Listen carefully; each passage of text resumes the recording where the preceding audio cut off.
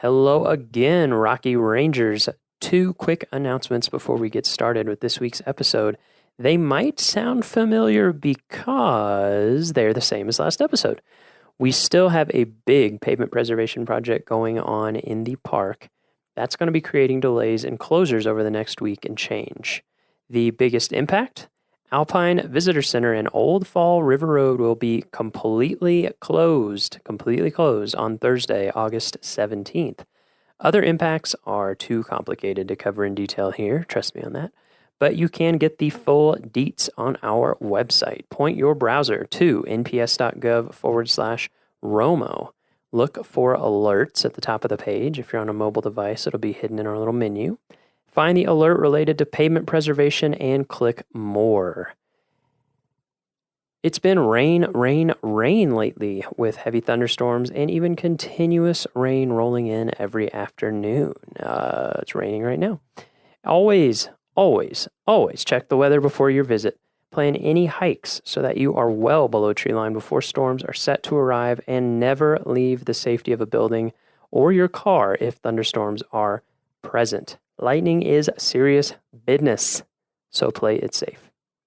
And now for our episode. This week, we joined Design Outside, a class of undergraduate graphic and industrial design majors from the University of Kansas who spent a week camping at Moraine Park and expanding their creativity outside of the classroom and studio.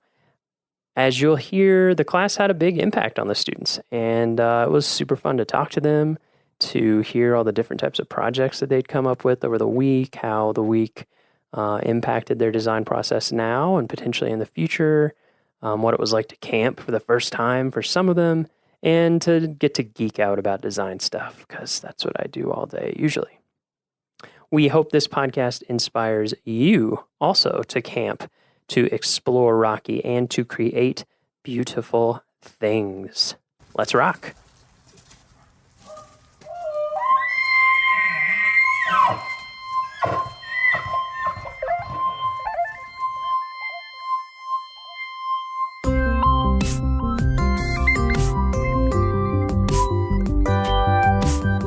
How's it going?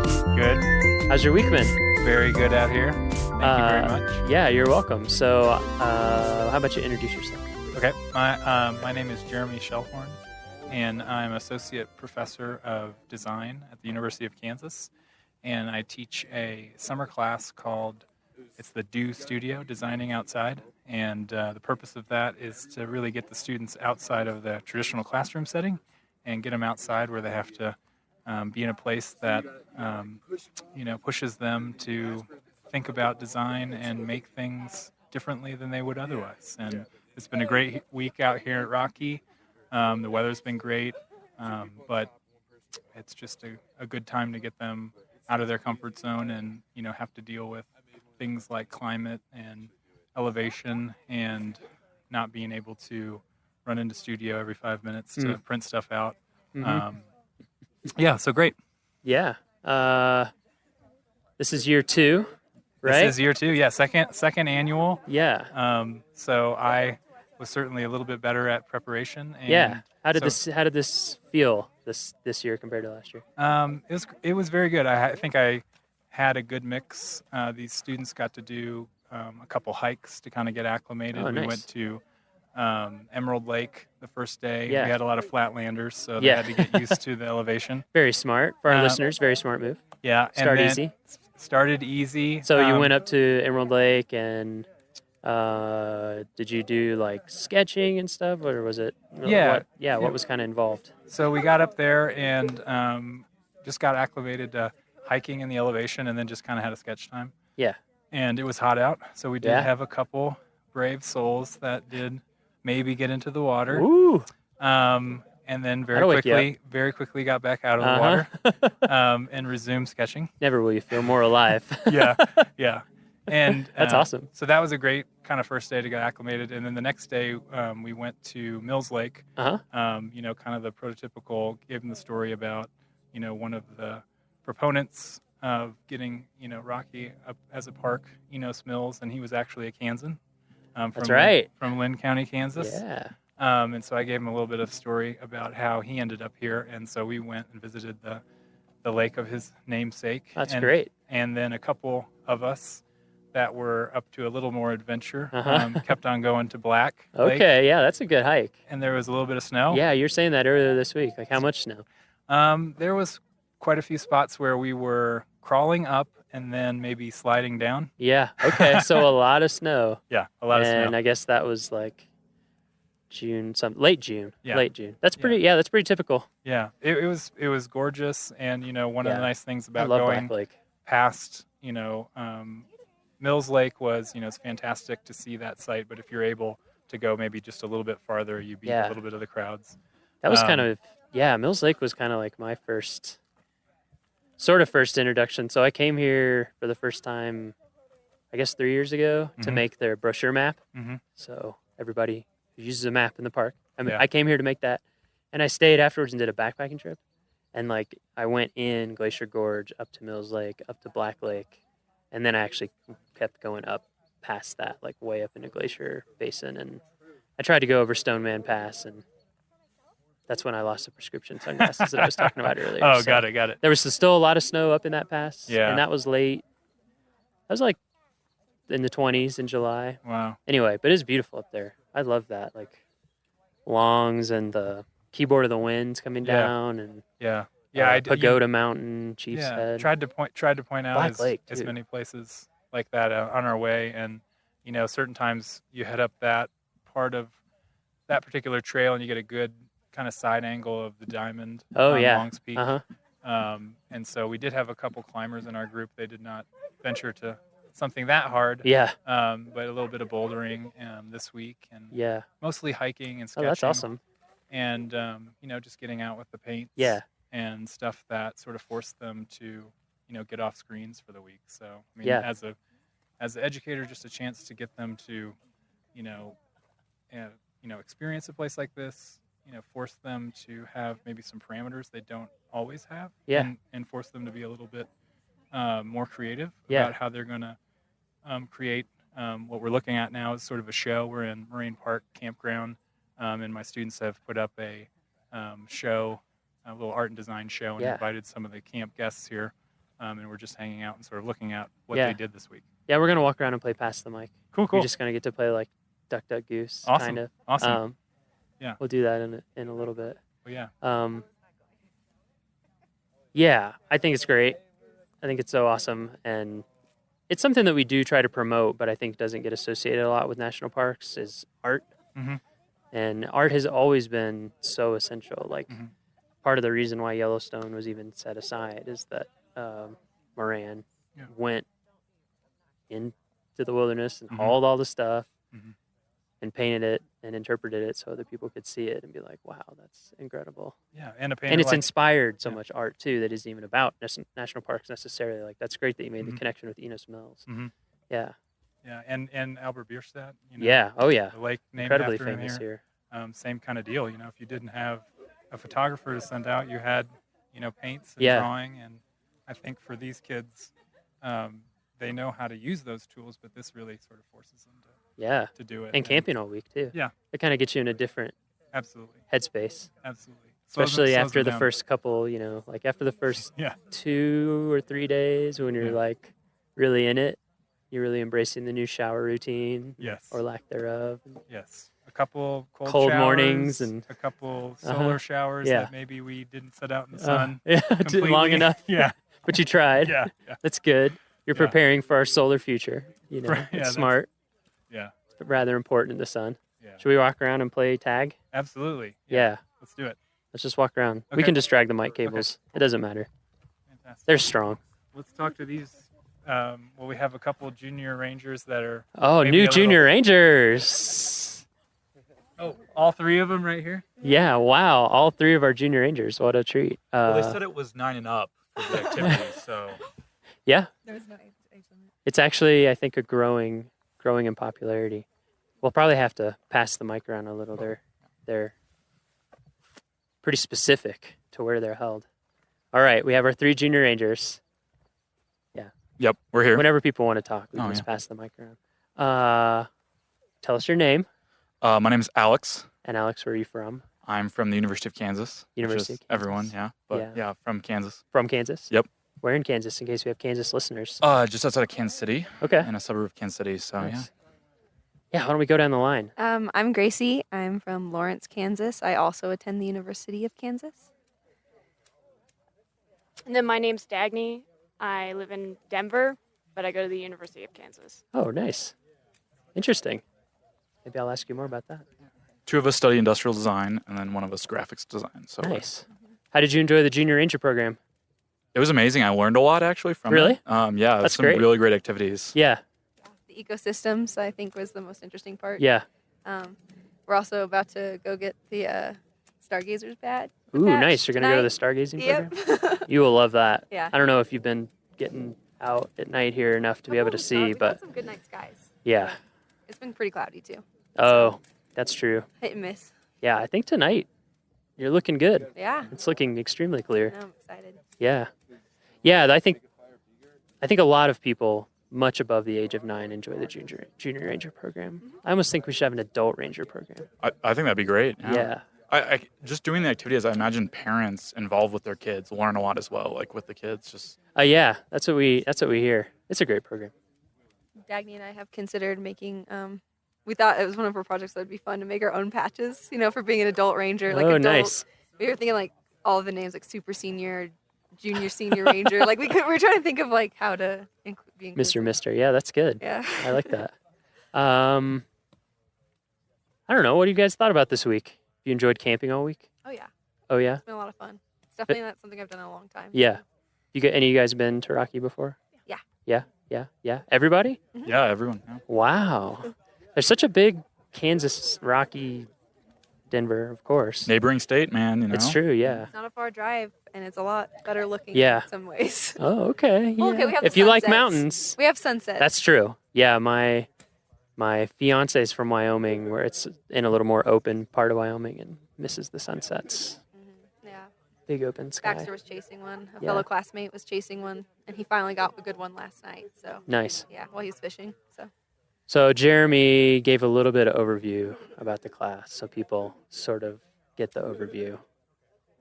I think his intent was to shake things up, get you outside. How has it been different from your normal design life, if at all? I mean, usually our design life is, tons of late night hours in a studio, dealing with the rest of college Yep. while trying to do design projects. This has just been completely different, being outside constantly, Yeah. having to adapt to the environment and what you just have available. I think there was a lot of creativity from using available supplies that you couldn't necessarily go to the store and pick up whatever you wanted. You kind of had to use what was available, and a lot of sharing of resources and Uh-huh. stuff like that. Oh, But that's cool. That's interesting. Yeah, I was gonna say like for the most part, graphics we live oftentimes in the basement, so there's Yeah. very few windows. I know how that goes. So there's the joke we had. It's like, well, the only windows are on the computer, but it was like really fun not being in a basement, not being on a computer. Yeah. Actually being outside in a temperature that was ideal instead of the humid Kansas weather, and Oh. so that was a lot of fun. And like I did a lot more handmade stuff, Mm-hmm. and I usually feel like I fall heavily on Illustrator program, like Yeah, Illustrator and I definitely do. mostly Illustrator for me. Yeah. I think we all do that with the computer. Yeah. It was nice getting away from it. Oh yeah. Definitely. Because during our normal design process, we usually jump into that technological aspect Yeah. really, really fast. Yeah. And staying away from that really, I know I got a lot more ideas than I normally would have Really? gone through. Yeah. Just by using the pencil and paper and Huh. some watercolor. Yeah. I think there's the Bauhaus philosophy of design where, like using a lot of materials to experiment. And it was fun. We do that in our first year of design school. It kind of gets lost when we go to the computer. And so it was nice kind of Yeah. returning to that and playing with physical materials. I was playing with some pine cones earlier today and put some googly eyes on them. And that was just a great time. We what you were like doing you with tripped. that. Yeah. He just tripped over a pine cone and then he just started collecting them, and we were just like, "What is?" I just picked it up and I looked at it and it looked like a face. And I was like, this would be a great character. And so I just put some eyes on it. It's like cabin fever, but with a van in your case. Yeah, just with a van. Yeah. We watched The Shining last night. So Oh man. we're all thinking about In that. that little ranger Yeah. section. Have you been? That was amazing being in the ranger station. My favorite thing was looking at how they store hats there. Oh. So cool. Yeah, you saw the I hat love that. holders? Geeked out about that a Yeah, bit. I'm trying to think how to describe it for people. It's just like like 2 pieces of thick paper with kind of a circular cutout in it so that you can slide the brim of the flat hat down into it. Yeah, It's so the hat pretty- yeah. sits flat against the wall. Yeah, and it keeps it in a flat, it keeps the right shape and all that stuff. Everyone had their name next Yeah. to their hat, which was just really cute. Yeah. It was awesome. It's like, going to class, hanging up your hat. Yeah. I really want to make one now. Yeah. Just because I have so many So floppy many hats. For I've- kids and Yeah, mini 'cause- uniforms. I was gonna say Yeah, that was the exactly. cutest thing. We went to the Alpine Ridge Visitor Center, and they had all those like mini junior ranger or like just ranger outfits for like kids. And Yeah. I don't know. We've been enjoying a lot of the mini outdoor gear that is out there for children. Oh yeah, and actually, I'm pretty sure the Junior Ranger badge is bigger than the actual badge. So, actually have to agree with that. Is yours made out of plastic though? no, they are metal. That is different. Dang. Actually, I don't I have feel a che- badge right now. I feel cheated. Because I'm also often in the office and on Illustrator and in Photoshop and in InDesign, and I find the same thing. Even being here, sometimes it's hard to remember to get just like sketch stuff. Yeah. It's also can be so much more time saving, I think, too, to just get stuff out. You know what I mean? Like when you're really proficient in Illustrator, you can do some things. You can be fast, but I just think there's something cool to just I feel like sometimes you get to your result almost a little too fast Yeah, and miss out on the exactly. creative process. exactly. Because I think a lot of the fun I had today, like this whole week, was just like playing in my sketchbook because I haven't really used like markers and ink or gouache all that much in like recent years. Like I love like those like just illustrating by hand and stuff. And so that was a lot of fun, just like experimenting with layering and how those Yeah. look and interact with each other. And so it's like kind of a fun. I really didn't do anything graphic design wise. I just was like illustrating all week, and it was Yeah. like really cathartic, Yeah, really fun. sounds great. Yeah. Is your all's stuff? What's your all's stuff? I did the I'm calling it the climbing universal route identifier. Oh, Yeah, so I feel like climbing routes could be increased safety-wise if they had a better like designation system. Mhm. So I just started like talking to some climbers, and out of the climbers I pulled at several of the crags, mainly at Lily Mountain, none of them knew the name of the route they were climbing or the difficulty, really? nor the amount of Interesting. protection that was required.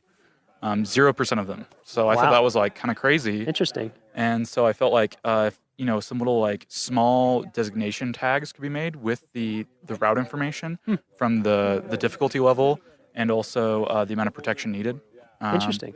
And also when it was bolted. So that's on the back of the tag. Uh-huh. So I made some little prototypes and put them on a route and photographed them, and then Oh, that's great. tried to use. I was hoping like all the climbing routes designations around the world are all kind of different, and so I was hoping Yeah. to maybe use shapes and color and maybe a new system that they could all fit within. Mhm. Could kind of unify them. So I was trying to use almost like the skiing slope system of Uh-huh. a green circle tag for Right. low level routes. And then, all from the Yosemite system to like all the other worldwide ones, they could all put their numbers on it. Right. But, it'd Somewhere have- on that scale. somewhere on that Yeah. scale, but they could all have a unifying design language of, the lowest ones are green circle up to, blue square to all the way up to, like a black diamond. Yeah, So- that's awesome. Yeah. Well, hopefully Jeremy will send me example like everyone's stuff. But Yeah, I'm excited to work some more on it and maybe Yeah. send it over to you. So. yeah, I mean, it'd be interesting to see what our climbing folks would think about it. Yeah, because we definitely like. I remember just speaking with Alex like real quick on his that like one thing that was really cool too was the idea. Sorry, I was getting distracted. That's okay. Um, Yeah, we've got some campers or other visitors that have Yeah. showed up to check it out. Yeah, they're from the next campsite over. Nice, making connections. Alex. I'll get back to my thought. I just kind of like escaped me. So I guess what I did was I just focused on a lot of illustration because I Uh-huh. really wanted to make a children's book. Ah, But like nice. we did so much outdoor activity that like I really didn't have the time to sit down and illustrate. So I just made like a little character, a little chipmunk. Uh huh. And I was just thinking of how he might interact with like the mountains and the ecosystems because I really thought it'd be a cool way to educate on the ecosystems and like introduce to other characters among ecosystems. Mhm. And so I made a little bear too. So it's like for you, that's like the Yeah. birds on top of my sketchbook, but then it's the mountains and then like the little things at the bottom with the That's awesome. little red jacketed. Yeah, Yeah. So that's kind of what I just did this week was Yeah. thinking of more of a younger approach to the mountain. yeah, that is a fun feel. So, I'm trying to think of what era or something it reminds me of, but I like it. thanks. Yeah, I don't have a name for him yet. So yeah. if you have any suggestions. For now, he's just blank. Yeah, the he's just bear. blank. Mm-hmm. Yep. So I kind of like Blank the Bear. Blake the bear. Actually, Yeah, that's cute. No, I like the.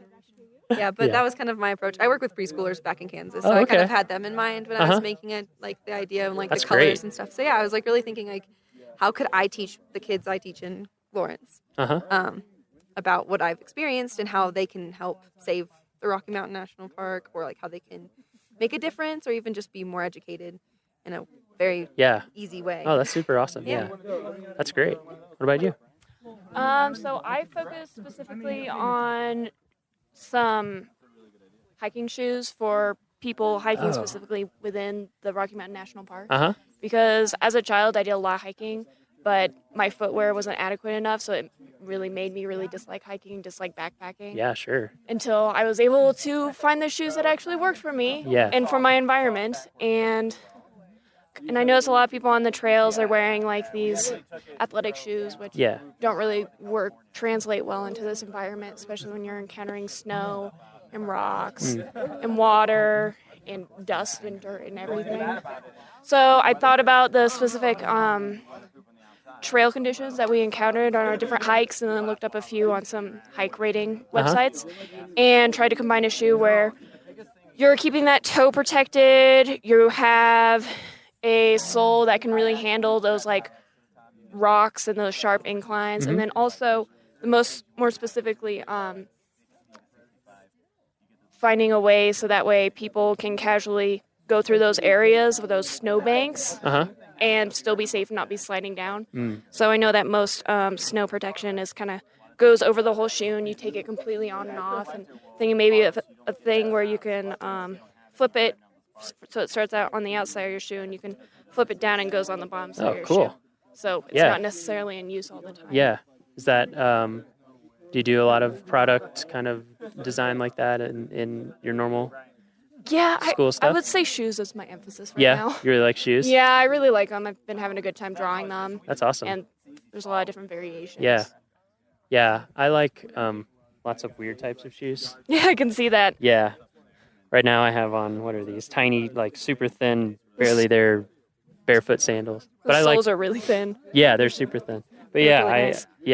shoes are fascinating.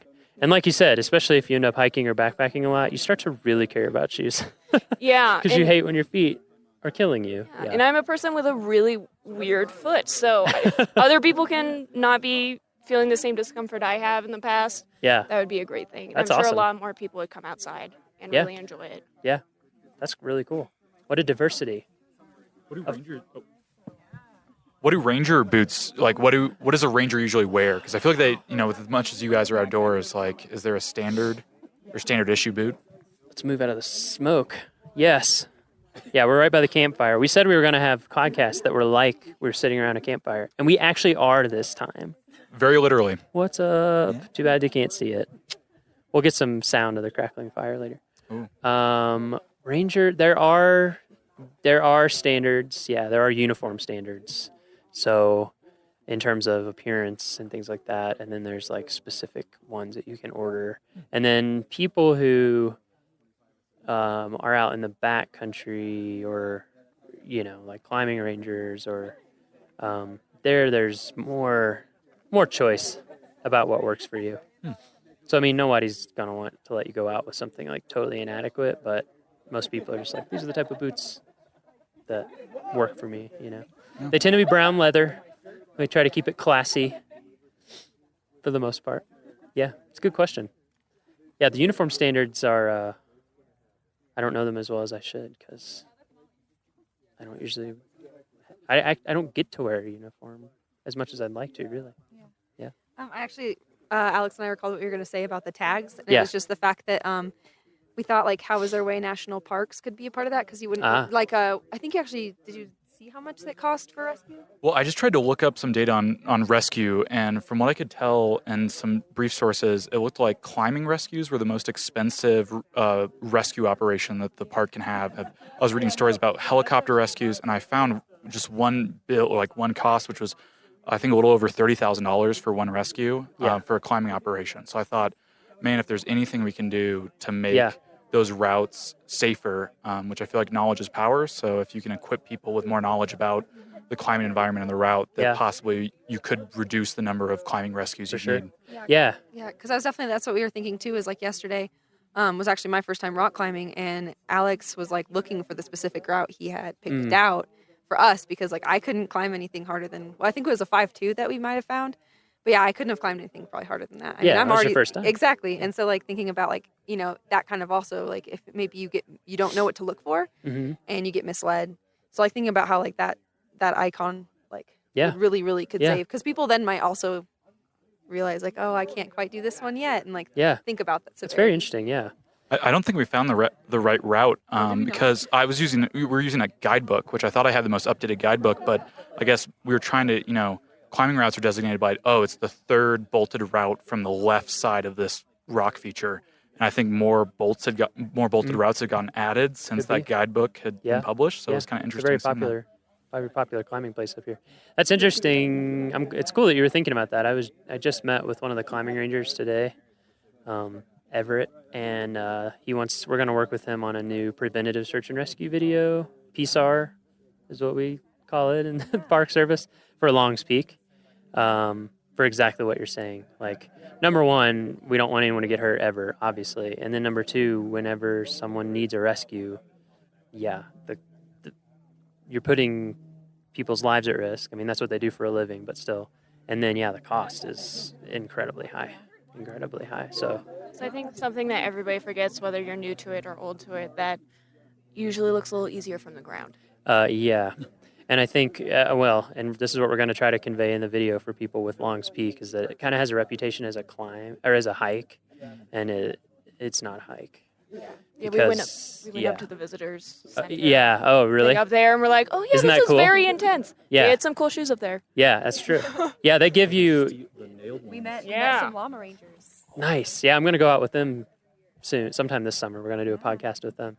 I'm glad. The Longs Peak Ranger Station is really cool. It really apparently gives you a feel for it. I haven't climbed yet, but I'm going to a week from next Thursday, because we're going to go up there to start getting some shots, and for me to scope out places where we can get shots, and just getting that message out there to people of like, take it seriously, because it's a type of thing once you get past the keyhole where if you fall, you'll probably die. You'll at least be very badly injured and need intense rescue. So I think people go not realizing that. Anyway. We had a lot of fun. We went out as a group, and also this is a different segment, but you through Jeremy encouraged us to look at the wayside signage. Yeah. We had a lot of fun looking at that and kind of seeing I bet. The design of those and how they designated or showed information to visitors. It was really interesting looking at those. We tried to do. We kind of talked about one as a group as like a see-through wayside sign, so that you could maybe etch the outline of the mountain with and the then peak if you information. get to the right level. You get to the right level and look through it and see That's the kind interesting. of mountain range. Stand here, Right. And it's like it's a perspective point. Yeah. Because the one thing that we noticed was like you had to look, and compare before you really kind of saw what parts of the mountain were where. But I could, and I always thought like it was kind of evolved from the idea of like maybe an app, but then we realized service is so non-existent up on those mountains. But like, that idea that you could use GPS and like hold it up and kind of like those constellation apps that show you where constellations are, it could show you the peaks, and you could just like tap these little hot spots and it would give you that information. So something. Yeah, as we talked about earlier this week, that's something that I would love to see happen is an app for a park. That'd be amazing. I think. And I've seen some prototypes for a couple parks, and basically the way they work is that when you're at home, when you download it, they say, do you want to download all the content for offline use? Mm-hmm. So that way you can, when you're at your hotel or visitor center, before you get there, you can have it all. And then, there's one like that for the National Mall in DC. Oh, really? Yeah, so you can hold it up and just move around, and it'll show you like where all the museums and monuments and things so like that cool. are. Yeah. I like that interactive aspect, because it's almost like virtual reality. Yeah. Or augmented reality, where it kind of like transposes something computer generated on top of something real. And I think that's like a really cool interactive way to like learn more information. Yeah, to learn more. Yeah, I think that's, we're all any way that we can let people learn more stuff. Oh yeah. I think that's why I like the Junior Ranger program so much, is because it was so informative, and I was kind of like, it was funny going into the station like, oh yeah, we're here for our Junior Ranger badge, and they're like, how old are you? You know what I mean? But I think that like having something like that, just like We're over 9. yeah, That's all you need to know. Yeah, It says up, sir. Up. We just happen to be up. Exactly. The Junior Ranger program actually ended up leading us around the park a lot. Yeah. And I feel like I got a more fulfilling visit from this time, even though I've been here a lot in the past, being someone from Denver. Yeah. than I ever had before, just because it's a lot more information and you feel like you have more of a mission. Yeah, because like we were like, oh my gosh, is that a bird in our handbook? gotta- And we you were gotta like, check it what bird off. is this? And we were really into it. And then like Dagny and I had an unfortunate, we had to run back to our campsite because we needed to grab something before dinner. But on our way back, we were lucky enough to run into some bears. So it was like, while we were a little bit late for dinner, we also had this Right. crazy experience where we got to see a mom and her cubs. And Yep. so like that was like, and we were just like, we get to put this in our ranger book. We were think so that's- excited about I it. think like what you were saying earlier about like being more creative, having more ideas come to you, that kind of thing. That's exactly like when you're outside all day, basically, stuff just more stuff happens Yeah. that is unusual. Oh, yeah. Your life is much less planned. And so, yeah, it's like, oh, we were a little late and then we saw bears. Yeah, And because if like, you'd been a little earlier, you wouldn't have seen them. no, not at all. Because like well, Dagny saw it first, but like last time I was in Estes was August, and I actually stayed at a cabin here, and I feel Mhm. like I spent so much time, like at the cabin, Uh-huh. not really thinking about like how much I wasn't experiencing the outside. Whereas like I've been outside all week, Mhm. and like counting down the days for a shower and stuff, like you just like, and we've been able to witness like deer walking through our campsite, Yeah. and like just like. And we had a bear spook that spooked a couple campers and stuff like that. So I mean, it's just been like a fun experience Yeah. that I couldn't have had if I was in the safety of four walls. There's one right now. Right next to that other. Is that mule deer? Oh, yeah. Yep, mule deer just a little ways out from the campsite.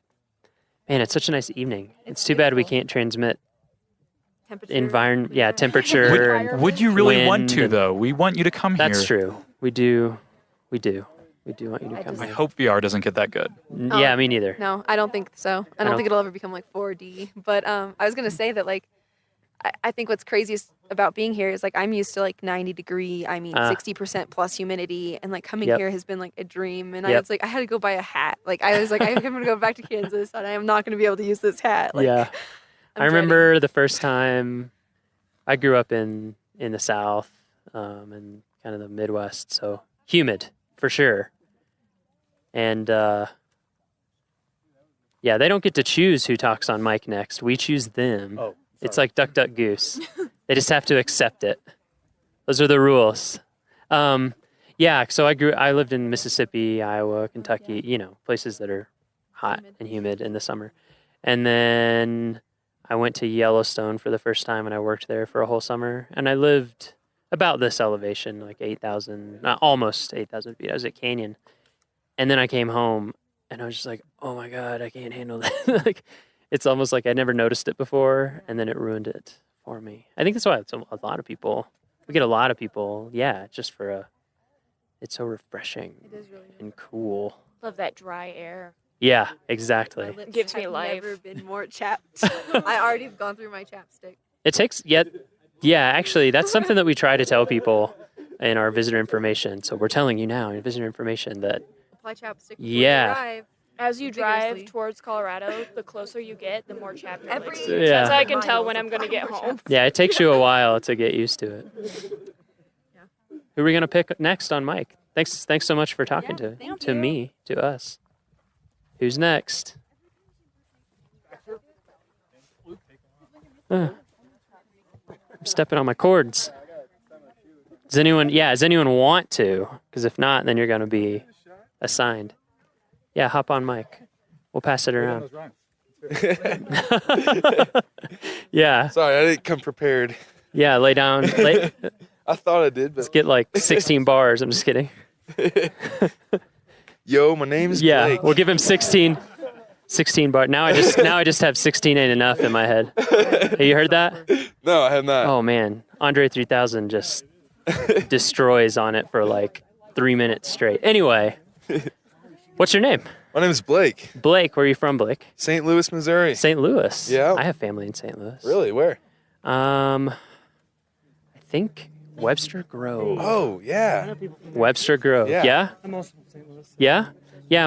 One of my uncles and 3 cousins and my aunt. St. So Louis. the whole family. Yeah, basically. and then my uncle's still there, and Kansas City. I've got my cousins in All Kansas right, City. all right. So yeah, yeah, it was hard making the switch from St. Louis to Kansas. yeah. Yeah, I was a Mizzou fan. I don't know if you've heard, but we're all KU students. And, for my whole life, basically, I was a Tiger fan, and I was like, That was hard, huh? Everyone else likes Mizzou out here. I'm gonna like something else. Nice. But So, have you been to Rocky Mountain National Park I before? have not. No, this is your first time. Yep. I've So, been to Yellowstone though. I've been all Okay. over the country. So, Yeah. yeah. what'd you think about this park compared Honestly, to some others that you've been to?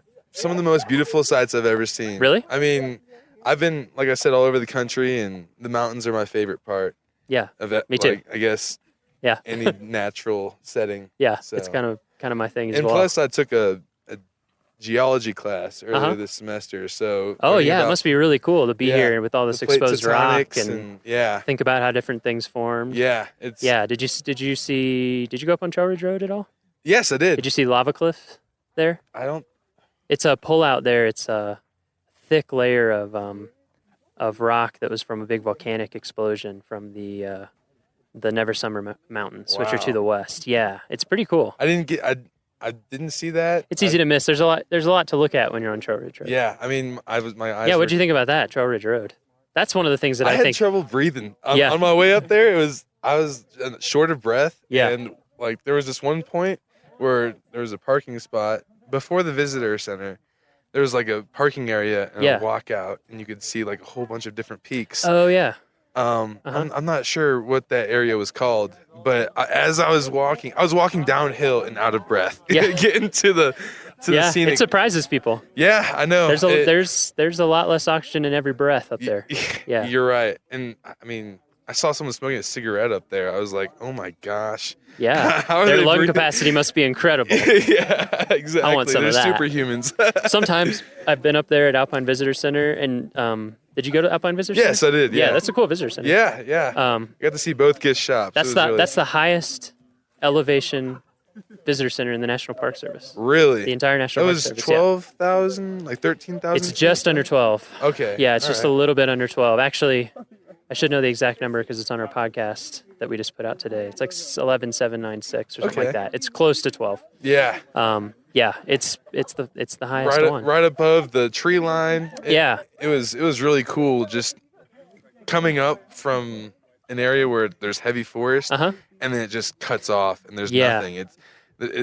It's like a completely different environment, It but is. at the same time it's just it goes together. I can't explain how many things are running through my mind. Like, how is this? Yeah. It's pretty mind blowing. You know what I mean? Yeah, for me, it always has a really surreal feel. You're just like, how is this Right. real life? Right. Yeah, It's just exactly. everything's a little weird. Yeah, I feel like humanity is not supposed to be on the top of mountains, but somehow Biologically, we are not. But, it's hard to survive up there. definitely. And I mean, that road's only open a little bit of the year. right. I saw those giant sticks on the side of the Yeah. road. Mm-hmm.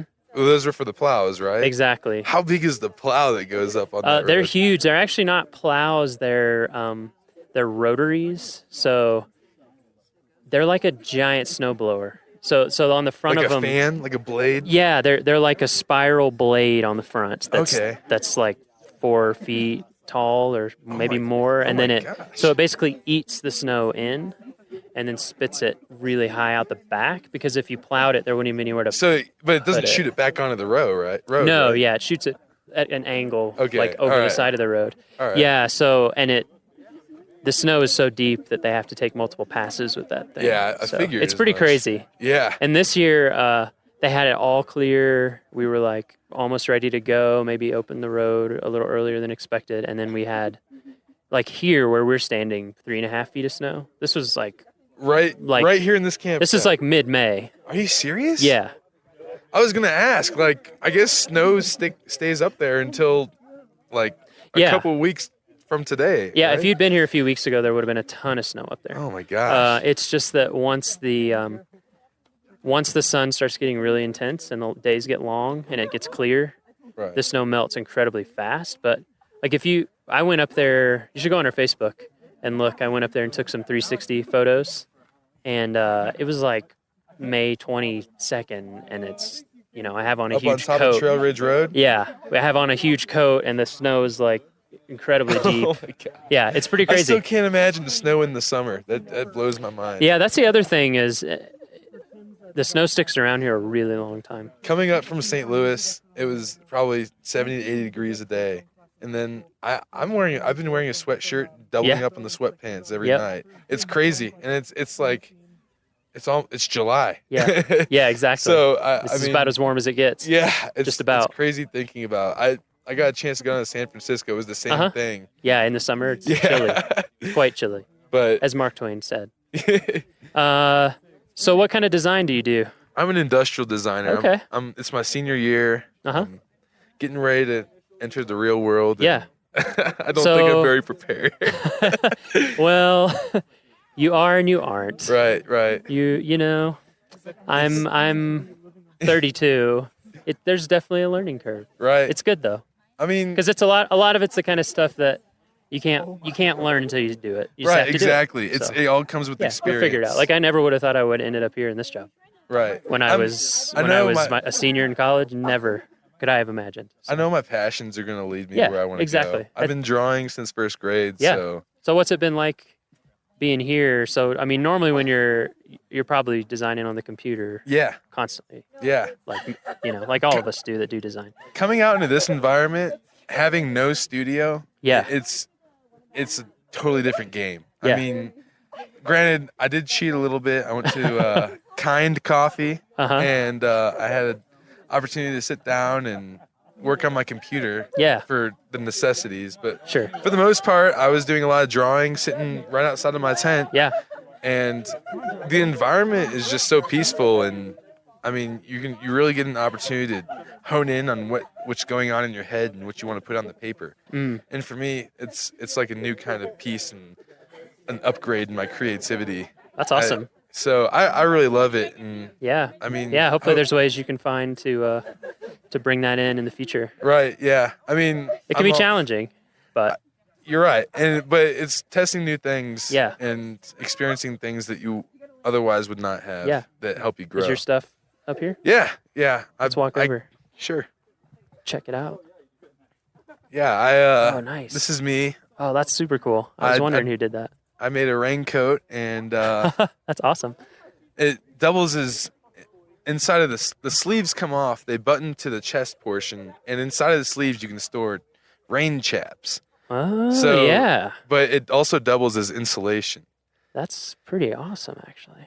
So, yeah, it was just the quick idea I thought of. Usually it takes me longer than a week to create a Yeah? product, but Why do you think it went faster here? well, actually, good question. It's because I got to experience the environment myself, Ah, and I recognized what would be easy, light, and efficient to bring with you on a hiking trail or rock climbing. Because you never out here. I've learned that the weather is pretty unpredictable. it's extreme. Yeah, it's crazy. So you want to be prepared for hot, cold, rain, Yeah, sunshine. Like all in a day, Yeah. So especially if you go up to Trail Ridge. right, and you want to also pack lightly too. Oh, for sure. So I thought I'm going to make a coat that can keep you warm, protect you from rain. There's a ranger style cap that actually, Yeah, I see that big wide brimmed cap. That's Yeah. actually that's a really cool and idea. it like slides into the hoodie. So Oh, whoa, if you see here, it's like a drawstring. that is super cool. If you ever seen like one of those wire frisbees that just folds, Yeah, it's kind of like kind of like that. So it Yeah, it's like a sunlight, sure. Yeah, I mean, So- you need sun protection here as much as rain. right, exactly. goes back and because forth. I've gotten sunburnt and I've also been shivering.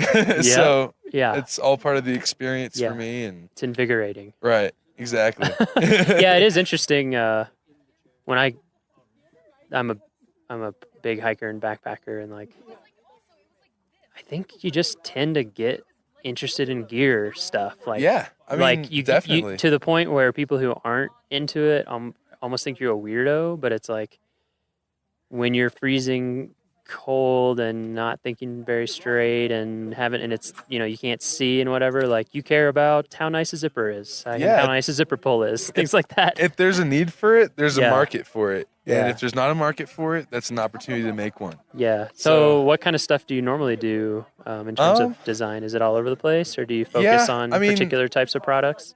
My specialty is computer-aided design, CAD. Uh-huh. So this last semester, I created a computer mouse, Uh-huh. and it was more of a task mouse. It vibrated, and it like had an LED light on the bottom Mhm. that would pop up, say blue if it was social media, green if it was a work-related email, or Interesting. red if it was a So text. when you're designing that in CAD, are you going into like the tiniest Well- detail? Like to what level do you have to go? Basically, from start to finish, I'll decide who I'm going to be designing for. I decided in this case I was going to make something for a person in an office-related environment. So I researched what that person does on a daily basis, what they need, what can make their job easier. So once I figured that out, I did 100 to 200 sketches Mhm. of just quick product, quick mouses, getting the form right. Then I took those sketches and I brought them into CAD and I Mhm. made a model, and I made probably 6 or 7 different models Mhm. until I got my form right. Mhm. And from there, I moved it into KeyShot, which is a rendering program. Mhm. It's what a lot of car companies do to put their car in an environment like this without Right. bringing the car actually Yeah, out they here. just render it into Yeah, the environment. yeah, Put so- your light sources and a few things. Yeah, exactly. They choose the Perspective, angle yeah. of the light. It makes it look real, as if you just took a Yeah. photograph of Uh-huh. it. So after that, then I'll put it all together, wrap it up, and put it in Photoshop and whatnot, Yeah. and label my process and Mhm. clarify my steps Yeah. along the That's way. super cool. So yeah. So do you and think that this trip or anything that you learned or experienced here is going to translate over Definitely. into your design? And Definitely. What this trip has taught me is how important it is to understand what the user needs and experiencing on a personal level what it means to research your audience, I Yeah. guess. And, I actually did it backwards. Well, I guess the right way. I researched my audience by hiking Mhm. and doing things outside in the Yep. national park, which gave me the idea to create a coat. Yeah. So, I mean, it's a natural step I learned Mhm. that I really think will be valuable for me in the future. That's when I'm awesome. testing out products for other people, and I That's want to great. understand what's like in their shoes. Yeah. So, yeah, I love it. That's great. I'm I- glad I- you had a good first visit. Yeah. I mean, We're always here. I'll be back for sure. We're supposed to be here forever. So as long as the United States is a country, which we also hope is forever, we're supposed to be here. So, we'll be here. Yeah. Well, I'm excited to come back and have my next experience here. It was Yeah. it was a wonderful time, and thank you for having us. Oh yeah, my pleasure. Yeah, it was. Yeah, when Jeremy approached me last year about it the first time, he was kind of like, "Do you think we get a campsite?" And because housing is really tight here, Yeah. like we don't even have enough houses for our own employees, and so it's hard. But he was like, "Oh, we'll camp. It'll be great. That's exactly what I want." Right. Because it's going to put people in a different In that environment where in a they're different forced- headspace, where they're forced to use different tools, where they're forced to like make art despite physical discomfort or right, or whatever. experience it from a different Yeah. from a process. shake things up. Yeah, exactly. And I think, I mean, maybe this doesn't happen for everybody, but I definitely relate to what you said and what other people is just like being outside day after day, all day. It takes a few days, but after a few days in, you start to kind of get in a different, right. space. Getting used to the altitude definitely. yeah, and that was definitely probably takes the time. hardest Did you have part. headaches or anything? I didn't have headaches. I had breathing problems on the first Yeah. day. Yeah. So I had to call It's it not short. uncommon. But after the second and third day, I was 100% Doing way ready better, to go. yeah. Yeah. I went climbing yesterday, and I didn't actually get to climb because it started drizzling. But Oh, yeah. I went up the hill to the climbing spot, and I just felt 100% better than I did Monday. Yeah. So That's good that you recognize that. Some people don't even realize necessarily, and they keep and pushing they it, and then they feel real bad. Right. Yeah, I get headaches. I don't. I mean, I live here, but when I was first adjusting, it usually takes me a couple weeks to feel like pretty. Right, like you're in a natural Yeah, environment. and the actual to become some people never become 100% acclimatized, which is Really? interesting. Yeah, quite a few Is it people. like smokers or? No, it's not really understood why, number one, different people adapt to altitude differently, and number two, this is what makes it confusing, is the same person on different instances will react very differently. So you can have someone who's acclimatized a bunch and never had a problem, and they're in great shape and blah, blah, all the Yeah. things, and then just one trip, they'll just have huge problems. Wow. Or Well, I had a part friend. of that might be because they're used to the extreme. It could be. One of my friends, I've had multiple friends who are backpackers who are just like in incredible shape, and they even went early and took the time to acclimatize. And they'd had other trips where they were fine, and it just like shut them down, Yeah. like almost to a dangerous level. I mean, so you know, it's pretty interesting. The crazy thing is I think I hiked 7 miles my first day, and it didn't feel like 7 miles. It was just the fact that I was going uphill the whole time. Yeah. That I think it was almost a mental thing for me. Like, like you need to chill out, breathe a little bit more. It's And like a challenge. yeah, exactly. I don't know. I just wasn't expecting it until Jeremy said it, and I was like, wow. I guess I really do have to let nature figure itself out. For sure. Yeah, I So- think that's one of the things that's kept me loving national parks. I think, and just what we facilitate, the experience that we're trying to let people have, like the experience that you had, which is to have that opportunity to like experience nature as it is without control, with as little control as possible. Right. And just to see that and like you said, learn how to like embrace it, be ready for it, Right. be safe, be smart, And be creative. be creative. Exactly. Yeah, I think that's a huge part of it for sure. That's Yeah. awesome. This is a great experience, and I really appreciate Yeah. you having us out here again. Glad to hear Rock it. Chalk Jayhawks. Nice. And I'll hand the mic off. Who else should we give the mic to? We should do one. We should hand it off to something, All right. somebody, one more. Ryan?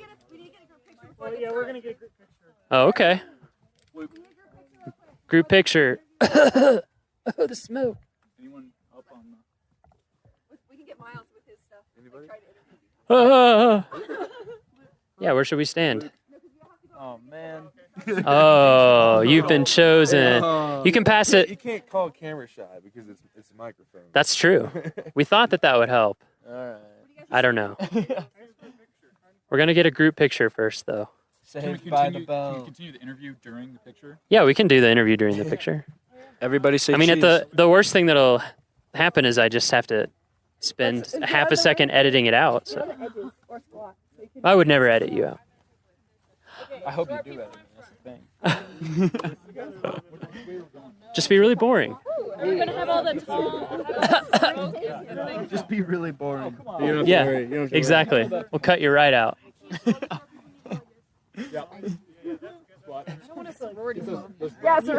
Sorority squat.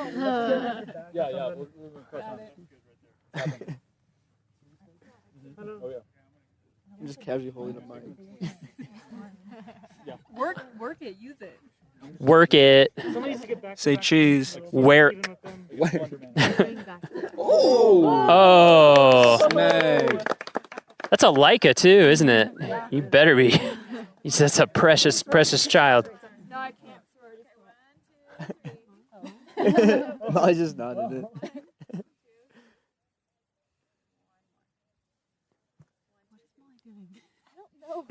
Why did we stay right here? Wow, memory card full. It was meant to be. Oh, phone picture. All right, here we Oh, go. jeez. Am I not squatting then? Thank you. Nice. I think the memory on the recorder is full too. No, it's not. No? You Sorry. Yeah. Sure? We can only record 21 hours, 48 minutes, and Oh. 36 more seconds. Are we so planning on being out here this long? Yeah. Turns out audio doesn't take up that much. What about the batteries? Battery low or space. something? I've got an extra set of batteries. Oh. So nice Came try, though. prepared. What's your name again? I'm Luke. Luke. Where are you from, Luke? Madison, Wisconsin. Madison. Most beautiful place other than the Rocky Mountain National Park. Madison's pretty cool. It is. Yeah. You been there? I have. Two of my best friends from college both went to University of Wisconsin in I Madison. wish I could have gone there. They liked it. Yeah. Yeah, they liked it there a lot. I think the winter's not as much. No, once you're used to it, it's not too bad. Right. And it makes everywhere else feel. If you're from there, Yeah. yeah. Yeah, we're just cold. I blooded. actually, a lot of the times, wish the winter here were colder, but less windy. Yeah. So the No, winters that's the thing. here, it's surprising here. A lot of times in the winter, it's above freezing, Yeah. but the wind is like That's- brutal. That's what makes like Kansas winters almost worse than Wisconsin. Like Wisconsin will be 10, 15 degrees Yeah, colder, exactly. but like not wind. Yeah, So, like, I would gladly take like 0 degrees and calm Yep. over like Oh, for sure. 35 and windy. Yeah. Yeah. They get that more on the west side of the park. They get the colder, stiller, Yeah. deeper snow, 'cause then you can cross country ski. Yeah, I bet. About 2 years ago, Wisconsin was colder than Mars. Parts of Wisconsin. It's like negative 130 degrees wind chill Ooh, in like the eastern part of the state. damn, that hurts. Like you go outside, like your eyelashes and Yeah. your nose just like all freeze up. People are like, you get like boiling water and you throw it outside and it just turns Yeah. to snow right away. Yep, I've done that. That's insane. I lived in Alaska for a while. Yeah. Yeah, it gets You gets pretty cold. you gotta find some ways to have fun out there. Yeah. You can't. I like deep cold, but Yeah. some people hate it. Yeah, I can do it. I dig it. Yeah, Taylor doesn't like it. No? Taylor was complaining all day today, and it was sunny and maybe 70 degrees. She's bundled up. Where's Taylor from? Oh, okay. You're from Clearwater. Yeah. She says Wichita. 'Cause she likes to be a city girl. Dang. We're getting real. Getting real. Nice. Have you been to Rocky Mountain National Park before? I have not. No. No. Okay. My mom lives in Golden though, so Oh, I'm okay. in the area. So you've been around. I've been in Colorado before. You but go to the mountains much when you're in Mhm. Colorado? Yeah. Oh, okay. So Yeah. you've been up in the mountains, just Yeah. not in Rocky. skiing. How does what do you think? I love it. It's like I didn't know what to expect on this class, but Yeah. I have already like planned a trip to come back like with Really? my friends. Yeah, we went to Door County up in Wisconsin last year. We were camping like on Lake Michigan. Uh-huh. And I was just thinking about like road tripping out here with them. Like That's awesome. there's just endless things to do out here. Oh yeah. Beautiful. Yeah. Do you guys want to be on mic? We'll pass it around. They're just waiting for it. Oh, and what kind of design do you do? I'm in industrial design. Industrial. Another industrial Yes. designer. We Yeah, gotta- and so are these two. Awesome. This is cool. Handing off to Yeah. Tay-Tay. We'll just pass it around. Tay-Tay. Is that your legal name? I'm just kidding. What's your name? Taylor, Taylor. Yep. And you're from Kansas. Mhm. Where in Kansas? Clearwater, Kansas. Clearwater, Kansas. Just, we probably have a lot of podcast listeners, we hope, from Kansas. Yeah. So they want to know. They're curious.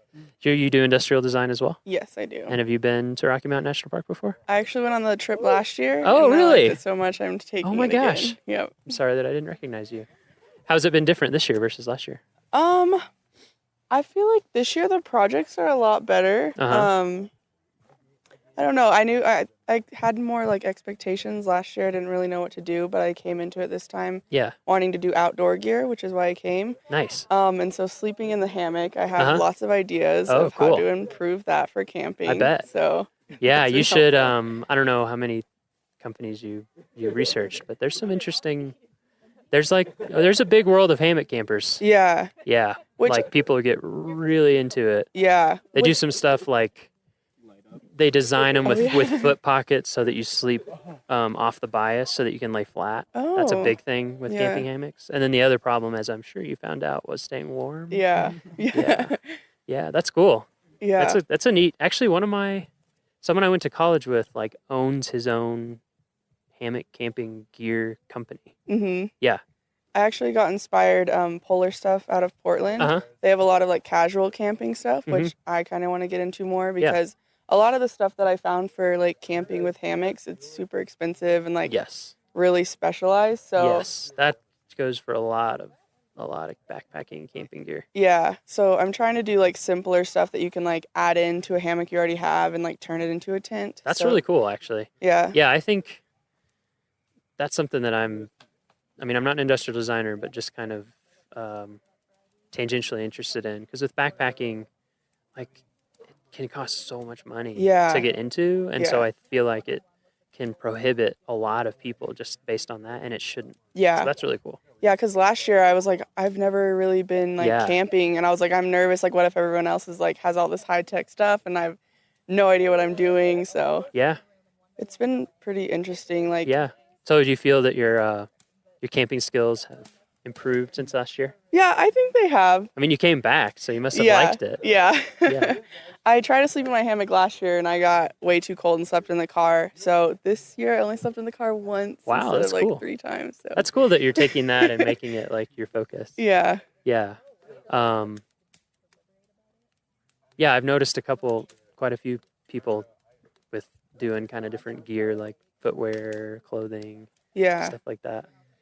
And yeah. it makes sense because it's your direct experience, right? Yeah. And so for this trip, I want to do that for my senior thesis. So I just kind of focus on patterns, Uh-huh. and I would like take pictures and then create like color palettes from those, Mhm. and then make patterns to use like for the camping gear. Nice. So that's what I focused on this week. We got embers in the Yeah. area. Yeah, we'll look at it in a second. What about pass the mic? Getting everybody on the mic. What's up? Hi, how are you? Good. What's your name? My name's Baxter. Baxter? I'm from St. Joe, Missouri. St. Joe. Mhm. Okay, nice. That's where is it? It's about an hour north of Kansas City. Right. Mhm. Okay. Yeah, I lived in Red Oak, Iowa for Okay. quite a while, so we would always drive down through. Okay. Sort of through that area. So you're industrial design as well? Yes, I am. Nice. Have you been to Rocky before? No, this is my first time, actually. Really? Have you Yes. been in the mountains a lot?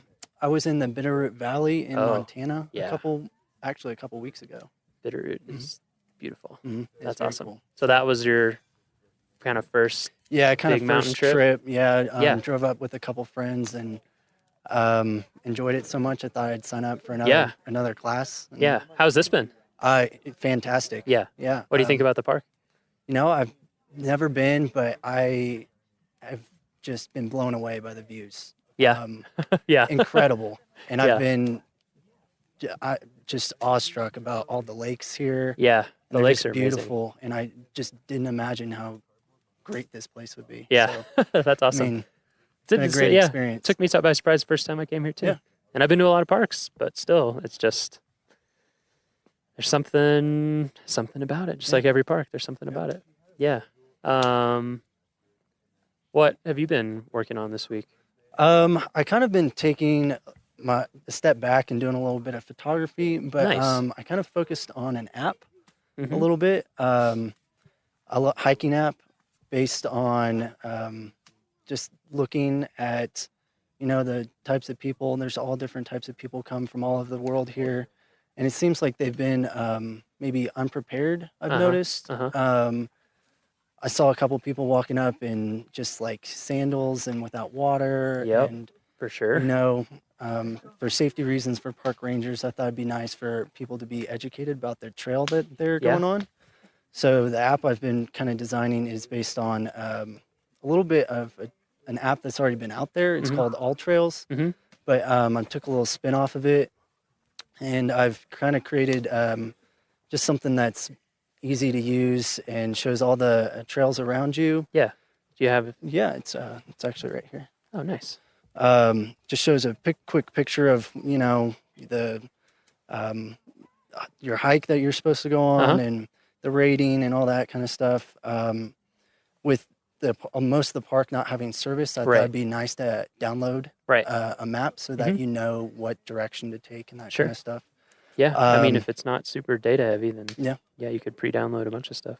And then another quick thing I wanted to do was like have a check-in, so that if you like maybe go on a serious hike, you're gone for maybe a day or two, you could check in Mhm. and then check back out, make Mhm. sure people know where you are if you're just by yourself. That's cool. And So if you checked in and if you had like a profile Mm-hmm. page or something, somehow people could see if you had checked back in or not. Yeah. Yeah, that's awesome because that's that's something that we try to impress upon people. Mm-hmm. And I mean, it's easy to forget, but just you should letting always let somebody know where you especially are. if you're out there by yourself. Yeah, even here, I think like our trails are so nice. Like our trail crew does an amazing job, and they're just beautiful. And there's so many nice bridges, and there's paved roads, that it kind of gives people the impression that whatever.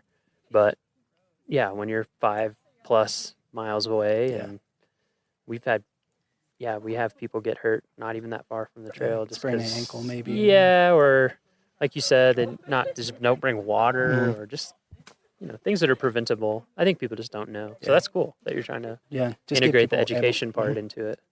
I also thought I'd maybe integrate like a medical part aspect of it. Maybe that just the park rangers could see. Whereas it could have your medical information on it if there was a rescue Interesting. mission or something like Yeah, that. like it could be built in that you would give consent or something to have that information shared. Maybe you're diabetic or something like Yeah. that. And That's cool. Yeah, that's nice. Yeah. So how has being out here been different for you in terms of, well, I mean everything, but design? What kind of influence do you think that's had? It's been different because you're not in a studio. You don't have, other people. It's been kind of just on your own this week in terms of designing things, which has been nice. Yeah. You don't have a lot of, I don't know, people telling you what to do or that kind of stuff. And so you kind of go on your own. We've been, as a class, just all over the page with projects, and it looks fantastic. Yeah, it does. I wish we'll get some photos from you guys after, so we can post it maybe with the with this podcast episode. We'll put it in the blog post. But yeah, it's really, really cool stuff, and like very high production value for working out of a campground too. I mean, we're working with no Wi-Fi, just little to no supplies, and I mean, it turned nice, out right? great. Yeah, it actually is. One thing to that get always away. amazes me is how much more time you seem to have when you don't have Wi-Fi. Yeah, you don't it's have internet access and movies and stuff. It's been nice. To And get you're away. waking up early because it's, I don't know, maybe there's people here who are still sleeping, but I usually am a sleeper inner, but when I'm camping, I get up. Sun wakes you up exactly. in the tent. I'm Yeah, just like, and you tend to fall asleep really early. You're so cold, you're ready to get Like, up in the morning. like backpackers midnight. Yeah. When I would be backpacking, we'd be like, oh man, it's late. What time is it? 8. Like in the spring when it's not quite as light as it is now. It's really light. What time is it right now? 8:34, and plenty of light in the sky. It's interesting. What is your fiance's cousin's husband? Anyway, he's my cousin. He's my cousin now. He's from Hawaii, like born and raised, and hadn't traveled a ton until he started doing travel baseball. Anyway, he was here visiting in the summer, and he was just like, "Whoa! Like the sun stays up so late." And I never thought about. I've never lived anywhere like near the equator at all, so that's pretty interesting. It is. I worked up in Alaska for a while. There, it's real interesting. I was in Denali. Oh, okay. And so, like, on the summer solstice, we just stayed up all night. I mean, you could read a book in, like, the darkest it got. Really? Yeah. Which was, like the sunset's at 12:40 in the morning. And it comes back up at a little after 3, I think. Or maybe, no, earlier than that. Anyway. Yeah, it's super nice out. Yeah, that's cool. It's been interesting to hear from everybody how it's influenced their design. What kind of things do you normally design? Do you normally do app development? No, it was not really. We've been kind of all over with our industrial design class back at KU. But Yeah. We've been doing electronics. What else? Tiny homes. I mean, pull Whoa. toys. A lot of That's different really stuff. cool. Shoes.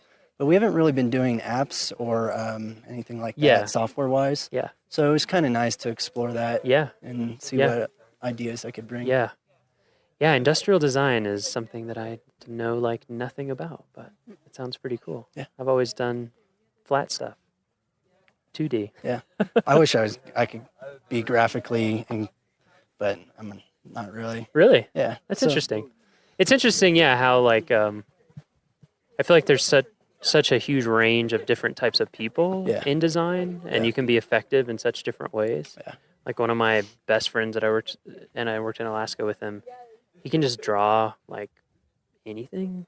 Like he can kind of, yeah. Yeah. He's just Just one of those incredibly visually original, and I'm not like that at all. But I'm really good at like I'm going to come up with a structured newspaper template and like the relationship between all the typography and that kind of super logical stuff, you know, or photography where I can capture it. But when I just have to put it down, I'm better than that in music, I think. That's really cool. Yeah. So, gonna come back? Yes, definitely. I don't know about this class because I'll be graduating, but I will definitely be back to Rocky Mountain National Awesome. Park. And were you backpacking in Bitterroots at all? No, we did a little bit of hiking, Okay, but nice. not Yeah. a lot. Yeah, that's kind of it takes a little, like we were talking about, it takes a little bit of gearing up. But if you ever have a chance to do that here, it's like next experience level up in some ways. It was nice not having to worry about grizzlies or That's mountain true. lions or anything like that. It is very so- different here that way, yeah. Yeah. Because I worked in Yellowstone and Denali, and it's a different feel. Yeah. Yeah, it has its pluses and minuses, I feel like. It makes you not worry too much about Yeah. wildlife, but at No. the same time, you kind of still have to be aware of your surroundings. Yeah, that like kind the of thing. wildlife here, as long as you're intelligent about it, Mhm. they're not, you know. Yeah. I mean, people sometimes aren't. Yeah. Sometimes get a little close, but it's nothing like, yeah, like I went backpacking in Yellowstone all the time, and it's just, you just kind of accept that at some level, even if you do everything right, you know, there's Something something out bad, there yep. that if it chose to, You're not at the top of the food chain. yeah, exactly. So it's a very different feeling, and I agree. I think that that's part of everything that goes into giving Rocky. Like it's beautiful and jaw dropping, but it is also a little bit approachable. Like you don't have to have the same fears and It's a little more family friendly, I would say. uh-huh. I guess less threats, but There's No. definitely still things to watch out no, for. definitely. But we it's yeah. we kind of had a little run in, maybe possibly with a black bear Ooh. that came through the camp. Yep. We're not sure. Yeah, I was the only one up for it. And yeah, heard it. really? Yeah. I mean, I wouldn't be surprised. Yeah. Unfortunately, we try really, really hard to get the bear message out about storing your food and doing everything properly. But some people still don't do it, and bears are very smart Yeah. and very hungry, and so they tend to be around the campgrounds sometimes. But we're putting in more and more of those bear boxes, Yeah. which I think are That would help. helping because it's just easy, just like put all your stuff in there. So I think we're trying to get a bear box for every campsite eventually. That'd be nice. Yeah, we got there with Aspen Glen. Okay. That's a whole interesting industrial design challenge. Bear cans. I Really? don't know if you've ever looked Mm-mm. at. Yeah. So when you're backpacking, obviously there's not bear Mm-hmm. lockers usually, and so you have to carry something with you the whole time to keep your food in. Mhm. And if you're in places with trees, if you know how to do it correctly, you can hang your food. Hang it right. up. Yep. But like in Denali, like There's you're above no- tree line all the time. And so yeah, it's literally just like a canister Oh, really? that you just set 100 yards or more away from your campsite. And so it is interesting to see the different designs out there. Like the one that I use has tabs that you push in, Mhm. and then it kind of lets you unscrew it. And over the years, they've had to keep adding tabs because there would be very smart bears out there somewhere That'll get into who it. have figured out like, oh, if I bite this tooth here and this tooth here and push in here, like they're super smart. Yeah, so there's certain areas where you're required to use one actually in the backcountry, and like the Sierras they have the most devious bears. So there's like a whole agency that tests and approves these things, and every now and then a new one comes to market. I'll have to look into that. Yeah, it's kind of interesting to see. The one that has been really interesting is called Ursac. Okay. And it's Kevlar. I think it's Kevlar. Maybe it's even Dyneema now. Anyway, it's like an extremely, strong fiber. And then they try to like weave, they make a bag out of it that you put your food in. That'd be nice. So it's And not so then, bulky. yeah, it's way Mhm. lighter. But it, for the most part, isn't approved in places. It's not foolproof enough for a lot of agencies. So Okay. there's space out there. Something to look into. Yeah, I think there's like there's two major people, and then there's people that make one out of, it's like carbon fiber, so it's really light, but very expensive. Yeah. All right. Have we harassed everyone we should harass? No? No. The three girls. You got We haven't Molly, Maggie, and harassed you Beth. yet? They're actually one. They're one? They're one group. Three as one? Come on. Yeah, come on over. Come on over.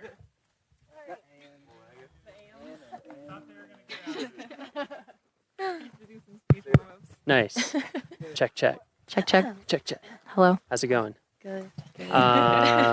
Why don't we introduce? You can start with yourself. Yeah. Okay. What's your name? My name is Molly, Where are you from? Minnesota. Where in Minnesota? It's called Woodbury. It's like 5 minutes from St. Paul. Oh, okay. So yeah. You know, I just figured there'll be podcast listeners who know exactly where that Relate is, to so, Minnesota. yeah, Yes, we're trying Woodbury, home of the Royals. to- yeah. What kind of design do you specialize? Graphic design. Graphic design. Yes. Okay. Me too. Oh, yeah. All these industrial designers. I'm like, I know, that is I super think cool. I we're the don't know three anything Well, about it. there's 4 of us here, yeah. Oh, okay, nice. So it's interesting to be around a bunch of ID kids because we really aren't after freshman year. Yeah. What do you think is? I've never interacted with. With ID. Yeah. They think a lot more 3D than us. Uh-huh. They can see like physical copy a lot better than we can. It's a Ah. little hard for us. We see pretty flat. Yeah. I would. Yeah. I digital was just. things. Yeah. I was just talking about that actually Yeah. with Baxter. Baxter. Oh, yeah. Yeah. About like. I was like, I'm in the 2D world. Yeah. That's how my brain works. I feel like a lot of their projects too were a lot more like practical and like Mm. used where we just made cool things. So Yeah. Yeah, it's I mean there's lots of different ways of graphic design. For us in the Park Service, for me, it's like just how to communicate with people well. Basically, how do we make something that has that nice balance, of like that kind of nice tension that you always want that makes a good design, but is also really clear. Because that's a big thing for us is that, people are on vacation. There's crazy stuff going on. They're seeing all this crazy, yeah. and we want to teach them stuff, but we don't want to like Get in the way of throw the book everything. at them. So yeah, kind of learning how to use design to do that, super important. Yeah. How about you? What's your name? My name is Maggie. Where are you from? I'm from Kansas City, Missouri. Oh, nice. Yeah. I have a cousin in Kansas. Two Oh, yeah. cousins in Kansas City. Yeah. Yeah, and you graphic design as well. Yes. Nice. Yeah. Okay, we'll finish introductions and then we'll just Yeah, I'm Beth. I'm from Wichita, Wichita. Kansas. Yes. Okay. Yeah, so we do have a lot of Kansans and some upper Midwest people. Mhm. Wisconsin, Minnesota. Nice. Yeah. So have any of you guys been to Rocky Mountain before? No, I think this is the first time No? for all of us. Yeah. Yeah. You guys been in mountains before? Yeah. I've been to Colorado and Yeah. other places, just never the park before. I went to Vail. Mm-hmm. and Okay. I've been to Estes, just never really to the park. Okay. until this Yeah. So you've seen some mountain stuff. So what do you think? What do you think about Rocky? It's awesome. It's beautiful. Awesome. Yeah. Especially with what we see every day in Lawrence. It's Very flat. yeah, Right. Very geographically different. a huge contrast. So it's nice Mhm. to see everything. And we went hiking a lot, especially the first day, and kind of Elevation kind of change. yeah. We That hit you, right? Yeah, we Yeah. decided the first like 15 minutes Yeah. are the hardest, but once you get to the destination, it's always so Yeah. worth it. Totally. Yeah. I'm my body's especially stubborn, so for me it's like the first 1 to 2 hours. Yeah. Especially if it's really early. I'm like, Uh-huh. Yeah. oh man. But yeah, every Yeah. time Mhm. once you get into it, you're like, I'm so glad I'm doing this. Yeah. This just feels so good and engages your mind in a different Yeah. way. Yeah, how is it's been interesting hearing from different people how the camping and hiking and being outside all the time has affected lots of things. But Yes. your design, Mm-hmm. how is that? What do you think the benefit has been there? How has it been different? I mean, because a lot of people have said like and I'm the same way. I'm on the computer yes, all the yeah. time. I'm pretty Mhm. much in, Illustrator and InDesign and Photoshop. And Yeah, I think I was going to say, yeah, having not as much technology at your fingertips all the time was a huge thing for most of us. It's also just, I think this week, specifically in my project, and I guess in all of ours, we pulled a lot more from the environment around us and stuff that we don't normally see. So if I hadn't have been here, I wouldn't have known what this stuff looked like, and I wouldn't have been inspired to do that kind of thing. So it's just kind of a different environment, helps you pull different ideas and things that you would never normally see. If I was in Kansas, I wouldn't be looking at the same things and making the same things. So That's that was super a cool. big. Yeah, one thing that I don't know, this is just my own personal pet theory, but national park visitation has been going up for sure the last few years, at least like at Rocky it has hugely, incredibly. And I think part of it for me, and you guys would know even more because I'm 32, so but I had the internet and stuff for a long time, and like you have to be here. You know what I mean? Like you're saying, like you have to be here and have the experience. It doesn't really translate any other way. It's not really reproducible. Even in pictures, like it's just Exactly. Not the same. Yeah. So it's something that it's cool that we have these places, like experiences that are here set aside specifically Yeah. for you to be able to like have a genuine experience that you can't have anywhere else. That's cool. Yeah. What about you guys? How did it? Yeah, I think the biggest thing was not being able to rely on outside sources. So having to come up with things that were, like personal experiences, things that you are familiar with. And then also for me, a big thing was like not being able to compare what I was doing to other things that have been done. So it's kind of figuring out a way, or I guess it was just not having the ability to go out there and look at what's already been done. So just I hadn't even thought about that, but that is huge because we all do that. Like when I'm starting a project, I'm just like, oh, I have this feel in mind, and you start looking at references, and then you get lost. you kind of like if you had, you still come up with something original, but like maybe you had some idea before you started looking that now has gotten kind of drowned out, maybe. And then I think the comparison thing is huge too, because I know for me, like I feel like in everything in life, like you do best when you aren't self-conscious about it. But it's really hard when you have like the world of design and you're like, oh my God, I can't do this. But it's like, they're one of the 10 best designers of all time. But at the same time, I thought like it's been a really long time since I've been told make whatever you want. Like there's no like guidelines or prompt or anything. And at first it was like, oh my gosh, like what should I do? I can do anything. And like just this pressure to make something awesome. Because you have the 1 week. Sure. And everyone here is so talented too. And seeing everyone's together, everyone around you is making really amazing stuff. Yeah, so I agree. When I looked at everything. Yeah, there was definitely panic. Like, what do I do? That's cool though. Like that's a good, that's a good group dynamic. I think when you have a bunch of people together who are who are good at something, it makes everybody kind of step their game up. Yeah, that's true. Yeah, I love a lot of this stuff. Yeah, we're gonna try to get pictures up so we can put it on the blog. Oh, cool. Good. Yeah. Well, I'm glad that you guys have had a good time and that it's great. been valuable. Absolutely. Do you think there's things from this experience you'll take back with you? Getting smoked. I feel like I'd be more likely to go visit other parks now. That's awesome. Yeah. Yeah. That's really good. I think especially aside from the design and just the camping aspect of being here, none of us have ever camped for an entire week. Yeah. So that was really tough at times, but Right. now, I think the longest I've ever camped is really a night or two. Right. So a weekend. So. Yeah, I think it's 12 that hours. day like 3 to 4 where the game starts to Right. change. Yeah. Yep. Because you're like, wait, there's nowhere for me to go. Yeah. I live here. Yeah. But after this, I think I'd be a lot more willing to do stuff for longer periods of That's time. great. Yeah. Yeah, it's it's like a time-based thing, you almost have to you realize, I've done backpacking trips and you kind of sense this pattern where it's like day 2, day 3, day 4, and as you get deeper into it, you become more and more comfortable. Yeah. It's cool. Get your mind in a different gear. Yeah, but we've also heard a lot of people around camp saying like this is the nicest campsite they've been to, and like how all the facilities are really close, and Estes is right there. So it'd be really interesting to even go somewhere more remote. Oh yeah, where we like can't go actually, to Estes for actually, showers. that's a really good point. Yeah.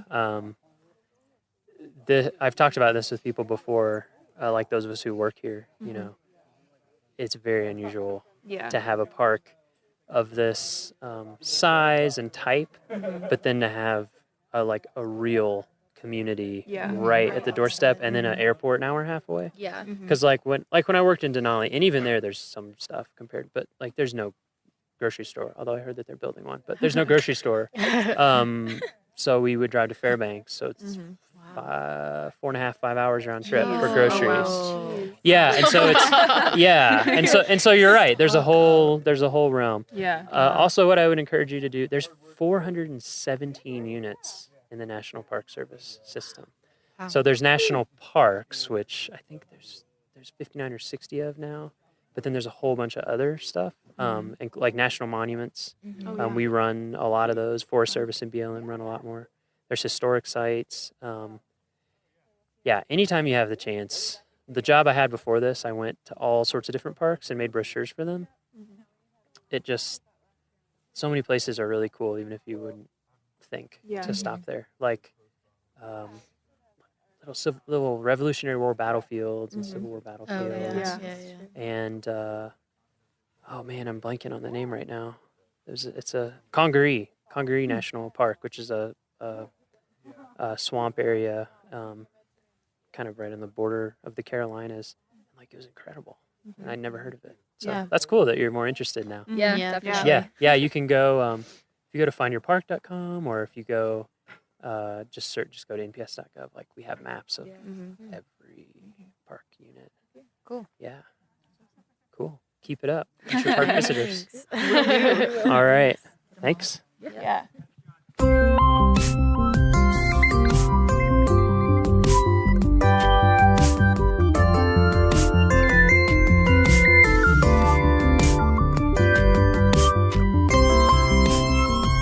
Our next episode will be released on Friday, August 25th. For show notes, transcriptions, and to learn more about our show, visit our homepage at go.nps.gov/RMNpod. That's go.nps.gov/RMNpod. The Rocky Mountain National Podcast is a product of Rocky Mountain National Park, one of 417 units of the National Park Service that preserve America's heritage for all, forever. Bye for now.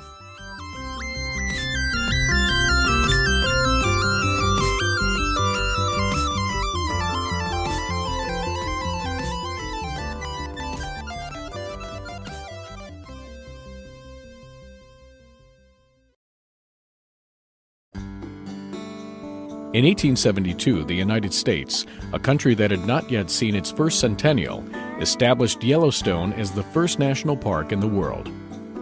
President Ulysses S. Grant signed Yellowstone into existence, and a new concept was born. And with it, a new way for people to preserve and protect the best of what they had for the benefit and enjoyment of future generations. Yellowstone Lake is one of the largest high-altitude lakes in North America, and is centered over the Yellowstone caldera, the largest supervolcano on the continent. In the southwest area of the lake, the West Thumb geothermal area is easily accessible to visitors. Geysers, fumaroles, and hot springs are found alongside and even in the lake. The federally funded Hayden Geological Survey of 1871 provided the most detailed and scientific descriptions of Lake Yellowstone in the pre-park era. The Hayden Party, 34 men in all, launched Annie, the first boat to sail on Yellowstone Lake, and began exploring the islands and shoreline. The first photographs of the lake were taken by William Henry Jackson, and paintings by Thomas Moran, along with the Geological Survey, played a prominent role in convincing the U.S. Congress to pass legislation creating Yellowstone Park. Yellowstone Lake is the foundation of the Greater Yellowstone ecosystem, the largest remaining nearly intact ecosystem in the Earth's northern temperate zone. It provides the key ingredients to a large and complex food chain that sustains many of the animals for which Yellowstone is so famous. In 1894, the Lacey Act was passed by Congress, giving full protection to wildlife in Yellowstone Park, with the exception of wolves and coyotes. This act paved the way for future wildlife and environmental movements. From the days of the Hayden expedition to the present, Yellowstone Lake continues to be a source of rich, diverse, and sometimes surprising information that is rare among the world's Great Lakes. Lake Yellowstone and Yellowstone National Park, in all its preserved glory, is like no other place on Earth, and must be seen and experienced to be believed and enjoyed.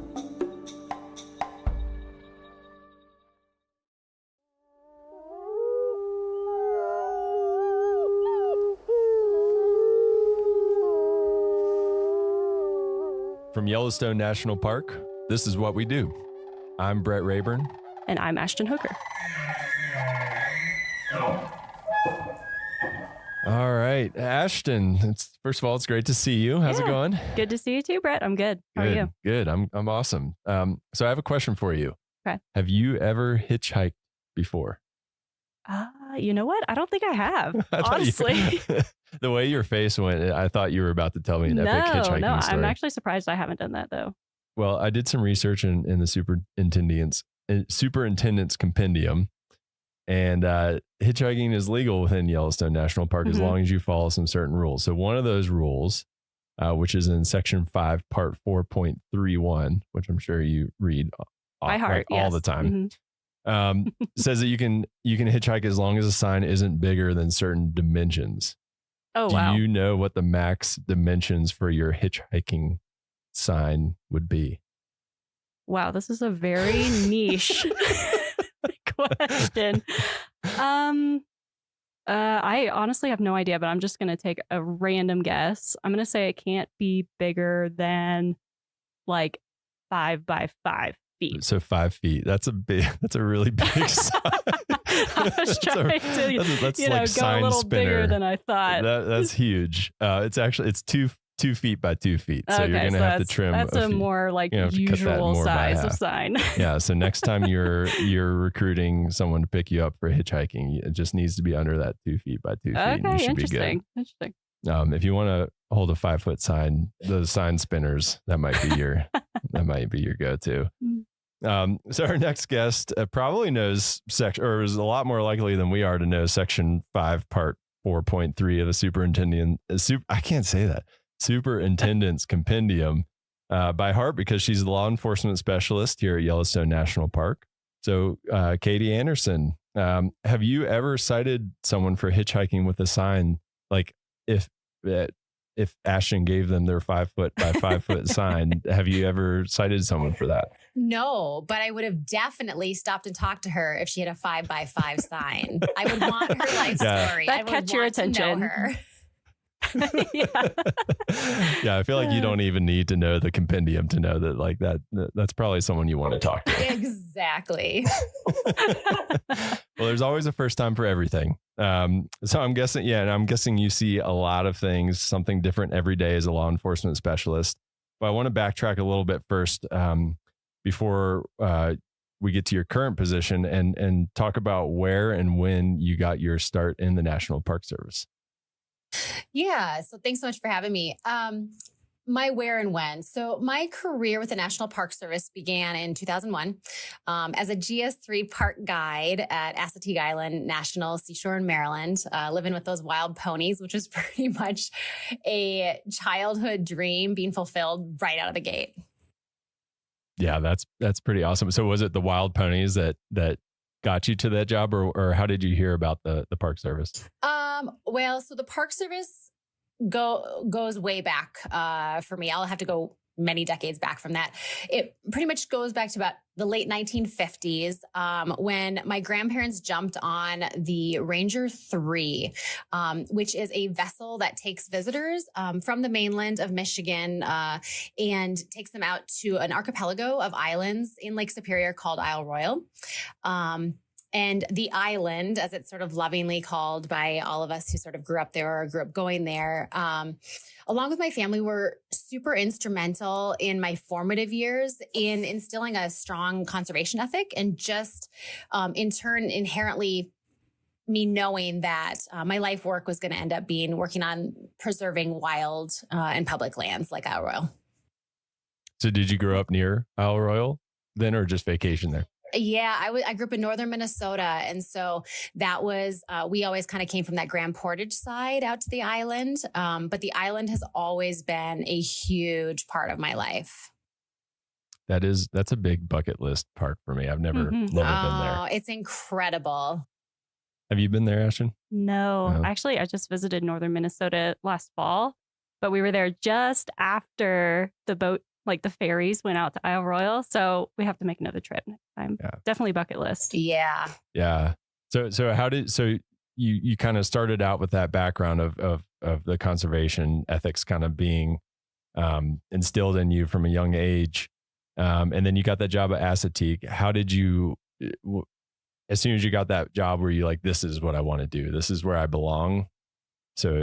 Yeah, it is. I mean, I knew it, like growing up, there was no question that this is what I was going to do. The National Park Service. It was just really refining what part of the Park Service I was going to be part of. And so how did you get from playing with wild ponies to where you are now? What are the steps and iterations of jobs and units that you've worked at? Yeah, so that is, there are such interesting journeys for us in the National Park Service, for a lot of us. What's neat about the National Park Service is that you can really experience the entire country on a deep level by working in the national parks, really from coast to coast. And that's pretty much what I did for those first 15 years with the Park Service. Right after I finished my season at Assateague, I made my way into the heart of DC to work for the Wilderness Society. And I was interning for them and really just getting amazing exposure to the Hill and really understanding how important the work of the nonprofit world was, but also how it coincided with the federal government agencies and, decisions being made on the Capitol. And so spent a good chunk of time there, really kind of digging into how do I get on permanently with the National Park Service. After I finished up my DC work, I ended up going up to Acadia National Park in Maine and spent a fall up there counting raptors. That was another big part of my life growing up in northern Minnesota. We had big flight migration routes. And so was an intern up there, a volunteer up there as well, just really kind of starting to build my resume and figure out how I could get my foot in the door full time. As I learned about the different types of rangering, sort of the longer I got in, I made my way to the Apostle Islands National Lakeshore, another archipelago of islands in northern Wisconsin. I used to live in Bayfield. Yes, and exactly. So the Apostles well.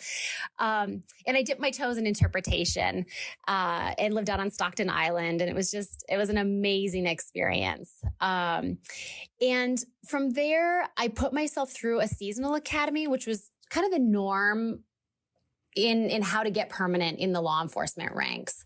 And so put myself through that academy because I really wanted to be running more of like the adrenaline junkie calls that were kind of coming with rangering. And I really wanted to get in on some of the craziness. And so then I spent the next 5 years of my career seasonally at Rocky Mountain National Park as a seasonal law enforcement ranger, doing the front country side of things and then also the backcountry work. I was able to jump in on the search and rescue operations, really got my first experience working fatalities and working the family liaison roles. And then also starting and really integrating the other side of my life that had always been so strong for me. And that was having a horse component in my career, and started my mounted patrols at Rocky Mountain National Park. Oh, cool. Wow. Yeah. So you've done like a lot of things. I have, and that was the seasonal days. And I'll make it brief on the permanents, but the permanents were really neat because that Rocky experience, in my off season, I had been doing ski patrol work full time and had some avalanche background. And so Yellowstone picked me up permanently to be working on Sylvan Pass. And and be doing avalanche control up there as well. So I sort of could bring a skill set of the rangering skills as well as sort of my other life loves into one job. And then ran down to Grand Canyon for 5 years and got some crazy experience down there. And that experience on the South Rim, being a South Rim ranger for about 5 years, really built the core of who I am as a person and ranger and supervisor at this point in time. And then returned to Yellowstone to the justice operation and the law enforcement office as the court liaison, and which I can say is now definitely one of the best jobs I've ever had. And into the role that I have now full time as a law enforcement specialist for Yellowstone National Park. That's awesome. And I guess we should mention to folks that you're joining us remotely from Glacier National Park. So you're on a detail currently at Glacier as well, right? I am. Yeah. Within the National Park Service and just federal agencies in general, we're able to do either temporary promotions or details, kind of where a park unit will borrow you for a period of time and let you get some really good experience. So right now I'm the acting chief ranger in Glacier and filling in a period from when the old chief ranger retired and when they get their new chief ranger in. Yeah, that's an awesome opportunity to have some of those. Mm-hmm. So do you have a typical day in your position at Yellowstone? I'm guessing not, but what is a normal, if you had to, I'm doing air quotes for people listening, what's a normal day for you look like? Completely not normal. So, it's really interesting. The Yellowstone Law Enforcement Office is super unique in the National Park Service. We've got a full-time federal magistrate, so a judge right there. We've got a United States attorney right in the building. We've got a United States marshal who works on all of our arrests with us and our warrants. And Yellowstone cases are all prosecuted in-house, and our sole purpose in my operation is in support of the field staff, so the field rangers who are doing all the patrols and the response to emergency stuff, and really our office provides subject matter expertise. We assist with, search warrants and blood draw warrants on DUIs and filling out criminal complaints, and really just supporting our partnerships in and out of the house. Yeah, that's a lot of different things going on. And I'm guessing it's that like variety that you're seeking. I mean, you talked about being an adrenaline junkie. Obviously, you don't seem like you're the type of person that just sits down often. Yeah. You're always out doing stuff is the vibe I'm getting from you. Yeah, the operation is a dream for me because it's super dynamic. There's a ton going on. It's slightly out of control. There's a lot of stuff happening. And there's always just like kind of big balls or big issues floating up in the air that need to be tackled. And I like that. That's definitely the energy that I like dealing with stuff at. Yeah, for sure. And that's something, not every person is going to thrive in that type of environment. Like, what are some things that you do that helps you, juggle all those things that you say is up in the air? Like, what qualities do you need to have to enjoy a job like that?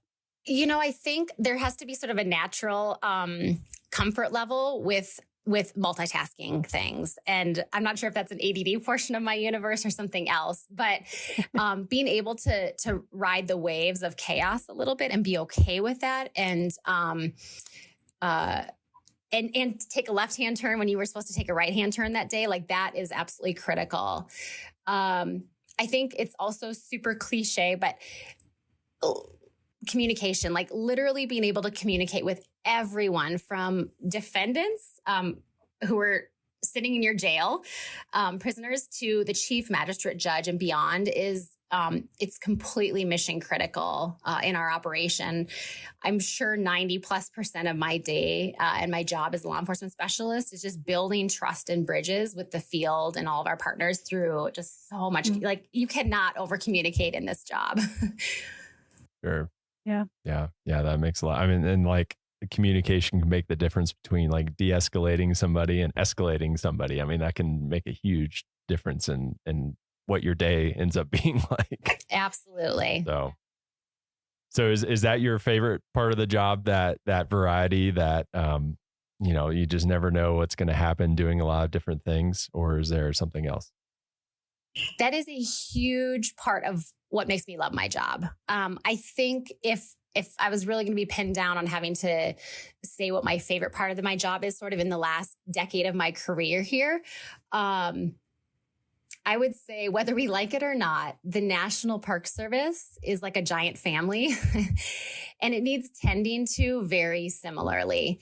My favorite part of the job, I think, is probably having really meaningful connections with my team and my peers, and those many levels above me. And being at a point in my career right now that I'm given some creative liberty to create the type of work environment that fosters those connections. I think it's so interesting because I think that adrenaline junkie is like your younger years, and the older you get, it's just life is short, and the relationships that you have at work, which is where we spend most of our time, and at home are just so critically important. Yeah. Yeah. And that's been that's come up a few times in our conversations with people, especially those that have like lived in the interior of the park or like remote areas. It's like that community is so important because that's who you have. Yes. And so you do a lot with those people. You work with them, and you have them over to dinner and all those things. And I think that's part of what is so special about the National Park Service experience that you just don't get in other jobs. Yeah, it's not a lot of work environments where you work with your coworkers and then you also go live in the same neighborhood as them. Yeah. Like they're literally your neighbors. Yeah. So that's a big I difference. know when Jake takes his recycling, Right. I can see what he's been eating for lunch if I wanted to. That's perfect. That is a perfect example of how this works. Yeah. So on the flip side of that, what's the toughest part of the job? Similarly, I think I went the first 2/3 of my career here. I have gone full blown energy. Like I've done things at 1,000% and really kind of gone full send on everything. But it takes a toll. Like this career is not for the faint of heart. We see a lot of the underbelly and the darker sides of society, and to have to deal and we have to deal with the aftermath of all of that. It is us. We are exclusive jurisdiction here. We don't have other agencies coming in to sort of take the case from us. It lays in our hands. Yellowstone sees up, 2 to 3 million people in a really condensed portion of the year in the summer there annually. And all of those visitors and those of us living in the park bring our issues and problems and addictions with them and with us. And so it's really critical at this stage in my career, and we've seen the aftermath of not sort of dealing with some of that stuff and talking about it, that we actively process the cumulative work stress and the trauma. And thankfully, Yellowstone National Park is at the forefront of supporting their team with the Yellowstone Resiliency Project. And the National Park Service is building out some exceptional peer support, mind body wellness type programs to support us proactively for a fulfilling career, but more importantly for our well-being the day we retire and beyond. And so we're still coming out whole. And that has been a huge culture shift that has accelerated, I would say, in the last 3 years. And so the toughest part of my job is like the loss that we see through trauma and, undealt with issues. But also just the light in that is that I've got the opportunity right now with my own career to, hyper focus on those things and be part of shifting a culture nationwide, really.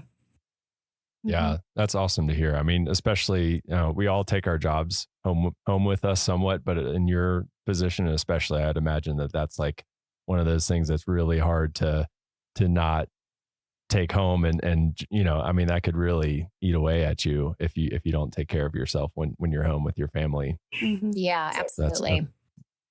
Yeah, and you mentioned the Yellowstone Resiliency Project.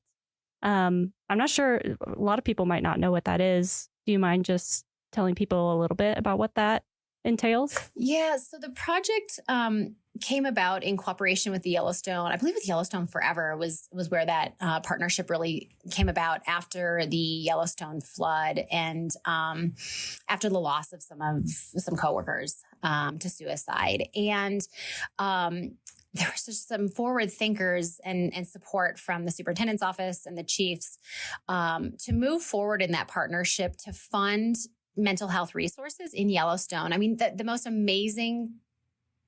amazing parts about living in Yellowstone is its remoteness and its disconnect from the rest of the chaos of the world that's happening around us. But the downside to that is we have a hard time with resources and getting them. And so the Yellowstone Resiliency Project has funded bringing in healthcare providers for counseling and touch bases and just connections. So we're not kind of going through these big life events and sort of suffering on our own. And there's, bigger conversations that are sort of happening on like where next, what next for these programs. But absolutely critical for every division in the park to have this resource to be tapping into and just normalizing the conversations around it. I mean, this is the human experience that we have right now, and nobody is alone in their suffering. We all go through it. And just the pressures of life, create environments that we need to take care of ourselves and one another. I mean, that's just the reality in the Park Service is we have to take care of one another. So this Yellowstone Resiliency Project is brilliant. The folks that are working on it have just done an incredible job implementing it. And we are so lucky to have that team working for us. Yeah, definitely forward thinking. That was the key point I think you brought up there. It's like one of those things that plays dividends. It's you're playing the long game when you're investing in people's mental well-being. And so that's awesome. I guess cycling back to kind of your career, it sounds like you've had a lot of moments that you could probably choose as a defining moment. Do you have one defining moment that you would say, kind of defined your NPS career or set you on a trajectory or that you can look back on? I think about it often because I get asked that a lot. Like, what's the best park you've lived in? What's the best position you ever had? And I can honestly say that I am so, like, at the core of my being, I am so incredibly proud of every single job that I've had with the National Park Service over the past 23 years. I'm so proud of myself as a GS3 at Assateague Island. Like, that I ever even like stepped into it and got that job. I would say it all builds on itself. It builds character. It builds who you are to the core of your being in each of these positions that you're in. And I would say just sort of sitting here in this window now, like watching the snow dump, on Glacier Park, the acting chief ranger in Glacier National Park right now is one of those highlights. And I feel so honored to have the support from my Yellowstone team, which is like my core team, to take on this role and to have this connection now with yet another incredible gem of a park and the amazing people that call this place home. Yeah, you have all these connections to places where people they're on people's bucket list. Like they're happy to just make it to one of those in a lifetime. And you've got all these special memories at so many, and we all do. I mean, that's kind of why we all do what we do, I guess, in a way. So lucky. That's awesome.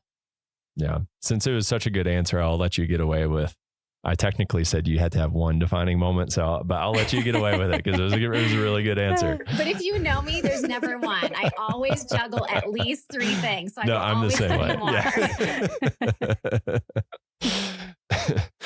Yeah. So, and this is a pretty, probably a more straight connection than some of the other people that we've interviewed. But how does your job contribute to the Park Service mission? So, the Park Service mission is kind of drives everything that we do, and it's at the forefront of our minds every day. But so how does your job contribute to that? I would say it takes it takes a massive village of committed public servants to come anywhere near fulfilling the mission of the National Park Service. I am just a cog in the wheel, but at the core, I truly believe that my work is super meaningful and impactful. And I feel that every single day, whether it's helping the field rangers with a complex victim case as we run the victim witness program in my office, or supporting the prosecution on a significant poaching case. I love my job. And, I've heard people say that like, you shouldn't love your job because it'll never love you back. And I just am unconvinced of that. And I think you need to find deep joy in the work that you're doing and believe truly that it's making an impact and it's for the greater good. And I never question that, no matter how hard my days are. I know that like I'm giving back way bigger than I'm getting, and I'm totally okay with that. Yeah, that's awesome. Well, and someone has to keep Ashton with her 5 foot by 5 foot hitchhiking sign. You got to keep me in check. On the right side of the law. Unreasonable, Ashton. Hey, I went big. Yeah, Can't keep blame me these for people that. in check over here. So for those of people who are listening to this and are just like, wow, that sounds like an awesome job, like me. Like I'm like, wow, that sounds like so what series do I look at in USA Jobs to do what you're doing? Yeah. So the series that post on USA Jobs, which is where all of our federal jobs are posted, is 0025. So right now that's the Ranger series. And at some point there may be a shift in that, but right now 0025 Park Ranger Law Enforcement is what folks would be looking at in USA Jobs. And is that the same series for like all the positions kind of working their way up the ladder? Yeah, it is. So everything from your field level law enforcement, GS 5, all the way up into your chief ranger positions. Awesome. That makes it easy. I feel like a lot of times it jumps around and gets complicated and it's hard to keep track of all those numbers. So 0025 is the one to remember. And do you need formal training to get that like GS5 position? You do. There's a couple routes now. Kind of the old ways where we would put ourselves through a seasonal academy, a law enforcement academy that's sort of connected with the National Park Service, and then you would apply to seasonal positions like summer positions. This last year, a new system, a direct hire initiative was sort of started, and we're hiring things a little bit differently. So in that case, a couple times a year, there's announcements that are flown nationwide for the National Park Service law enforcement positions. Either way, you'll spend a significant amount of time at the Federal Law Enforcement Training Center in Glencoe, Georgia.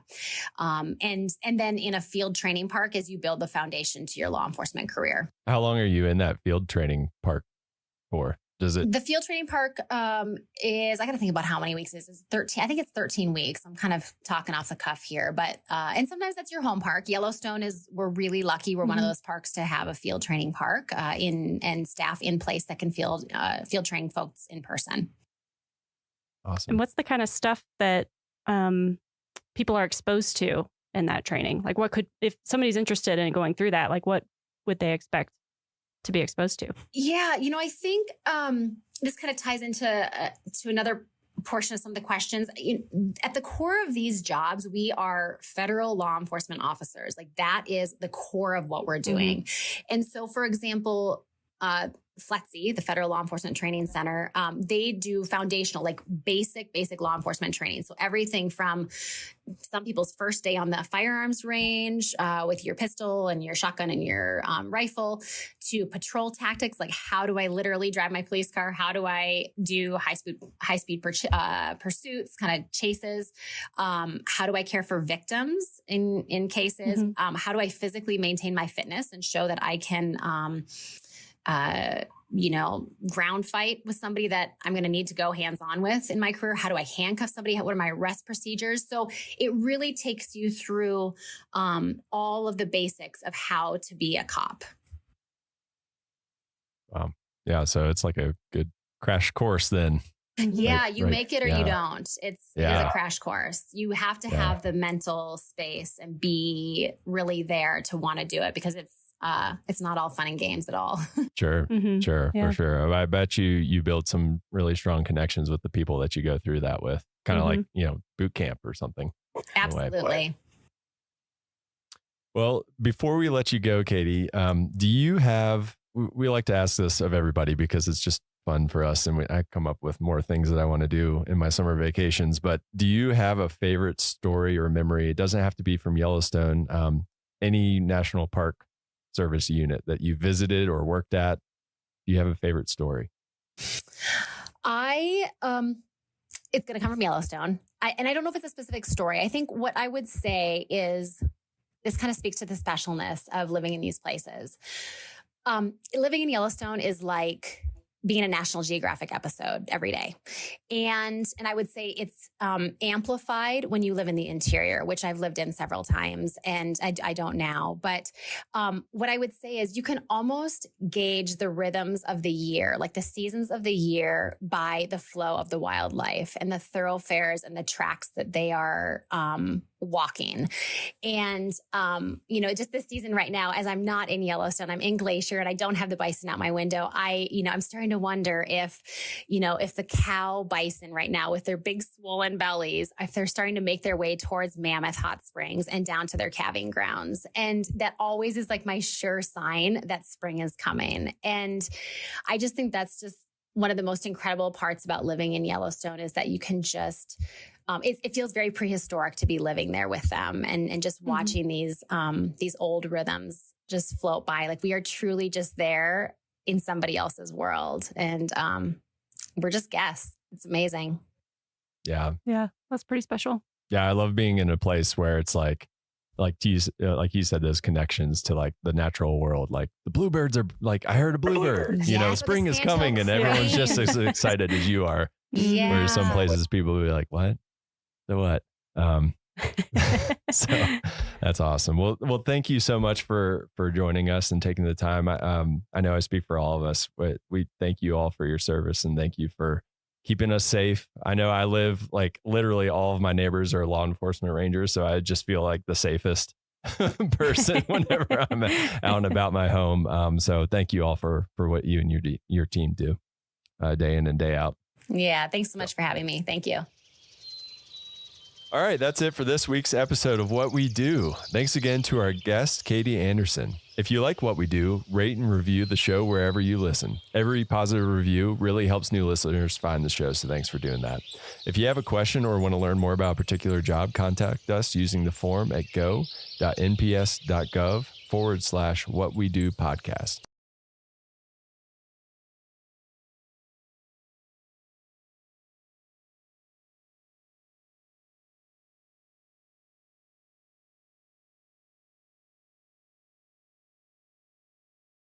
Yellowstone is the world's first national park, and everybody in America is very proud of that. But there's been a struggle to figure out what a national park should be like. And probably one of our founding philosophies is it should be natural. It should be a natural system that functions the way the Earth did before humans altered it. And so it was written into our policy that we're going to restore and protect natural systems. And the early managers of Yellowstone didn't really know what natural looked like. So we've been struggling towards natural our entire history, and that definition has evolved. And that definition, the modern one, now includes you need to have natural predators. And so we tried to eradicate them: wolves, cougars, coyotes, bobcat, lynx. We did that in the early part of the 20th century because we thought that was the ideal. We didn't have a complex mindset about policy in terms of natural. And so we restored wolves because the Park Service policy changed towards what is a natural system that includes large carnivores like wolves. We also had the Endangered Species Act come about as law in 1973 that says we cannot wipe some species off the face of the planet. And wolves are very much under that umbrella too. So the best answer as to why wolves were restored to Yellowstone is it makes it a natural system. It was the law but finally, people wanted it. The public's view of nature has changed and evolved. So creatures that were previously considered bad, scapegoats, have now had an image alteration, and a lot of the public demanded that we bring some of these animals back.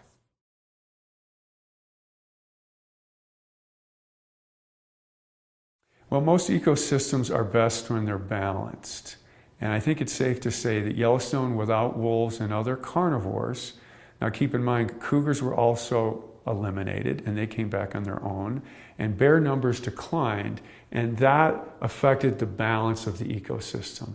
And so ecologists refer to this as biodiversity, but emphasize the word diverse. Having a lot of different kinds of things at moderate numbers is better than having a lot of any one thing.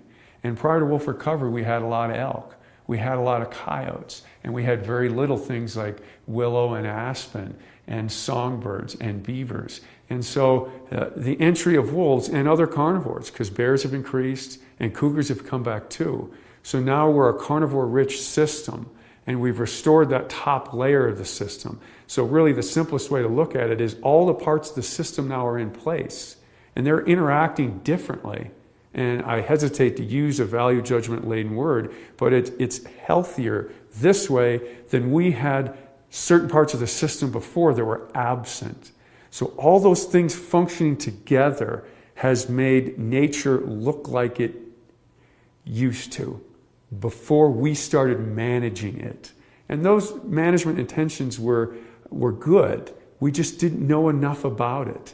And so we have this makeover in Yellowstone now. We've brought carnivores back, wolves being the most high profile, and it's changed the way Yellowstone looks.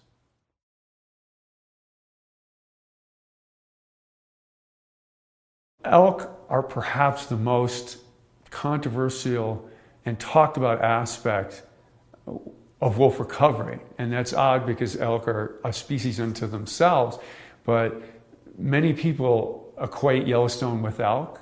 That's arguably our most famous species. They've been debated and studied since the late 1800s.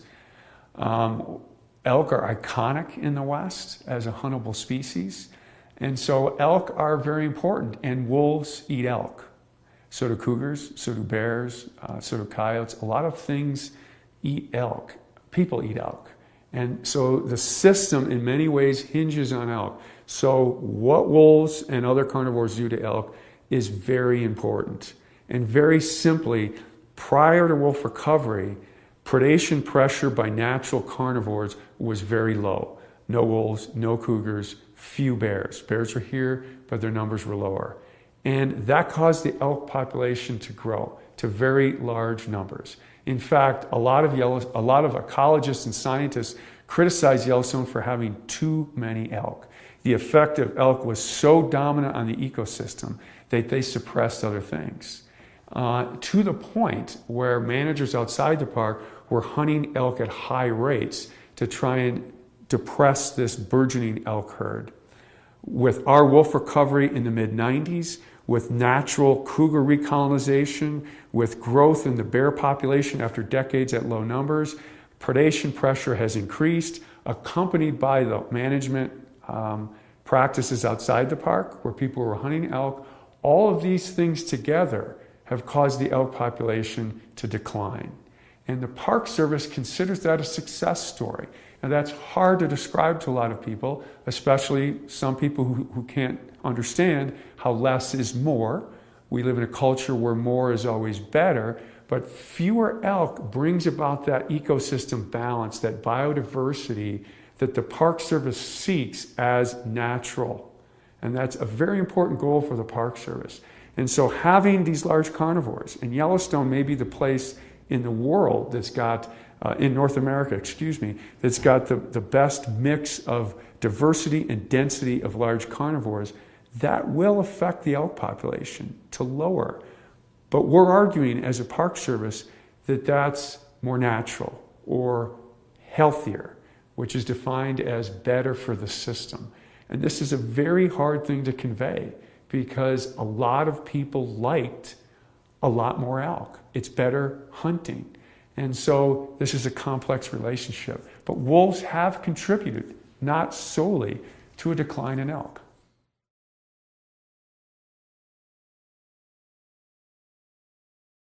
Perhaps the most commonly asked question about wolf recovery is that, did we reintroduce the wrong wolf? And this is a long answer, so I'll try and make it as short as possible. Our naming of nature is an artificial system developed by Carl Linnaeus, a Swedish monk in the 1700s. And I don't want to criticize Linnaeus, and he did a great job. But essentially, it's an artificial system putting names in parts of nature that might not be actually different things. But there are different things in nature. You have plants and animals, and they're different, and we can call them that, and it works. And his system really works very well until you get down to the very finest levels of naming, of distinction. That's the subspecies level. You have species, and then below species you have subspecies. And wolves are the worst example of the subspecies concept. The leading wolf biologist in the world does not believe that subspecies even apply to wolves. And why is that? You get different subspecies, and originally there were 24 different subspecies of wolves. Now there are 5. It's constantly being reduced. And of course, this prominent wolf biologist thinks there should be none. But how do you get different kinds of things in nature?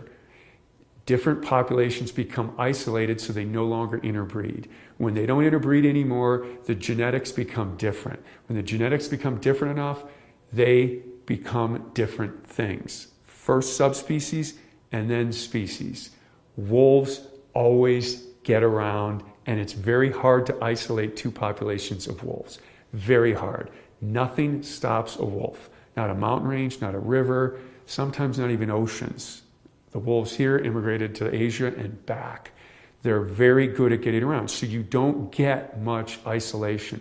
The best genetics show that wolves in Mexico to wolves in the Arctic are on a continuum of change from south to north. So there's no place we can go in and say, this group of wolves is different from that group. That's a genetic analysis. And the Mexican wolf can interbreed with the Arctic wolf very capably. So did we reintroduce the wrong thing? No. Were the wolves that we put here slightly different from the wolves that existed here 100 years ago? Probably. Nature's always changing. We looked at the weights of the handful of wolves, 31 from Canada, which is a very small number, and they were slightly larger than the wolves that existed here 100 years previously, 6 to 8% larger. That is well within the natural variation of wolf size across the continent. So despite this frequently asked question, these Canadian wolves are unnaturally large and they're therefore at a very big advantage to killing these elk because these elk aren't used to such a large predator.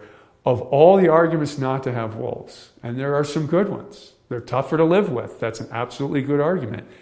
The idea that we put something in here that's exotic or different is perhaps one of the weakest.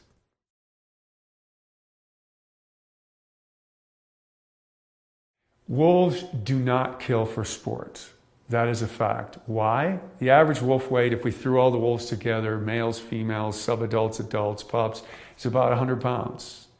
The average cow elk's 500 pounds, the average bull elk's 750. They risk injury or death. When you attack something 5 to 7 times as large as you, that ain't a fair fight.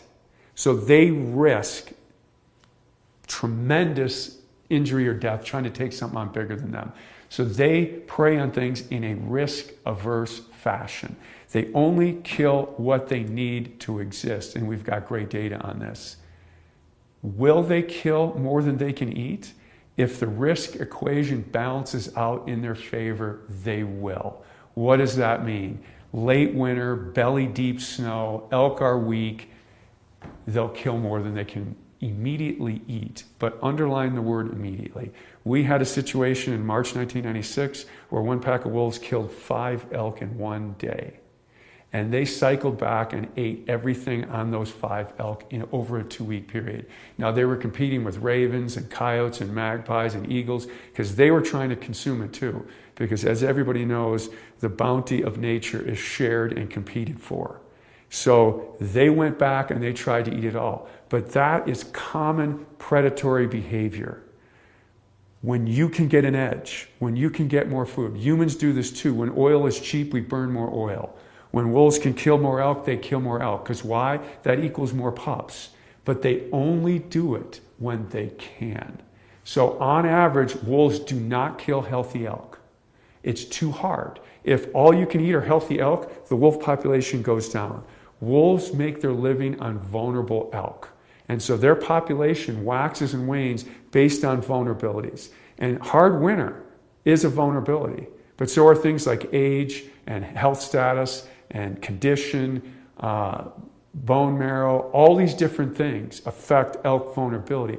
And that's what's important to wolves, and that's what they're shooting to take advantage for. Remember, there's no creature in nature that doesn't look for advantages. So no, they do not kill for fun, but yes, they will kill for more what they can immediately eat. But if left alone by humans, and this is very important, I get sent emails all the time showing an elk killed by wolves and not eaten, but there's tire tracks, there's human tracks, there's horse tracks. The wolves were bumped off the kill. People found the kill to take a picture of it. Left alone, as we've demonstrated here in Yellowstone, and we've seen it more, killing a couple elk sometimes is fairly common. If they're not disturbed, they'll eat everything. They won't do it immediately because they have a capacity on their stomach. So very, very important point. Killing for fun or bloodthirsty reasons is not true.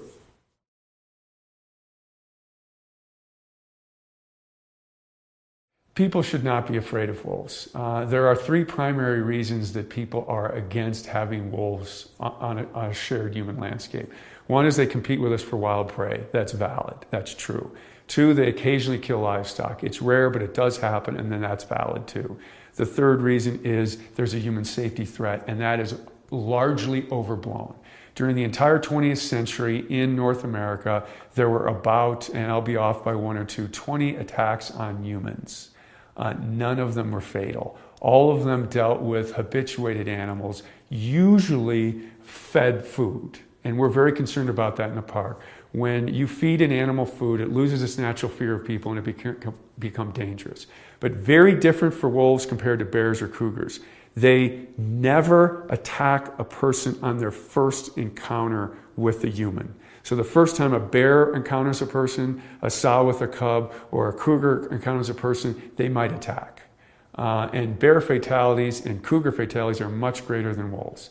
Wolves always have to overcome their natural fear. I don't know where it comes from, but they have a natural fear of humans. They've got to overcome that. That's usually through habituation. Typically food conditioning, but not always. Of those 20 attacks that were recorded, some were habituation just through exposure, from being around people in a non-threatening way. So wolves have to overcome this natural fear, and then they may attack. 6 of those attacks were bites from Alaskan pipeline workers feeding them part of their lunch. So 6 of those 20 attacks were from that. Since that paper was published, there have been 2 fatalities, and both of those wolves probably were food conditioned. Some were dump wolves, and others lived around a logging camp. And so those animals, those are examples of wolf fatalities. So it can happen, but it's extremely rare and less likely for other carnivores.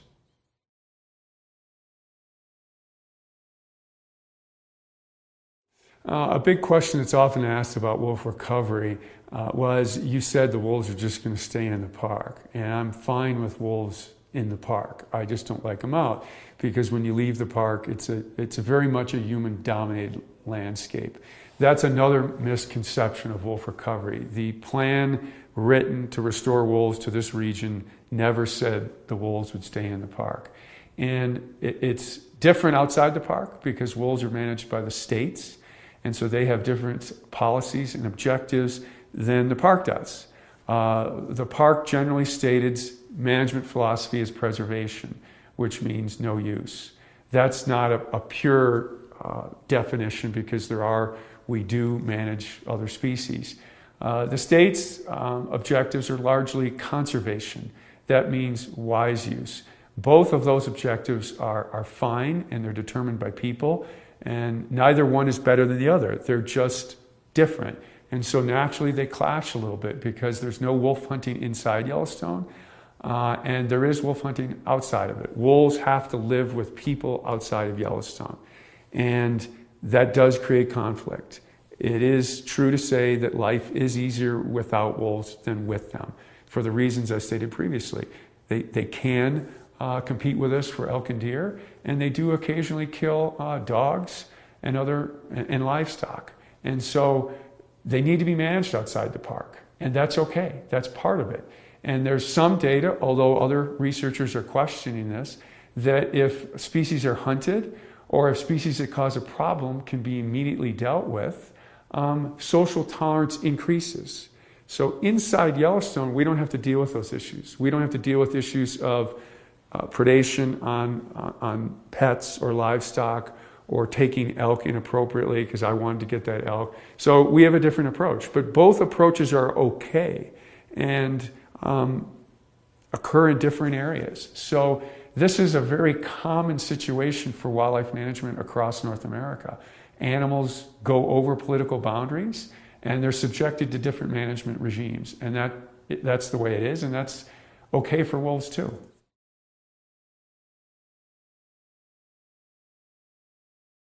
Yes, wolves that live primarily in Yellowstone have been killed outside the park. This probably has not affected the population much numerically.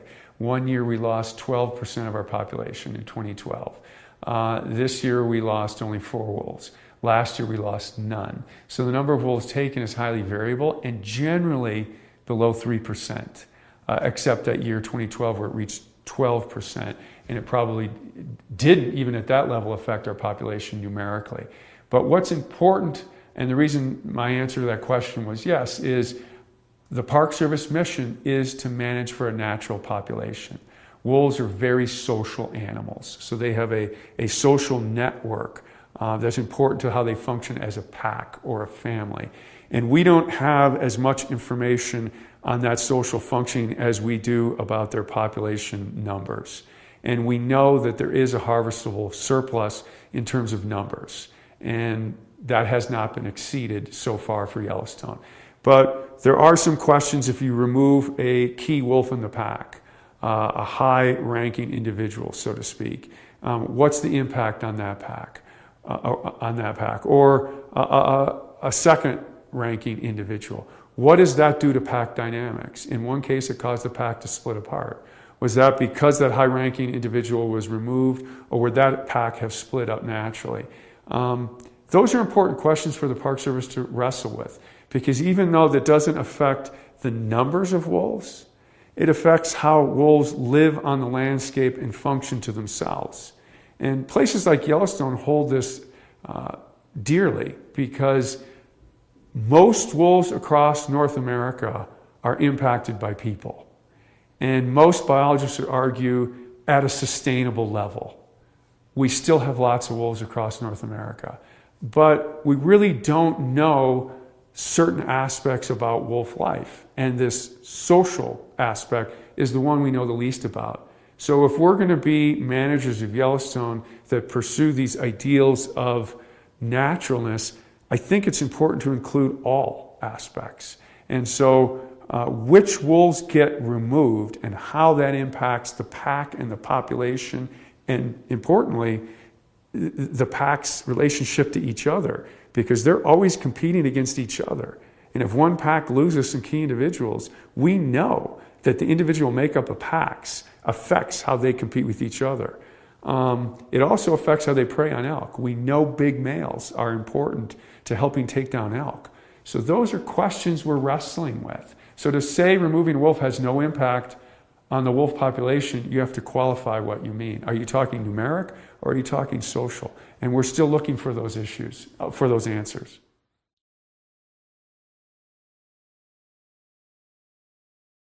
Wolves are one of the most studied species in the world. Beginning in the late 1950s, they weren't. And because of the problems that are associated living with wolves, A lot of studies were kicked off in the 50s and 60s, and now they're one of the most studied animals on the planet. And so it's hard to advance your knowledge in that kind of arena. But Yellowstone has. There was a book published in 2003, which was a review of all the science done on wolves up to that point. And in the introduction of that book, the authors said, we've tried to include as much knowledge as Yellowstone has learned in the first few years, but Yellowstone holds the most promise to unlocking some of the wolves' secrets that are so far unknown. And I think Yellowstone has done that. And that's because, and this is somewhat controversial, we've had a good radio collaring record, so we're able to follow individuals and packs. The park is big, but it's more accessible than, say, northern Canada or Alaska. And about half our population is viewed daily from the road. And this is an odd feature of recovery that I didn't think would occur. I thought wolves would be more secretive and shy, but we're getting information about pack dynamics, about individuals, about predation, about interactions with other species on a daily basis. And there's no other study in the world that's doing that. And then we do the traditional things, radio tracking, airplanes, genetics, drawing blood, looking at disease exposure, that all the other studies do. So you combine the traditional scientific methods with citizen science and daily observation and a public that loves to come here and see wild nature. And again, I can't overemphasize how important wolf recovery has been just to public enjoyment. Yellowstone is the best place in the world to view wolves, and people come here to do it, and that's immeasurably important to the park's goals and policies, that people see intact nature. So yeah, Yellowstone has changed the world's view of wolves. And we're in the news all the time. And I think having positive news out there about wolves, because to be honest, there is a lot of negative, because they're hard to live with. But having Yellowstone there, providing this positive, good news, has been very important, not only for Yellowstone, but what we know about wolves and the image of wolves worldwide.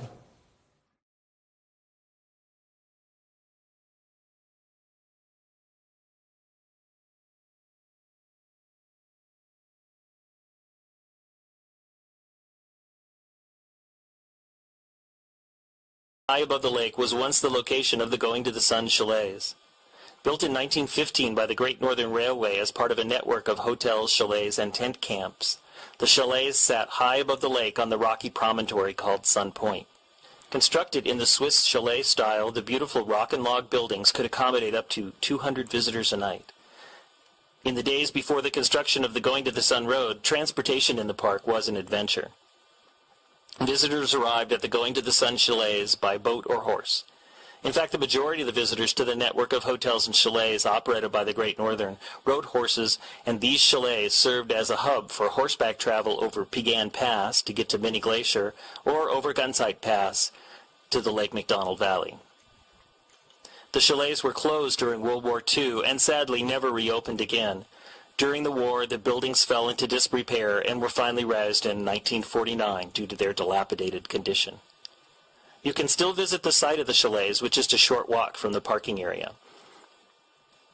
As you stand at the old location, imagine sitting on the balcony of this spectacular hotel, overlooking the amazing vista, sharing tales of the day's trail ride with new friends as you rest up for a hearty dinner in the dining room.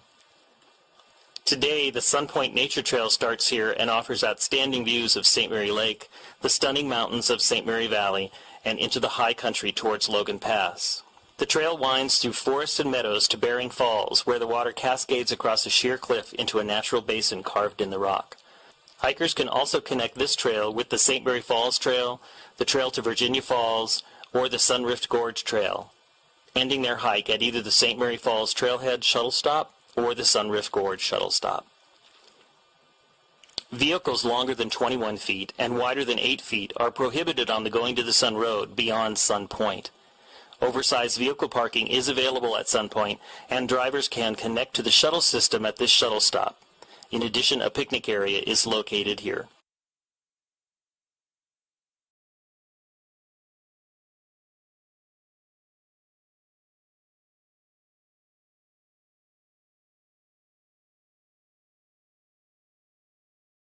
Backdrop and St. Mary Lake just a short walk away, this stop on the Going to the Sun Road offers breathtaking scenery as well as many services and activities. Accommodations are available in motel or cabin units and at the 82-site Rising Sun Campground. A camp store and gift shop offer souvenirs, basic groceries, and camping necessities. A casual restaurant offers Southwestern and traditional American fare and can provide boxed lunches to those headed out for the day on the trails. In addition, showers are available for a fee. This is the only location in Glacier National Park that has showers. Tours aboard the historic red buses depart from Rising Sun, and the park's new free shuttle system stops here as well. The trailhead to Otokomi Lake is located near the camp store, and this interesting 10-mile round trip starts in the wooded St. Mary Valley, climbs past small waterfalls, creeks, and wildflowers before opening to the Rose Basin and Otokomi Lake, surrounded by impressive mountain scenery. Please remember that anywhere in Glacier National Park is bear country. Never hike alone, and be sure to make noise on the trails. Talking, singing, and clapping your hands occasionally are all good ways to alert bears to your presence and provide them with time to move out of the way. Be sure to read all the information on bears you were provided at the park entrances before you attempt any trail in the park. Across the Going to the Sun Road, a short walk leads to the shore of St. Mary Lake, where majestic peaks surround the cold, clear water. Glacier Park Boat Company offers tours of St. Mary Lake several times daily and provides a view that most visitors miss. Waterfalls, Sexton Glacier, and Wild Goose Island are all highlights of a trip on the lake. Rangers lead hikes to St. Mary Falls in conjunction with some tours, or you can combine a boat tour up the lake with a hike to Bering, St. Mary, and Virginia Falls and catch the free shuttle from the St. Mary Falls or Sunrift Gorge shuttle stops back to Rising Sun. From the lake's surface, mountains with names like Matotapa, Little Chief, and Dusty Star all speak to the rich influence of Native American culture in the area, and it's easy to see why Native Americans referred to this as the walled-in lake when you see the mountains from the perspective of the lake's surface.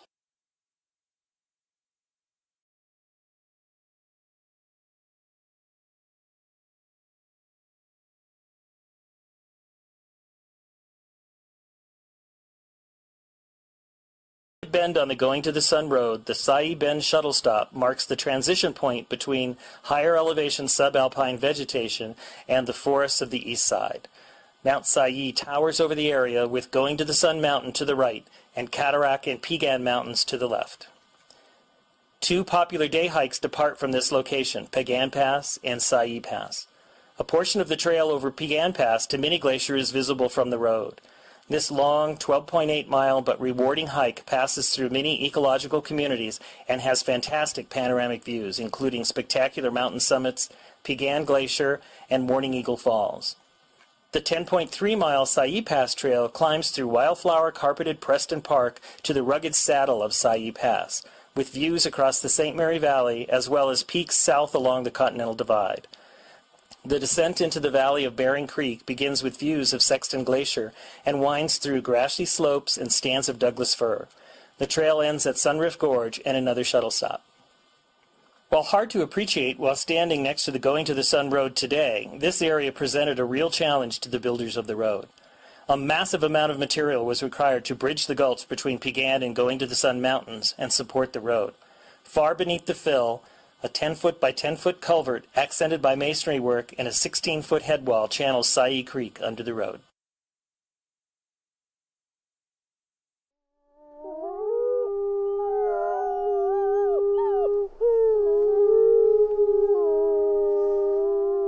From Yellowstone National Park, this is what we do.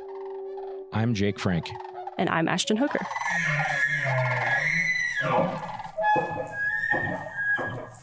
Ashton. Hey, Jake. How are you?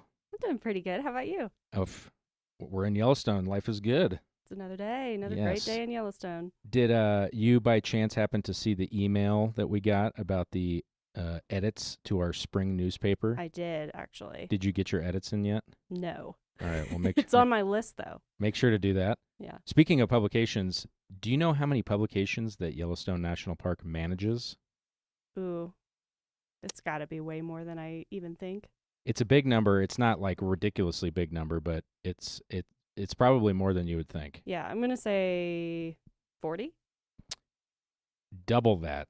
Oh, wow. 80? 80 Yeah. publications, yeah. So some of the big ones we have are like the park newspaper, but then there's a lot of site bulletins. There's basically all the information that you could want behind the visitor center desk. There's a ton of information to hand out to people if you come to Yellowstone. And speaking of publications, today we're joined by Miles Barger. He is the Publications Program Manager in the Resource Education and Youth Programs Division. Miles, how you doing? Oh, doing pretty well. Beautiful day out there. It is a beautiful day. So for our listeners, some of you may recognize the name. Miles is actually one of our hosts, but you're on the other side of the microphone today. So how does that feel? Feels great. Multi-talented. Yes. Yeah. He's ambidextrous. There you go. You play offense and defense. That's right. Yeah. Special teams. Yes. So how did you start working in national parks? I was in college and I was looking for a summer job. I had been working near my parents' house in Kentucky. And then somehow through the magic of the internet, I realized that you could work in a national park in the summer to make minimum wage, which I think was like $5.25 back then. You're dating yourself. I know. Yeah, you could work in a national park and make minimum wage instead of being at home doing it. So I thought that's interesting. So I applied to, I don't think I applied to Glacier because you couldn't have a beard. At that time, whatever the concessioner was. What a terrible idea. I know. So I was like, well, I'm not doing that. But Yellowstone, I saw some jobs. So I applied for a job with the concessioner operating the hotels, which was Xanterra back then, as it is now. And I got a job cleaning cabins at Canyon before they had built all the huge lodges that are up there now. Oh, wow. It was all just cabins. And I towed a cart around from cabin to cabin and paused when a bison was sitting on the porch and I couldn't get in. It's like a forced break. And that was my first summer, and I haven't done anything but work in or around national parks since then. Gotcha. Wow.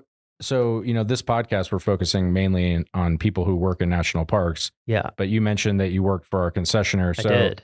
Yeah, just something to tell people that are listening is that in Yellowstone, we have about 750 roughly permanent and seasonal employees combined every year. But what's that number in Xanterra? It's like over 3,000, right? I actually was just looking at this number for one of our publications. It's about 3,200 seasonal concessionaire employees in the summer. So many, many more. Yeah, it's like 5 times more employees. Yeah. So for people who want to, if your main goal is to, like what you were, is to live in a cool place. Yeah. In addition to Park Service jobs, there's the Xanterra, there's Delaware North. If STGI runs our clinics, and then Yellowstone Forever. So it seems like all of those different entities. A lot of my jobs were with nonprofit partners. Like I worked for Alaska Geographic. Yeah. I worked for Denali Education Center, places like that where they're not a National Park Service job, but you're affiliated with the park, working with the park. Yeah. So how did you make the switch? How did you go from one to the other? I was working in Denali in Alaska, and I noticed that a lot of the people who worked there year round had master's degrees. So I thought maybe I should do that. Yeah. And I didn't have anything to do in the off season anyway. So I started applying for master's degrees programs in environmental studies / environmental science.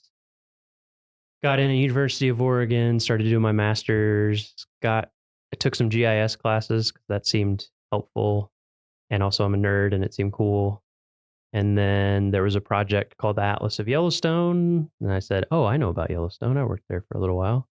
And I got in on that. And then a job opened up in the Park Service being a cartographer for the Unigrid brochure program. Those are those glossy folded brochures you get when you go to the entrance of any national park. And so it was They're highly sought after. Highly sought after. Yeah.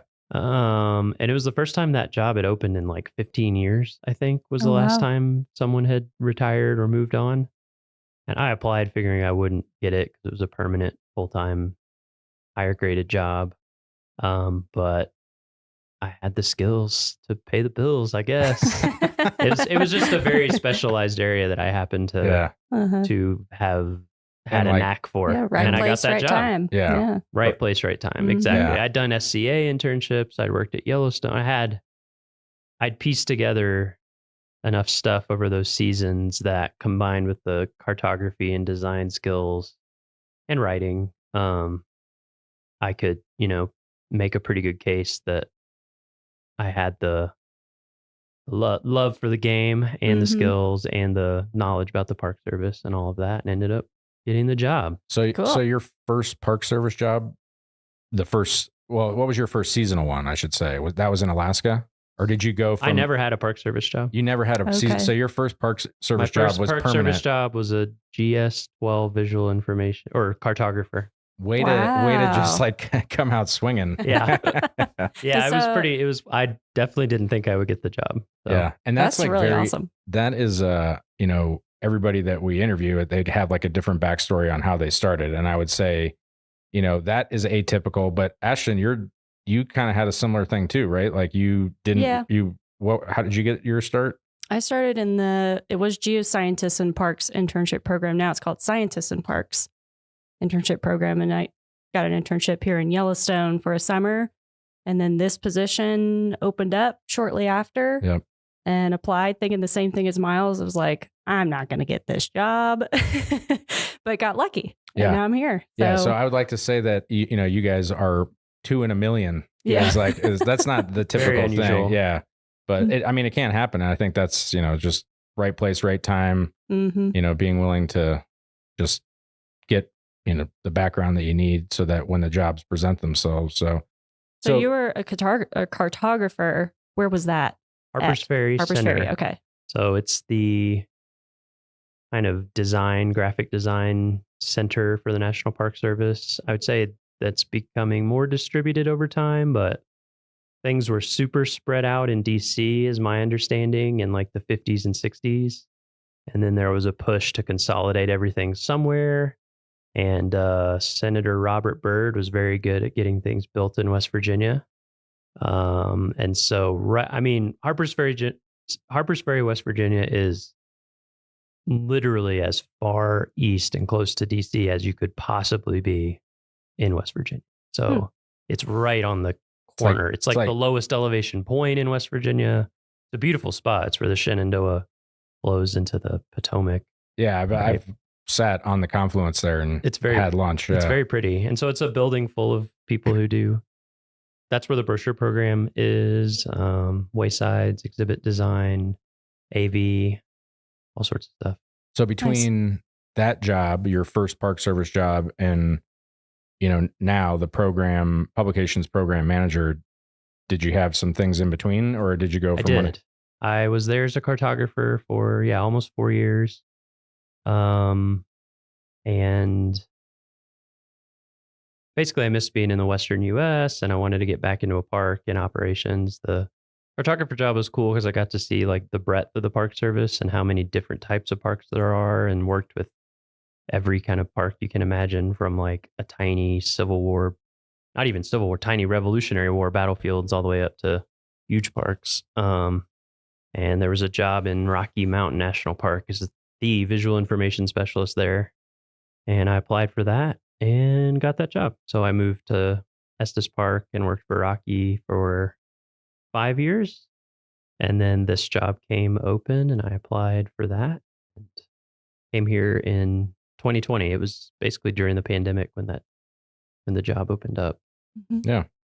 Well, so kind of getting more into your current job now that you're here, do you have a typical day or a season? Like what's your workload look like?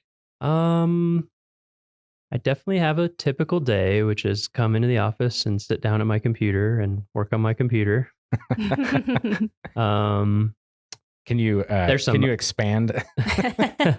Yeah. So, being the publications program manager here, I'm in charge of not all the printed stuff, but the majority of printed things for visitors and for staff, like internal and even concessioners. We make stuff for them as well. There's approximately 100 products when you add up all the site bulletins, which are the folded black and white things that you get at visitor centers. Oh, so I was off, Ashton. I said 80. So Yeah, well, that's a lot. It's something. Yeah. Maybe it's 80. It depends how you count things. Yeah, and Do also you count all the different translations as separate things, Sure, yeah. or not? Oh, You know, right. Yeah. It's a lot of things. So yeah, depending on what the time of year is, I work on those. I would say my seasonality is kind of the inverse of a lot of people in operations, which operations is like, the front line people who interact with visitors and are busiest during the summer, which is obviously when we're busiest.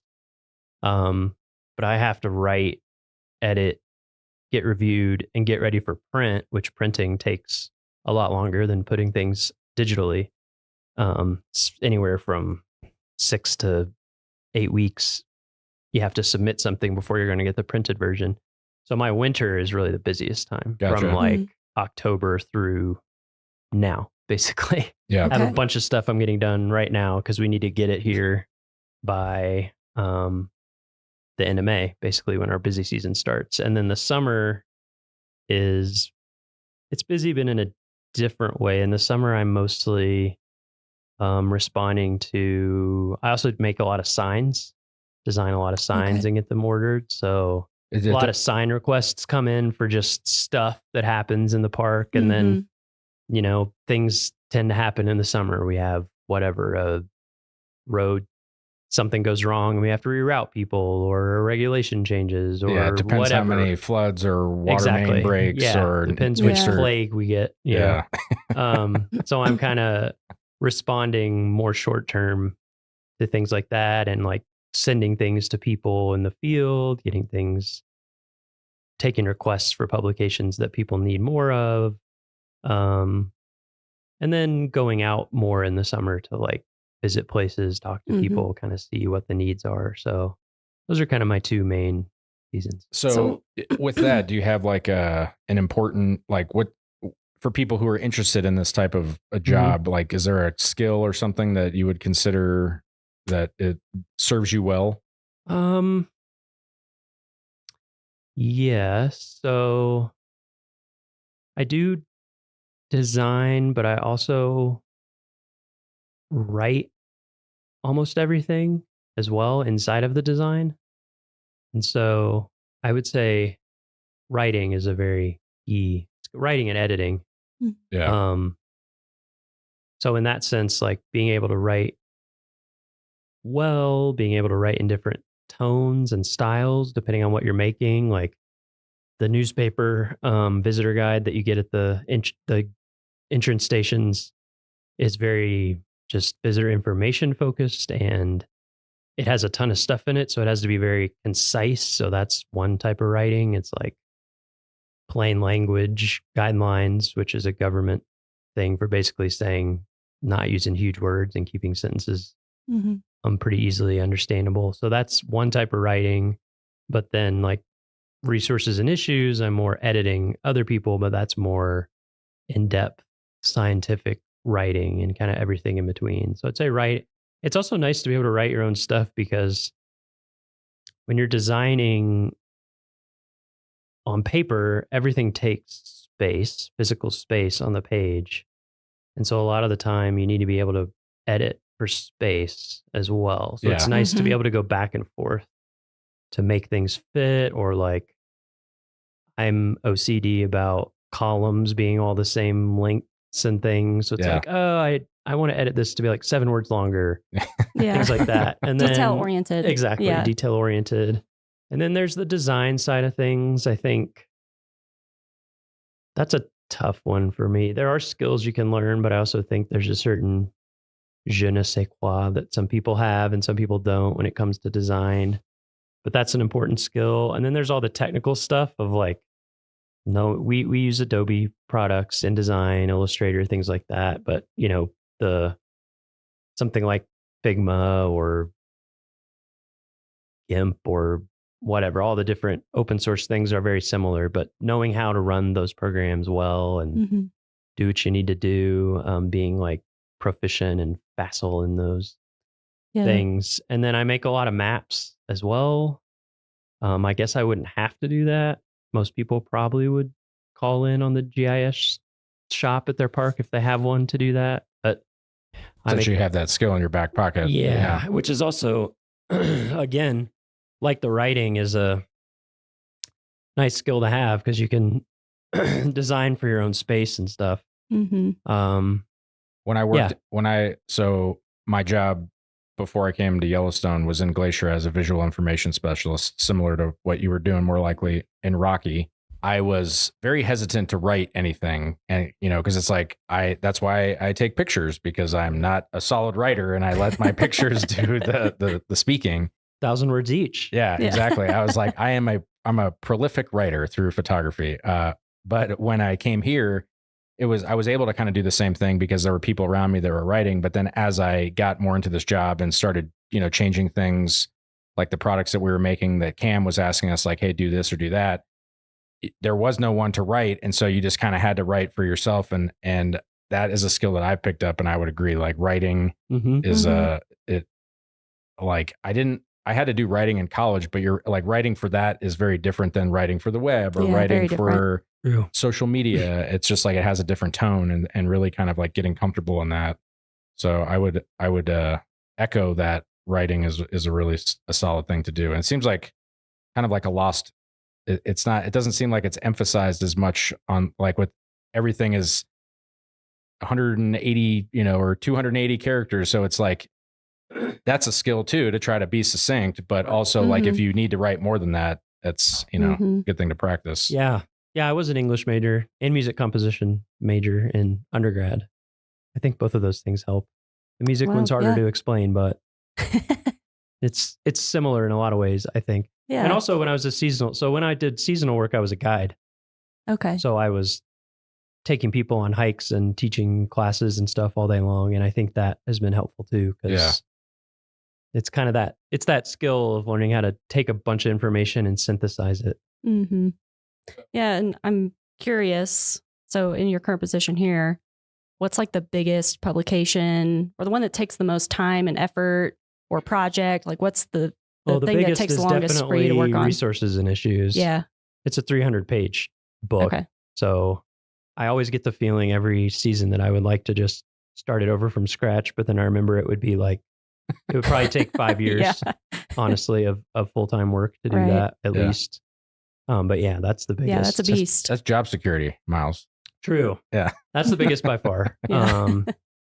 Everything else pales in comparison to that. So like out of the, the writing, designing, like all the kind of things that you mentioned, do you have any of those like kind of stand out as your favorite that you like to do? Making maps is my favorite. And I love when I get the chance, which is not very often because of time, but I love just like starting something over from scratch, just like forget that it exists and make it brand new. So I guess I would say like, what would that be? It's almost like book design, kind of, where of course we don't choose the fonts because we have the fonts, but you're kind of choosing the architecture of things, like what kind of columns am I using in baseline grid and designing all the styles and all that kind of stuff. I think is probably my favorite.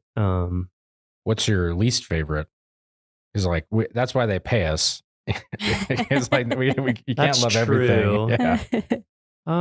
I think my least favorite is just when there's so many things that need doing that sometimes they just need to get done and updated. Yeah. Or I should say, what's the most challenging part of your job? Because it's like you can like everything, but what is the thing that makes it difficult? I would say one of the big challenges is this is a big park. There's a lot of information. Yeah. And there's a lot of people who specialize in things. But like something like the newspaper visitor guide, I don't even know how many people review it, like dozens. Yeah. And so sometimes it's coordinating all the different needs of different groups of people. Herding turtles. Yeah, exactly. But I mean, herding turtles. I wouldn't say it's difficult, but I also enjoy it because you get to learn a ton about a park. Like you get to learn about Yeah, all the not different only all these perspectives. different subjects and information, but also the different perspectives. Like Yeah. the language on a sign for visitor resource protection or law enforcement purposes is very different from, like, if you have a sign about fishing or a wayside, the fisheries biologists have very different goals for that than the people who like want to enforce regulations versus the interpretation side of it. So Yeah. I enjoy it, but that is definitely a skill that I've had to learn. I think that's kind of a perk being in like the communications field, is you kind of have to be exposed to all these different perspectives. Yeah. Because you're writing, you're editing, you're designing, you kind of have to know a little bit about everything. And so I think it helps to be curious. It definitely helps to be curious. I also think that there's a lot of things about my job that I've had people say, like, how do you stand that? Or I'm making a thing and there's going to be 200,000 copies printed of it. Pressure of that. And to me, I'm like, whatever. So I think, but there's other people's jobs that seem super stressful to me. And they're like, oh, I love it. Yeah. It's just whatever you're used to, it seems like. Yeah. And like what you enjoy. So I would say that's one tip, is like find the things that you enjoy that other people don't. That's a good niche for you. Find your niche. Yeah. Yeah. Like play, instead of trying to improve the things you're not good at, like play to the things that you're naturally into. Murph, he said he likes pumping sludge. Yeah. Exactly. Yes. That is pretty niche. Yeah. When we said, what's your favorite part of your job? And Murph said, pumping sludge. Yeah. You're like, all right. Wow. Yeah. Okay. Job You're in the right job.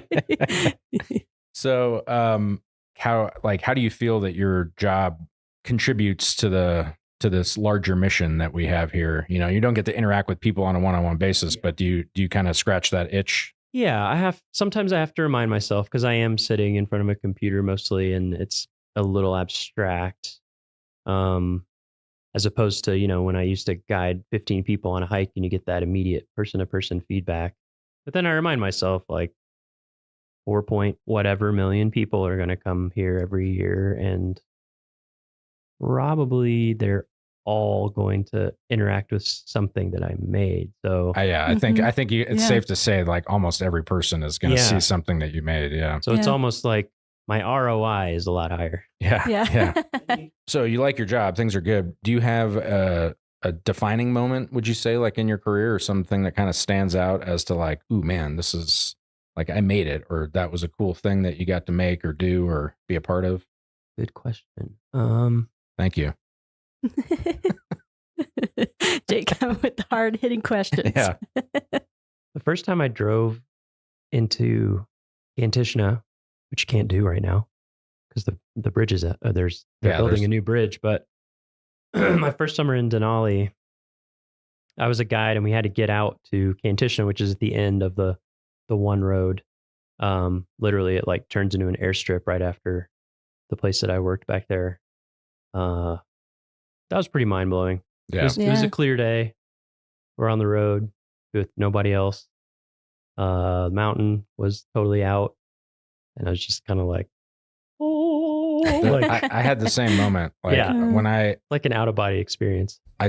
I say that there are three things that have like changed me as a person, that so far, I mean, obviously there can be more, but the first time going to Stony Overlook on a clear day and seeing Denali, like in the distance, I was just standing there like mind blown. Yeah. And then the first time I saw the Grand Canyon, because that was also, I was younger and I was like of the age where I was starting to appreciate things.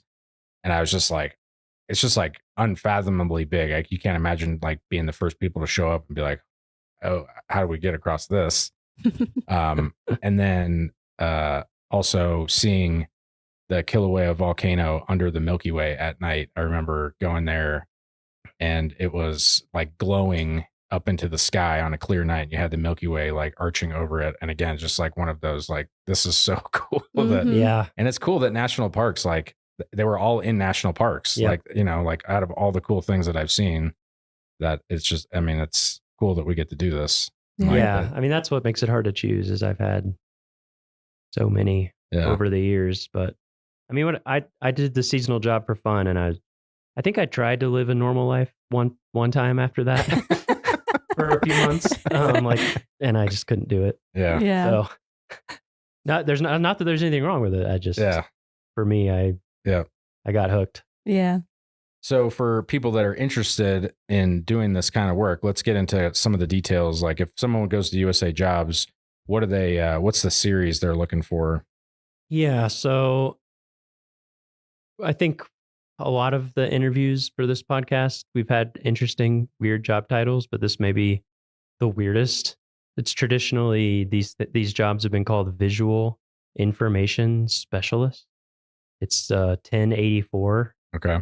I don't know why that's the title of the job, but it encompasses a lot of different things. It can be, gosh, it can range so much what that is. Because I've done a lot of digital stuff too. Like at Rocky, I was in charge of all the media, so you can be doing digital stuff, print stuff, audio, video. There's so many things. So that's one of them, but I think there's a movement right now to change a lot of the jobs, if not all of them, over to 1001. Is that right? Yeah, that's what I am. Yeah. So there's a recognition that visual information specialist doesn't quite cover all the things that these types of jobs do. So there's a move towards that. And then I would also say there's, as you guys know, there's public information, and a lot of times almost exact same type of job as my job is advertised under different public information things. There's also, like I said, there's subspecialties, like cartography, which in my mind is a subfield of design, or like writer editor, audio video production Specialist. That was a job I had too. Yeah. So I think look for 1084, 1001, but also when you're on USA Jobs, just search for terms that apply to what you're interested in terms of like audio video or editing or writing, and it's kind of all over the place. Yeah. And I don't think we've said this yet, but like on OPM, there's a list of all the jobs. So like if you go to the OPM website, it's like the 1000 series is all of the like arts. Right. So from from 1001 to 1099, there's like a bunch of everything that we're mentioning kind of falls in there. And so it seems like if you're looking for it, you could set your alerts on a variety of those different keys, but it's good to know which ones specifically. If parks aren't flying them in a certain category, then doesn't make sense to, set an alert. You already mentioned all the training that you had, for the design and everything. Is there any other than the design aspect and knowing how to run these programs? Like, is it required that you have a formal training, that you go to school for that? Or could you just like teach yourself how to do this? And you like, a lot of people grow up and know how to use Photoshop and stuff. I think you can teach yourself. Yeah. Yeah. I mean, a ton of it I taught myself. I think like you said, Ashton, curiosity is a big one, I think, for these positions. Yeah. Curiosity about different types of design work and audio, all that kind of stuff, but also subject matter. I did tons of personal projects, like I'd say I probably did more personal projects than work projects to get into this kind of stuff. Like whenever I was just seasonal, took a ton of photographs and had a blog and made books for friends and family that they didn't want that I thought were cool. Yeah. So it seems like you were interested in being creative and you just happened to find a job that it's just allowed kind you to do that. Yeah, it's just kind of who I am. Yeah. That's cool. Do you have any advice for people that, if they're looking to get into this career, just general advice? Make your own stuff. If you have some opportunity to, I definitely know people who've gotten into it who are seasonal or permanent in a different career field, and they are a photographer and they start working on their photography and they get really good at it, or they start writing stuff, or a lot of times I have projects that I need some help with from people out in the field who have that knowledge, and they can, it's not volunteering because they're doing their job, but and generally with parks, with federal, well, I shouldn't say federal, I just know Park Service, but you can spend up to 20% of your time on alternate things as long as they're, and so definitely I did things like that, and others, people in like interpretation or other staff do that as well. You can contribute to projects. it's always hard for me to give advice because I just kind of It is a winding road. Yeah. I just kind of did what I was passionate about or interested in, and got lucky and it worked out. So it's hard for me to give it specific advice, but well, yeah, not so much like advice on like how, like, what did you do that somebody else could Right. replicate, but just like, what are the things that are going to set people up for success? Yeah. And it seems like, the things you just mentioned were, I also would say I have a lot of print knowledge. I don't know how much I would invest in that moving forward for people. But if there is something that you can learn that is a little less known or technical in a specific subfield, that can be helpful. Yeah. I would definitely say from now moving forward, people focusing on digital is really a good idea. Yeah. So not that we write much code or anything, but just like how websites work, thinking about user experience in addition to all the other things, apps, app design, and working with databases and things like that is very helpful. So we like to end these with, on a high note. We're like, what's the fun thing? Do you have a favorite story or memory in Yellowstone or some other park? Like, we kind of already touched a little bit about, going out to Kantishna was the first time that kind of blew your mind. Is there like a my first non-work related thing, maybe? Yeah, my first summer here I got really lucky my first summer here because Xanterra had overhired. But I took a lot of time. I took a lot of those. Like, does anyone want Friday off? Yes, I do. I did a lot of backpacking, and one of my trips I did Mount Washburn. No, wait, not Mount Washburn, Mount Holmes, which also had a fire lookout on it at that time. So I hiked in. My plan was hike into a meadow, the next day get up, go to the summit, come back, camp. The next morning, get up, hike back out, and be done. Kind of break it up. I think it's 20 miles round trip. Yeah. So that way I had like 5 miles in, 10 miles round trip, 5 miles out. Nice and calm. And so I did the hike in, camped at a backcountry site, and the next morning got up, and there's like a big meadow right before you kind of get above tree line for Mount Holmes. And if I remember correctly, it has kind of a lot of little like pothole ponds and things. And so I kind of hiked up. I'd never done it before. I hiked up over this ridge and saw this big meadow, and there were just a ton of cow elk with their calves. I think, they get away from the roads, especially at that time of year when the calves are young and things are. And so there must have been, I don't know, I'm going to say like around 100 or something. And right as I came over the ridge, they were all acting really skittish. And I was like, really? Like one person by myself? I don't advocate backpacking by yourself in bear country, but I did. Do as we say, not as we do. Yeah. I was young. I wouldn't do it now. My risk tolerance was different. Anyway, so they were acting really skittish and whatever. And so I was hiking along kind of the edge, and then they just started running. I was like, wow, I can't believe how skittish they are. It must be with the calves. And then I looked up, and there was a grizzly bear running like full speed, which if you've never seen a grizzly bear running at full speed, it is something. Like, it doesn't make sense. They run very fast. I think, what do they run, 35 or? Yeah, Carrie says like Wow. 40 feet per second. It's crazy. Wow. Like, it doesn't look real. And the way they run is very odd because they're like very front heavy.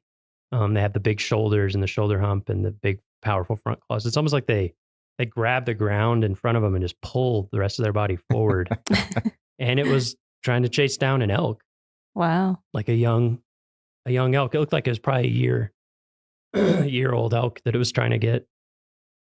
And I was by myself, and it was my first summer in a national park and my first summer in like mountains. And I was just like, whoa. And you could hear it.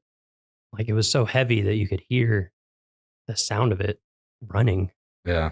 Wow. So I just kind of backed up against a tree, pulled my bear spray out, carry bear spray, I had my bear spray, took the safety off, had it ready, and the grizzly ran, gosh, it was probably like within 15 feet of me. Did not care about me at all. Oh It my was gosh. in pursuit of this elk running uphill. And then they went into the trees and they turned some kind of corner and came back the other way, farther away, down towards that meadow. And it ran forward and like swept one of the back legs of the elk and got it and started taking it down, was going to eat it. And I was just like, I think I'm going to keep hiking. So I started going up, and I went up to the top and I got to the fire lookout and I was really freaked out.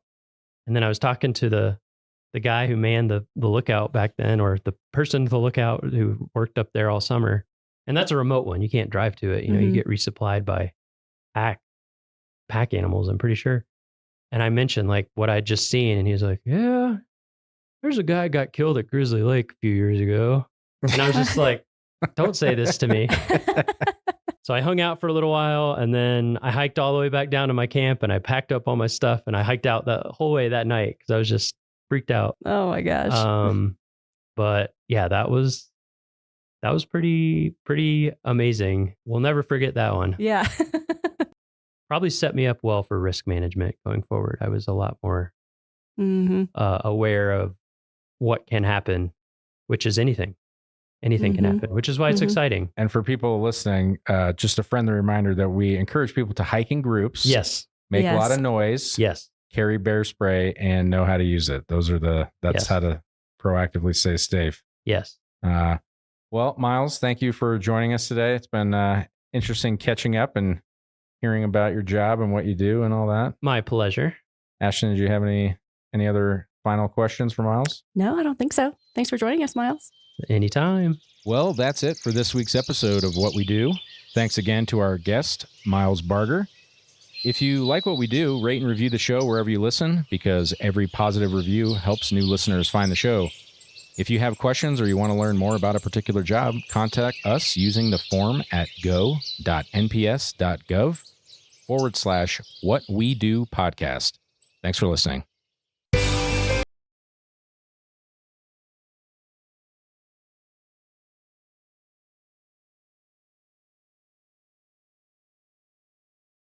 Overlook is just a short walk up the Going to the Sun Road from the Gunsight Pass Trailhead shuttle stop. For visitors just driving the road, this is the best view of a glacier they will get. The bluish-white ice of Jackson Glacier is about 5.5 miles from this viewpoint. This glacier has changed dramatically over the last 100 years and is much smaller than the one seen by early park visitors. In fact, it is now split into two glaciers, Jackson and Blackfoot, as it has melted over the decades. Although the glaciers in the park today are small compared to their Ice Age counterparts, they do work the same as the larger versions.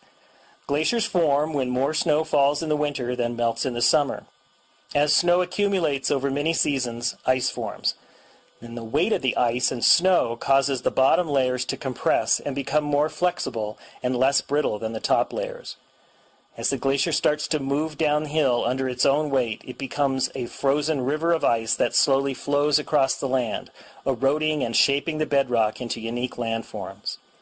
When less snow accumulates and less ice is created, the glacier's forward movement no longer keeps pace with melting, and the glacier melts back and retreats up the mountain. That is what is currently happening to all the glaciers in the park. In 1850, at the end of the Little Ice Age, it is estimated that there were 150 glaciers in the park. By 1968, they numbered only around 50. Today, there are 26 glaciers, many of which are just small remnants of what they once were. For many years, scientists have been studying global climate change, and it is clear that ecosystems like Glacier National Park are undergoing dramatic changes. While the Earth's climate has undergone cooling and warming cycles in the past, if current warming trends continue, scientists predict that the glaciers in Glacier National Park will be completely gone by the year 2030.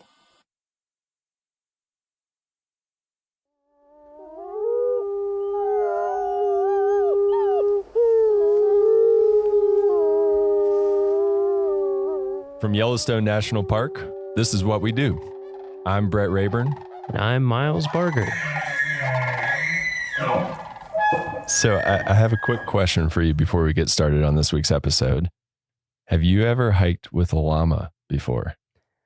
I have not hiked with a llama before. Is that because you don't want to, or is that because you've never had the opportunity? I think it would be awesome. I've never had the opportunity. I've definitely seen them around at other parks, but I've always wanted a trail goat. That's a thing. Some people hike with trail goats. Yeah. So wait, hold on. So what? All right, explain this really quickly before. No, I've seen people in like national forests. They'll have, you usually need at least two because they're herd animals. And they can carry up to like 50 pounds each. So you can use them as kind of mini pack animals, but you don't have to put them on a string and they just gather at night. Anyway. What a chick magnet that would be. That'd be a conversation starter right there. Well, so my trivia question today doesn't have to do with goats. It does have to do with llamas. So do you know how many llama outfitters currently have contracts to do business in Yellowstone National Park? I do not. I will guess 11. It's actually 3. So you had a string of doing really well on these trivia questions that might have come to an end here. Failure. So there are 3 outfitters currently that would let you go hiking with a llama. So it's possible. Maybe a bucket list item here. Our guest this morning is someone who probably would have known the answer to that question. So she's Becky Wyman, a concessions management specialist here at Yellowstone National Park. Becky, have you ever hiked with a llama? I have not. No. So it sounds like we need like a work trip. I think so. To come out of this summer, because I love nothing more than hiking and not carrying my own stuff. It makes it quite nice. That sounds awesome. Well, it's awesome having you here today. So we didn't invite you here to just talk about goats and llamas exclusively. Although, if they come up more, I'm totally fine with that. We invited you here because you have a super important job in the Park Service that most visitors would know nothing about. You work a lot behind the scenes. And before we get into the details about what you do, as a concessions management specialist, actually, could you give us like an overview of what concessioners and what CUAs, commercial use authorization holders, like what are all of those things? Because a lot of listeners probably just have no clue what that is. So our office oversees all of the commercial operators in the park. We have category 1, 2, and 3 contracts, plus our commercial use authorization program. The category 1 contracts include our large concessioners, currently Xanterra, Yellowstone General Stores. They do the lodging and retail type of operations in the park. We also have our service stations. Our CUA program oversees or has our fishing guides, photo tours, environmental education tours, that sort of scope. And then we have our category 2 and 3 contracts, which include our over snow operators in winter. We have a bear spray rental. We have stock outfitters that do day and overnight trips in the park. Llamas. That include our llamas, as well as a ski camp in winter that is located at Canyon. Awesome. So the Park Service doesn't actually have, like, we don't run hotels or things like that. That is correct. We have contracts that allow other operators to run those, and we oversee those contracts. That is a lot. How many are there? Just like a rough ballpark. It's always changing, right? The number. Well, all of our contracts pretty much stay the same. We have the 3 large category 1 contracts. Like I said, the hotels and retail general stores, and our service stations. We have 38 stock contracts that include the 3 llamas. We have 23 over snow contracts and 1 bear spray rental. And then I believe the number of CUAs exceeds 400. Yeah, that's a lot. So That's a lot that you're overseeing out of the concessions office. It is. Okay. Well, thank you. Yeah, I just thought that would be a good overview of like what your job entails before we kind of dive into the background, and then we'll kind of come back to a typical day of what it's like working as a concessions management specialist. So do you mind telling us a little bit about where and when you got your start in the National Park Service? So I came to Yellowstone in 1998. I was a bright-eyed, bushy-tailed fisheries technician. So I started my career with the Park Service at Lake in Yellowstone, and I have never left. So it hooked you. It hooked me. No pun intended. Anyone get it? Ha So, and how did you hear about that job? I think I heard about it through USA Jobs. Awesome. Yeah, we have, and for those of you who don't know, who are listening to this and don't know what USA Jobs is, we do have an intro episode that kind of explains that, as well as some of the other jargon that we might talk about here. So just refer back to that if you have any questions. So you saw it on USA Jobs, you applied and you got it, and the rest is history. And I drove my car out from South Carolina, and I've never left. Wow. Okay, so you're from South Carolina. So you're an East Coaster. I am. Okay, that's me too. And then you found the mountains, and then I found the mountains. Gotcha. Same. So how did you get from that job, which is very different from what you do now? What was that transition like? It is. So I worked for fisheries for 3 years. Then I moved to the bison office to follow my husband up to Mammoth. And then I just became a flexible park employee and did a variety of administrative roles. I was the natural resource admin assistant for the Center of Resources, which led me to a detail with at the time, it was the Planning, Compliance, and Landscape Architecture Division. So I was their admin assistant, where I made connections with people in that office that eventually would lead to my transitioning over to the Commercial Services Division in an administrative role. And then I just worked my way up. I oversaw the Commercial Use Authorization Program for several years before I got my current job overseeing the Category 2 and 3 contracts. Wow. So you've done a little bit of it. I'm a jack of all trades. Yeah, that's awesome. That's really cool. I feel like that's a theme across these episodes. We've either had like people who decide this park is for me, and then you make it work within that park, or some people say this is my job path I want to follow and go wherever they need to go to make that happen. Yeah. Or I guess the third type, which is they just want to work in as many parks as possible. Yeah. Yeah. But yeah, there's a lot of different ways you can spin an NPS career, I think. Yeah. Yeah. So you've been here and you've been at Yellowstone. I don't want to do the quick math. What did you say? 98? 25 years. Okay. And, and I am in a dual career family. Mm-hmm. So the fact that my husband also works for Yellowstone National Park has contributed to me being here as long as I have. Yeah. So how many like dinner table conversations are just focused on Yellowstone? All the or time. are you guys just like, no, too All the much time. Yellowstone. We got to talk about something else. I live vicariously through his job. He's got a much more interesting job than mine. Well, so what does he do? He's bear management. Okay.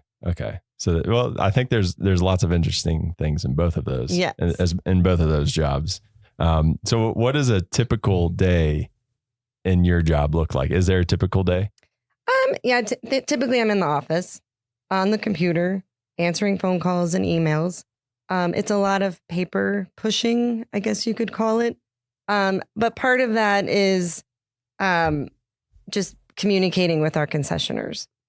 We review annual financial reports, preparing annual overall ratings, which I kind of liken that to a report card on how they're doing with their contracts. Do you use a red pen? I do not. Oh. I have one in my hand, but that's what I was.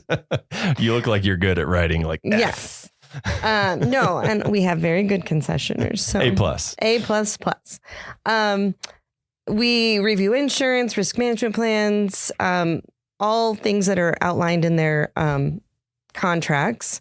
Part of my job requires periodic valuations of the concessioners, and this lets us get out into the park to monitor how they're doing, making sure they're meeting service standards as outlined in their operating plans, making sure they're providing a quality visitor service, making sure the facilities are well maintained, and just ensuring the safety of the visitor and their employees.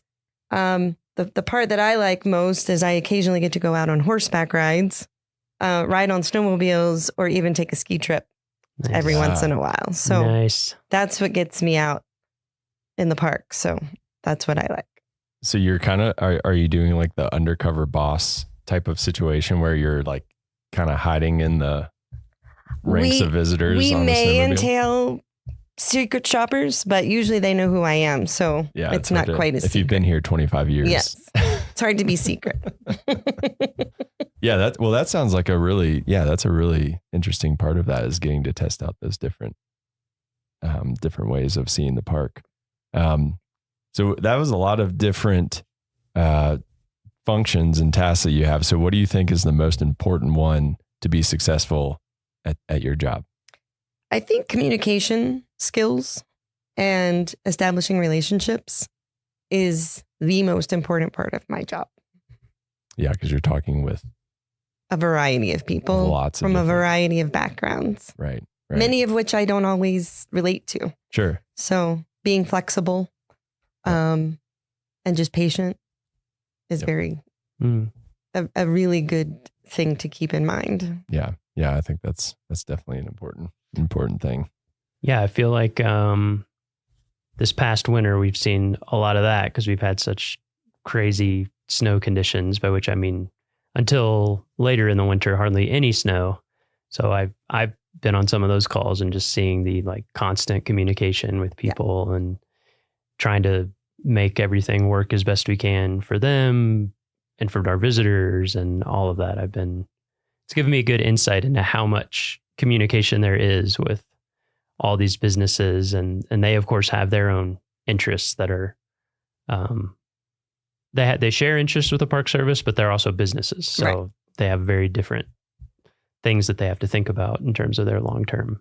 And Yellowstone's had a few hits lately with the flood, the lack of snowfall. Just it's impacted different people in different ways the last few years. Yeah, COVID. It can be challenging to operate Very. businesses on a volcano with crazy weather and you're at the whims of Mother Nature. Yeah. Yeah. So I think you kind of already touched on this, but is your favorite part of the job getting to go out on those snowmobile trips and pack trips and llama trips? And Anytime I can get out of the office is a good day. Yeah.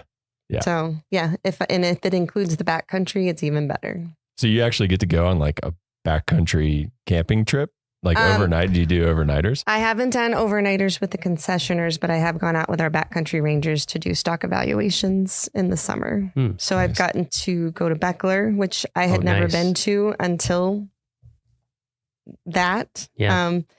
Last summer, I got to go to Thoroughfare. Cool. And so Some pretty remote, some of the Both more places remote I've- areas of the park. Yeah. Yes. Both places I would like to go and haven't made it to yet. So that's pretty awesome. Yeah.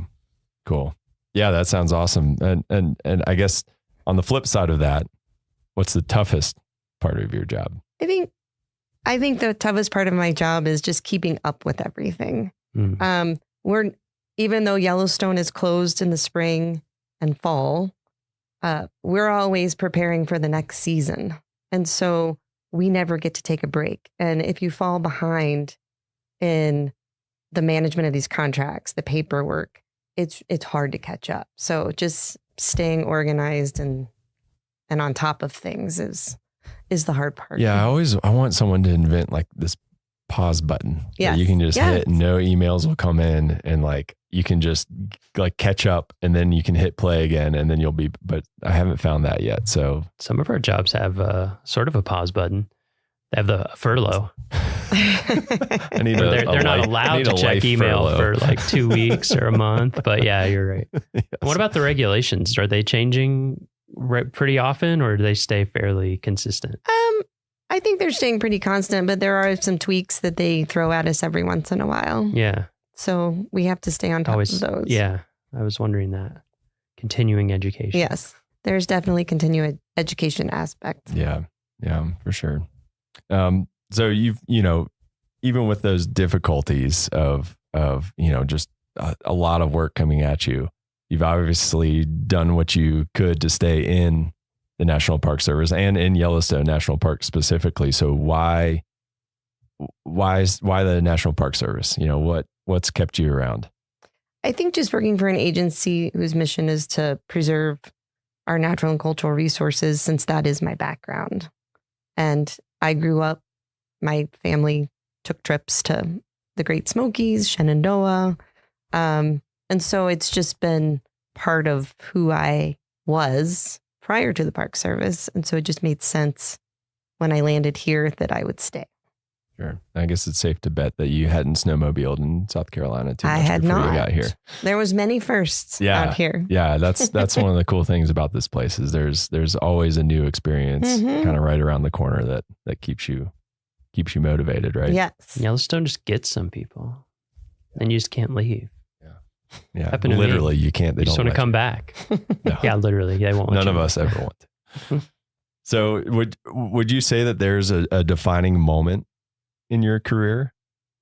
You know, having been here, this is my first and only park. And I think meeting my husband here and knowing that he wanted to stay here kind of defined my path. And so then I just had to redefine what my goals and ambitions were and find my place. Yeah. So Yeah. I mean that makes sense. Do you guys spend time in the park on the weekends and that, or are you guys? We used to do that a lot more. Yeah. Now we have 2 teenagers, so That keeps you they pretty keep busy. us pretty busy. Yeah, volleyball games and Volleyball games, basketball games. That's the challenging part living in a remote area is that aspect of it. So can you kind of touch on that really quickly? Like that's an interesting perspective, raising a family in a remote location like this.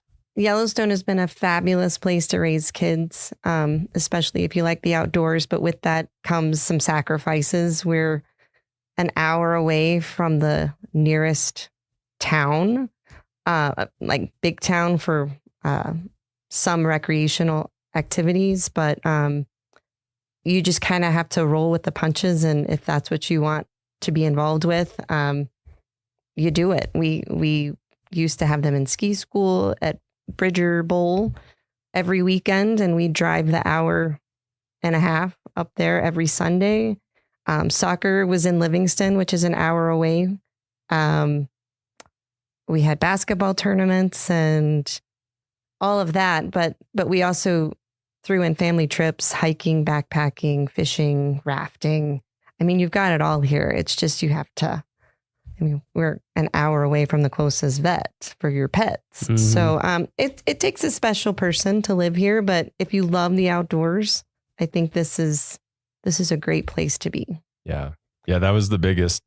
Miles, you've lived on the East Coast too. So like that was the biggest adjustment for me is just how like no one bats an eye when they're driving an hour and a half somewhere. That's like nothing to them. And I'm like, whoa, that's very far to me. When I first came here, that was like a weekend trip. Yep. Was an hour and a half. And so doing that just to go to the store is definitely an adjustment. And I think, like all of the parents that I know and have grown up with here, we all pitch in. We have daycare, we have preschool, we have grade school. Mm-hmm. And we all just probably have to do more here to be involved than you would on the East Coast or in larger metropolitan areas. But it creates that community as well. Yeah, you probably don't find community like this in a lot of. I mean, this is pretty special. It is pretty special. That just can't happen other ways because people are off doing their own thing, driving all over the place. Yeah, there's no one else to do stuff for you here. Yeah. So it's like you kind of have to hang out. Yeah, like my son's been in preschool the past 2 years, and I've been on the board because it's like only so many of us have a kid in preschool, and I've been there, done that. Yeah, I've heard lots of people here told me that when I was moving here. They were like, "Well, you'll be involved in a lot of things because you have to be, and also everyone will try to recruit your kid for everything because they're a precious commodity. They are. They're a limited supply." We need more kids. Yes. Yeah. No. So getting back to your job. So the Park Service mission is to, like you alluded to, preserve the natural and cultural resources for the enjoyment, education, and inspiration for this and future generations. Those kids we were talking about. So with that in mind, how does your job contribute to that mission? Well, I keep going back to when I was first interviewed for my administrative assistant position in the commercial services office, and Mary Murphy, who was a longtime employee of the park, made a comment that stuck with me, and she said, "Our division touches everybody's vacation. It impacts their experience." And so coming in, that's kind of motivated me to make sure that what I'm doing with our partners are contributing to that experience.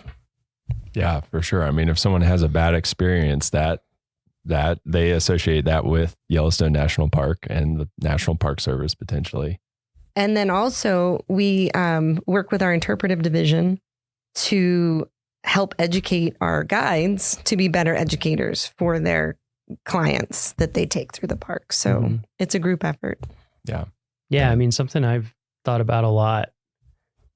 I don't know how to quantify it, but I would guess that all of our concessioners spend more, certainly like longer term hours with visitors than any National Park Service employee. Absolutely. Because I feel like most people, if they interact with a National Park Service employee, it's going to be as a visitor at a visitor center desk, maybe for like a few minutes because we are busy and there's lines and people have questions. Or maybe they get to go on a ranger-led walk or talk. I mean, that's a small percentage, but even those, maybe you're going to be 30 minutes, 45 minutes, whereas concessioners, it can be all day or multiple days. It can be a really close relationship that people form. So I think about that a lot. I think in every park that I've worked at, that's been the case, that those really quality hours are often with a concessioner. So they're like a huge, not just an extension of what we do, but they contribute big time to that mission. Yeah, for sure. So for someone who's listening to this and is like, man, that sounds like a cool job. I like a challenge. I like to go snowmobiling every once in a while. What's the series? Do you know your series in USA Jobs? It's an 1101. Okay. So that's what people can look at if they're interested in those, and that's concessions. It's a concessions management specialist. Okay. And I believe they start at a GS7 and go all the way up to supervisory positions. There are, I don't know what the series number, but there is a concessions management assistant that might be like a 6-7. But yes, we're all over the Park Service in every park. Okay. Yeah. And that's the other great thing is that every park has those types of jobs. So if you want to move around the country, you can do that pretty easily. Absolutely. That's another great part of that job. And every park is different in the contracts and commercial use authorizations and activities that they offer. So pick your park, pick your activity, and there's probably something out there for you. Yeah, for sure. Mm-hmm. And do you need formal training to qualify for those positions? Obviously not. Just lots of experience. I come from a wildlife biology background. I think a business, accounting, finance experience would be beneficial. I've kind of had to learn on the job. But one thing that's helped me in Yellowstone is just my varied experience working here, and knowing people and programs and the willingness to be flexible and patient. It took me a while to get where I am. And I made some choices for my family that kept me from taking certain jobs. And there were certain jobs I didn't want. But I think those type things would be beneficial for someone looking at this. I don't know that you need like an accounting degree, but I definitely think, people that have run small businesses or worked in, we have one of my coworkers worked, in a cell phone company, just having that knowledge of other business, having that acumen would be helpful. That's where I've been lacking. So it's taken me a few years to train myself. Sure. And so is your advice to just, would that be your advice for someone wanting that position? Just kind of be opportunistic and take what you can and kind of it'll work its way. Yeah. And out. There's been several details that come across that I would encourage people to take advantage of to gain experience. Once you get into the program, our Washington office offers annual trainings with asset management, pricing and evaluation, financial management, commercial use authorizations to kind of bring everybody up to speed because it is kind of a different aspect of the Park Service.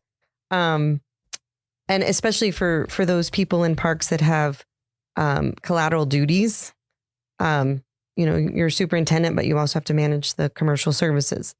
It helps with those type things.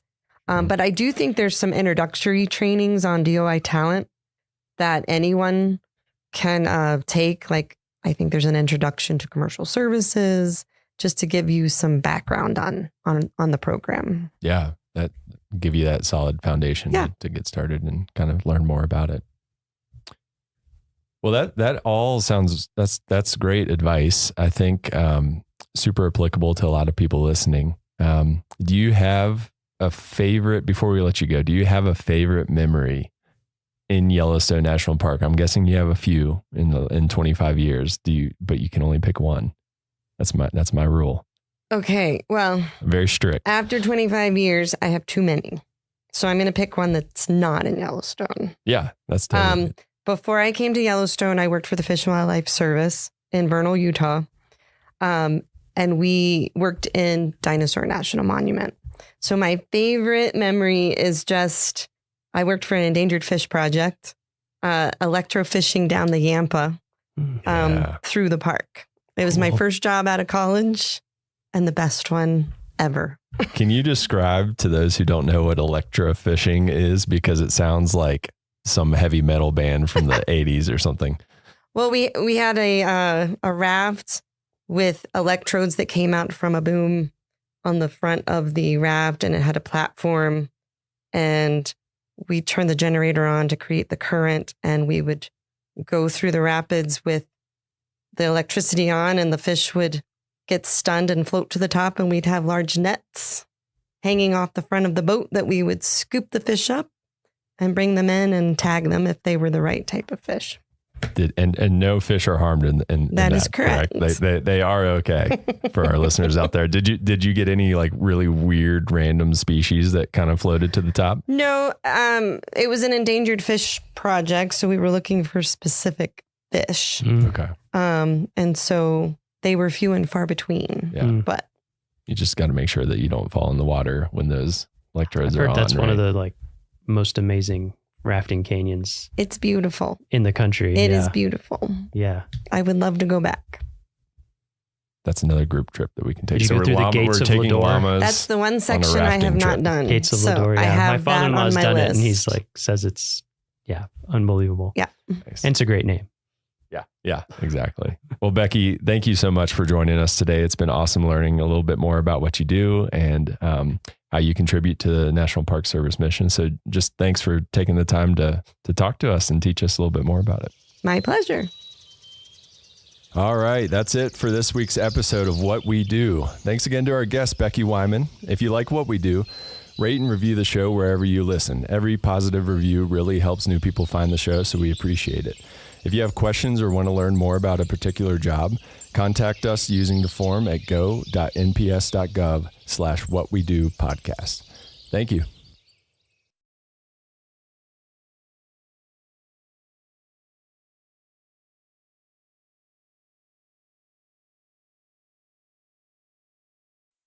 Hi, we're Al and Kay Aguilar, and we're hosts in Apgar Campground, Glacier National Park. We hope you'll come see us. Apgar is the largest campground in Glacier and makes a good location for a base camp. Like most other campgrounds in the park, it has restrooms with flush toilets and cold running water. Picnic tables and fire grates are located at each campsite, and water spigots are located in each loop. Bear boxes are available throughout the campground for campers with no way to secure their food. Bears do wander through from time to time. Help us help bears by keeping a clean camp and never feeding any park wildlife. All food and any item that might attract a bear must never be left unattended and tightly secured in your vehicle or one of the bear boxes when you leave your campground for any length of time. Just across the road from the campground is the amphitheater, where rangers present evening programs in summer, and also where one of the shuttle stops for Glacier's new free transit system is located.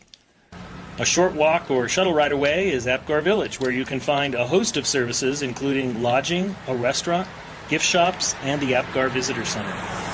Stop in at the Visitor Center and let one of the park rangers help you plan your trip as you discover this magnificent national park. The legislation that created the National Park Service specifies two main missions: preserving the natural and cultural resources unimpaired for future generations, and also making them available for the benefit and enjoyment of the people. Well, one way to make parks available for people to enjoy is through the building of campgrounds like the one here at Apgar. Campers frequently comment that their first introduction to a lifetime love affair with the National Park System started with a childhood camping trip to a nearby park. The memories of chilly mornings gathered around a campfire and the smell of bacon wafting through the campground can remain as vivid decades later as they were on that first camping experience. The excitement of seeing a deer walk through the campground never fades. Somehow, a roasted marshmallow, a piece of chocolate, and a graham cracker just don't taste the same back home. Apgar Campground is a great place to relive old memories and make some new ones as well.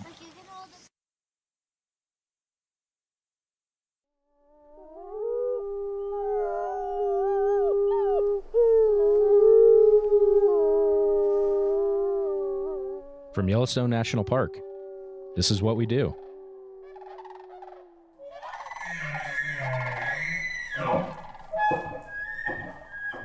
Hey, everyone, and welcome to the What We Do podcast. I'm Jake Frank.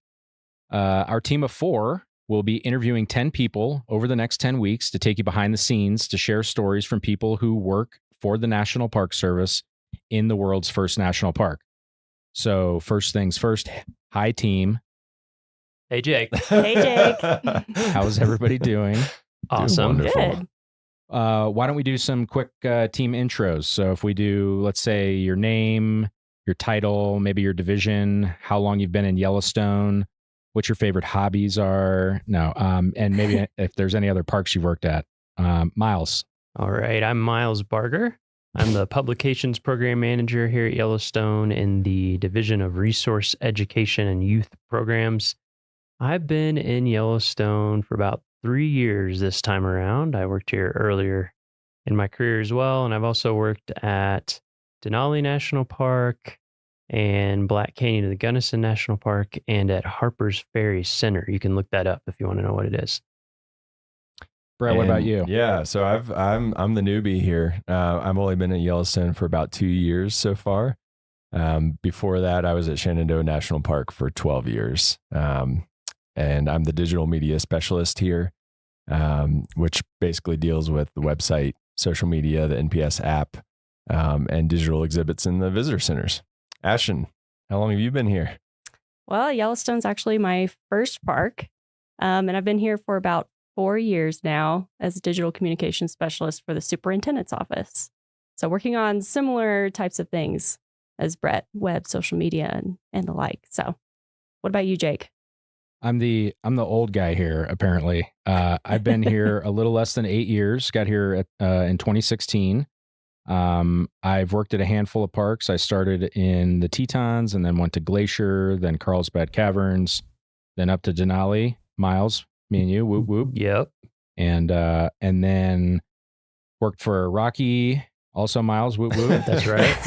So Miles is following, I've been following Jake. Yeah. And then Yellowstone, and then I got my first permanent job in Glacier doing media, and then came here permanently.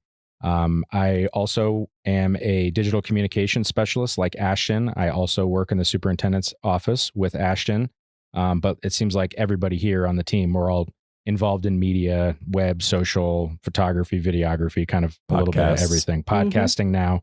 our resume is getting longer the longer we're here. So it's good stuff. Yeah. So now that you know who we are, let's give you some of the highlights of the park. So as far as the employees and the money, Yellowstone has about 750 employees each year, and 350 of those are year-round permanent employees. And in addition to our paid staff, we also have about 450 volunteers that help with various things throughout the park. We have a federal appropriation, so the money that we get from Congress, when a budget's passed, is around $40 million. But it takes at least double that to operate the park each year. So I think last year it was around $81 or $82 million. And, if you're a budget person, you're like, how does it work, to run a park on 80 million if you only get 40 million? And basically we make up the difference through other revenue streams, like, when you come to the park and pay an entrance fee, or if you're a commercial tour operator in the park. And then we also have philanthropic donations. So people who donate to the park or our nonprofit, Yellowstone Forever.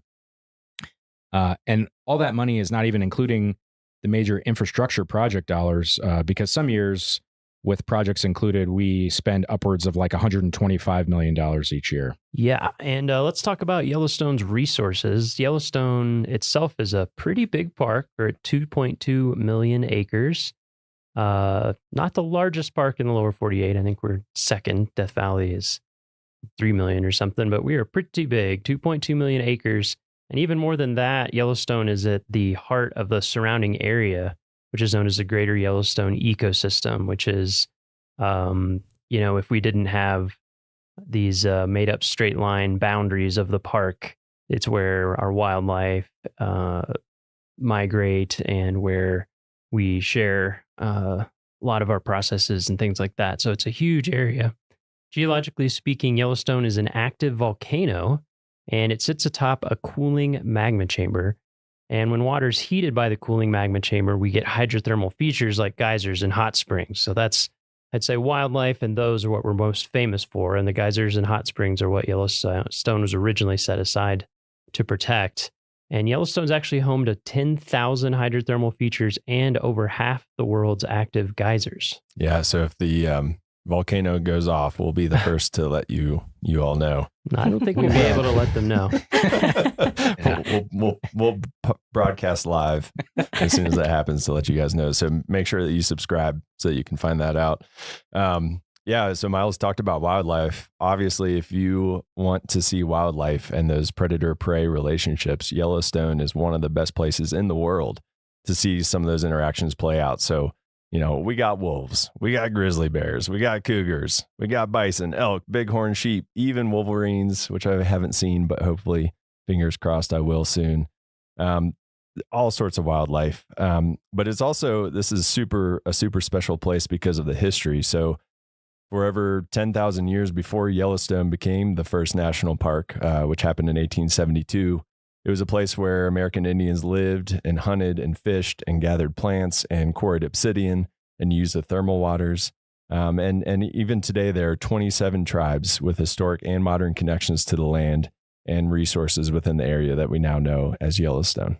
Yeah, and in addition to tribal history, Yellowstone is also home to a combined 25 historic sites, landmarks, and districts on the National Register of Historic Places. There are a lot of really neat historic buildings and landmarks and things like that all throughout the park. So we have a lot of cool natural and cultural resources, and that's what brings a lot of people to visit the park. On average, we receive about 4.5 million visits every year, and about 95% of that is in a 6-month period between May and October. So a lot of visitation in the summer, not so much in the winter. But I think that's the best time to visit, in my personal opinion. I concur. Yeah, winter is pretty awesome. Yeah. A report showed that tourism to Yellowstone contributes about 6,000 jobs in our gateway communities. So those are the communities that exist just outside the park at all our entrances, and about 600 million to the local economy in 2022. That's a lot. That is a lot of money. A lot of money and a lot of people. And so we, of course, have to have all the infrastructure that you need for all that huge amount of people. And because of that, we have tons of stuff in the park. Of course, we have over 400 miles of roads. We have lots of lodging, buildings, places to eat, bathrooms, of course, trails, all sorts of stuff. And our portfolio of all that stuff totals over $4 billion worth of infrastructure. Billion, Roads, like with a B? Billion with Wow. a B. That's a lot. Roads, bridges. Then there's the things you don't even think about, like water and wastewater systems. Of course, campgrounds, hotels. Then there's all the employee housing and all the facilities needed for the employees. So we're basically our own little mini state up here. Since 2020, we have invested over $1.5 billion with a B dollars into improving Yellowstone's infrastructure for you and also for future generations of visitors. And there's even more projects in the pipeline. Yeah, so that is a lot going on, and obviously we can't manage all that alone. So we rely a lot on tribes, elected officials, nonprofit groups, local communities, states, other federal agencies. They all help us to take care of Yellowstone. And when you think of Yellowstone National Park, you think of the natural features, the cultural features, but there's also really important things like hotels, restaurants, gas stations, general stores, and our concession partners run all of those. And our nonprofit partner, Yellowstone Forever, offers educational programs and runs the park stores as well, the bookstores that you see at the visitor centers. So they also support the park through philanthropic dollars that are really important to us. Yeah, so as you can see, there's no shortage of things to talk about when it comes to Yellowstone. We could go on and on probably all day. There's a lot to talk about. And there's a lot of content about all this stuff and more on natural and cultural resources in the park. And you can find a lot of that information on our park's website, which is nps.gov/YELL. Yeah. And then, with all of that great information about the natural and cultural resources, we realized that there wasn't really any content around the non-historical human resources of the park. Obviously, we have a ton of history of the people who, were here in the past, but not a lot about the people that are here right now who do the work to keep the lights on in the park year round. And that's when we came up with our idea for our What We Do Wednesdays social media campaign in 2019. And since then, we've been highlighting our employees and what they do through photos and stories on our social media platforms. It's been really well received both internally and externally. We have coworkers all the time. They're like, wow, that was cool. I didn't know that so-and-so did that. And so we thought, hey, why don't we, try to develop some longer form content, and boom, now we got a podcast. What We Do podcast is our new brainchild. Yes. And it's a pretty awesome brainchild, I think. So with this podcast, we're operating under the assumption that if something is interesting to us, then it'll also be interesting to you, our listeners. And that being said, one of our intended audiences is current and future NPS employees too. So we intend to cover some information that may get a bit jargony, like how to get jobs in Yellowstone and, all the things that make Yellowstone work. And if you know anything about government agencies, we love acronyms and special terms. TLAs. That's right. Exactly. TLAs. Yeah. 3-letter acronyms. So to help you out with all those TLAs and other terms, we've created a webpage with a glossary of terms and definitions. And you can find that at go.nps.gov/whatwedopodcast. Yeah, I'm probably going to be referencing that sometimes. I literally had a meeting yesterday that was a BMA IDT. That was that was the calendar invite. But generally speaking, here are 3 things that we think that you should know about jobs in the federal government. So this is kind of the insider's look into getting jobs in the federal government from those of us who have done that a few times. And the first thing that you really need to know about is usajobs.gov. This is the website where all government jobs are posted to. So if you're interested in applying for jobs at Yellowstone or in the National Park Service or in any federal agency, really, you need to get familiar with that website. So after you listen to this episode, after you hit subscribe, go to usajobs.gov.gov create a profile and check out what jobs are on there, because there is a lot going on there, especially across not just the National Park Service, but the federal government in general. So highly recommend that you use the resume builder if you've never applied for government positions before. Resumes are a little bit different than they are in the private sector. They're not the one pager that you often use in the private sector. They're a little bit longer because you have to prove why you're proficient in all the skills required for the position. So that's why I recommend that resume builder. It kind of helps get you started when you haven't applied for a government job before. And I'd also recommend that you set alerts for saved searches for positions that you find that you're interested in. So if you listen to an episode and we interview someone that is doing a job that you think is really cool, go on usajobs.gov and maybe set an alert so it'll email you anytime that job comes up. We could go a lot more in depth about writing resumes for government jobs, but that would take way too long here. Boring. We're not going to do that. But just know about usajobs.gov. That's a huge first step. Yeah. And the second thing that we think you should know about jobs in the federal government is there are three main types of positions. So you'll see seasonal positions, term positions, and permanent positions. So first, the seasonal positions, those usually last for a specific amount of time during the year. So for example, in Yellowstone, we hire seasonal workers for the summer and winter seasons, and those can last about 5 or 6 months or so. I think it's 1,039 hours is the max. So Yes. 1 hour short of 6 months. Mm-hmm. And then the second type, those are term positions, and those are usually project-based. So maybe a park needs to hire someone to help with a specific type of project going on in that park. They'll hire this person, and that term position usually lasts for like 1 year, but it usually will not exceed 4 years. And then lastly, permanent positions. And those are your typical year-round permanent jobs, which is what all four of us who are on this podcast today have here in Yellowstone. We're very lucky. Very lucky. Yeah. And the last thing are pay scales. So there's 4 types of pay scales in the government. We have the federal wage schedule, the law enforcement officer general schedule, the general schedule, and the executive and senior level. So wage grade or WG, these are like our trades and our craft and labor employees. And the idea is that, those wages are connected to the wages that are in the same, where the park is located. So if you're getting paid the same amount for the people that are doing the same kind of work in your area. And that's like the people who are in our facility maintenance and operations division. Law enforcement officers, obviously, those are our park rangers, the ones that carry the sidearms that are in, and they're out there, protecting the visitors and the resources. And then the GS is basically everyone else in Yellowstone minus one person. And that one person is our superintendent.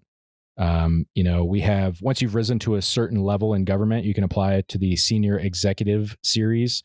And there's only a handful of parks that even have SES positions. I think it's like Yellowstone, Grand Canyon, Yosemite, Everglades, and a few other parks. They have SES superintendents.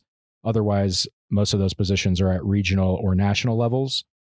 But within the first 3, each pay scale, so whether you're wage grade, GS, or LEO, there's 15 grades, so 1 through 15, and then each grade has 10 steps, 1 through 10. So for example, you might hear someone say like, I'm a GS 11-4 or 11 step 4, and that means they're on the general schedule, grade 11 step 4.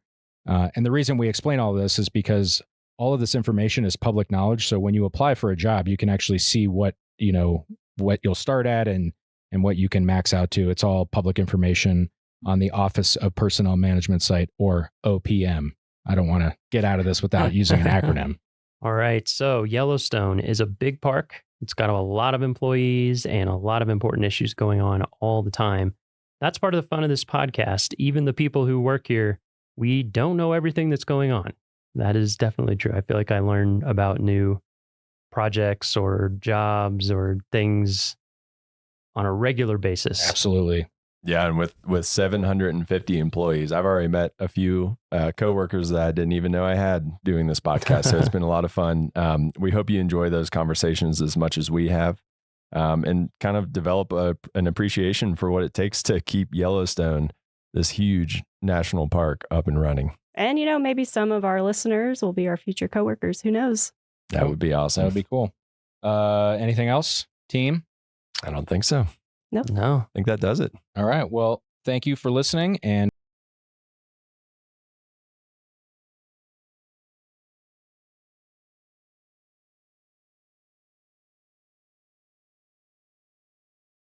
significant features of Glacier National Park is the incredible biological diversity found here. In Glacier National Park, more plant species are found than either the cluster of Rocky Mountain National Parks to the north around Banff and Jasper, or in the Yellowstone ecosystem to the south.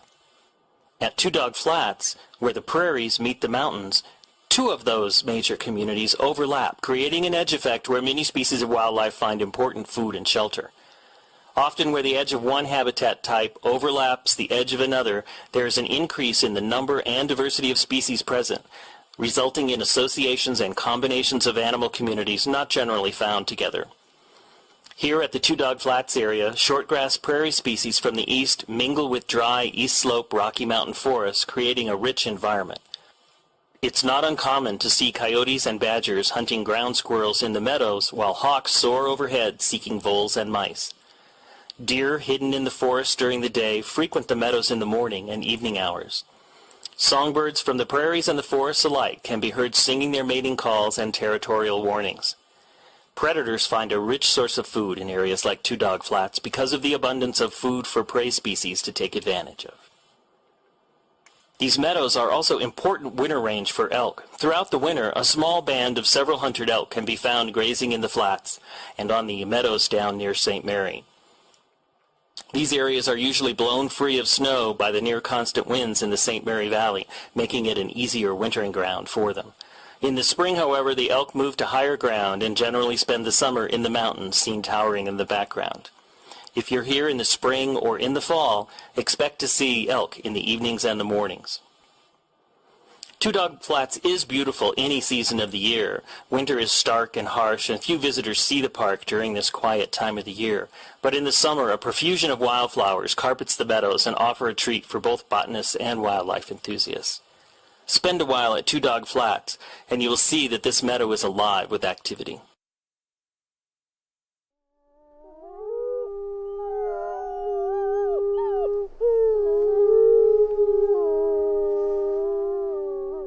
From Yellowstone National Park, this is What We Do. I'm Ashton Hooker. And I'm Brett Rayburn.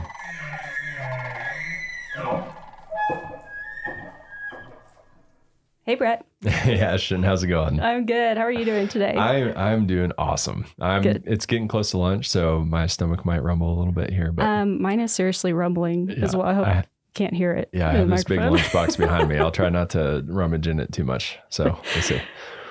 Well, today we have Addie Falgu, who is a park guide here in Yellowstone. We're going to talk to her a little bit more about her job and what it's like. And so as a park guide, if you're a visitor to Yellowstone, you might see them out and about either in the visitor center, roaming park trails, park guided walks and talks, things like that. And so along those same lines, we have the Junior Ranger program, and it's pretty popular. Yes, you I've can get heard it of in it. a bunch of different parks, Yellowstone as well. So my question for you, do you happen to know how many Junior Ranger badges are awarded here in Yellowstone every year? Every year? Every year. Number of Junior Ranger badges. So not just people who get the books and don't go through to graduate. I'm going to say, I'm trying to see if Miles will give me any hints here because he orders the badges. I think it's I'm going to say 160,000. Ooh, wow, that's more than I thought you were going to guess. But really, you're off? not too far off. So in the past couple of years, we've had a few weird years with COVID and the flood and stuff. So it's been a little lower the past few years, but it's been about 50,000. Okay. I'm so come on, Junior Rangers, step up. Yeah. But on this year is going to be the year where we give out 160,000. 50 to 100,000. So you're not too far off. That is a lot of Junior Rangers being sworn in. It's a lot more than I thought. That's a lot of oath takers. Yeah. We're in good hands. Yes, we are. All the Junior Rangers out there. So anyway, we're going to talk with Addie more about what she does in the park. So Addie, thanks for joining us. Yeah, thanks for having me. Yeah, how are you doing? I'm doing well. Good.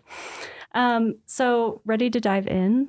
Absolutely. Okay. So how did you get your start with the National Park Service? So I got my start in 2017 as an intern in Glacier Bay National Park. And that's in Alaska. That's right? correct. Yeah. Okay. It often gets mistaken for Glacier in Montana.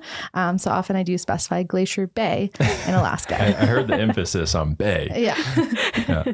Cool. And so what drew you to that? Did you always know you wanted to be a park ranger? So growing up, my family traveled to national parks. I think a lot of people in this career.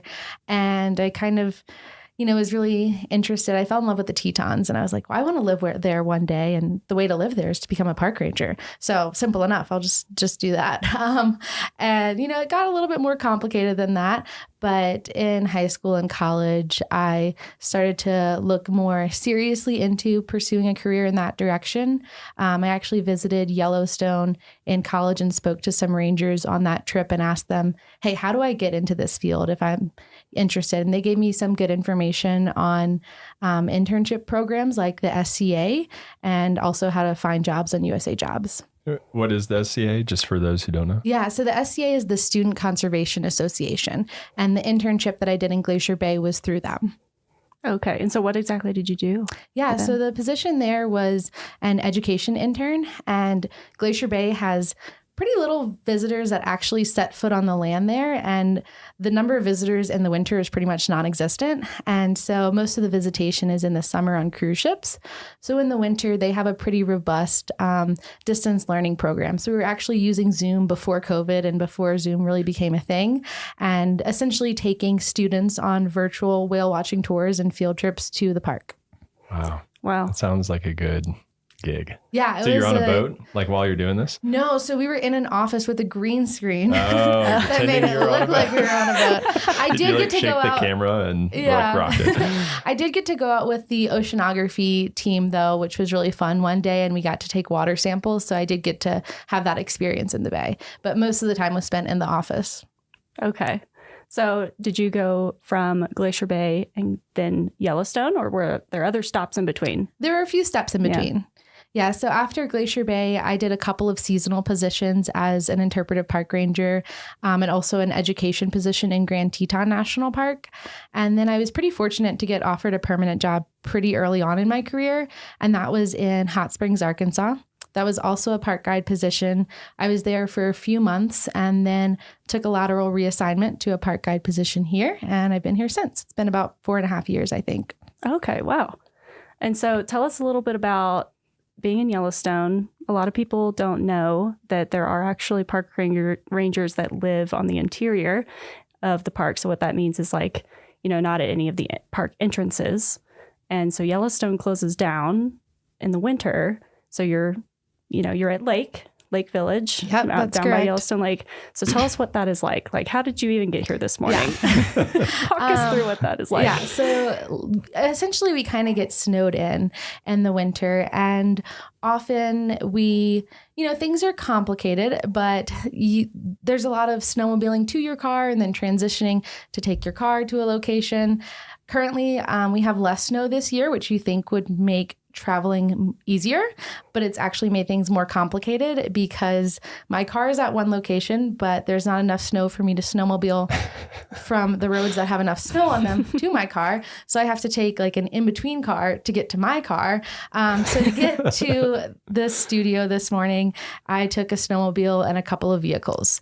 Wow. And it took about 2 hours, whereas normally if I could just snowmobile straight here, it would have been probably 30 minutes faster than that. So wow. That is dedication to the complicated show. Steps. We appreciate you. Yeah, but those of us in the interior look for excuses to get out. So I was very happy to be out here today. Wow. Well, we're glad you're joining us, and you took the long trek to come all the way up here. What's your typical, how often do you get out to get groceries and things like that? So it really varies depending on the year. Typically, I try to stockpile groceries in the fall so that I never need to go out specifically for a grocery trip. But if I happen to be out for another reason, then I always get groceries.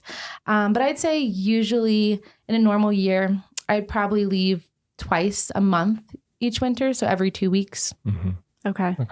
So I've seen some park rangers who live in the interior in winter. They do a lot of canning. Mm-hmm. Are you into that? No, I am the unhealthy ranger that lives off of pasta Ramen. and frozen pizza. Yeah. So, Yes. hey, yeah. It's delicious. I don't do any canning, but if you just eat a lot of pasta, dried goods, that stays really well. So I can really stock up in the fall.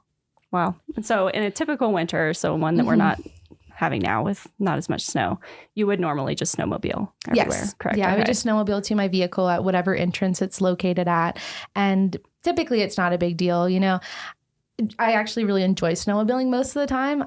And there's incredible opportunities to see wildlife along the way. Amazing scenery. The sunrises and sunsets in the winter are always really special. So although it has its challenges, overall, I really like living at Lake. There's incredible opportunities for skiing around the neighborhood. But it's not to say it doesn't come without its challenges. For sure.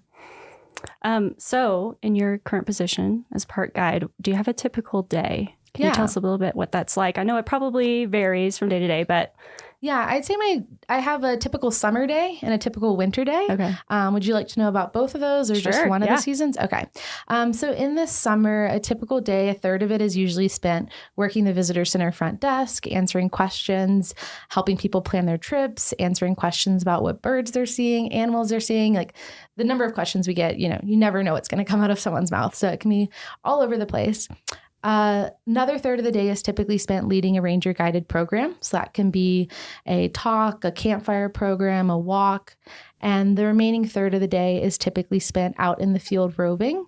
And so talking to visitors on boardwalks in some of the thermal areas, interacting with people at wildlife jams, making sure no one's petting bison at wildlife jams. Very important. Yeah. So that's kind of a typical summer day.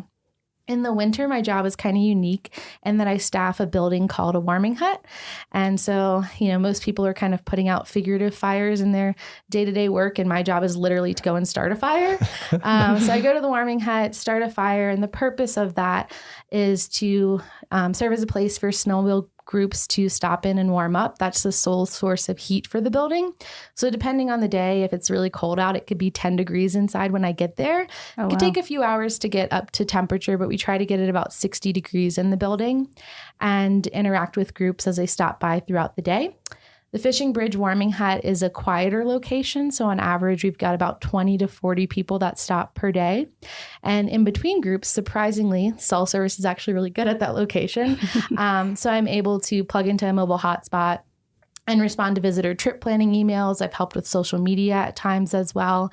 And so I can stay connected and do other work in between groups. So it's more kind of office and admin work mixed in with splitting firewood. Wow. That's a good combination. Quite a variety of skills required. And so where do you live? Like, what are your living accommodations like? I'm sure a lot of people are wondering. That's the number one question I get asked at the warming hut. And what I usually tell those visitors that are asking is that we have housing at each of the developed locations in the park. So my housing area is only a couple miles away. So it's just a couple miles snowmobile ride to the warming hut.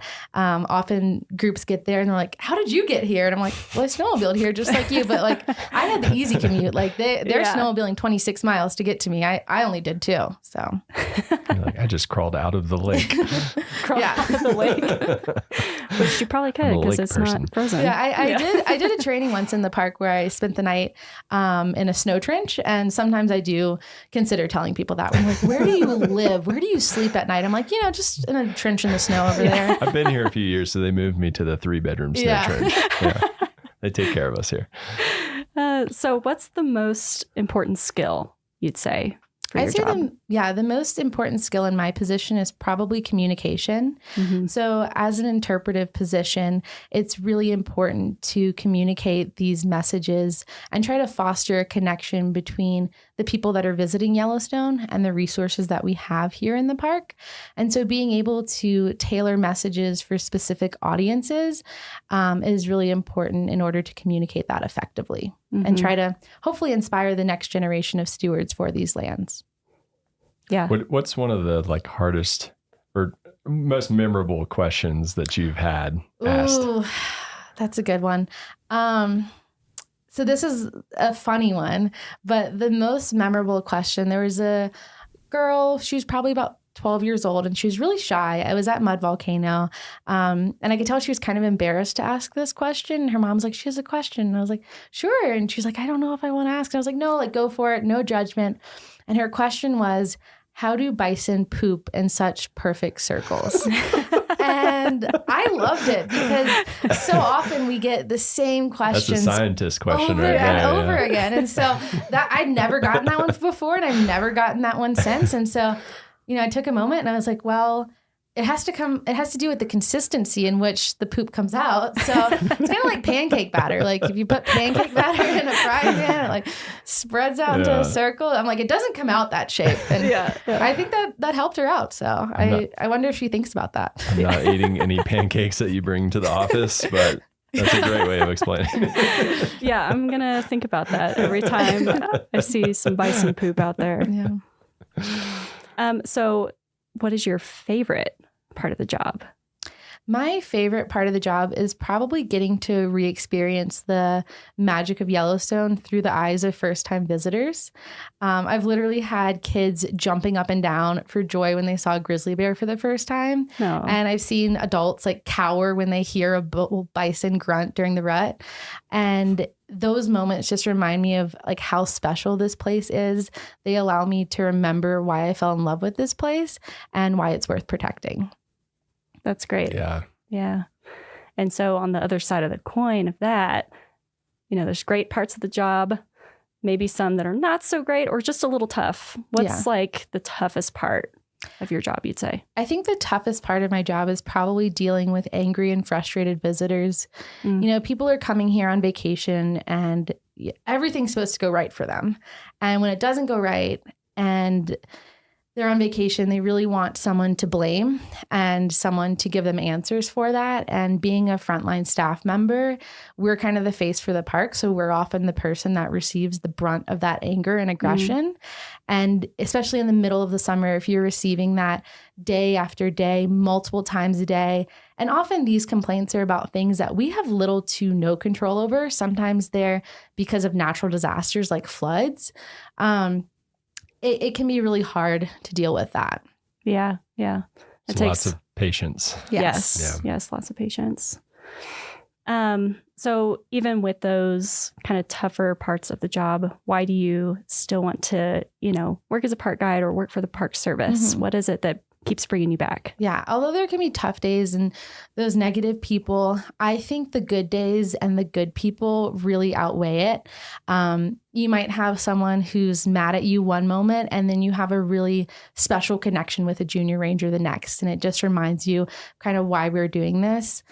Also, just having an opportunity to live here is something that I try not to take for granted. There's incredible recreational opportunities that I have right in my backyard. And I've also had incredible wildlife sightings literally from my couch. Like I've seen bears and coyotes. I think the only thing I haven't seen out of my back window is a wolf. But there's not a lot of places in the world where you have opportunities for recreation like you do in a national park and opportunities for these really incredible wildlife sightings. And so I think those moments remind me of why I'm here, why I'm doing this. They're incredibly rewarding personally, but they also remind me of the importance of protecting that so that other people can experience that too. Oh my gosh, like being at a lake in the winter when it's slower has got to be so quiet and peaceful. In those moments. I mean, the other morning, actually, Sunday, I went to the warming hut and there were 4 wolves in the road. And that was I did my 2-mile snowmobile commute to work, got to my office, and I saw 4 wolves at my office. And I've seen foxes and coyotes passing in front of that building as well. And I was all alone. No one else was there. And so it's a really special moment when you have moments like that. And those moments always kind of take me back to why I'm here. And I find that some of my best moments in the park, best sunrises, sunsets, rainbows, wildlife sightings, have occurred on some of my most difficult days. And so it's like, even though there are those tough days, the park always finds a way to remind me of why I'm here. Mm-hmm. Yeah, I think that reminds me of a time a few years ago. I was driving home. It was a Friday. It was the end of the workday. I was trying to get back to the office, and I got stuck in this bison jam for 2 hours. So I didn't get home till like 8 p.m. Yeah. But it's moments like that. Like a lot of those people are experiencing that for the first time. And it's super cool. They get to be in a place like that. Where you get to have those types of experiences and sightings. So, and when you're frustrated in that bison jam, but you look over at like a little kid who's just glued to the window, can't believe what's happening, kind of makes it a little easier. Yeah, at least you're not stuck on an interstate somewhere. Yeah, for sure.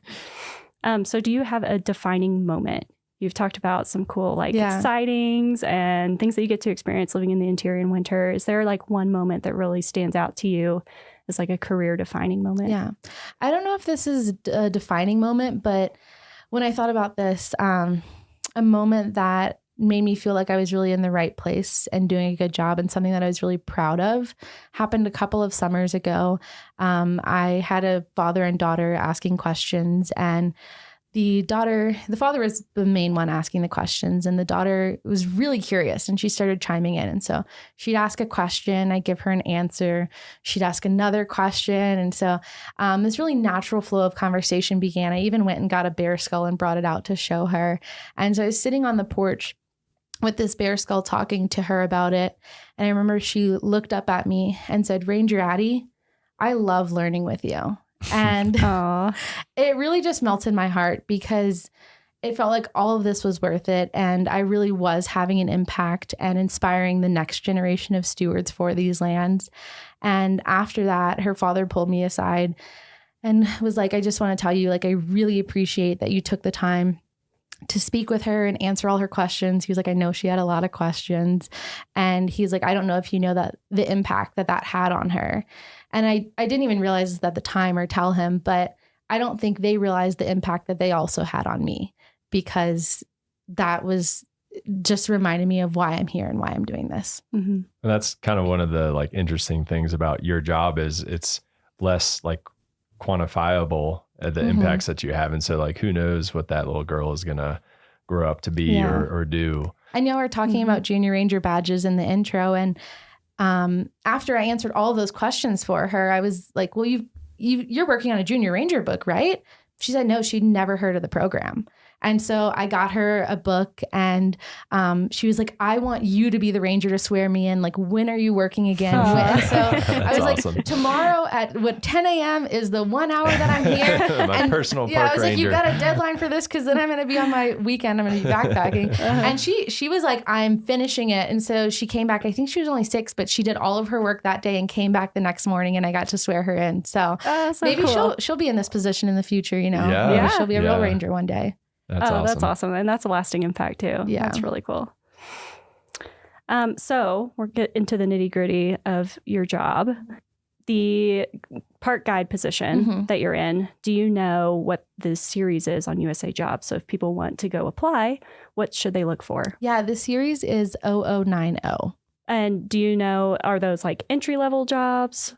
How far up the ladder can they go with those? Yeah, so park guide positions are typically more entry level, and mine is a GS5 position.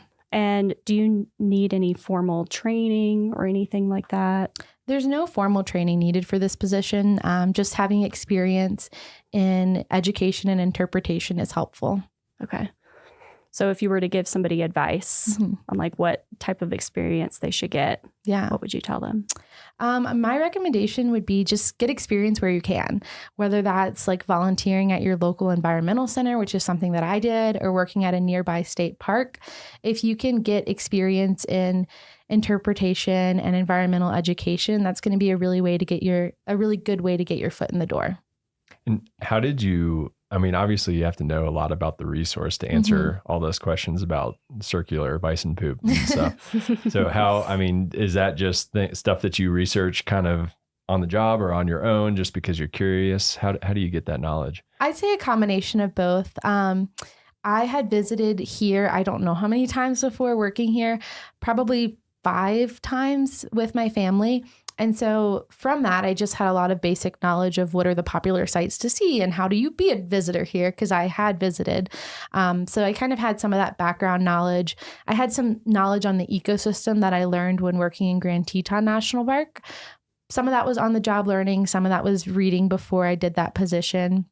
And then since I've been here, I'd say more of the knowledge that I've acquired has been on the job.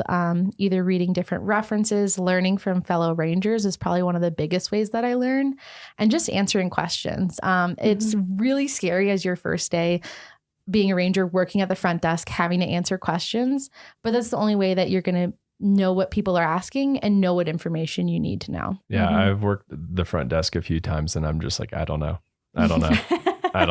But and then you're one of the main people that like is contributing to the resources that we're using. Well, in Yellowstone, there's so much information to possibly know too. So that's another thing that's like really kept me in Yellowstone for so long, is that it's hard to get bored here, because one day I'm getting questions about circular bison poop. The next day I'm getting questions from a microbiologist who knows more about the thermophiles in these features than I do. Yeah. But yeah, there's just endless knowledge to know. And so, yeah, there's still questions that I get that I don't know the answer to. And I tell them I'll go look it up and get back to you. And sometimes it's hard to find an answer, but I try. Well, that's really cool. And, so the last thing we like to ask people, what is your favorite memory that you've had? It could be here in Yellowstone or any other national park, since it sounds like you've worked and visited lots of different national parks. Do you have a favorite moment that you've had? So something that stands out to me is a moment I had here in Yellowstone, and it doesn't involve wildlife or hiking or thermal features like you might expect it to. It actually involves the ice on Yellowstone Lake, which I know some of you here have heard me go on and on about the ice on Yellowstone Lake. But Yellowstone Lake freezes in the winter, and living at lake, this is something that is a pretty exciting event to us. Like, what day is the ice going to freeze, or the lake going to freeze? What day is it going to melt? Sometimes it sings as well. So we kind of really like live our lives by the seasons of the lake. And Ice Off Day is like my favorite day of the year. I just think it's so incredible, and it doesn't happen every year. But if conditions are right, as the ice breaks up, it gets pushed out of the lake at Yellowstone River, which is the only outlet to the lake, and it flows down underneath Fishing Bridge. And as that happens, those chunks of ice all kind of get compressed into each other, and you can stand on Fishing Bridge and look underneath your feet, and it's just mesmerizing watching this like icy slushy move. It sounds really cool too. It's like a bunch of shards of glass almost. And usually it occurs late May, like Memorial Day weekend. And a couple years ago, I was actually out of the park on a temporary work assignment, and I wasn't scheduled to get back until June.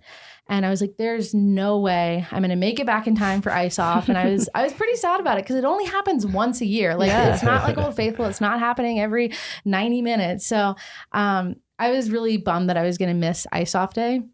And I was moving back into the park on June 3rd. And as I'm driving along the lake, I see that the ice is still there and it's starting to break up. And I rushed to Fishing Bridge, got to Fishing Bridge in time. I'm standing there watching the ice, listening to the sounds, and I look up and there was a double rainbow. And as silly, and as silly as it sounds, it just felt like the lake had waited for me, and that was Yellowstone's way of welcoming me back home. That's awesome. That's really cool. I would like Yellowstone to welcome me back home with a double rainbow next time I'm down there too. So if you could I'll try. Could make that happen, that would be so. And I have to go back to one other thing you said really fast before we go, because you said it sings. Yeah. So as the ice cracks and forms, those sound waves are kind of sent through the ice, and you get these really unique sounds. It kind of sounds like lightsabers. It doesn't happen often. Conditions have to be just right, but it's really cool when it does occur. Sorry, can you give us what does it sound like? Can you give us your best impression? Yeah, it's like pew, pew, pew. But also there's other sounds too, but those are the coolest sounds. That's cool. I will be listening out for lightsabers next time I'm down there. Yes. Well, thank you so much for joining us, Addie. Thanks for having me today. Yeah, this was really fun. Well, that's it for this week's episode of What We Do. Thanks again to our guest, Addie Falgu. If you like what we do, rate and review the show wherever you listen. Every positive review helps new listeners find the show. If you have questions or want to learn more about a particular job, contact us using the form at go.nps.gov/whatwedopodcast. Thanks for listening.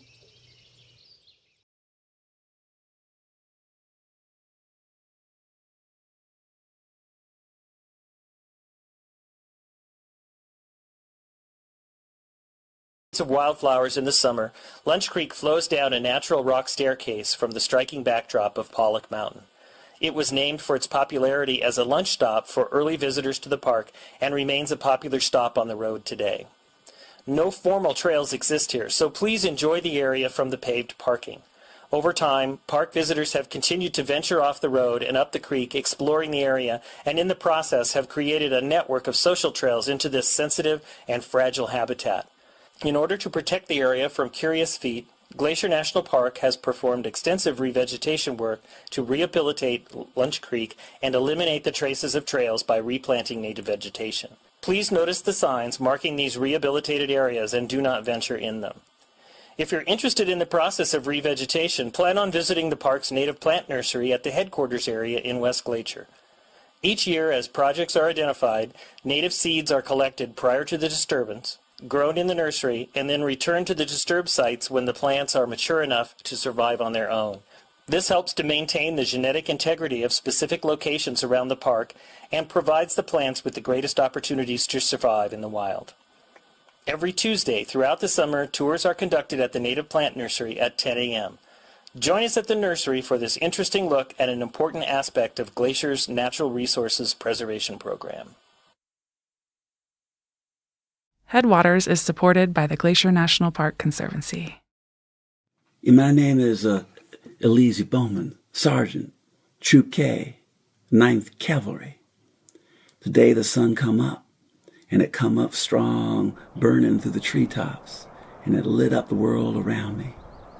And I saw the trail ahead of me, and I'm riding like we always do. And there was just the wind, just the sound of the wind in the sky and the sound of my horse and me breathing as we moved along the trail. And I started thinking that this is what freedom must feel like. Never felt freedom when I was a sharecropper growing up in South Carolina. Never knew about freedom when my mother and my daddy had been enslaved. Freedom was this wind. Freedom was this rain. Freedom was being pushed up into the sky by these mountains beneath my feet and the rain coming down. That was freedom. I couldn't find it in South Carolina. I couldn't find it where I enlisted in Nebraska, but now I got it, and I don't know if I could ever let it go. How do you let go of freedom when you hold it for the first time? Welcome to Headwaters, a show about how Glacier National Park is connected to everything else.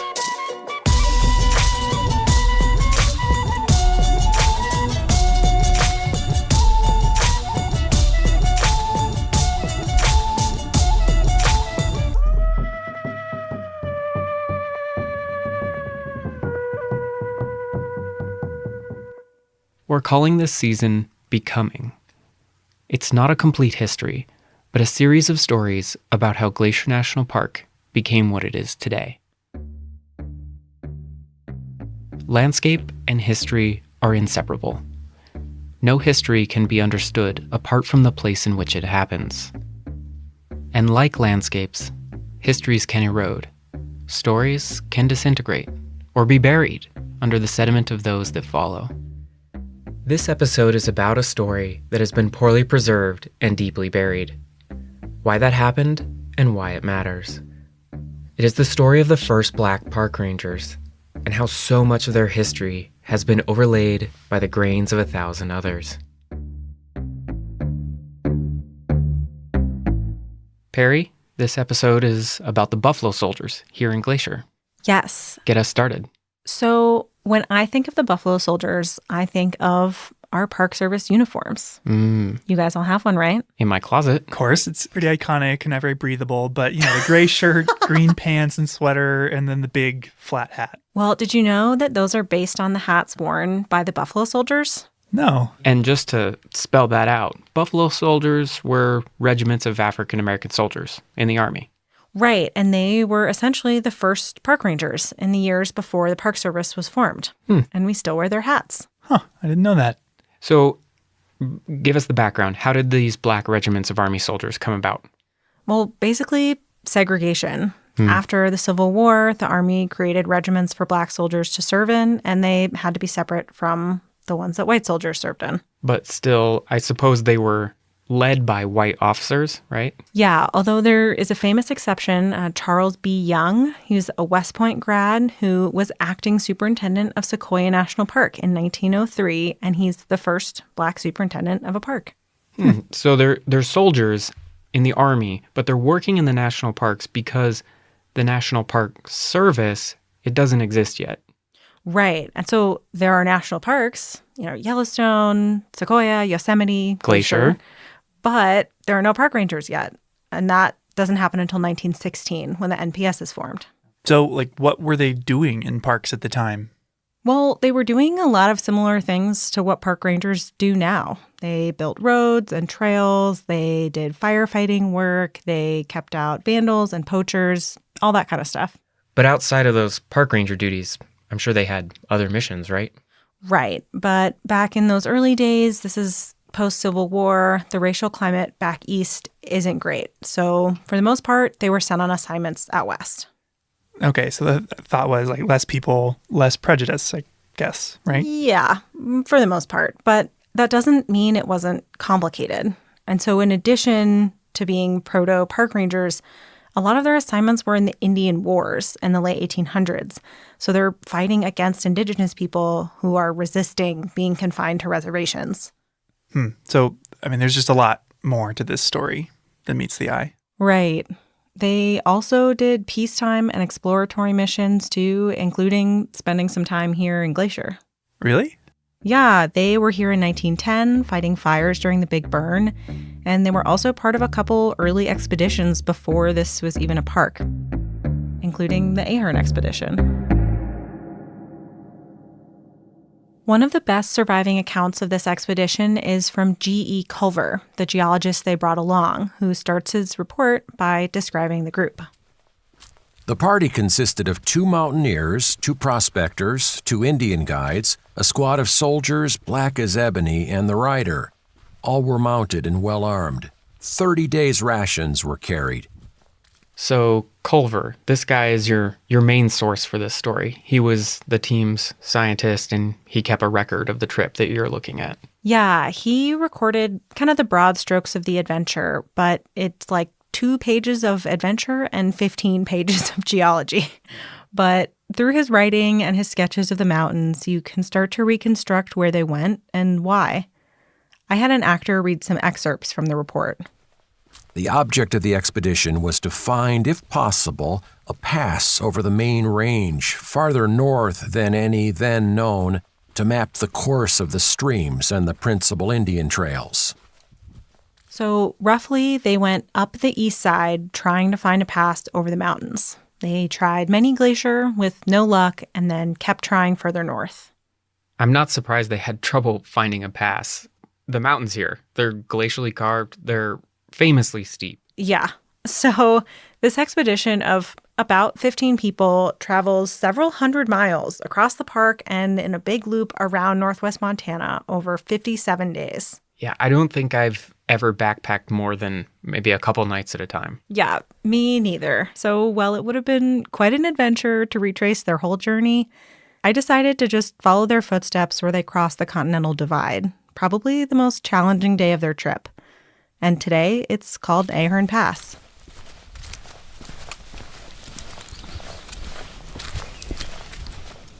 It takes a solid day of hiking to get to Ahern Pass, if not a couple days. And I'm heading out with Michael and Gabby to see it for myself. If you want to figure out what you don't know, go hiking without any cell service.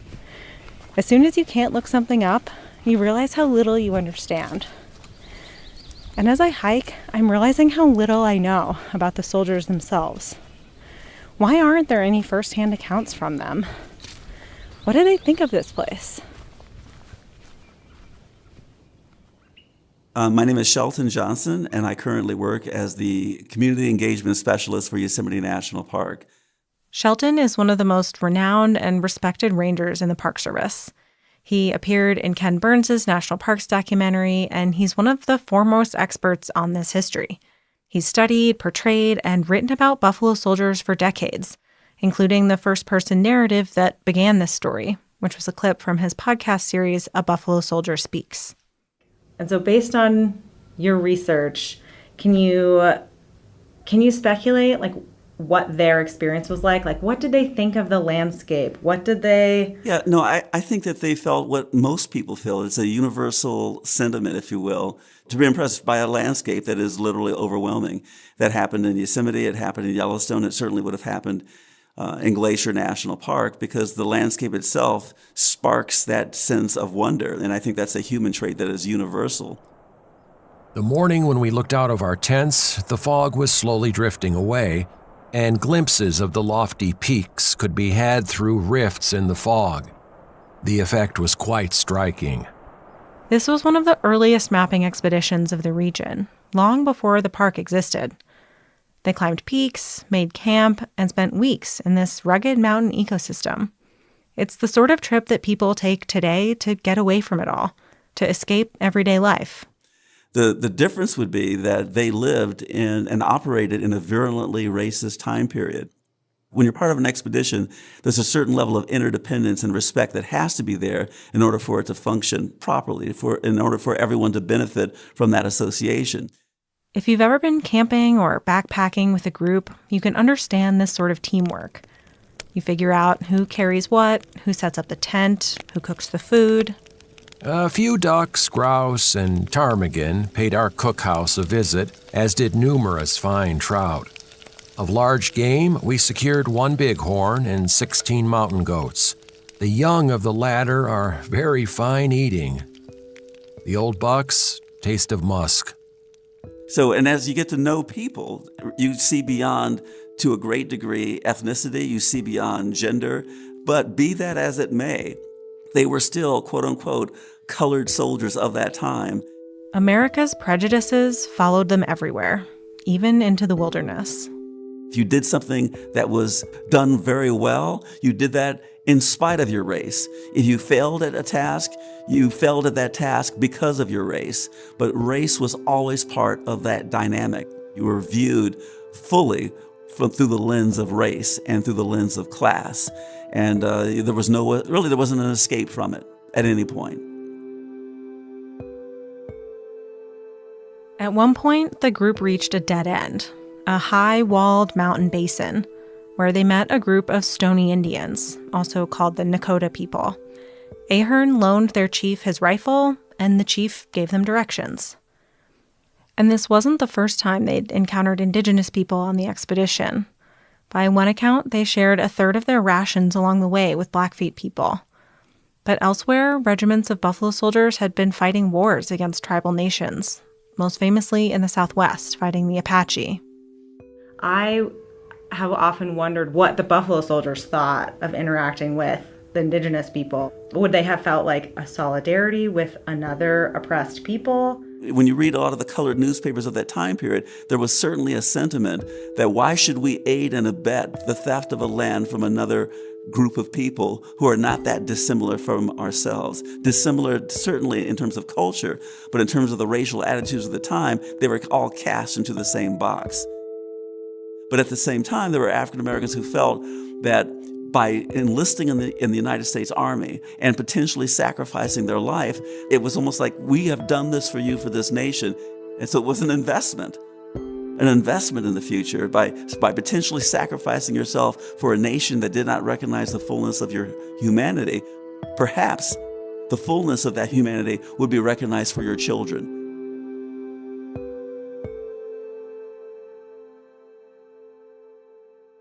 While this expedition was a peaceful one, it was still dangerous. Following the advice of the Stoney Indians, the party set out to climb the Rocky Mountain Pass ahead of them, Ahern Pass. Here's Lieutenant Ahern's report from that day. August 22nd. As I led the pack train out this morning, I felt extremely anxious as there were several places on the trail where a misstep meant certain death. At one place, we climbed a narrow and very steep rock 15 feet high in which we had to cut steps. We led our most troublesome animals over this. My feelings were indescribable when I started up this rock, not knowing what the horse would do. The ledge was about 18 inches wide. On the lower side was a fall of 1,900 feet. I can only imagine riding a horse through this kind of terrain, but Shelton doesn't have to. He's done reenactments of Buffalo Soldier patrols in Yosemite on horseback, in full uniform with saddles and gear of the period. Why did you choose to wear the uniform, to ride on horseback? Why was that important to you, and what did you learn from it? I chose that pathway because I wanted to not just see the history from the outside looking in, the way that you look through a window at a world that there's a partition between you and that world. I wanted to put myself into the history. And the best way to do that would be to do what they did and to wear the uniform that they wore, to ride a saddle that they might have ridden. And when you're on a horse and you look straight down, all you see is the horse. The horse is blocking the view of the ground beneath your feet. And when you're 12 feet above the ground and you look over, you just see an abyss if you're going on the trail along a canyon wall. You can talk about it, but it's better if you live it. And if you live it, then you really feel it. And if you feel it, then it's you. You've become the past that you're interpreting. And that's what I wanted. That's why I did that.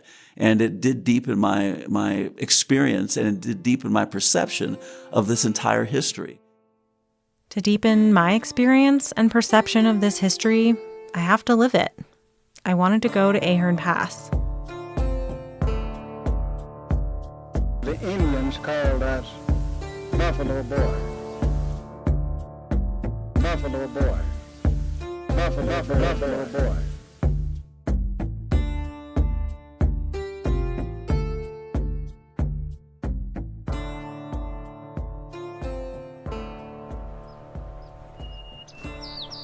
Hello. Hi. Where are we? We're almost at Ahern Pass. Very close. But not quite. How are you feeling right now? Tired, hot, a bit out of breath. Pretty excited about the view. It's been a long hike, but since I'm being recorded, I'm trying to act like I'm not too out of breath. Look around. What do you see?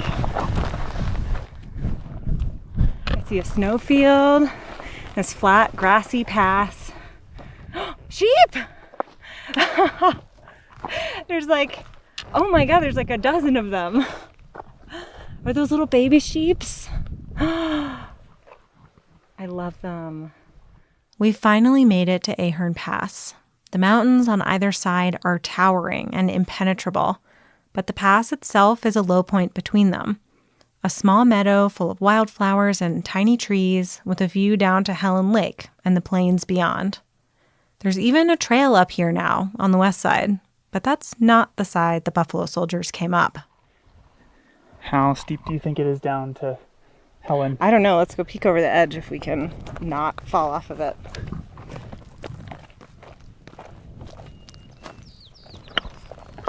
Their route, basically a cliff. Ooh, this is very steep. Ah! Michael! Don't go so close to the edge. Oh my God. Oh! I know. No way. I'm flabbergasted at trying to take horses up here. This is absurd. That's a lot steeper than I expected. Yes. I thought there would be these sort of grassy green slopes with bare grass, and that can be tough to traverse. And there was maybe one rock ledge that they had to climb over or something, and that's what they cut steps into. But this is just a vertical cliff. Glaciers carved this valley, leaving behind a steep rock wall below the pass. It's perfect for cliff-dwelling bighorn sheep, but a terrifying place to take a horse. The slope rises sharply from the lake, turning into a network of ledges covered in crumbling rock that clatters loose at the slightest nudge. Ahern Glacier looms to the north, and the landscape feels alive, the geology an active force. We're looking down at Helen Lake, and I see Elizabeth Lake in the distance. And I mean, it's Ahern Pass is 2,000 feet above the lake at its foot, and the summit wall on either side of the pass was estimated to be at least 1,500 feet more. The entire force had worked 2 days in making a trail from the foot of the talus slope to the summit of the pass. The ascent is very steep and was made with difficulty. I did not imagine it would look like this. Well, knowing that they had horses and stuff, I definitely imagined it to be a bit more gradual. Yeah. Like if I looked at this, like could I get down this or up this? I'd be like, I don't know if I really want to do that. I would definitely need a helmet. I don't know that this is the most hopeful way to get across. No, I'd be like, maybe let's try Canada instead. How about Logan Pass?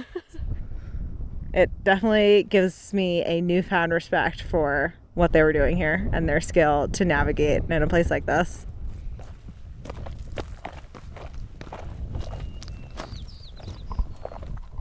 Because they still had hundreds of miles of journeying left in this expedition, but I think this was probably the toughest point.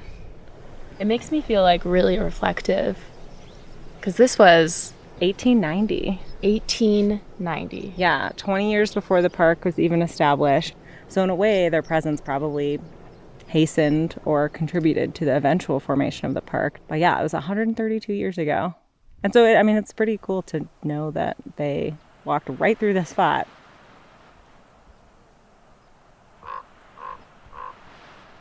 Visiting Ahern Pass was the first time I felt close to this story that so far I'd only read about.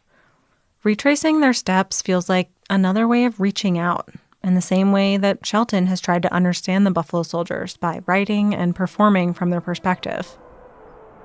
But around here, I notice these rocks got a tendency to remember everything that's ever happened to them. This place got a tendency to remember everything that has ever happened to it. Nothing. It's easy to think of the backcountry here as a place where, you go to get away from people. But I don't know, it's been really cool to think about all the people that have been here before me and all the stories that this landscape contains. And we call that an echo. We call that something over your shoulder that makes you pull back and look quick to see if you can catch it. But nothing that ever comes through this place is ever forgotten.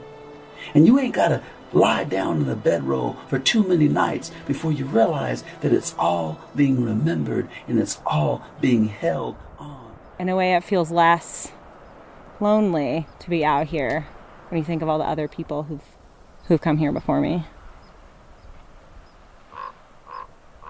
So I'm wondering this. Will this place remember me? Will it remember my shadow cast on the earth? Will it remember the sound of my horse as it moved through that canyon?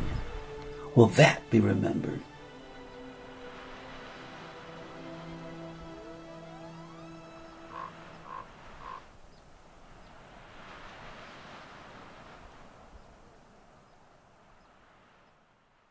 Every place has a history, and history has a place too. But most people have never been to Ahern Pass, and most people don't know this story. If history can be eroded, some rocks are harder than others, more resistant to wearing away. Some layers of history become bedrock, common knowledge that we all share. Or they crystallize into something easily found, like when a place is named for a person. Like George Patrick Ahern, the expedition leader. A peak, a creek, a glacier, and, of course, a pass are all named for him. The white leader of this diverse group that mapped this section of the park.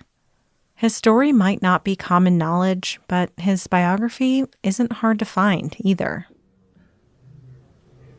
Can you tell that story and talk about, how you talked about expanding the frame? Yeah, and that's the photograph of Theodore Roosevelt next to John Muir in May of 1903 at Glacier Point.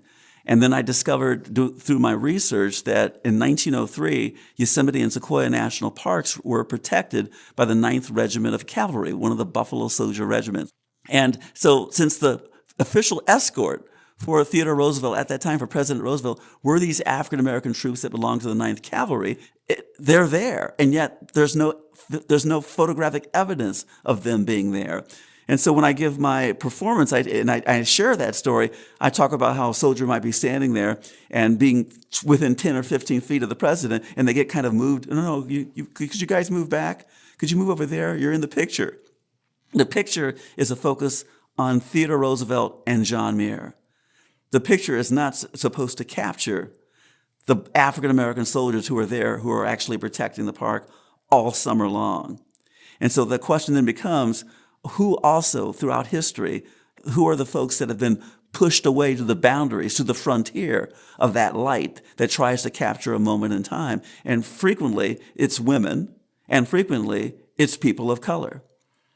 And that's how history is lost. What I like about kind of how you tell that story is that you don't need to rewrite history. You're expanding the frame. You're expanding our understanding of what happened in these moments that we think we already know about. Yeah, that's what it really is. It's if you look at it from the point of view of a tapestry, the threads, those colorful threads of ethnicity, were always there. It's just that the perception that we have of that tapestry has literally been put into black and white. And the black part's not there. The red part's not there. The yellow, these other colors that were always present weren't there. And if that became and established the template for our perception of who was in the West at that time, then we've been gifted with a distortion. Buffalo boy. Buffalo boy. The Indians called us Buffalo boy. I was also curious about some of the structural reasons that this kind of distortion might happen again and again. I reached out to Anthony Wood, a historian who has focused on Black history in Montana. I started by asking him why stories about people of color, like the Buffalo Soldiers, and especially the ones on this expedition, can be so hard to find in history. Because that's one of the things I've been wondering about with the Buffalo Soldiers is like, we don't really have many of those primary sources. So it's like, what existed in the first place and what is preserved over time or not? So in this particular case, I'm fairly confident in saying there is a high likelihood that everyone involved was probably literate. There are obviously a handful of Black soldiers from these divisions that were very eloquent writers and really, and more so, excellent storytellers. But those are stories that certainly were existing. The primary sources, the letters of this is what we did today, even if they were short, certainly existed at one point, probably on a fairly large scale. So then what affects whether those are preserved over time or not, like whether we have those today? Right. Well, there's the very practical matter of whether or not families, a lot of working class, people did not keep papers in the same way that wealthier or upper class people did. But it's also probably something else. I think that by the time you get into the 20th century, the narratives, the stories that have been taken up and carried about what types of people went out and, quote unquote, conquered the untamable wilderness and so on, and the role that soldiers often played in this is a very racialized one, and it's predominantly the figure of a white, hyper masculine, man who's going out and is that mountain man. That mountain man. And so you're kind of saying that, like, if people had these letters, maybe they were their parents or their grandparents from when they were in the Buffalo Soldiers out in the West, that wouldn't seem like it would fit into the narrative. It wouldn't seem like something important that maybe they should preserve, that it wasn't part of that history. Right. Yeah. So one way that some histories erode away is when the keepers of those stories don't recognize their importance. Sometimes because the stories don't fit into the dominant narrative. Anthony has studied the Black community of historic Helena, Montana, but since there are so few firsthand accounts from early Black Montanans, he's often looked to other sources, like Black-owned newspapers. In my case, I spent a lot of time working with and relying on the 3 Black newspapers in town, 2 of which were incredibly useful, but they also gave a window into a type of social history, the everyday lives, which I'm also really fascinated with, that just does not exist anywhere else outside of one person's perspective in, maybe a journal or a diary. And that's these sections of the paper that are like the community notes, or they sometimes in Butte, the Butte newspaper, they call them the dope book, where they just do funny, sometimes serious, sometimes just newsy briefs. This person went hiking today, they caught this many fish, or, this person went over and had, lunch in Helena. But these black newspapers were only in print for a limited amount of time. 1 year, it's 8 months in 1894, 1 year in 1902, and then from 1906 to 1912. Wow. And very limited. It narrows my scope to what I study, certainly. So for all the rest of those years, outside the handful that those black newspapers operated, often the sources you end up with are from white writers, white journalists, white expedition leaders. That if you were to read them and try and reconstruct what life looks like for a daily black Montanan, those sources just simply can't speak to it. The topography of the source world, it's not neutral. It's has real and perceptible biases to it. Anthony uses landscape as a way to explain these aspects of studying history, especially the ideas of sedimentation and erosion. Landscape is the dominant metaphor for the study of race in the United States. We say the racial landscape, and it's just an assumed metaphor. So how does that fit for you into the historical record? How do you apply those terms? So the way I apply the idea of erosion and sedimentation is to focus on the way that stories are told or not told. A story that is, left aside and not told, we can think about it as being eroded. It sets us into certain ways of thinking about the past and about thinking about what really matters, who really belongs, who's really at home in this place. Is this something that exists because it fits the pattern, or it fits the channel where the water is flowing most easily? Every time we tell our national story, some things are being added, while others are being forgotten, covered over by stories fresher in our memories, ones we choose to tell instead. Erosion can take place in multiple speeds and durations. It can be fast and enormous, like a flood that just rips everything out, and you get, the scablands of eastern Washington.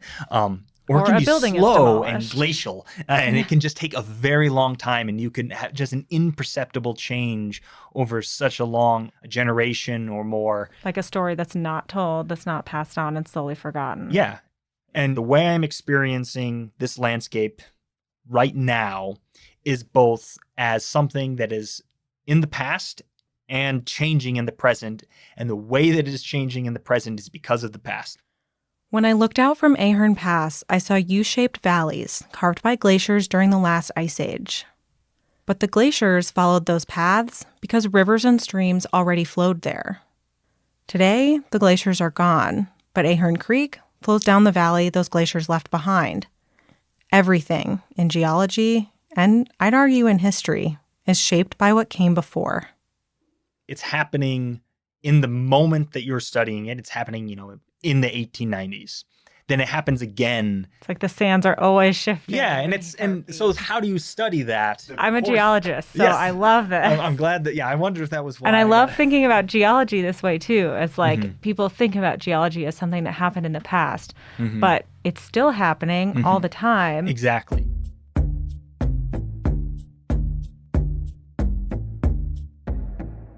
So many of these choices happened in the past.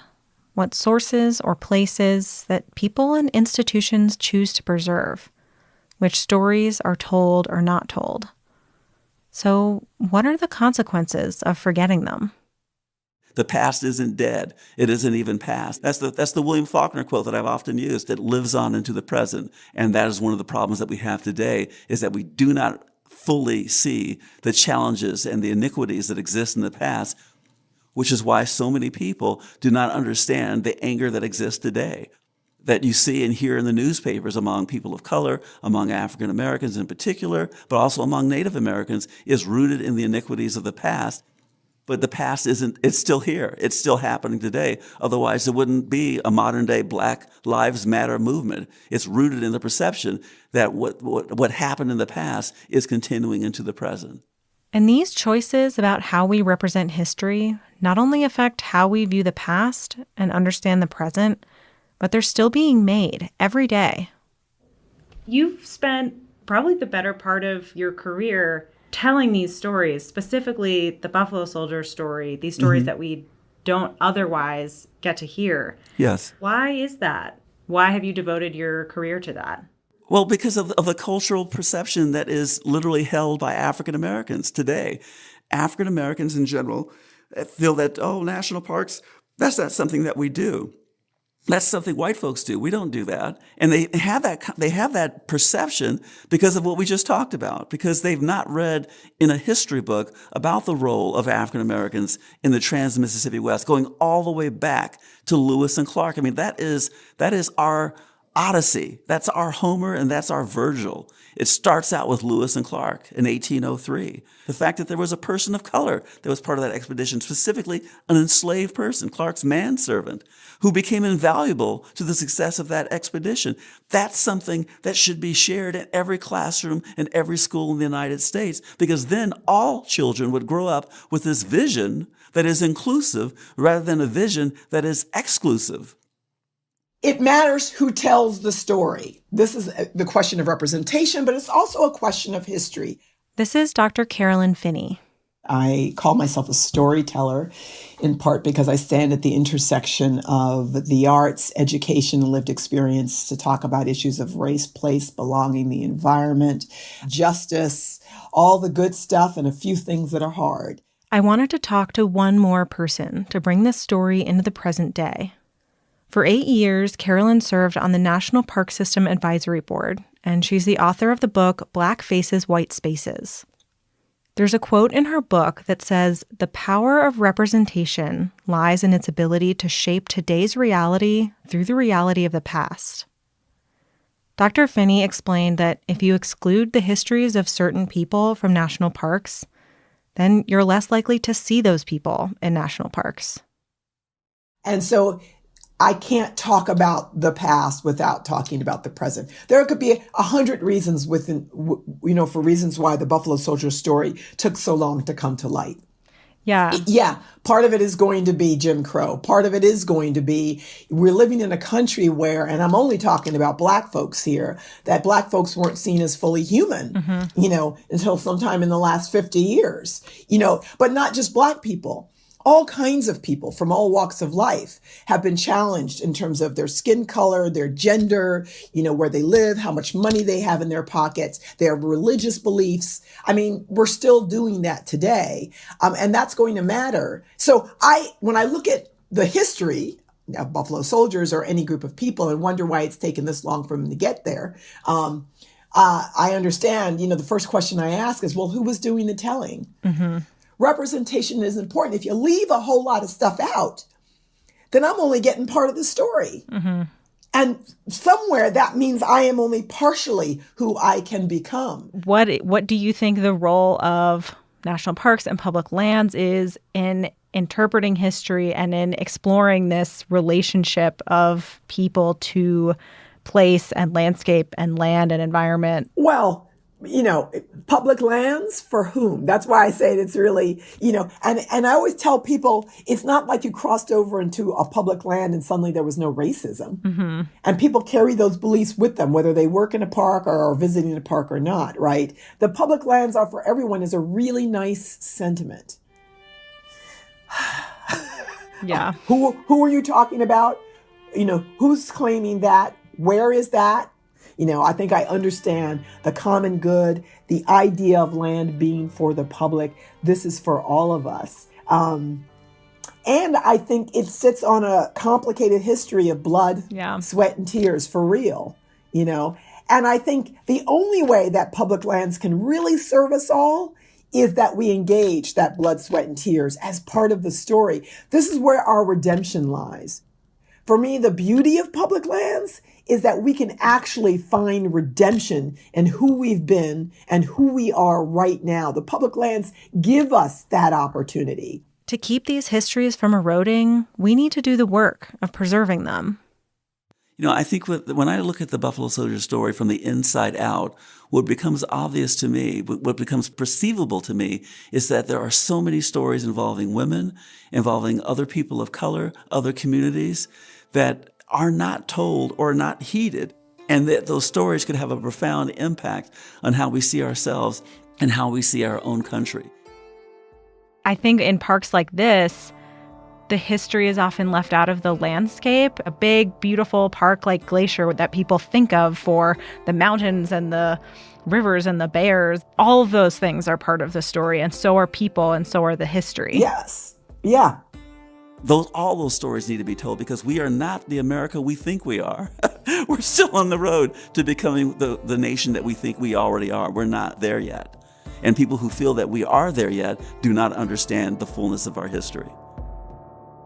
That in and of itself should make us recognize and revere the idea of public lands so much more, not avoid the telling of that history because it's not a pretty telling. That should make it cost people something for us to be able to call a piece of land public. And we as the public have a responsibility and an accountability to that idea of public lands. That's the conversation I want to have around public lands. And that is what's powerful about telling these stories. It makes American history, reveals American history to be much deeper than we give it credit for being. And anything that results in a deepening of light, a deepening of sound, a deepening of color, results in a clearer vision of who we are as human beings, who we are as Americans.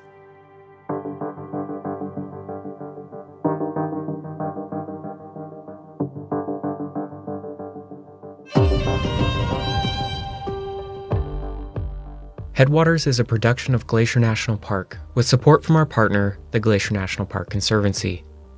This season of Headwaters was made by Daniel Lombardi, Perry Sassnett, Michael Feist, and Gabby Esavari. Frank Wallen wrote and performed our music, and Eric Carlson created this season's cover art. Extra special thanks this episode to Shelton Johnson, Carolyn Finney, Anthony Wood, Daniel Brewster, and the Black Park Ranger Experience. Also, thank you to Ed Whittle, Tim Stevenson, and Frank Gerard.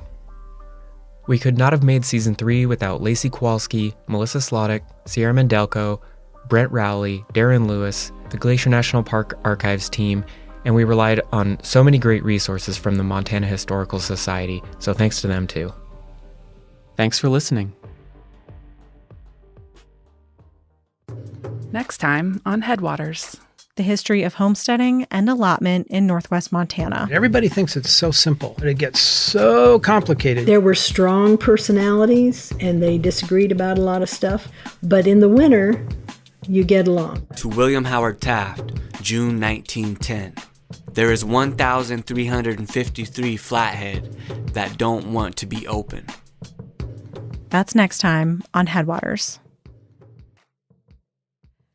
So, Andrew. Yes. Headwaters couldn't happen without the support of the Glacier Conservancy. But you guys also help with so many other projects in the park. Yeah. One I wanted to talk about today is the project to build an accessible trail around Swift Current Lake. Swift Current Lake is right in front of the Many Glacier Hotel. It's probably one of the most popular trails in the Many Glacier Valley. Hiked it many times. Yeah, it's really beautiful. And we're working on a long-term partnership over the next few years with the MCC, the Montana Conservation Corps, to make a wheelchair accessible trail all the way around so that people with mobility impairments can enjoy that lake and that beautiful area just like the rest of us. That sounds like a great project. Yeah, we think the national park should be available to everyone, so we're really excited to make it happen. And if people want to learn more, how can they do that? They should visit our website, and they can find us at glacier.org.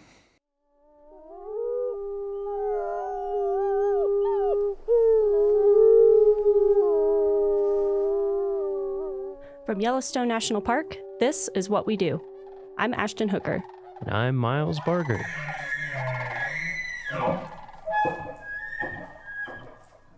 Hey, Miles. Hey, how's it going? Hey, good. How are you? Pretty good. Pretty good. Pretty good. Well, thanks for joining. We are joined today by Brett DeYoung. Hello. Thanks, Brett. Who is the park's supervisory telecommunications specialist here in Yellowstone. So to kind of kick us off with this conversation about telecommunications, cell towers, computers, all the like techie stuff that can be a little polarizing here in a park like Yellowstone. People like, remote places without any connectivity. We're going to get into all that, but I have a little trivia for you first. So let's see. We're talking about data.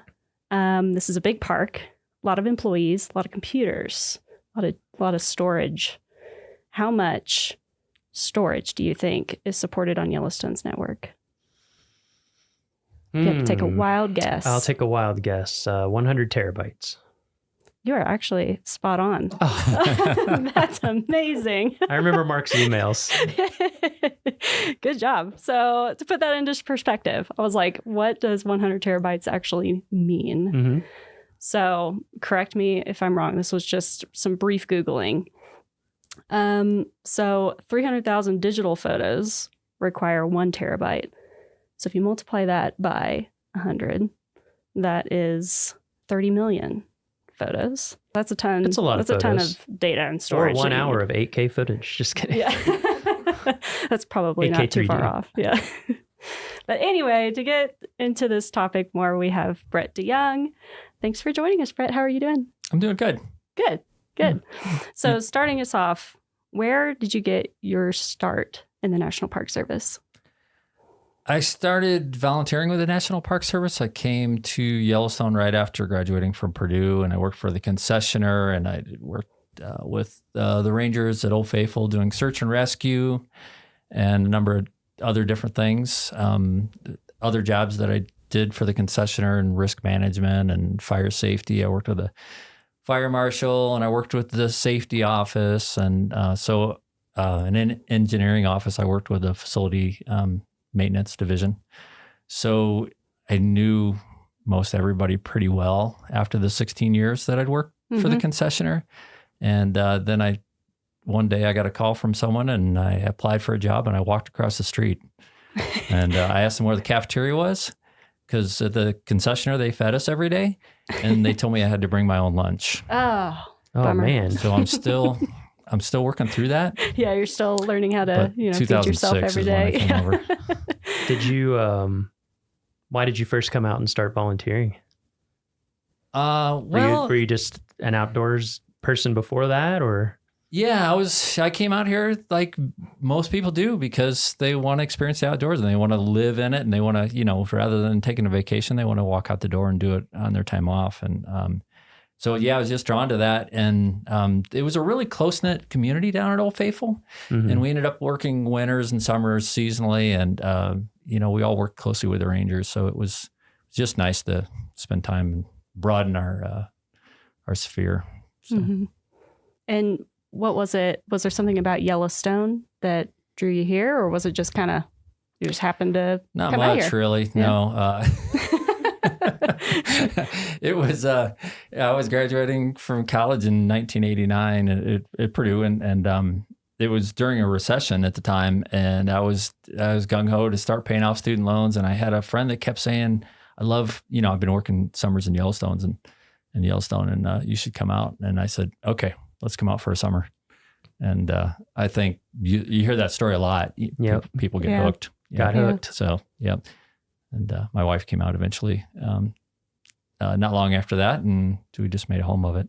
Cool. It's such a big park, and there's so many opportunities. You can move all over the place laterally, and there's a lot to do here. That's a benefit of a great big park. Mm-hmm. So as a supervisory telecommunications specialist, do you have a typical day on the job? Is there even such a thing? Does it vary by season? What does that look like for you? Most days are typical. When you get into a supervisory position, you don't get out in the park as much. So there's a lot of office time, which is, can be the downside. The upside is that you work with you have a staff and they become your team, and that's fun too. And you kind of live through them in a lot of ways. But a typical day, we support Yellowstone's dispatch center, which is an 8-position dispatch center. It's FCC licensed. And it's an alarm monitoring center. It's a very busy center, as you all know. And it also supports the communities of Gardner and Corwin Springs and Silvergate and Cook City. And but we support all their technology, all their systems, their 911 systems, their CAD systems, that's their dispatch system. And it's very complex. So if I didn't get a call in the middle of the night from a dispatcher, then the first thing I do is when I get up at 4:45 in the morning is I look at my phone to see if there's any emails from any dispatchers, and maybe a radio system wasn't working correctly, or they weren't getting, when a 911 call came in, it didn't give the phone number or the address, or it was a, misroute or something like that. So I look for those first thing just to see what the day is going to be like. And if there's none of those, then I, like many employees, live outside, in outside communities. I live in Immigrant up in Paradise Valley. If anybody's watched the Yellowstone TV show, it's not like that, but it's very pretty. But I live, so it's an hour commute for me. And we have a rideshare program that we've been doing since 1991, where employees all ride together, and it's a great thing. So, and I've been the program manager of that since 2016, but so sometimes I'll drive the van and drive a bunch of my employees to work. And anyway, so typical day. Then we get here at 7. A lot of us work 10-hour shifts and get in at 7. And I go around, I work with all my staff. I see what the telephone people are up to, what the IT people are up to, what kind of challenges they have, what's on the agenda for the day, what the alarm shop's doing, what the radio shop's doing. And after I've caught up with all of them, then it's like a lot of other jobs. It's emails and contracts and phone calls and meetings. Gotcha. And so that day that you said you walked across the street to start working for the Park Service, obviously you didn't start out as like a supervisory telecommunications specialist. So can you tell us kind of your path from there to where you are now? Like, did you have other jobs in the meantime, or?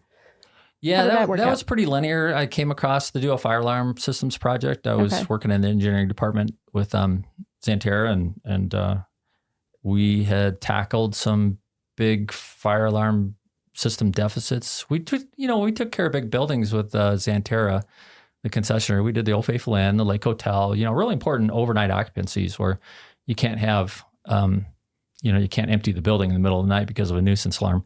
We did that sometimes.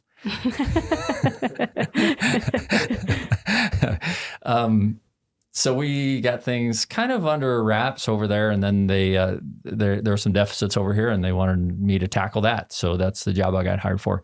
But then I became the alarm shop supervisor, and then my supervisor at the time that hired me, he went on to be the superintendent of American Samoa National Park. So then I detailed in his position, and eventually I got the position. So, nice. And he's now the superintendent of Death Valley. So he never liked the cold. Yeah, I was about to say, he's not the place to be if you don't like cold here in Yellowstone. But an interesting thing about him is he hiked every single trail in Yellowstone. Wow. And he was here 5 years. His name was Mike Reynolds, and he's still the superintendent of Death Valley. And then when he completed that project, he started hiking them backwards. Oh, wow. And then he left for American Samoa. Wow. So, yeah, I haven't That done. is an accomplishment. I'd like to do that, but it hasn't happened yet.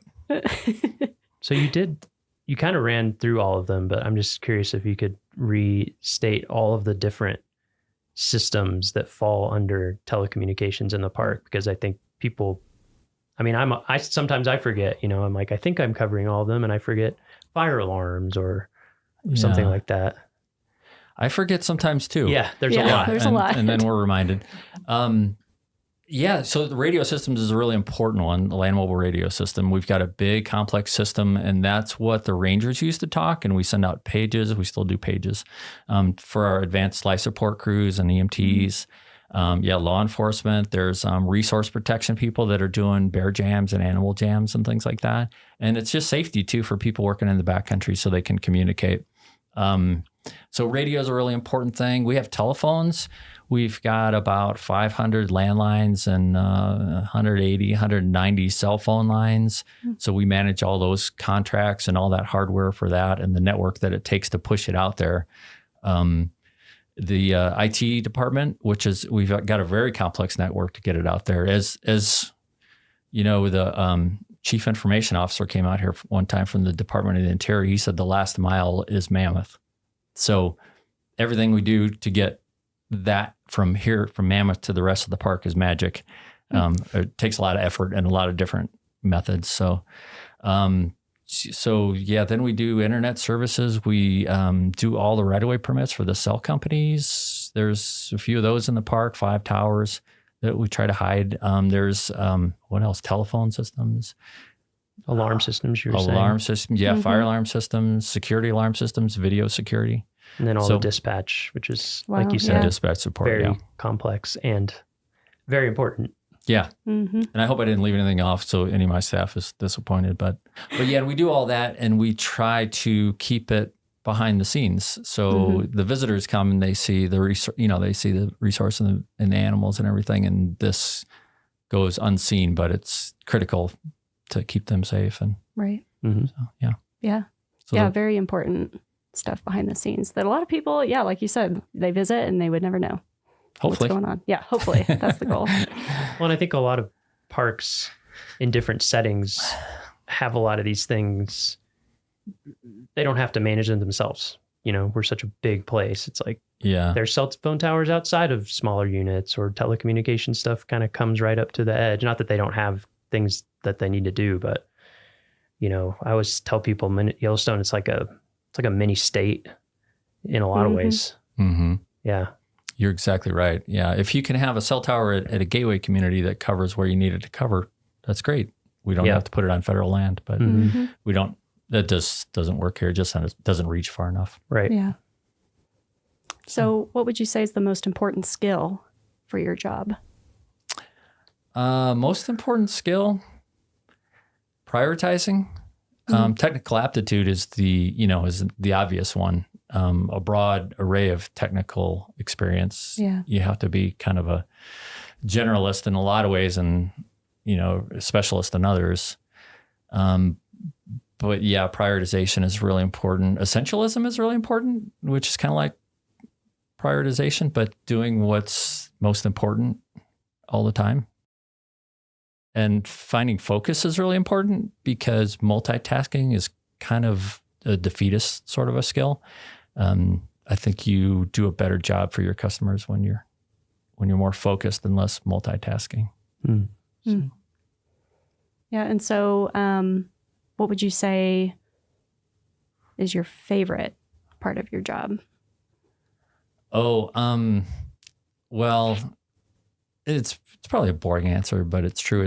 I really like coming in and working with all my staff, seeing them face to face. We do have some remote workers, especially in IT, and they're great. And it's really fun to interact with people at different parks in different parts of the country. But, interacting with the staff, they're enthusiastic. A lot of them have been around for a long time, and you bounce ideas off each other and they resource and network. And so that's great. The other best part about the job is probably going to remote repeater sites up on mountaintops, and we'll hike to some of those. Sometimes we fly, we try not to. But skiing to them is pretty cool. It takes a lot of planning and you got to be safe, but that's a great way to stay connected. Yeah, there's been some good trips up to Mount Holmes the past few years, I feel like. Among others. Yeah. But I know I've seen some pictures from that in challenging conditions. Things always like to go down in the middle of the winter, it seems like.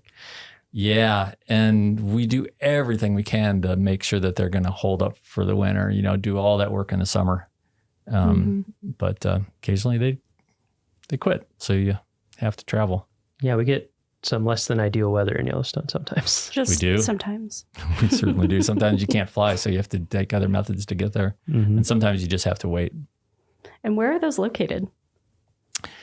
We have 8 mountaintop repeaters. We have one on Druid Peak in the Lamar that you can't see. We have one on Henderson Mountain just outside of the park. We have one on Top Notch, which is in the park. We have one on Mount Washburn, which you can drive to for about 4 months of the year. That's quite a luxury.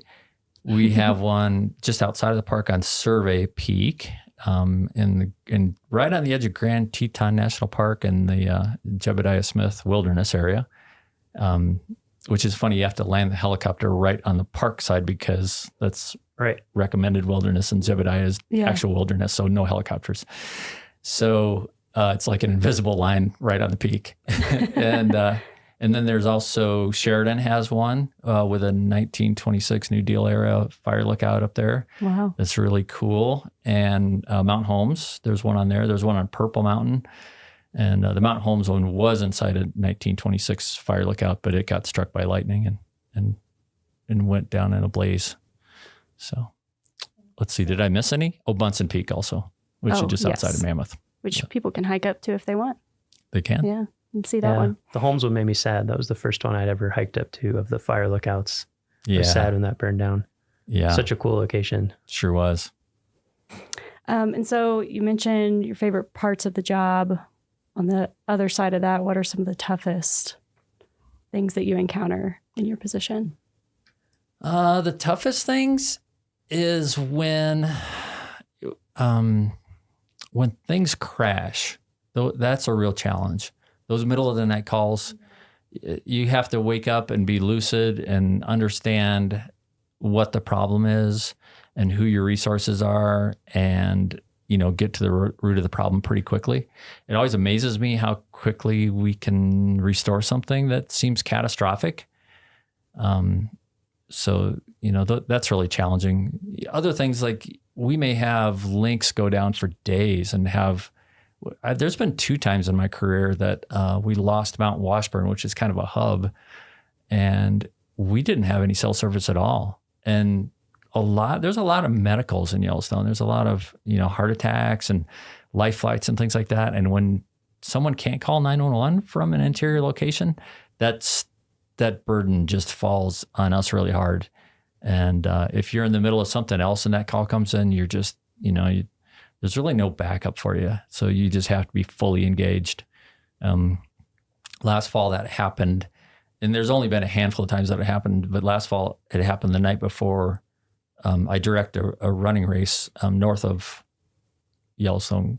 And so as the director, I was very busy and probably going to be up all night, but this happened in the middle of the night. So managing those 2 things was hard. So yeah, I can imagine emergencies like that can be very stressful. Yeah. But exciting. Yeah, exciting and thankful that you're there to assist. But then it's good there's always an upside to a challenge, an opportunity with a challenge, but just having a phone full of resources and knowing that I can get a hold of, a power company representative in the middle of the night, a cell tower company representative in the middle of the night, and I can get these things back up with their help. Everybody, everywhere in America, the linemen are always out in the worst times, and they're kind of heroes when it comes to that sort of stuff. So that's the role we have to fill. Yeah. So even with those types of difficulties or challenges that you might encounter, what keeps you here? What keeps you working for the National Park Service? Why do you stick around? Oh, gosh, all kinds of things.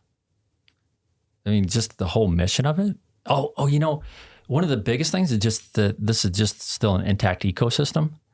And, all the predator-prey relationship, all the predators that are restored, and that's amazing. And I've been here 30 years and you don't get over that. So that's a thing. And then the people, and I don't know, I could go on and on. Yeah. Skiing's pretty good. Yeah. Maybe not this winter. I try not to talk about skiing too much because you guys only have so much time. Yeah. We'll have to hear some ski stories another time. But do you have in all your years being here in Yellowstone, working for the National Park Service, do you have a defining moment? Is there a moment that sticks out to you that you're like, yes, like that's why I work here, and it was super rewarding? Okay, here comes a ski story. Okay, perfect. We had Mount Holmes, and Miles, you referenced this, but in 2011, Mount Holmes, the repeater antenna went down in December, and there was a big storm coming in. And the Mount Holmes repeater is also used by Montana State Patrol for Highway 191 outside of the park, where there's a lot of accidents. It's a dangerous road. It's a pretty important one. So, but we couldn't get a helicopter in because the storm front was coming in fast. So we decided we were going to ski it. So it was a team of 3. It was another guy, Dustin Sini was a radio tech with us. Now he's the superintendent of Bighorn National Monument and Bighorn Recreational Area and some other stuff. And Doug Krause, who's our health tech foreman. We put together that trip in December, which there isn't much daylight. And we thought we'd stay in the Winter Creek cabin on the way in. We opened up the door and it was about a half-inch deep in mouse poop. Ooh. So we said, no, we're not going to do that. We thought we can push to the summit. So it was a real big effort. We got to the summit and I got the cabin opened and the storm was starting to pick up. And this is a 10,300 foot peak. It's a big effort. It took hours and it's a long ski in too, right? I mean, it is a long ski. Yeah. It's a 10 miles. Yeah. One way, it's right? eight hard miles. Yeah. Yeah. So yeah, we got the cabin opened up. We got a temporary antenna installed, testing it out. And then we got that door closed and the storm came in and just blew so hard all night. It just rattled that fire lookout all night. And, but that was pretty neat. We were testing the radio from inside and we were talking to Montana Highway Patrol on this really remote site. And next morning, we ski out was nice. Oh, that's super cool. So that was good. Yeah. Good trip. Yeah. I don't know if that was a defining moment, but that's one of the good ones. Yeah. Definitely memorable, it sounds like. Yeah. Yeah. Yeah. So I'm just, you said about 30 years you've been doing telecommunications stuff in Yellowstone, right? Yeah. I feel like, of course, all fields change over time, but I feel like telecoms may be the fastest changing field in the past 30 years, I would venture. So what's it been like to see? I mean, even I'm trying to think, my first summer here was 2006, and I think there was like a payphone in our dorm. I mean, there was no internet that we could even use, or my cell phone didn't work unless I drove a long way. I would think I was at Canyon. And you were here well before that. So what's it been like to see the change? Because now I'm at home and I can stream 4K movies from a satellite. It's so different. Yeah. Well, yeah. So my first summer was 89 and we had a payphone and we couldn't get radio stations and we couldn't get TV stations. We watched VHS movies at the pub. That was fun. But it has changed a lot, and that's always a topic of discussion. And whenever there's some sort of new proposal, we get a lot of comments. Mm-hmm. Yeah, I've noticed that. People are very invested in the connectivity in Yellowstone. Yeah. So there's two different aspects to your question. There's the expectation of a wilderness experience or a historic experience as well. But then there's also keeping up with what the needs are. And then, we're also a government agency, so we're on a government network and we have cybersecurity issues and we have to protect those perimeters like vigilantly as much as any other government agency. Mm-hmm. Mm-hmm. So we're always protecting ourselves from threats, so that's the biggest agent of change these days. Is keeping up with that and all the training and what we have to do for that. But everything in the middle between then and now, we've gone from, like you said, you had a cell phone, there was very few towers. Mm-hmm. We've added a few. We've definitely put a stop to more towers. But there was a point when Suzanne Lewis was the superintendent and she said, I'm the only one who's going to have a cell phone. And then, then that expanded a little bit, and now we've got 150 of them out there because it's kind of a tool that everybody has to use, and the cost has gone down. But so, that's a big question. It's changed. A lot has changed. And we're fortunate to have some people that have been working in IT for 35 years, which is pretty neat because it's fun to hear their stories. Mm-hmm. But we also do have a wireless communications plan that the park put together in 2009, and that limits a lot of our wireless technology. Mm. So the intent of that is to not have cellular service on the roadways and in the backcountry and limit it to the developed areas and only specific developed areas, which is a bit of a compromise. This is still one of those places in the lower 48, you can drive from Mammoth to Old Faithful and not have a cell signal for, what is that, 52, 53 miles? Mm-hmm. Yeah. Yeah, it's so interesting to see, especially with how ubiquitous internet connectivity has become everywhere, I think sometimes visitors come and they're just like, some people come specifically for that and other people are just shocked. They're like, what? Yeah. What do you mean my Google Maps doesn't tell me where to go? Or like, where can I get Wi-Fi here? And there's one place, it's 3 hours away. Yeah. I get the visitor comments in both perspectives. Yeah, exactly. In both directions. Sometimes in the middle, but usually strongly one way or the other. Yeah. Yeah. So we're getting into the nitty gritty here. If somebody were to go on USA Jobs and want to apply, to work in telecommunications, what series would they be looking for? Well, the telecommunication series is the 0391. Electronics technician, which is our radio technicians and alarm technicians, are 0856. And the IT specialists are 2210 or 2210. And that's a really fast growing series because everything is connected by networks now. So radio's connected, telephone's connected by networks. So that's a good one to look for. And there's a lot of recruiting going on in the IT world. So you could, in my branch, you could be any one of those threes. Okay. And so are the opportunities available from like entry level all the way up? What does that look like? Yeah. 7, 9, 11, 13. Okay. And so what types of training or anything like that would people need to get into that type of work? You just fake it till you make it. Yeah. Yeah. No, I'm kidding.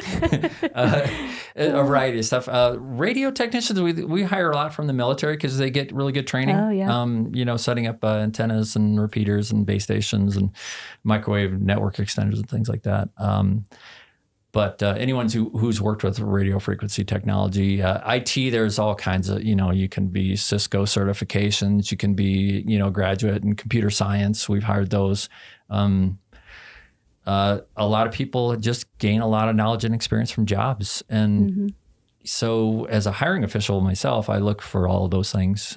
Myself, I have a bachelor's in the School of Technology with a specialty in organizational leadership. So I'm a lot of, leading a group as much as the technical. So it varies. There's no straight track. Yeah. Yeah, you'll kind of find that in the Park Service as well. People kind of come from all kinds of backgrounds as well. So yeah. I think knowledge and experience counts for more on a resume for this line of work than a degree does. But yeah, I don't know. We've hired some recent graduates too. So do you have any advice if people were interested in applying or, getting that experience? What advice would you give for them? Yellowstone, we feel like we're really specialists. A lot of small parks have one technology person and everything's thrown at them. But we're really, as far as the industry goes, we're generalists. So if you're in IT, if you're doing like system administration, also learn about networking and also learn about cybersecurity and learn about maybe coding, So branch out a little bit. And if you're, if you're into radios, also learn about networking so you can do radio over IP.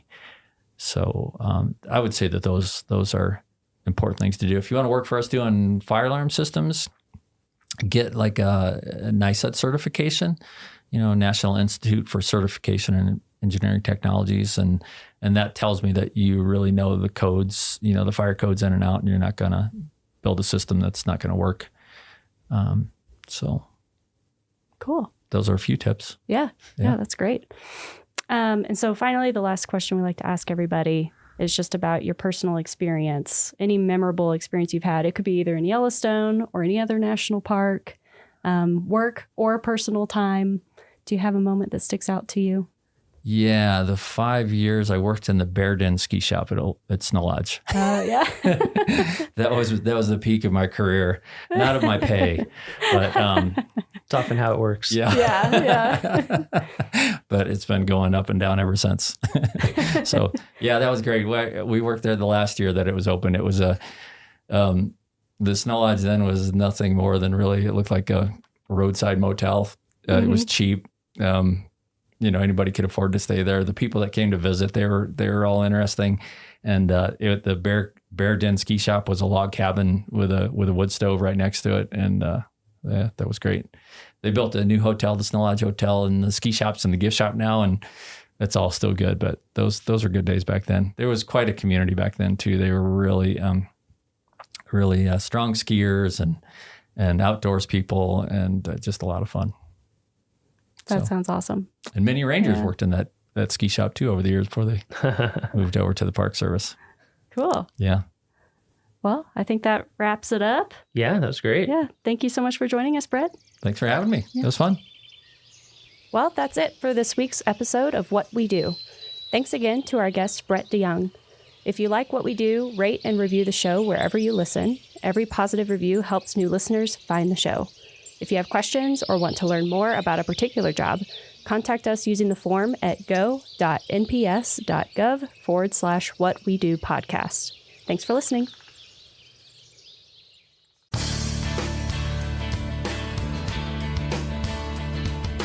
Welcome, and thanks for tuning in to this USGS Corecast. I'm Marissa Lubeck. The mountainous expanse of the greater Yellowstone ecosystem is known for the native wildlife of its national parks and picturesque private lands. Grizzly bears live in this area of the northern Rockies, making it one of the largest strongholds for grizzly populations in the United States. Recent research by the Interagency Grizzly Bear Study Team provides new insight into grizzly population dynamics and the hazards that influence bear mortality within this ecosystem. I'm here with Chuck Schwartz, USGS biologist and lead of the study team, to discuss these findings. Thanks for speaking with us, Chuck. You're welcome. What is the current status of grizzlies in terms of an endangered or threatened species? How are they doing with population numbers, and what does this status mean for the greater Yellowstone ecosystem? Grizzly bears in the continental United States are listed as threatened under the Endangered Species Act. They were listed in 1975 and remain listed today. Grizzly bears in the greater Yellowstone ecosystem were actually delisted in 2007, but they were put back on the list following a decision from the district court judge. Bears in Yellowstone represent one of 6 populations in the United States that still exist today. They've been eliminated from about 98% of their historic range, and they only occur in smaller pockets in a few remaining mountainous areas of the western United States. In Yellowstone, there's probably somewhere around 600 grizzly bears, and the population, since it was listed, has been growing at a rate of about 4 to 6% per year from about 1975 through today. They now reoccupy habitats in the ecosystem where they were basically eliminated in the late 18 and early 1900s. Previous grizzly studies have suggested that human activity can affect bear populations in certain ways. What new findings about grizzly hazards have come from your recent research, and how much of a role do people play? One of the things that we know for grizzly bears in general, and this is pretty consistent across all of North America where grizzly bears or brown bears live, is that if you're a bear and you're no longer dependent upon your mother for care, so excluding cubs and yearlings, there's about a 90% chance that your cause of death will be directly associated with humans. Bears die in accidents on roads. They're killed in defense of life or property when they get into trouble with people. Agencies go in and remove them if they're in conflict for livestock killing or damaging property. And so what really drives bear demographics is humans. What our studies show, and they repeat some of the previous work, is that roads in developed areas, for example, impact grizzly bears. Essentially what we did was we took radio-collared bears, we looked at where those bears lived, and then whether they lived or died during our period of study. And we took the bear's home range, and essentially what we showed was what we call human disturbance variables strongly influence whether a bear is going to live or die. And so bears that live in very secure areas that have little or no road density, or very few developed sites in the form of campgrounds or lodges or facilities that have attractants for bears. Bears that live in areas that don't have these human developments typically have very, very high rates of survival. As the amount of human development increases, it becomes more hazardous, and they tend to die at higher rates. Some of the new findings that we have shown is that ungulate hunting also is hazardous to bears. We know, for example, that an important food of grizzly bears is ungulate meat. And so in one way, when a hunter kills an elk and cleans that elk, bears use that as a food source. So that brings bears into close proximity with hunters, and on occasion they do get into trouble. They are killed in defense of life. Rural development in the form of ex-urban or outside of urban areas also increases the hazards for bears. And so when we have large ranches, for example, that have been maintained as open space for agriculture, but the human activity on that land is very low, when those lands are developed into ranchettes divided into 40-acre parcels that each get a house, it also becomes much more hazardous for grizzly bears to survive in areas like that. There's a saying that biologists have is a fed bear is a dead bear, and so these kinds of developments just increase the probability. As far as natural hazards are concerned, is cubs and yearlings, which are dependent upon their mother for care, face a different suite of mortality agents. And what we typically see is if you're a young bear and you're going to die, you're more than likely going to die from natural causes. There's starvation or predation. And in the instance of starvation, in some years when we have poor food production, these little cubs don't get enough nourishment and they starve to death. The other thing that we see is more predation. And in the world of bears, cubs and yearlings are vulnerable to being preyed upon by large adult males. You mentioned that you used years of bear tracking information from collared bears to come to your conclusions. Can you tell me more about how this information was acquired? The grizzly bear study team is responsible for monitoring the grizzly bear population in the greater Yellowstone ecosystem. And one of the ways that we do our monitoring is we capture and radio collar a sample of bears. So we trap every year and we try to catch a sample of random bears from the population. We then put radio collars on those individuals and we track them through time. That's what allows us to get a very clear understanding of how bears use the environment, what factors influence rates of reproduction and survival. So we can look at a female in the fall and determine whether she's weaned her offspring, and then determine the following year if she's produced a new litter of cubs, how large that litter might be. That's basically how we track the demographics of the Yellowstone bear. Can such bear mortality data from the past contribute to insight on future grizzly populations? Can it be used for predictions? We can't really predict, but we can project what the future might look like based on information from the past. And as long as systems don't change dramatically, those projections provide some insight and guidance to managers on what they might need to do or consider for maintaining a healthy bear population in the future. How do grizzly population dynamics in the somewhat remote greater Yellowstone ecosystem affect people and places on a national level? The Yellowstone ecosystem is one of the last remaining intact temperate systems in the continental U.S.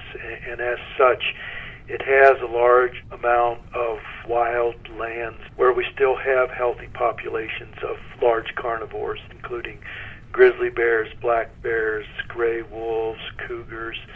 And one of the things that we know about bears is bears are very popular animals. There's millions of people that come to this system every year, and one of the reasons they come is with the hope of getting to see bears and wolves in a natural state. And so maintaining these large systems like that in an intact fashion, I think, is important to people in our country.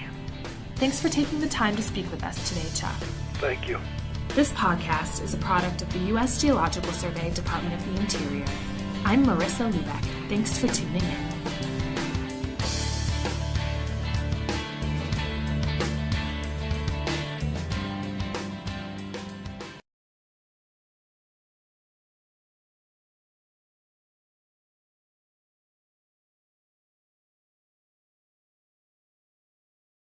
Are a common design feature of many mountain roads. Generally, the only way to get up and over a pass is to switch back and forth several times to gain the elevation needed.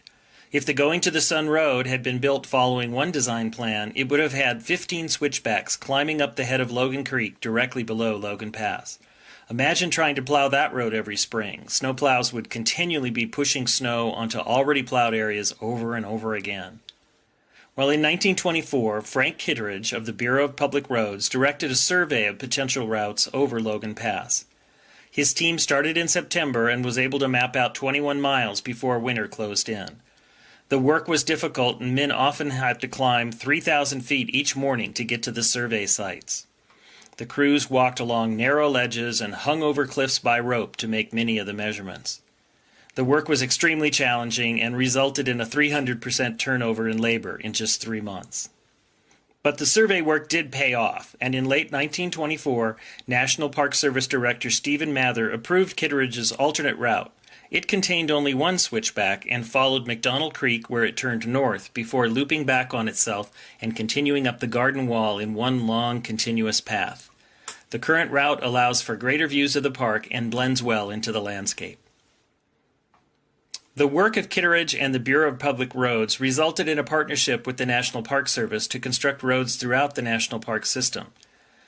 The Bureau of Public Roads became the Federal Highway Administration, and today that partnership still continues. Headwaters is supported by the Glacier National Park Conservancy.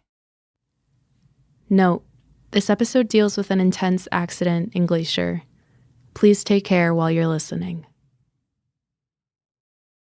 I remember this distinct feeling of getting off that hitch and having that weekend to myself and just being completely content with life. I remember that moment of just like, oh, I am so happy. And I feel so good with where I am and who I am right now. So what happened on the walk back? I was on an incline, and when you walk on an incline in snow, you kind of like lean in. Kick, kick, kick, dig, kick, kick, kick, dig. So I had kicked into the snow, but there was enough where I had kicked in and exposed it that I actually kicked in to ice. And I stepped on it, and it just took me out immediately. You fell. I did. You fell off the High Line. I began to slide. Yes. I fell off the High Line. Every community, a high school, a workplace, a national park has its set of stories.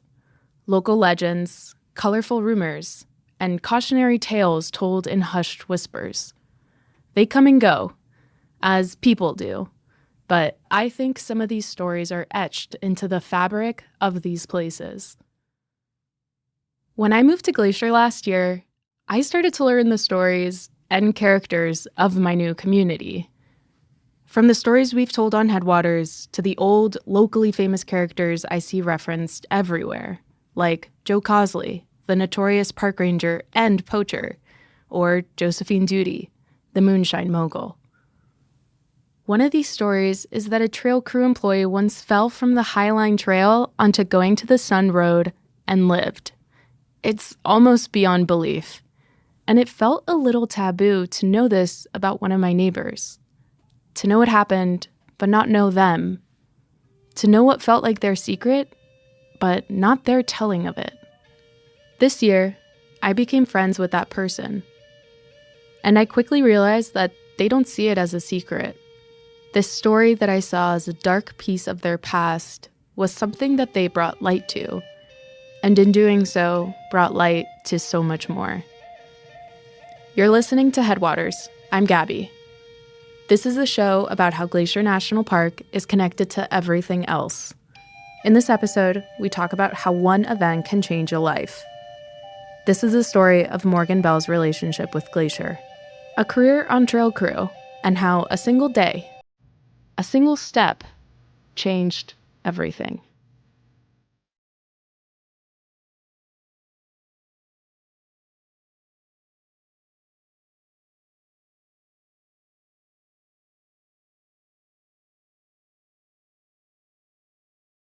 Do you get the sense that you'll go down in park history, park lore?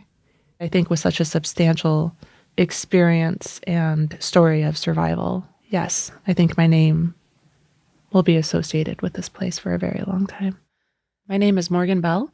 I am a concession management specialist here at Glacier National Park, and I have been employed here for 22 years. What brought you to Glacier then? What brought you to Montana? I had received a letter from Glacier National Park in the mail advertising positions for trail maintenance. Had you ever been to Glacier?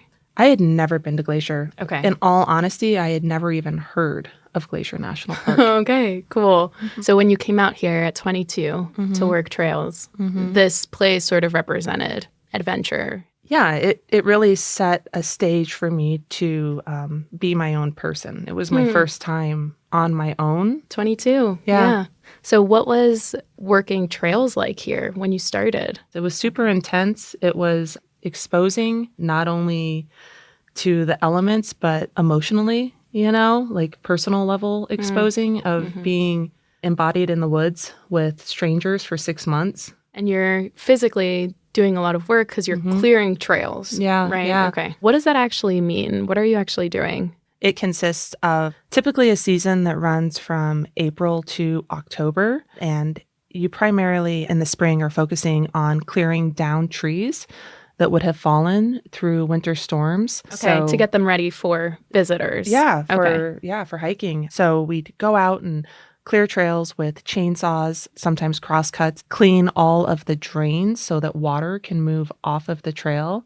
We build structures, so all of the bridges that you cross across creeks and rivers. So it's taking a lot of you physically to be able to do all of that. Physically, and then mentally, you're put into the wilderness and working hard in building relationships. But it really laid the foundation and gave me a glimpse into my ability of self, what I could and couldn't do. It was a really strengthening period for me. So tell me about this culture of trails. There's a lot of pride in it. There's a lot of ownership, and there's a lot of longevity. If you're a newbie, it's like, are you going to stick around? Are you going to stick around? Yeah. Are you going to be what do trail people call themselves? Trail dogs? Trail dogs. Okay. Yeah. Trail dogs. It's a right to become a trail dog. You have to work for it. It's a sense of pride to become one. Yeah. To become part of the pack. There was an authenticity to the relationships that you could build with individuals in such extreme environments. It was a community that provided instantaneous support. It was a wave of experiences with each other. We have 10 days where it just pours rain on us. Everyone's unhappy. Everyone's unhappy. Yeah. But that somehow connected us, and we still got the job done. We still had fun. We still made our meals together. Yeah. So moved here when you were 22, started trails. At some point, you became crew lead. Yeah, so typically each crew, depending on the district, is made up of anywhere from 4 to 6 individuals. My crew that year was myself, the crew lead, and then I had a maintenance worker, and I had 2 laborers. I was very excited and had a lot of pride to be a trail lead. How old were you when that happened? 32. I really started to see how Glacier had shaped me into the individual that I was becoming. I can hike a trail. In my mind, I can envision a trail without being on it because I've been on it so many times. That makes me think of knowing our homes in such an intimate way. And so these trails are sort of, like a home where you just... home. It is home. You know, I have a favorite tree. I have a favorite rock. And I have... and I have memories built in certain areas, right? There's like those keynote moments that are kind of ingrained in my being. I became very integrated with Glacier. I identified with it. And there's an intimacy of how I connected with Glacier. My literal blood, sweat, and tears were put into the ground. From working trails. From working trails. Trails exposed me to the deepest parts of myself. It built a level of strength and identity within me to understand myself. There was like a level of intimacy. Who would I be as an individual if I wasn't shaped by trails? By trails.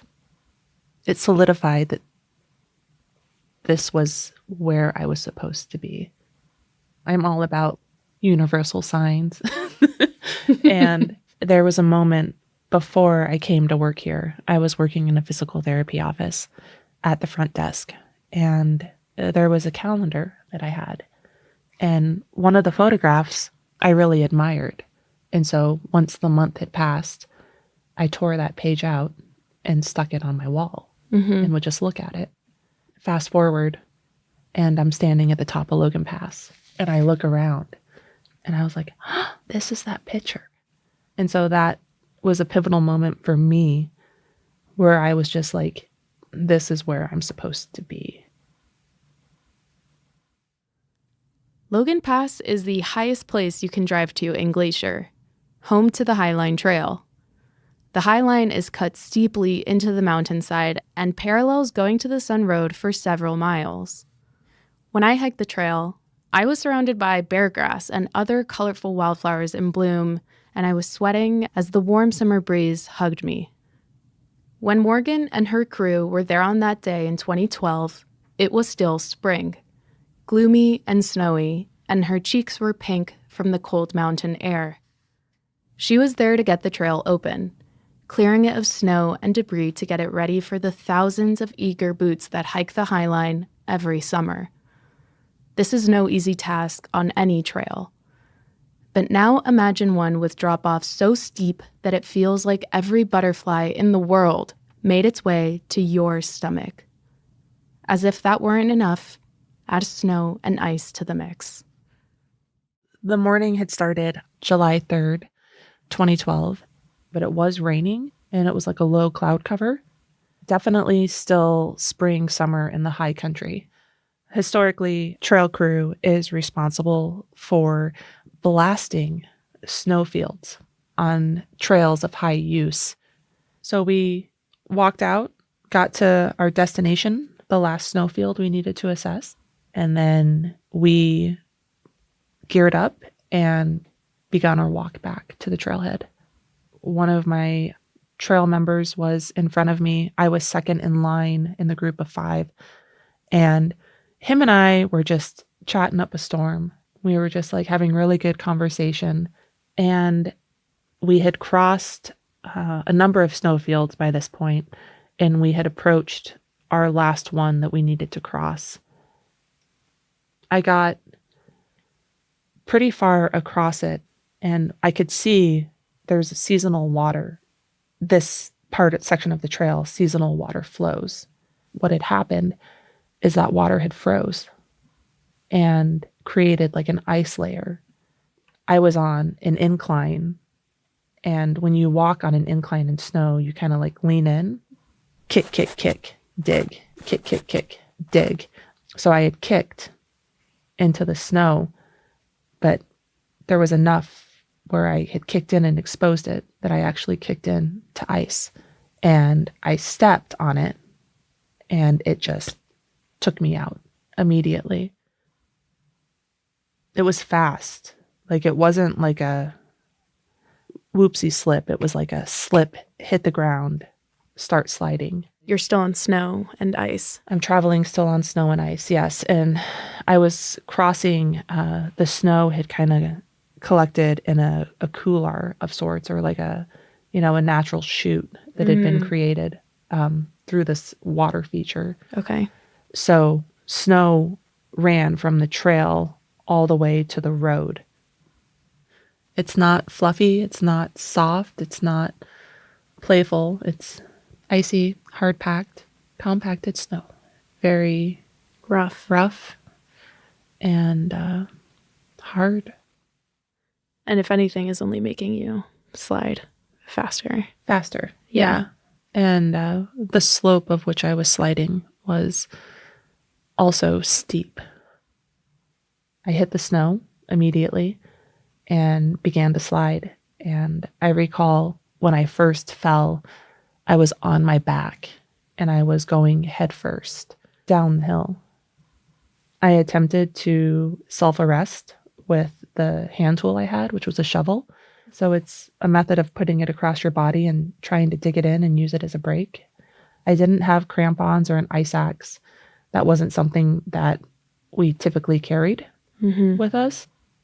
I was able to like spin myself around with my shovel, and then I was feet first going down, trying to brake.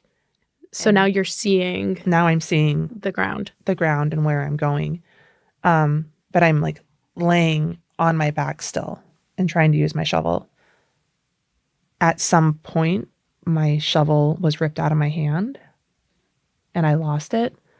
And I remember in that pivotal moment, it was so fast, but everything was like so slow in that moment. And I remember just being very aware of what was happening, but extremely like methodical in my actions. So once I lost my shovel, I flipped myself back onto my stomach. And so now I'm traveling feet first on my belly. And my only attempt to slow myself down was to expand. So I put my arms out, starfish, essentially. Put my arms out really far, began to dig in with my hands and my nails. My feet started to like kind of really push my toes into the snow. I remember like the sensation of my face dragging on the snow and the sound of it, the speed of it, and like the snow that I was gripping and moving across, like flying around me, and like screaming. It was incredibly loud. Really, really intense. Primal fear, like loss of control, and completely terrified. What my crew members experienced as well is that they heard me yell, "I can't stop." So they're hearing you while they're still standing on the high line. Yes, and they're watching me. They can see me sliding down. At a certain point, they lost sight of me and didn't know what the outcome was, but knew that I had made it to the road. Because from the high line, they could see the road itself, but they could see vehicles going around. Something. On a slippery patch of hard snow and ice, Morgan slid 350 feet from the high line. That's more than the entire height of the Statue of Liberty. Then she free fell another 12 feet onto unforgiving pavement, onto Going to the Sun Road. So I remember a majority of the slide, and at some point, I lost consciousness on the snowfield. And I came to on the road. I don't know the duration after I fell, like if it was seconds, minutes. Remember like being on all fours, on my belly and just kind of like lifting my head and seeing blood everywhere, like pooled up on the road, all over my face. I was like, oh my gosh, okay, I'm on the road. And at that very moment, it was like these little black shoes came running up and came within my view.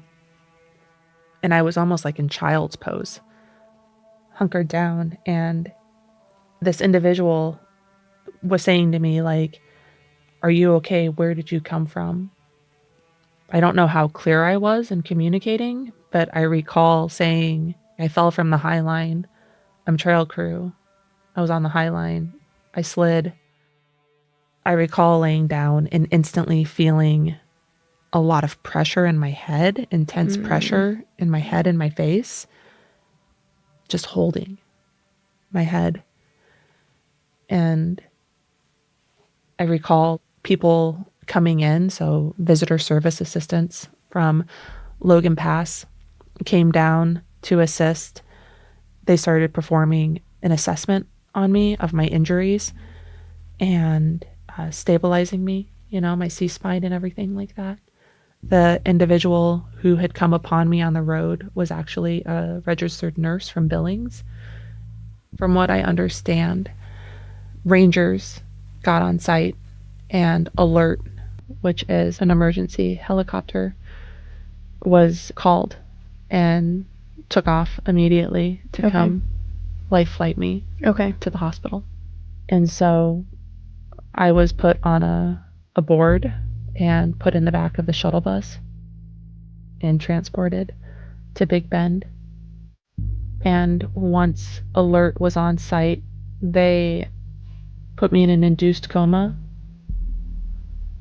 and got me in the helicopter, and we took off.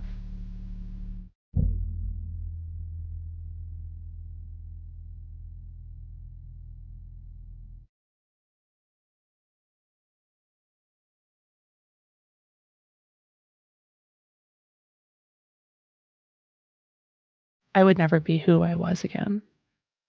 Even with complete healing, I would always be different. It would never be the same. That trails would never be the same. That my life and my activities and my existence as I knew it would never be the same. Do you remember waking up in the hospital? Mm-hmm. Were you confused or? No, I was incredibly ashamed. I remember my supervisor, who I have great admiration for, he was there in the room. They got the call that I had woken up. I was in the ICU, and the first thing I said was, "I'm sorry." I remember him just being like, "Will you stop it? Why are you apologizing to me? No apology is necessary." Yeah, I felt embarrassed. I felt ashamed. I felt that I had let the team down through my actions. Because I understood the consequences of what had happened, not only to me, but to the program as well. In the days following, the park halted all trail crew operations while they investigated the accident. For the next season, there were new safety guidelines in place for snow travel. And every year since, trail crew does mandatory snow and ice safety training, where they practice using ice axes and crampons and setting up fall protection. Morgan's accident changed the trails program and the culture of snow safety throughout the entire park. Heads up, Morgan is about to describe her injuries. If you're not interested in listening to the details, you can skip ahead 2 minutes. So, when you woke up at the hospital, what were the physical injuries? Starting from the top, traumatic brain injury. So I had swelling of the brain. So to stop that, what they had done is shaved my hair, just the top portion of my scalp, front portion, and created a laceration from my right ear to the apex of my head. Like they cut that open? They cut that open. Wow. And essentially peeled that down and drilled 3 holes into my skull, which alleviated the pressure of the fluid building up inside of there. And while they did that, I had also sustained multiple fractures to my face. And one of the more sustainable fractures that I had was completely shattering my forehead. So they went in and pieced it together with metal pieces that ironically are called dog bones I broke my nose. I lost my front tooth, chipped it. I had multiple lacerations on my face, the most extreme being my upper lip, which had been torn off. In my cervical area and neck, I had a bilateral dissected carotid arteries, which essentially is the bands around my carotid arteries had exploded. I then had a right dislocated shoulder and a lacerated liver. So majority of the injuries were head and neck. Every single one of them was life-threatening. Did you feel like you looked different? Like it was a different person that you were looking at after the accident? Yeah, and that was really hard to look at myself. Really hard to look at myself after the accident. A lot of like sadness for what I had done. It was just hard. It was hard to like, I don't feel myself as vain, but it's hard to look at yourself in a different context when something on your face changes or on your body changes. Essentially a stranger. The shell of me had changed. I had identified with myself for so long as someone in the mirror. And then to be looking and seeing the holes in my head and the scar on my forehead and the abnormal angle of my nose and the shift of my eyes and all of it, the missing tooth, the shaved head. So there is this reckoning that you're going through with identity. There was a reckoning of the identity, not only like physically, but a reckoning of the loss of my identity of self and who I presented myself as, what I did. Yeah. Who I was. It was wiped clean in one fall.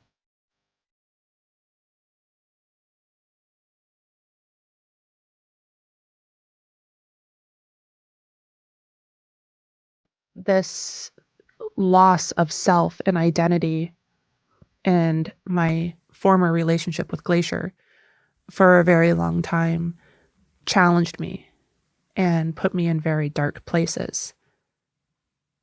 You know, depression came naturally with it. I get covered by the darkness, and there's times that I can let it put me on the ground and be at the depths of it. Ultimately, there's an essence of my being that shines brighter. Did the fall at any point feel like it defined Glacier for you? Like you were sort of avoidant of this place because it was too intense to go to Logan Pass or too intense to go through the entrance station? Never. Never. No. I'd be remiss to say that it wasn't moments of anxiety driving up the road and approaching the chute. I know that none of this occurred out of vengeance, that I did something wrong to deserve this. I was eager to come back and connect. Such an integral part of my being, it was a loss. I was grieving. I was grieving Glacier. I was grieving that I wasn't able to immerse myself in it and that I had to be home. There was nothing I wanted more than to be here. This place means a lot to me, and I care immensely for every square inch of it. And so I have apologized to Glacier. We've come to an understanding together that that wasn't intentional. I have a direct line of sight of the garden wall from the foot of Lake McDonald. And while you can't see the exact location that I fell, it's still the general area. And I have allowed the wind to carry my words up valley, and I have allowed the wall's words to carry down to me. I honor it. Dubbed the chute, like, oh shoot. Oh shoot. Yeah, That's oh, what you call it when you shoot. go by it. Yeah. You know, yesterday I drove the road and I said hi to it as I passed it. I spotted it. I was like, oh, well, there it is. Oh shoot. The oh shoot. And I don't pass it and associate it with the memories of falling. It's just like, wow, there is that pivotal point. The memories of the fall aren't associated with it anymore. I don't think anyone would have blamed Morgan if she decided to leave this place after experiencing what she did. For all its beauty, Glacier has seen some truly horrible things, Morgan's accident, and so many others. This place has stories that I will never really know, or for that matter, understand. Maybe all places and communities do. But I think Morgan is right, that to really know a place, a community, means honoring that darkness. There's not a conversation where it's like me without Glacier. It has been such an integral part of my life for 2 decades on so many levels. It's where I have worked. It's where I've experienced loss. It's where I fell in love. It's where I've raised my daughters. It's where I have some of my closest relationships and life memories embodied. It is here. The epitome of a trail dog is like strength and tenacity, you know? And I was exemplifying that like tenfold by surviving. It was just the circumstances. Right. It was ice. It was ice. It was an accident. It was an accident. Yeah. I sometimes ponder with the idea of like, was it intentional? Did it have to be me? And did I get to survive for the purpose of what I am now? It was supposed to be me. Yeah. So it's really curious. Like, where would I be? Yeah. Where would I be without this experience?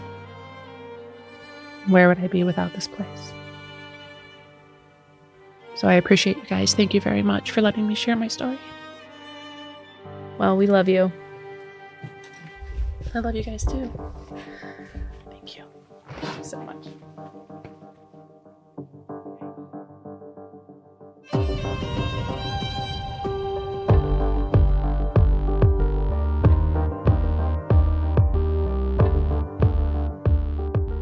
Headwaters is a production of Glacier National Park and is supported by the Glacier National Park Conservancy.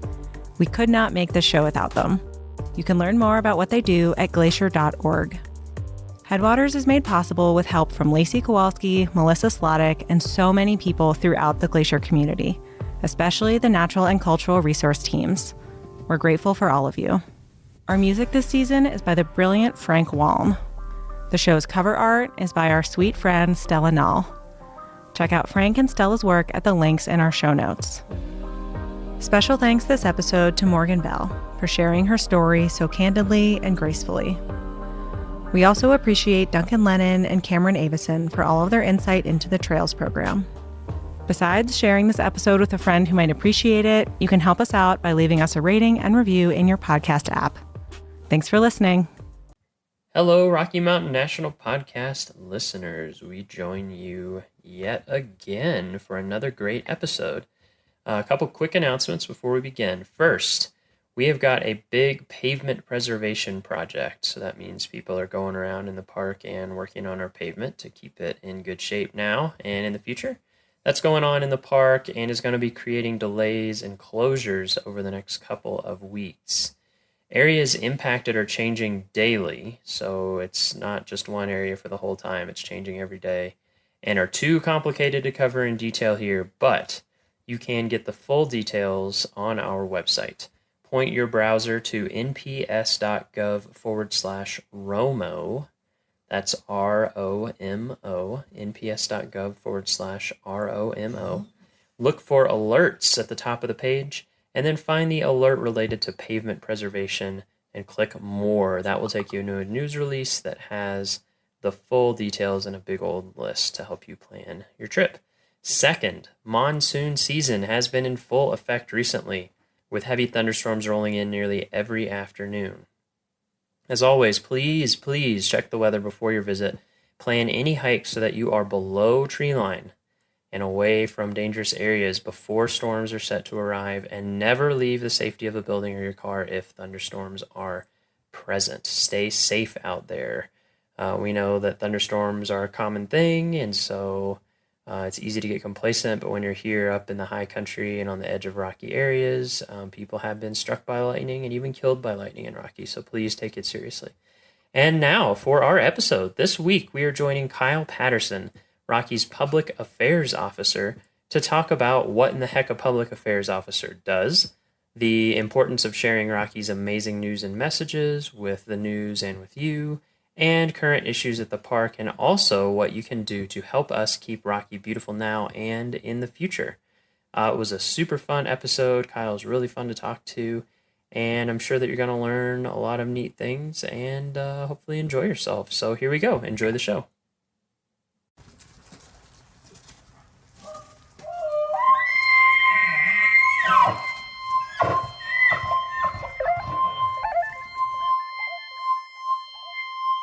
Yeah, so the way it goes, it's very Okay. Very good. Just talk about whatever. Okay. We can do that. We can do that. All right, so what is your name and what do you do here at the park? My name is Kyle Patterson, and I'm the Public Affairs Officer here at Rocky Mountain National Park. Public Affairs Officer. Yes. All right, so I'm going to try to use the listener's mind. Perfect. And think the way that they would think. What the heck is a Public Affairs Officer? What does that mean? What do you do? What do I do? What do you do? And it depends on the day. That's one of the reasons I love my job is That's what true. I do can vary greatly depending on the day. But my main job duties is media relations. So basically news releases for the park, proactive stories on different things that we do here at the park and our colleagues and the amazing things they do. And then some of what I do can be very reactive. So Rocky Mountain National Park is one of the top 5 search and rescue parks in the country.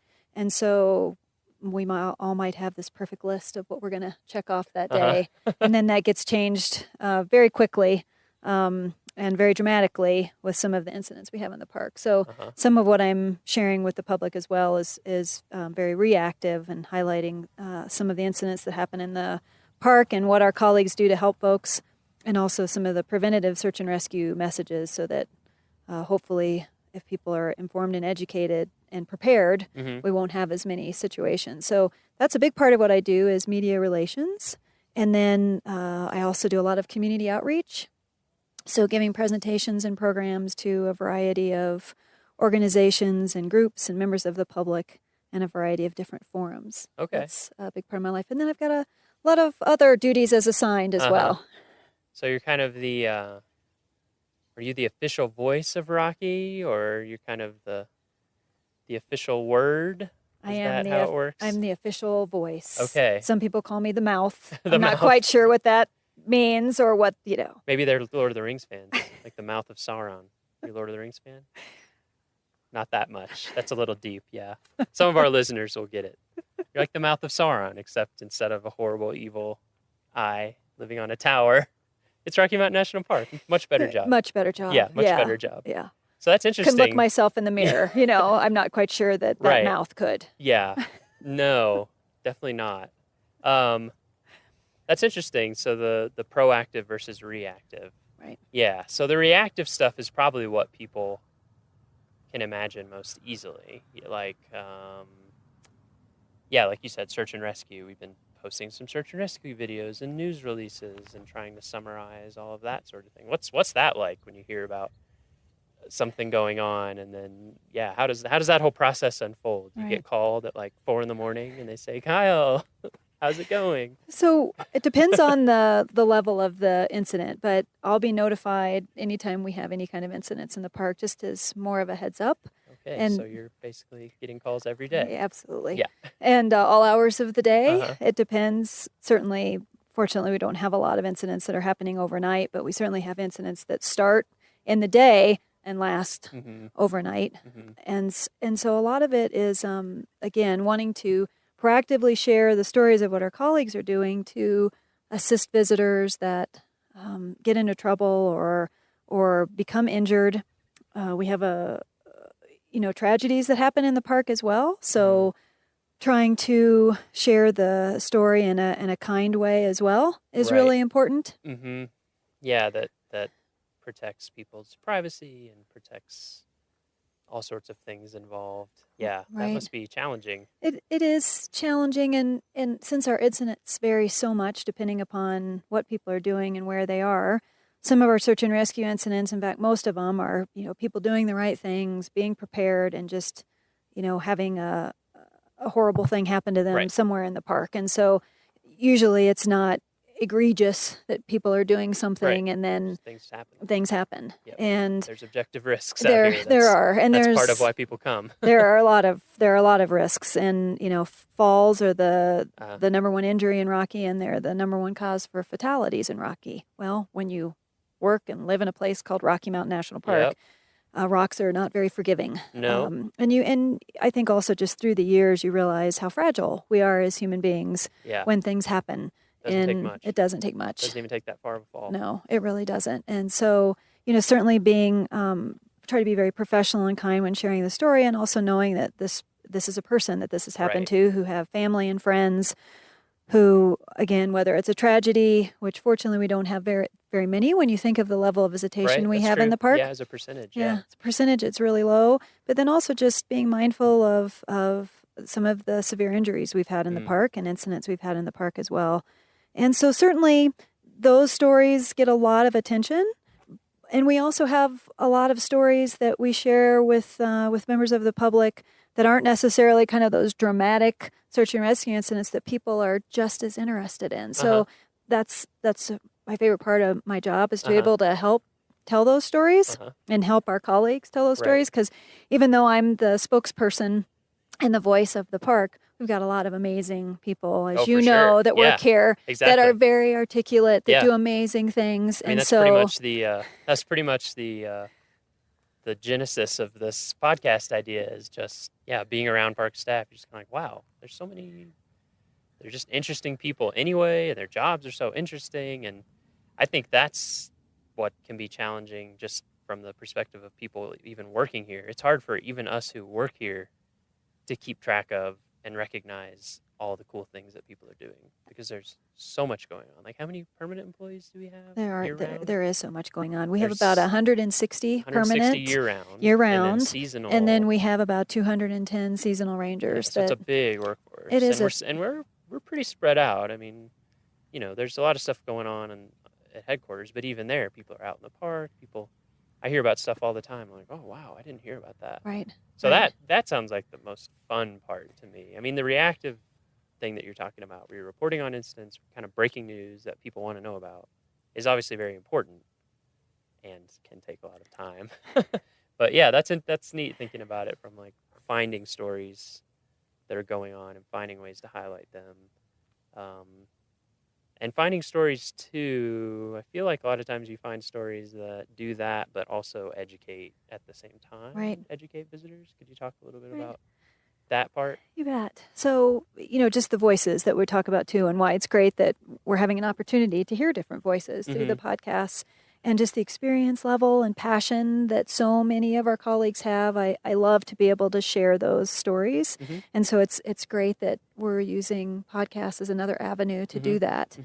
That's my biggest regret, I think, at the end of each day, is not having enough time to be able to, this is a cool story, I want to highlight this. This is a great story, I want to highlight this. And or trying to grab staff to help share those stories. But that's not their primary mission of their particular position. So they're like, I'd love to talk about it, but I've got to go tackle non-native species, or I have to go deal with, an elk in an exclosure. I have to, and so part of Can I it get is 3 just, hours of your time? And they're like, no, I don't have it. I would love to tell you my story. I don't have time to tell you my story. So if we Especially in can, the summer. absolutely. So if we can help gather some of that for people to tell the story, that's great. And we'll never have enough time to share the stories. And I mean, as I just sit here now and just think about all of our different divisions and all of our different work units and all of the different tasks that people have, it's mind blowing. I mean, we're basically a city. We are. Yeah, I don't know if And- people realize. I was talking to, we had a class of designers, like graphic design, but also industrial design, which is interesting, who were here for a week. And I recorded with them like last Friday, I think it was. And that was one of the questions they had for me earlier. I just sat and talked with them, was like, what are all the different things people do here at the park? And it was hard for me to even remember, honestly.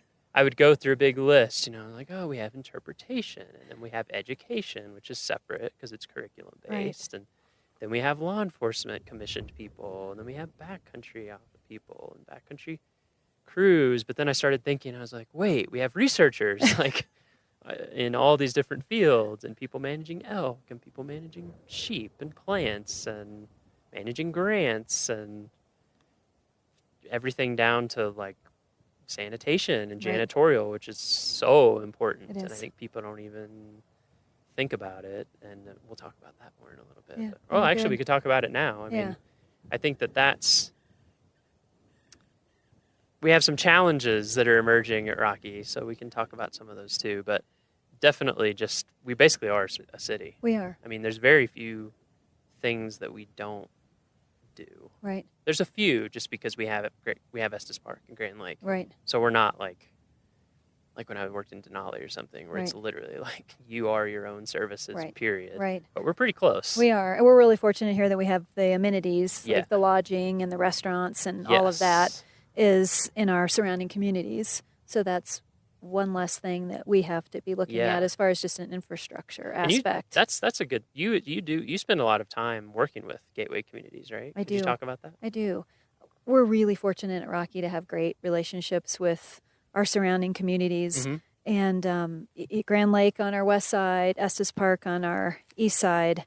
And those partnerships are really, really vital to Rocky Mountain National Park. It's very much a symbiotic relationship. Yeah, it has to be. In both kind of the tourism promotional aspect of both of those communities, as well as the town management of both of those. So we work closely with both the town management and the staff that help run the towns, and then also the tourism outlets of both of those areas as well, just to continue to make sure that, one of the common goals that we both have is to continue to make the visitor experience of our mutual visitors.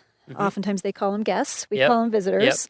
Just a little bit difference in semantics. Yeah, but Park Service lingo versus town lingo. Absolutely. And so part of that is making sure that we're doing the best we can for setting visitor expectations, and more with our significant increase in visitation, that becomes more and more important to set those visitor expectations and to really highlight that plan ahead message, and that things have changed here drastically over the last 5 years. Yeah, and we have so much interface too with them. It just on a practical level, like in Estes Park with the shuttles. There's the town shuttles, and then our shuttles, and they overlap and so to some degree. And figuring out all of that, and messaging is a big one. I know.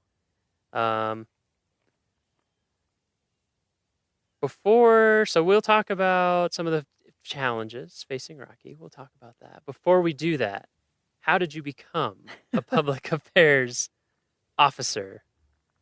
How did that happen? How did you get to, because it's so interesting talking to, I feel like everyone we've talked to, and I'm sure it will continue. It's just like, how did we end up in these roles? A lot of times we don't even know until we think about it. But how did you get into public affairs? Absolutely. You look back and say, this is exactly what I knew I wanted to do when I graduated.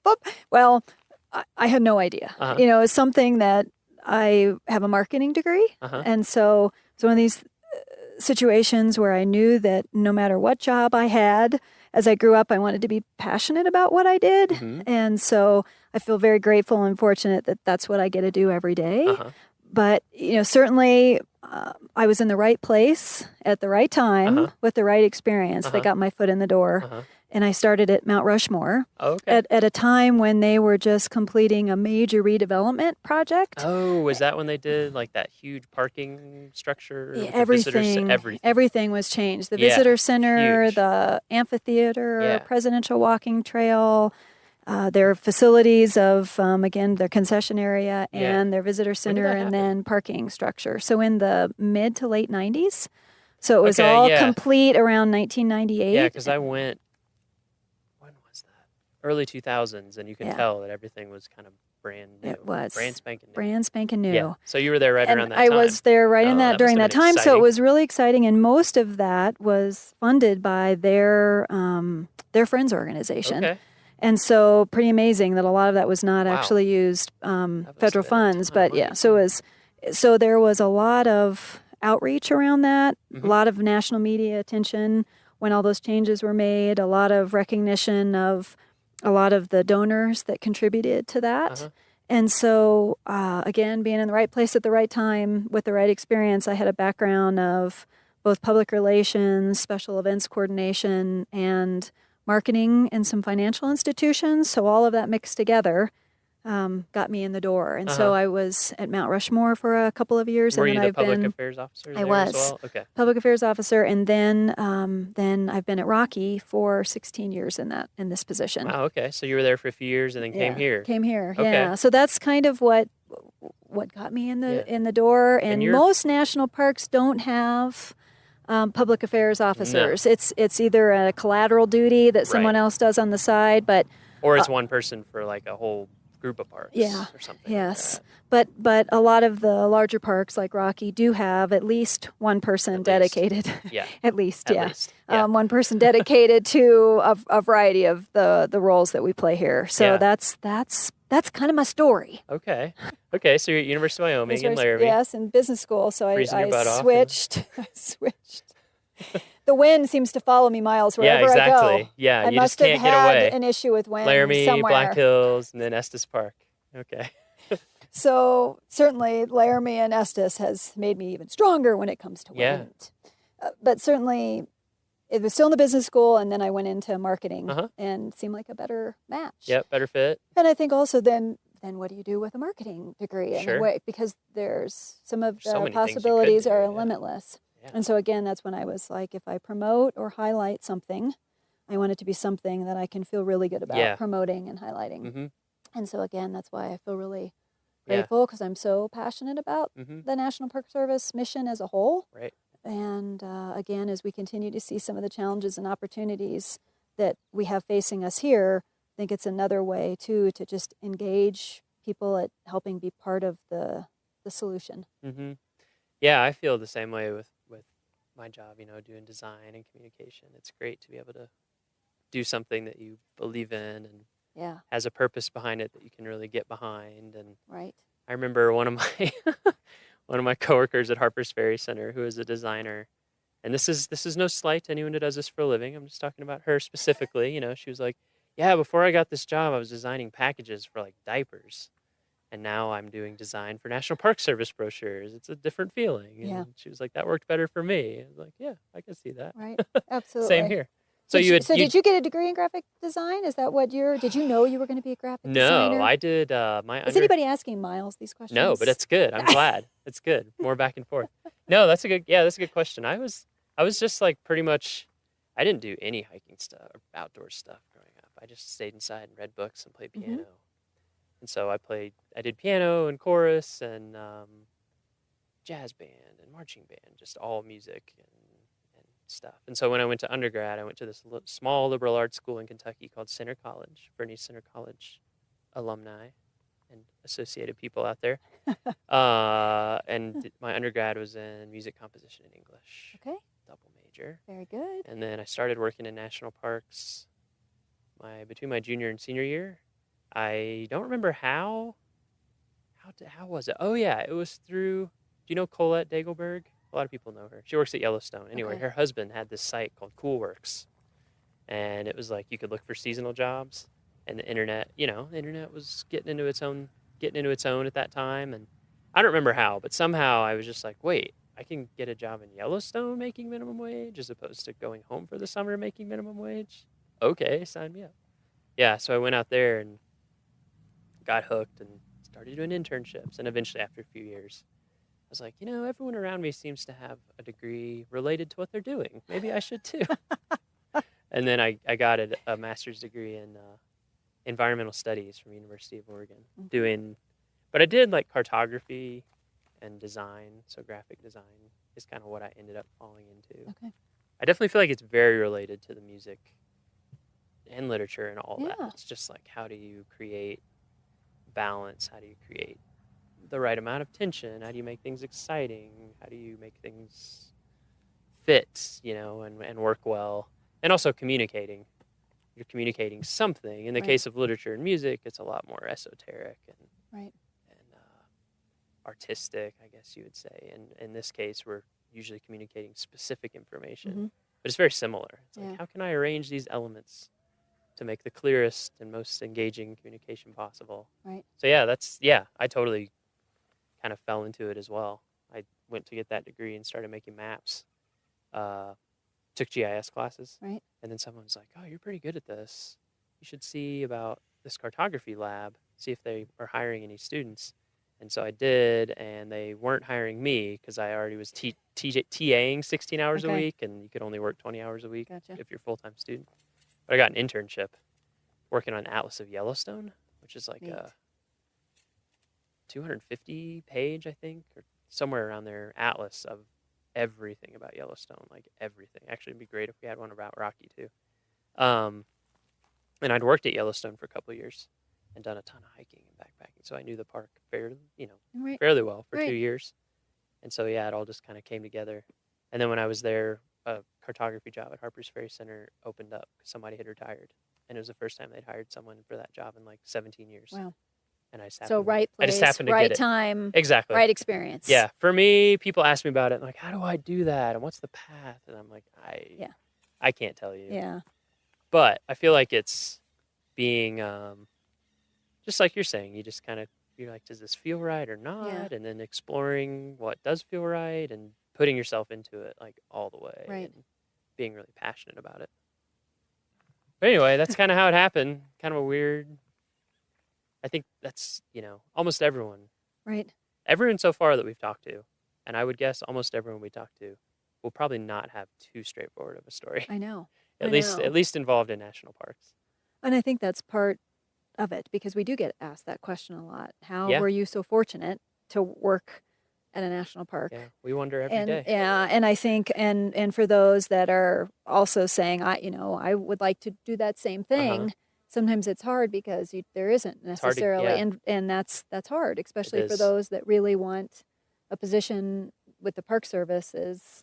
There isn't necessarily if you do this, this, and this, then you will become this or become this, and so sometimes that's tough. But then I think also the breadth of experience also hopefully adds to just life experiences in general for all of us. Oh yeah, if we were to look back and say that is not at all the path I think it's pretty rare for people to know exactly. I mean, you hear that. You hear of people saying, in the parks, when I was in 4th grade, I knew I wanted to be a teacher. Or when I was this, I knew that I wanted to do this, and they follow through. But I think for most people, we're very fluid creatures. Especially in the Park Service. You kind of have to be.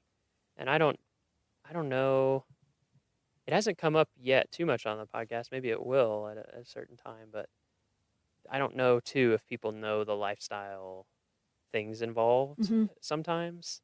Like Lindsay Lewis, we were talking to in an earlier episode, or actually it'll be a later episode.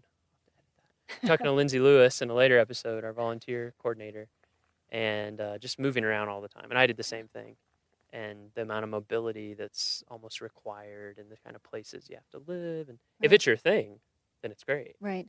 But for a lot of people, it's not their thing. Right. It can be really challenging. Right. Especially in terms of like relationships and family and trying to find a job. Right. Or, and all those kinds of issues. Yeah. Many times it's romanticized. And depending upon what stage you are in your life, you might be more able to do that. But then there also becomes other times where you have relationships that you're separated from Right. because of it. And Oh, then yeah. it's not so romantic anymore. There's so many different arrangements people have to figure. I mean, I know people who for years it's like, oh, I work at this park and my spouse works at this park, and we see each other every now and then on the weekends, or like not even every weekend, or I'm like Right. at Grand Canyon. I know multiple people who they have a house in Flagstaff, but they live up in the park during the week. So it's just like, yeah, we see each other on the weekends, and people do what they have to do to make it work. Yeah. So Yeah. there's multiple angles to it. Maybe we'll have a lifestyle episode. There you go. Yeah, like a home and garden episode of, and just talk about all that stuff, because I think it would be really interesting to people. Yeah. We are going to, towards the end of the season, talk to seasonal employees. Good. Just about their season Great.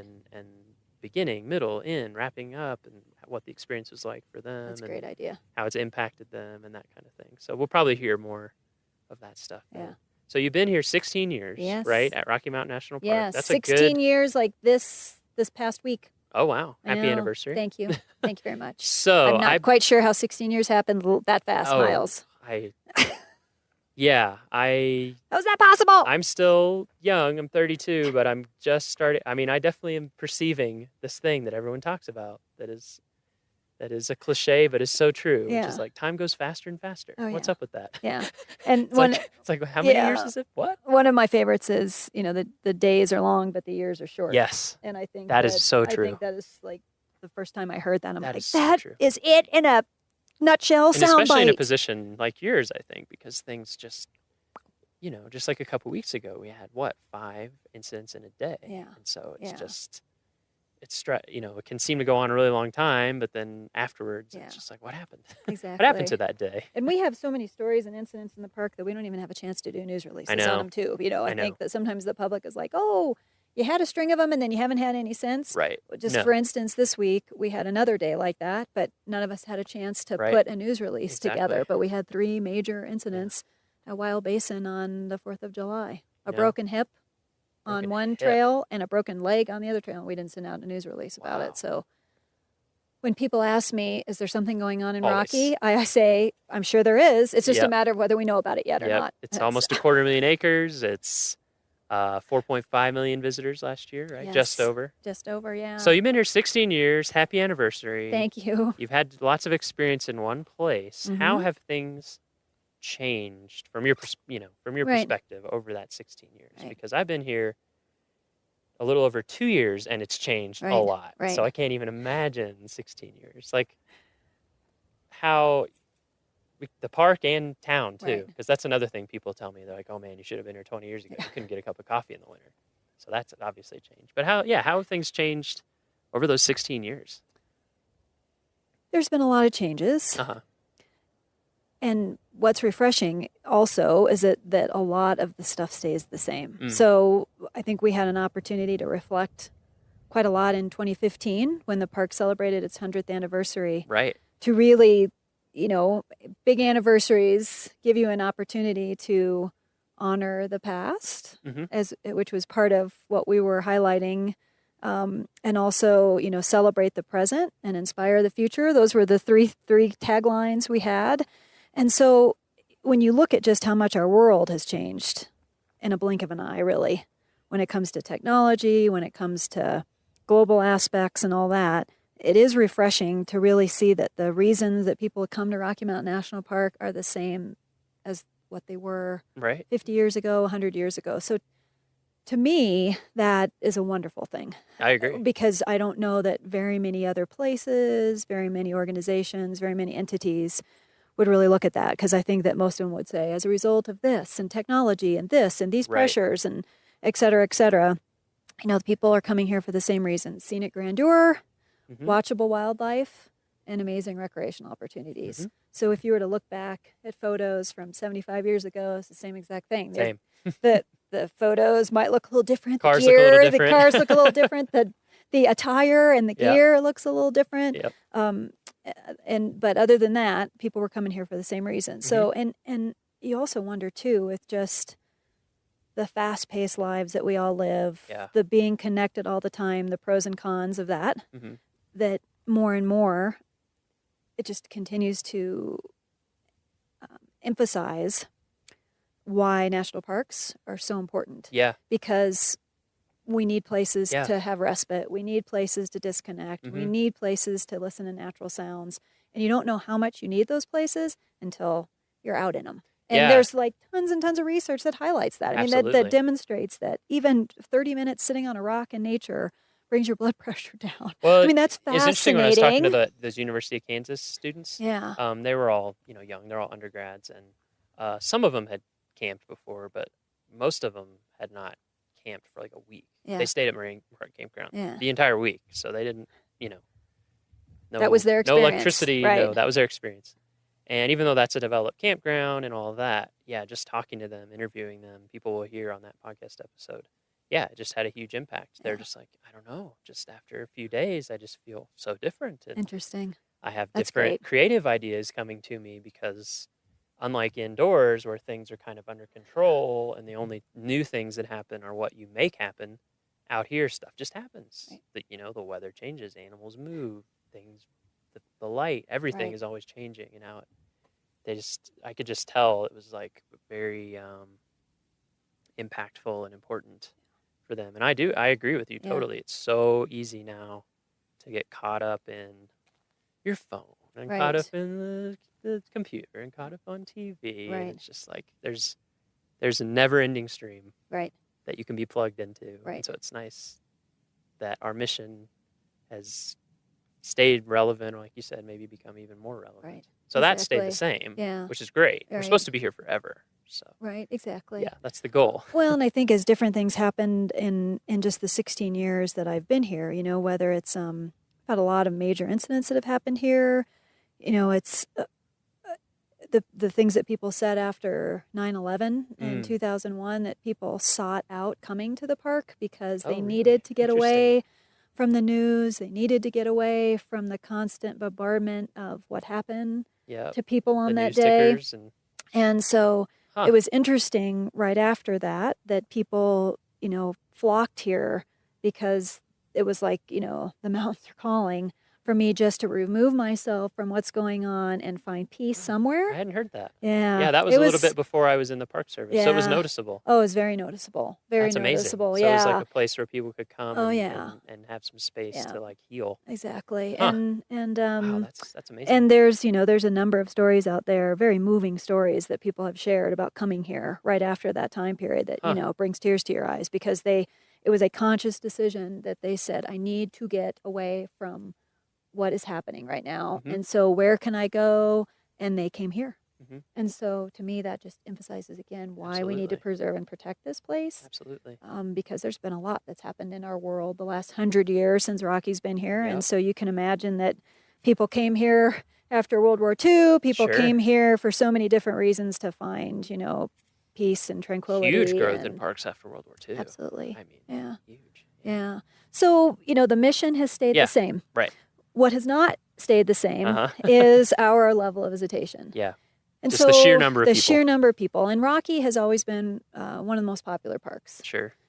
But what's happening in the last 5 years is we're seeing this rapid increase in visitation, 40% over the last 4 years, 32% over the last 2 years. So we now in 2016 were 4.5 million visitors. In 2015, we became the third most visited park. And then in 2016, Yosemite leaped over us again, and we were the fourth We were close. most visited We were- national yeah. park. Yeah.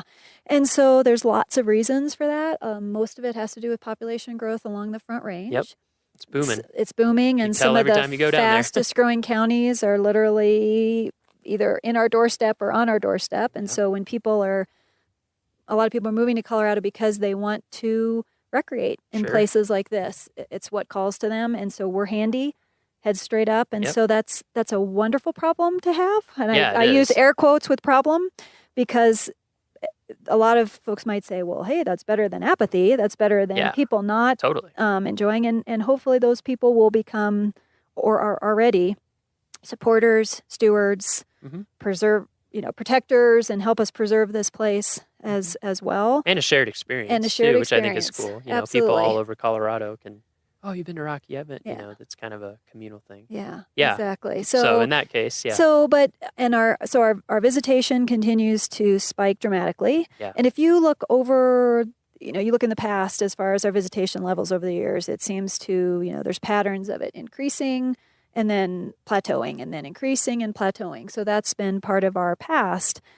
We're now at a point again where we are significantly increasing. When and if that's going to plateau, I don't know that we can continue to deal with the level of visitation increases that we're seeing. Yeah. I don't think that we can continue to see 32%, 32. I just don't know that that's possible because of just the infrastructure. It's physically possible. Physically yeah. possible for that many people to arrive in the park and all that. So I don't know that we're going to continue to see that dramatic growth just because of logistics. Yeah, just limitations. Yeah, limitations. Even before we take any actions, just limitations in general. But certainly, as we look into the future and we look at just this dramatic increase over the last couple of years, record visitation every year, the last 4 years, record visitation every month of the year. So maybe our old model was Memorial Day through late September. Yeah.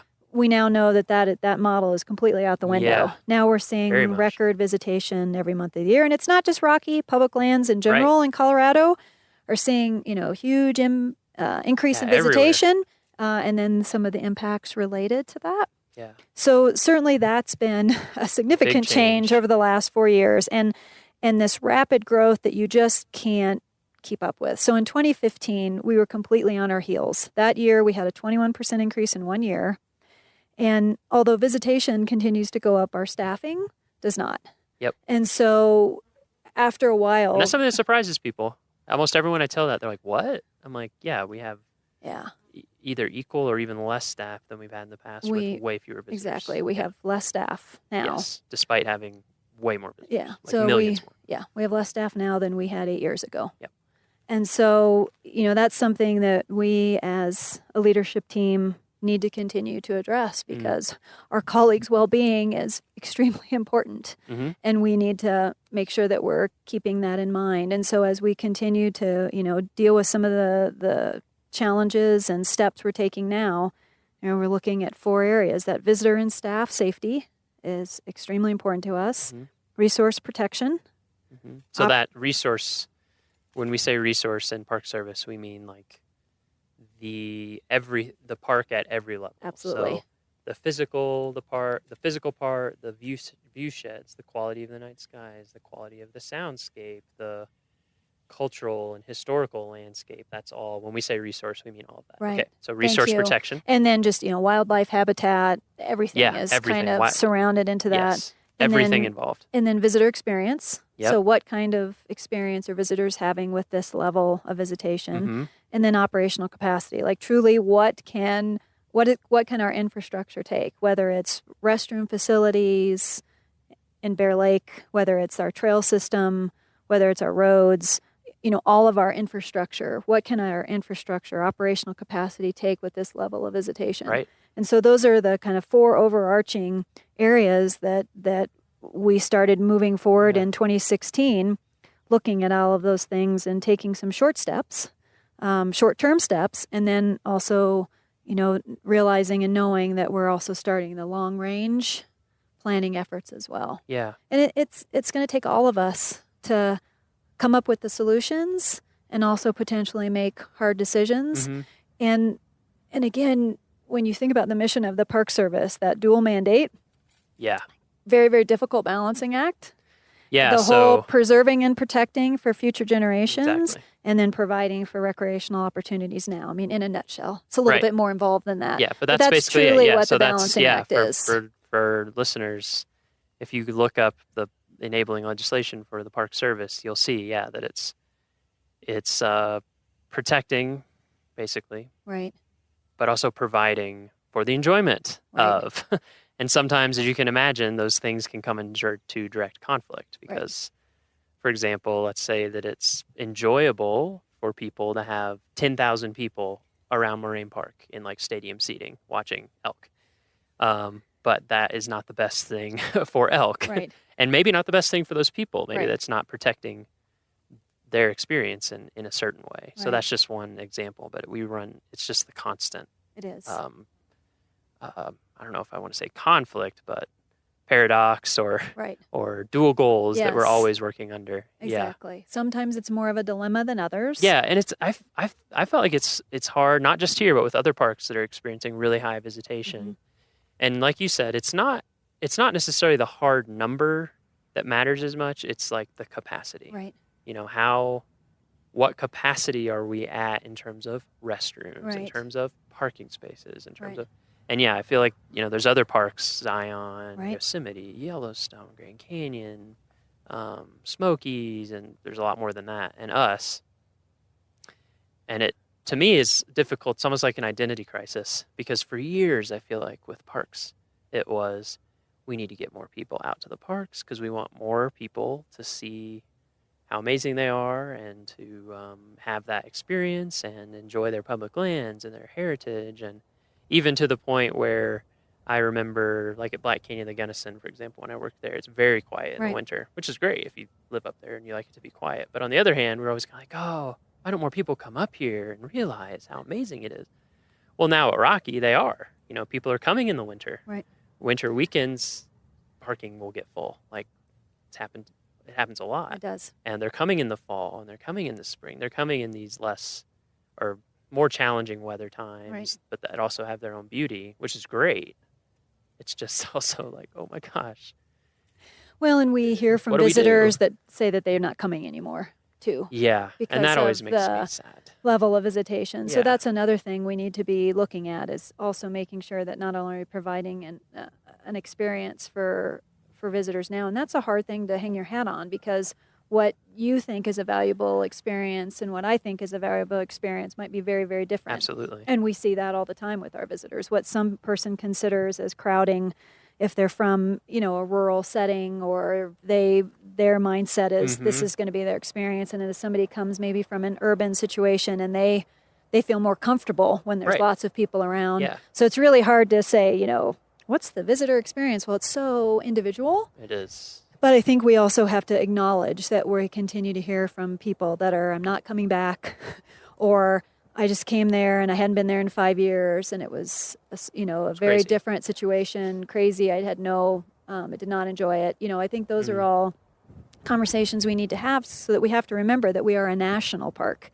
So we have to take all of those voices Mhm. and feedback in mind Mhm. as we continue to think through how we Mhm. move forward. And it's not just about all of us. No. It's about those that are coming here 30 years from now, about our Exactly. grandkids and nieces and nephews, and all of these generations that, those that came before us. Yeah. We would have been pretty ticked off at them if they wouldn't have taken Absolutely. care of this place. And so we also need to take ownership as a country, as a community, as a however you want to say it. We also have to take that ownership to say, how are we leaving this for folks that are going to come 30 years from now? And the decisions that we make now Yeah. are going to make Right. a significant difference in Right. that.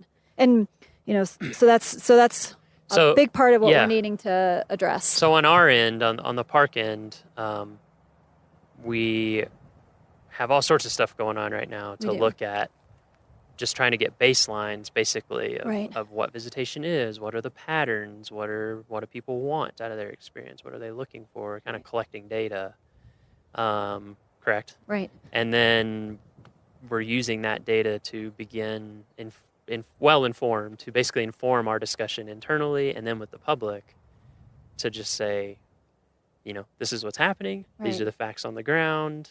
These are the pros and cons, and what do we want to try to do in the future to figure it out. And for me, I think it's a little scary because we don't know the answer, but it's also exciting because we don't know the answer. And we're Right. trying to figure it out with people. Right. And I think, one thing with this podcast that I want people to be able to experience, having these conversations that are just very straightforward and very non-formal and very, like this, is that we are not trying to make rules to like kill anyone's fun. Like everyone I talk to in the park, we got into parks because we love parks, Right. and we love visiting parks, and we love we love it so much we wanted to live in a Right. park. Right. And so we totally get that, and we want people to have the best vacation or whatever Right. personal growth experience or whatever Right. their experience is. So, but the reason we do have regulations is because that protect side. Right. You know, we're trying to protect it, like you said, for future generations forever. Right. So what are some of the things, the key things with this growing visitation that we are asking visitors to be aware of and Okay. to do that can help us? Right. Help us help them. Help me help you. Exactly. So there are a variety of things, and one is just continuing to do things like this, where we engage and connect with visitors to help us come up with some of the solutions To hear their voice. to hear their voice and informing each other as well. So we took short-term action the last couple of years because we had to. You know, as I mentioned, we were completely on our heels in 2015. Saw the ramifications of that, not only on the resource, but on visitors and staff. Mm-hmm. And so, because of just the crowding. So we started putting restrictions in place along the Bear Lake Road Corridor, Wild Basin, and Alpine Visitor Center, which are our three main congested areas, starting in 2016. And there was not some magical time on the clock on Saturday that we said, okay, every Saturday at 10:18, it's meant to be very fluid, and we're moving forward with And it's those safety-based, restrictions right? this year. I think people need to understand that it's safety based. Right. It's It's safety-based. like, for example, I mean, if there's just miles of cars in every direction, and something happens, Right. let's say it was someone you're hiking with, Yeah. and we need to get an ambulance up there. Right. We can't get an ambulance up there Right. because it's so crowded, and so Right. that was part of it, right? That's we it. just were saying this Right. is becoming unsafe. Right. There are lots of parts of it. So that is one of the main reasons. And Yeah. we had examples in past years where we literally could not get emergency vehicles down in areas or to areas because of the sheer congestion along the roads Right. and the way people had parked that we could not get. And it absolutely impacted our response time. Yep. And so that's a big part of why we Mhm. made these decisions. And places like Wild Basin Road, which is a dirt, narrow road Yeah. that leads down to the Wild Basin Trailhead. Yep. Got to All use it pullouts takes, to pass people a lot of the time. all it takes is, a couple of people parking because they can't find a legitimate parking space. So they park somewhere, and now the back of their vehicle is out in the middle of the road, and they leave their vehicle, head in to go hike, and then, just trying to get around and maneuver around those vehicles again, and emergency vehicles. Or just other visitors. visitors. It's a consideration for everyone else. Yeah, and if we had to evacuate an area because of fires, that's also, a Interesting. concern as well, because Mhm. you have all of these people that are kind of down a narrow dirt road. So these are all things we have to keep in mind. And then just the resources. So once parking areas filled up, once legitimate parking spots filled up, we were seeing that, unfortunately, visitors were parking on the resource in places that you would not have thought was even possible.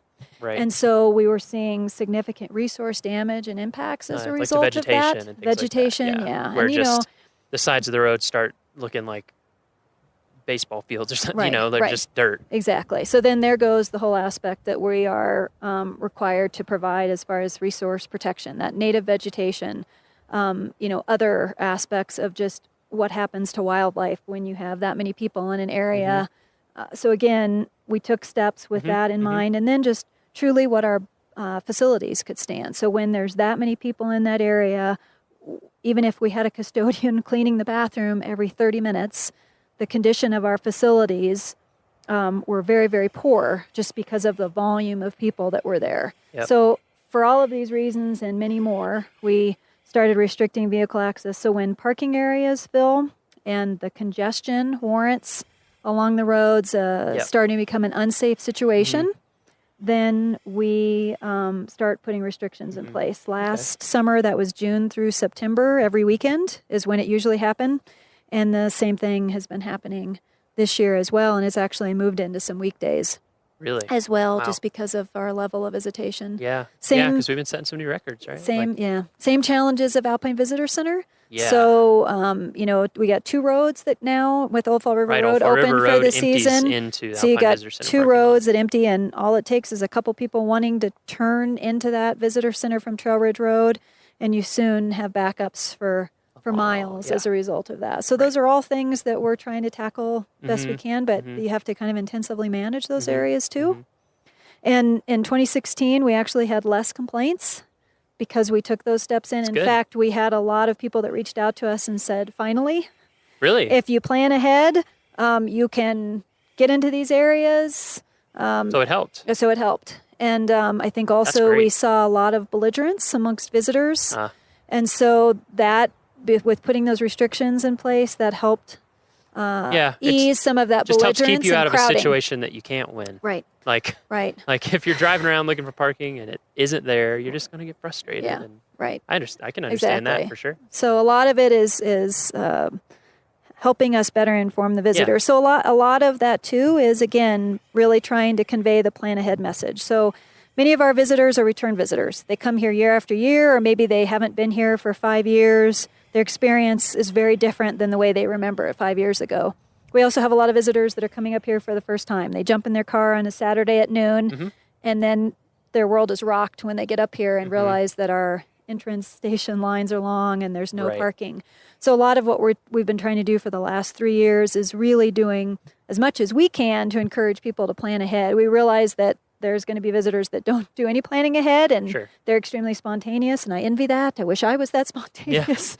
But really, other parks, I believe, other parks have put in their catch lines, do not be spontaneous when coming to a national park, particularly May through October. Yep, not a busy one, yep. Yeah. And so I think that that's a lot of, if people do truly plan ahead, look at some of the tips that we have on our website and got it on the homepage. On the right homepage, it really, really does make a difference. And we realize that people are listening, so we always did that hike early. Well, no surprise, we knew this was going to happen, that people are now coming here earlier, and so that means our parking lots are going to fill up earlier. So I know that some parks say come prior to 7 or after 6 p.m. That might be part of our future here because we at have Rocky. been saying 10 to 3, Yeah, right? yeah. But it's well, shifting. It is, but we say, that 10 to 3 is that crunch time. So the earlier people come or the later people come outside of that 10 to 3, they'll have more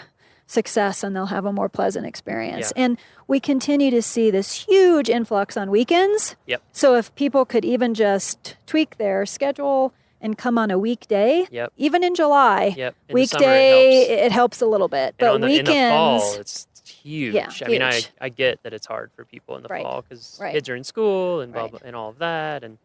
But the fall here. Right. We have about 50% higher visitation on weekends in the fall than we do weekdays. And that's changing a little bit too. But it's some of our busiest days for the year are weekends in the fall because it's a glorious time to be here. So before 10, depending on your trailhead, maybe even earlier than 8, that. 7, almost 6 for some trailheads. Exactly. And then after 3, right. And I definitely see that to be true because I'll come in after work sometimes, and it's a lot less busy. So those are weekdays, over weekends if you can. Right.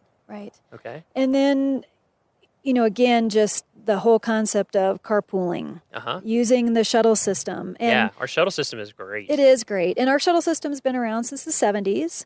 Our shuttle system, got improved in the early 2000s. We started our shuttle system, worked closely with the town of Estes Park. They were able to,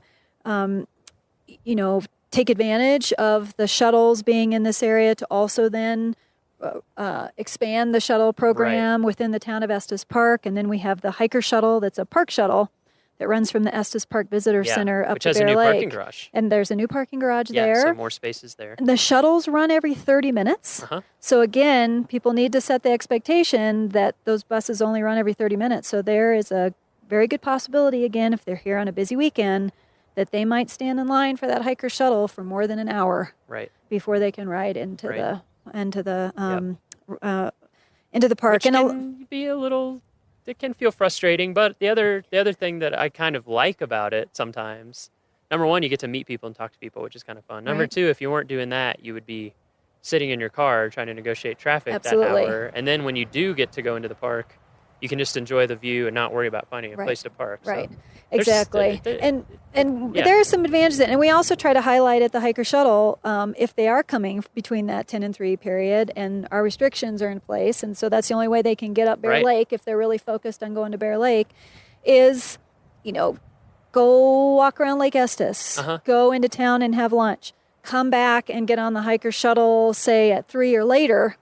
Then they won't have as you're gonna have a long wait of a difference. wait time. Yep. And so again, it's setting realistic expectations, just like anywhere else we go. Mm-hmm. Whether we're going to, anytime we travel, if we can set realistic expectations for people.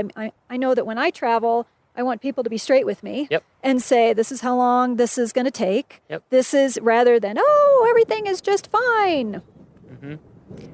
There was a big thing of lightning that came down over Nice. Prospect Mountain. Pretty close. All right. So, I don't know if we want to.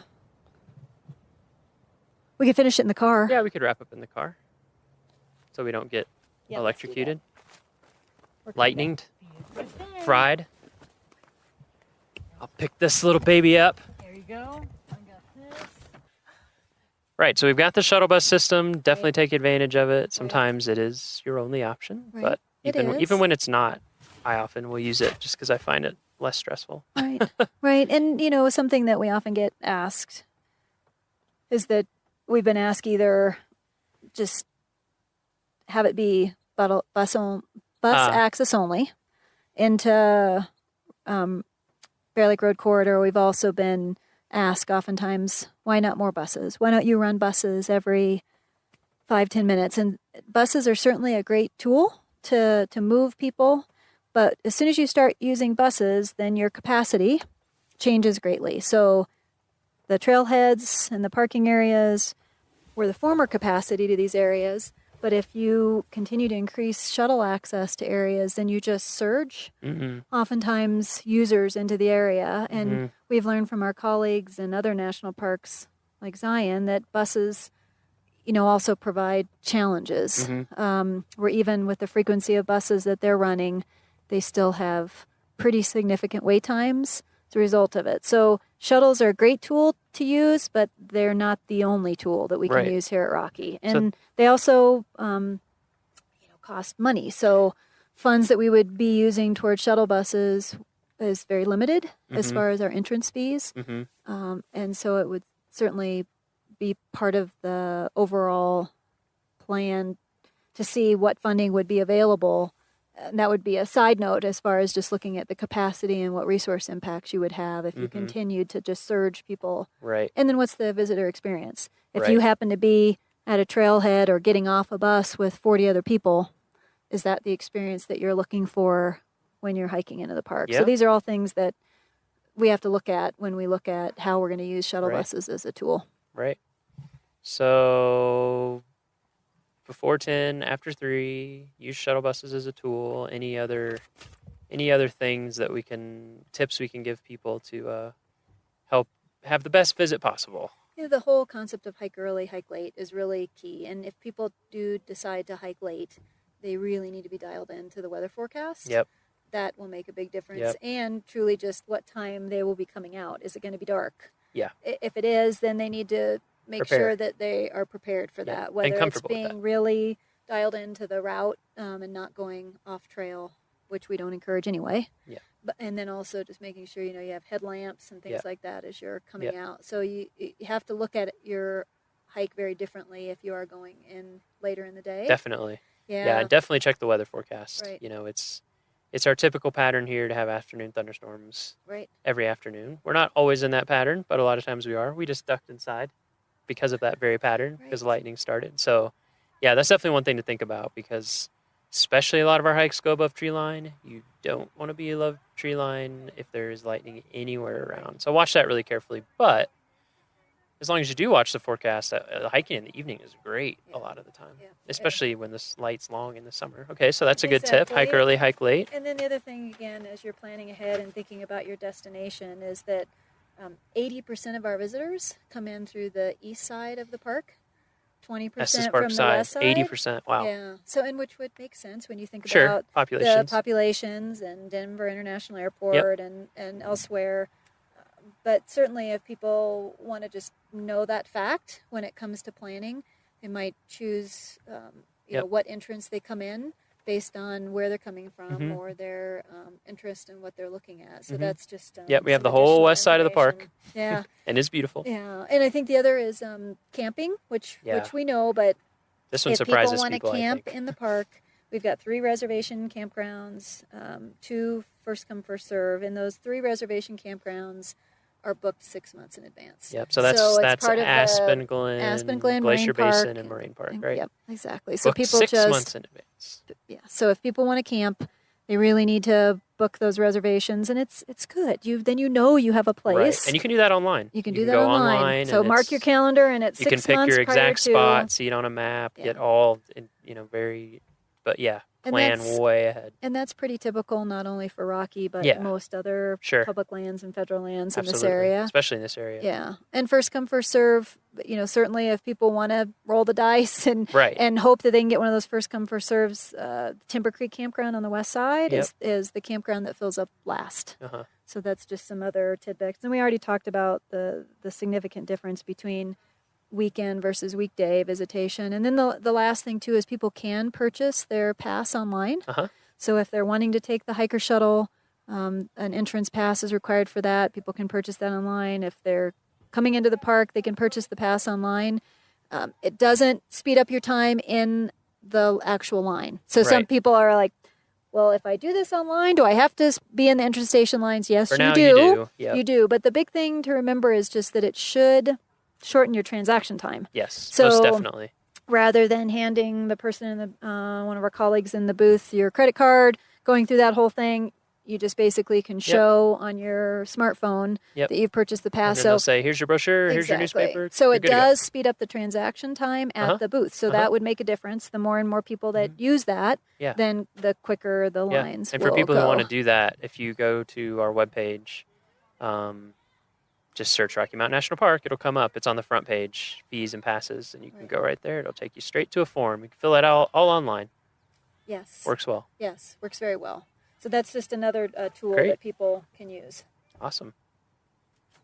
Anything else that we should cover? I think because I have one final question, and then we'll be done. Very good. I think the other thing that we could spend a lot more time on, that maybe we can talk about at a future time, but the plea to continue to ask visitors to help us protect this resource. Yes. And we have seen, this increase in visitation, and I think a big part of what we talk about is that most of our visitors are here for all the right reasons. They love this place. They want to protect this place. They have this amazing sense of place when they come here, that they want to protect it. We are seeing, though, more and more behavior that we're really concerned about, that we're seeing increase. Now, it's probably the same percentage of visitors, but now when you're at 4.5 million, that same percentage of visitors is going to have more impact. What kind of behavior? So we're seeing, a number of behaviors that either are tied to people not knowing or not caring. And so what we'll all just have to continue to work on as best we can is the behavior that people just don't know about. It's the first time that they've been to a national park. Yep, all sorts of new stuff. All sorts of new stuff, continuing to highlight that these are special places. We want to keep them special places. National parks are not meant to be all things for all people. They're not multi-use places like some of our colleagues in other areas We have a lot of that land in the United States. We do. That's just not what national parks. Right. So U.S. That's not why we were Forest, created. U.S. Forest Service.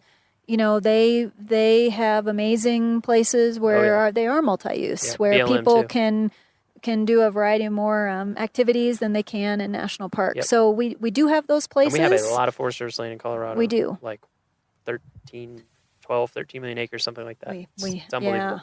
Yeah. We have a lot. And so I think, continuing to highlight that national parks are special places, and some of the behavior that we've seen increase, we talked a little bit about before, as far as just parking challenges, that when we have crowding and when people don't have parking spaces, we continue to see people be extremely creative with where they're parking in the park, whether it's on, native vegetation, whether it's on the tundra.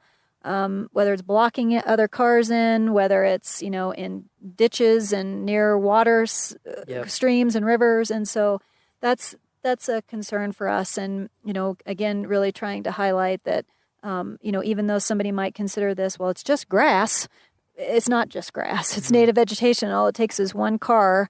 And, we're in a very unique habitat that stuff doesn't grow here that quickly. No. And so ripping it out with tires, et cetera, or putting hot cars on top of grass also can present a whole nother set of challenges when it comes to, like catching on fire. In the summer. Yes. Yep. I've definitely heard of fires started that way. Yeah. Yeah. Yep. And so parking in established, developed parking areas, we need to continue to just get as much help as we can from the public on that. Speaking of fires, we're seeing in the last couple of years extreme concern for park staff, and that we've seen a huge increase in the amount of illegal campfires in Rocky Mountain National Park. And so that not only concerns us, but it obviously concerns our communities that surround us. If a fire was to escape from an illegal campfire, which has happened in Rocky Mountain National Park, it will drastically change all of our lives in a matter of 30 seconds. Yep. It happened in 2012 with the Fern Lake fire. That fire started with an illegal campfire in the Forest Canyon area in October. Extremely dry time for us. November was the driest November on record. And that fire cost over $6 million to fight, and a big part of Estes Park was evacuated from that, and again from an illegal campfire. So that's So when you're in Rocky, if you are not in a campground or picnic area with an established fire ring, you're not allowed to have a fire. Right. We It's always a simple rule to have remember. restrictions in place in Rocky for fires, and we so, understand for sure that a lot of people, when they're camping or whatever, they like to have a fire, and that is totally fine. And there's lots of places you can do that. Rocky's just not one of them. Exactly. So if that's really important for your backpacking trip or whatever, find areas where that is managed and allowed for. Right. Here it is not.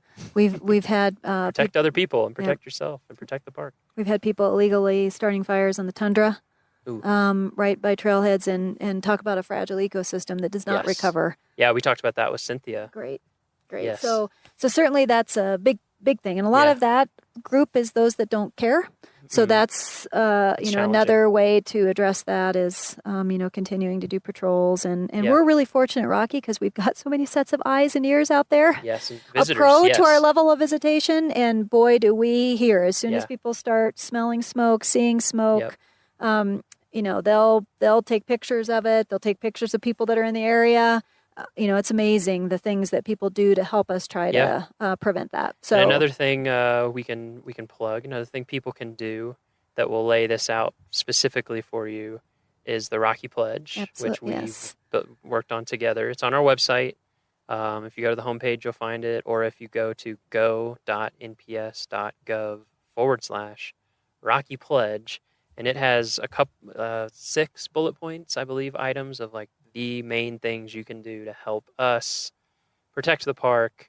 And you can go there, look at the pledge, read through it. You can say it out loud with the group, say it to yourself, snap a photo in the park of you pledging, and share it with your friends and family. Because we're trying to get the message out there, and in a positive way, that this is your national park. It's all of our national parks, and so we're just to take care of it, to take pride in it, just like you take pride in your own home or your own community is maybe a better metaphor. Yeah. Right. Somebody once said, which I love, it's like act like you own this place. And really that's truly what we need everybody's help with. We talked about some of our challenges with staffing before, and so we can't be everywhere. We'd love to be, but we can't. And so it really takes all of us to continue to say, how can I get involved by doing the Rocky Pledge or educating and informing this group that I'm talking to, or my friends that are coming over for dinner, or how can I engage with other visitors if I'm in the park in a professional, kind way to highlight some of the let's all do this together. Yeah. Because really, like you said, a lot of people, they literally don't know. Right. The other thing we're seeing is a big challenge is the increase of dogs on trails, and it's a huge concern to us, and it's probably the number one complaint we get from other visitors is the number of dogs that are on trails. And so again, we have signs everywhere. So usually it's people that don't care with dogs. Rarely is it oh, I didn't know. Right. Because you're literally walking right past a sign. Like every trailhead. And then we have visitors that say, I told these people no dogs on the trail, and they're like, yeah, I know. Right. But I take my dog everywhere I go. Right.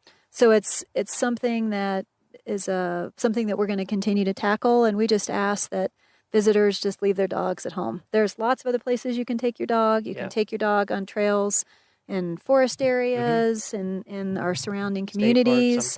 You know, dogs are predators. Wildlife act differently when dogs are in an area. And I think what something people have to remember, and I'm a dog owner, so I have to remind myself of this too, is like there's last year 4.5 million people Right. there. So even if maybe you're in the middle of national forest by yourself, you know, there's hardly anyone around and a few pets, and it's not a big deal. But you can imagine here, if even 10% of people brought a pet, how with the wildlife and other visitors, you know, a lot of people are uncomfortable around dogs, and there's just so many people in one spot that, Right. it poses lots of Yeah. issues. Yeah, dogs can be, you know, again, predators. They impact wildlife behavior. They can also be prey. We've had situations here in the park where small dogs have been preyed on by coyotes, bobcats, raptors. And so we have mountain lions. You probably won't hear about that if your dog is right. So certainly that, and then also just honoring that other visitors should have an opportunity to recreate in a place where there's not dogs on the trails. We've had people bit by dogs on the trails, and so again, you know, continuing to try to step back from being a beloved pet owner, which we all understand, For sure. and realizing that there are just some places that pets should not go. And Rocky Mountain National Park trail system is one of those, and the tundra and many other places. So the only place you can have dogs in Rocky Mountain National Park are places where you can have cars. Yep. So like picnic areas, campgrounds, right on the roadside. If you're like by your car, right. And that's exactly. Yep, that's pretty much it. And they with always the have to be exception of leashed. service animals, but we use if you have a service animal, you will know it. So emotional support, therapy, all that does not count. It has to be performing a task, a specific task for someone with a disability, and we have that language on our website. So if you do have a service animal and you know that you fall into that category, that's a different story. But that is most people that's not what it is. Right. So. Right. And then a couple of other things is just we're continuing to see social trails increase significantly. So we just continue to ask people to stay on established trails. So a social trail, for folks who don't know, is basically when, you know, someone walks up a way and then someone sees their footsteps and follows, and then before you know it, you get a trail worn in. And I think people may not realize how much work goes into building a good trail and what's involved, but it is very specific in terms of dealing with erosion from footsteps, from rain, from wind, all of that. We try to build trails to minimize the amount of erosion. Social trails don't follow any of that, and so they can really end up being harmful. Right. Yes. Significant resource impacts so from stay social on trails. established. We're seeing significant impacts on the tundra from social trails, that's other the biggest places. It is. So, and then just a couple of other things, because we could probably spend a lot of time on each one of these, but the whole concept of leave no trace is really critical, whether it's orange peels or apple cores or, you know, anything. It impacts other people. If you walk along and you see that kind of stuff, then you have left a trace. People say, I know that somebody else has been here, and not removing things, not removing rocks or flowers or pine cones. If 4.5 million visitors all took something with them when they left, it does impact other people's experience. Absolutely. So we need to think through that. And then the last one that we need to do a podcast on, Miles, is the whole concept of human waste in our backcountry. Yes. It's a growing concern for us. The amount of human waste that's on our trails, next to our trails, the amount of toilet paper that's being left behind, the amount of poop that's being left behind right on our trails. The health and safety aspects of that is something that we're seeing explode as well. And it's not just here at Rocky that's becoming a major problem. It's places all over the place. And so that truly, I think we need to do another podcast on the whole concept of, you know, how leaving no trace when it comes to going to the bathroom really makes a difference. And again, the challenges that we have with facilities further in our trail system and our backcountry, We just really need to continue to engage the public in Yeah. packing it out with you, which is Yep. a hard thing for some people It's to wrap not- their brains around. It's not glamorous, but actually, yeah, I'm gonna be a little over a week. We're going out with Tara Vasella and a wilderness crew, and I'm gonna be asking them about that. 'Cause Great. There's the folks who have to deal with all that business. Right. Right. And I It's think the stuff we don't want to talk about or think about, but it's super important. it's super important. Yeah, I mean, you don't want to be hiking down this beautiful trail and then just see human Right. poop all over the place. Right. And I think, just like you said, getting that message out there that part of what makes coming to a national park exciting is that there's different expectations and there's a different requirement for personal responsibility in terms of thinking about your own impact. And that's part of what's neat about it, is it makes it very clear to you, much more so. Right. But there are steps that you need to take. So Right. yeah, we'll see how that gets covered in the next one, and then maybe we could do.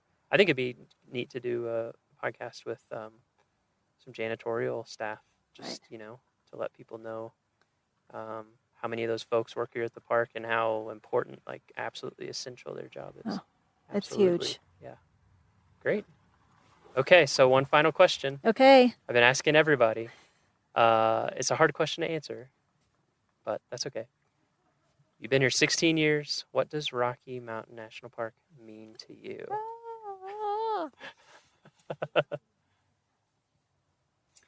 Rocky Mountain National Park epitomizes to me what the mountains are all about. I mean, if you were anywhere in this world and you closed your eyes and said, what are mountains all about? What is that habitat all about? And people love the mountains. It's what calls a lot of people, or people are scared when they think about mountains. But you think about all of the things that we have, wildflowers, the diversity of wildlife we have, the mountain streams and rivers that truly are the headwaters to life, all the way down that path. And so to me, Rocky Mountain National Park is all of those things. And that's another reason why people should get out and experience it responsibly. They should also preserve and protect it, because it's such a unique, diverse landscape. And oftentimes people think, oh, is the tundra barren because it's up high and because there's not a lot of tall things growing? It's like, it's the opposite. Yeah, it's so It full is of life. absolutely full of life. And no matter where you are in this park, there's this unbelievable diversity, whether you're at a montane riparian area or whether you go up to the alpine where you're above the trees. And so to me, I think of Rocky as being this really diverse place that sometimes doesn't get very much credit for being this diverse place, because people think of, oh, it's the mountaintops. Well, it's all of the life that's throughout all of those At so different many different systems levels. at so And many having this different huge levels.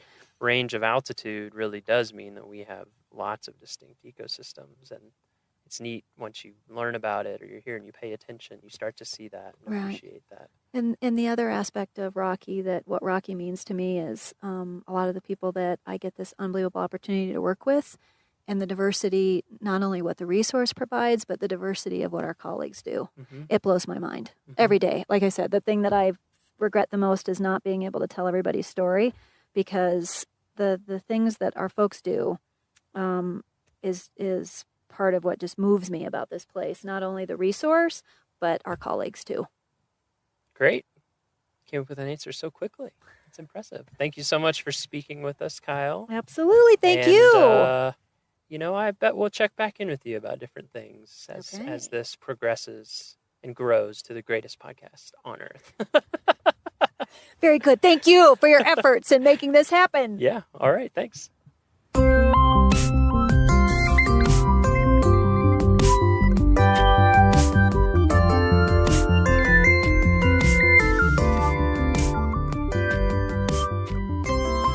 And that's our show. Thank you so much for listening this week.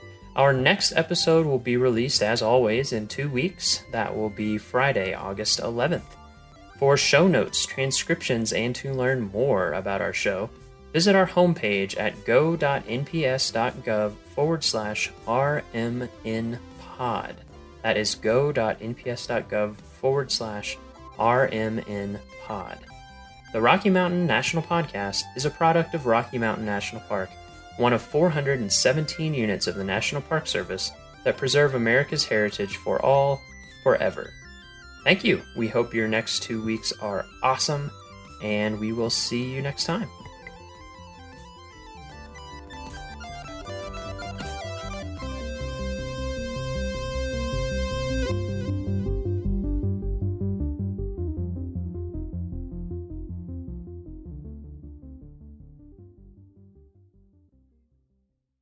Headwaters is brought to you by the Glacier National Park Conservancy. Our purpose is to tell unexpected stories about how Glacier is connected to everything else. But today's bonus episode will be a little different. Instead of telling a story, I'm hosting a debate between Michael and Perry about the best activities to do in Glacier. Ooh. Hi, I'm Sophia. You're listening to Headwaters, a podcast from Glacier National Park. I'm Perry. I'm Michael. Here in my hands, I have a ranger hat full of little pieces of paper with different activities you could do in Glacier National Park. Okay. I will pull one of these pieces of paper, and on it will be an activity, and whoever speaks first, that's their stance, and the other person has to argue the opposite. Okay. Here Michael and I can get in a fight about anything. That's the easy part. It's winning the fight. That's the hard part. I'm ready. So let's pull the first topic and get started. Okay. Camping. Well, I love camping. That's my stance. If you come to a national park, odds are you're here to kind of disconnect from normal life, unplug, so to speak. Sounds corny, but how often do you get to wake up with the sunrise, go to sleep with the sunset, show off your ability or lack thereof to build a campfire, have s'mores? It's just the perfect national park experience. Well, I hate camping. There are way too many bugs. Glacier can be very mosquito-y at certain times of year. Also, you say, great, you get to see the sunsets and wake up with the sunrise. In Glacier in the summer, that is too late and too early. You're not getting enough sleep. And fundamentally, you're paying someone to sleep on the ground. Hard pass.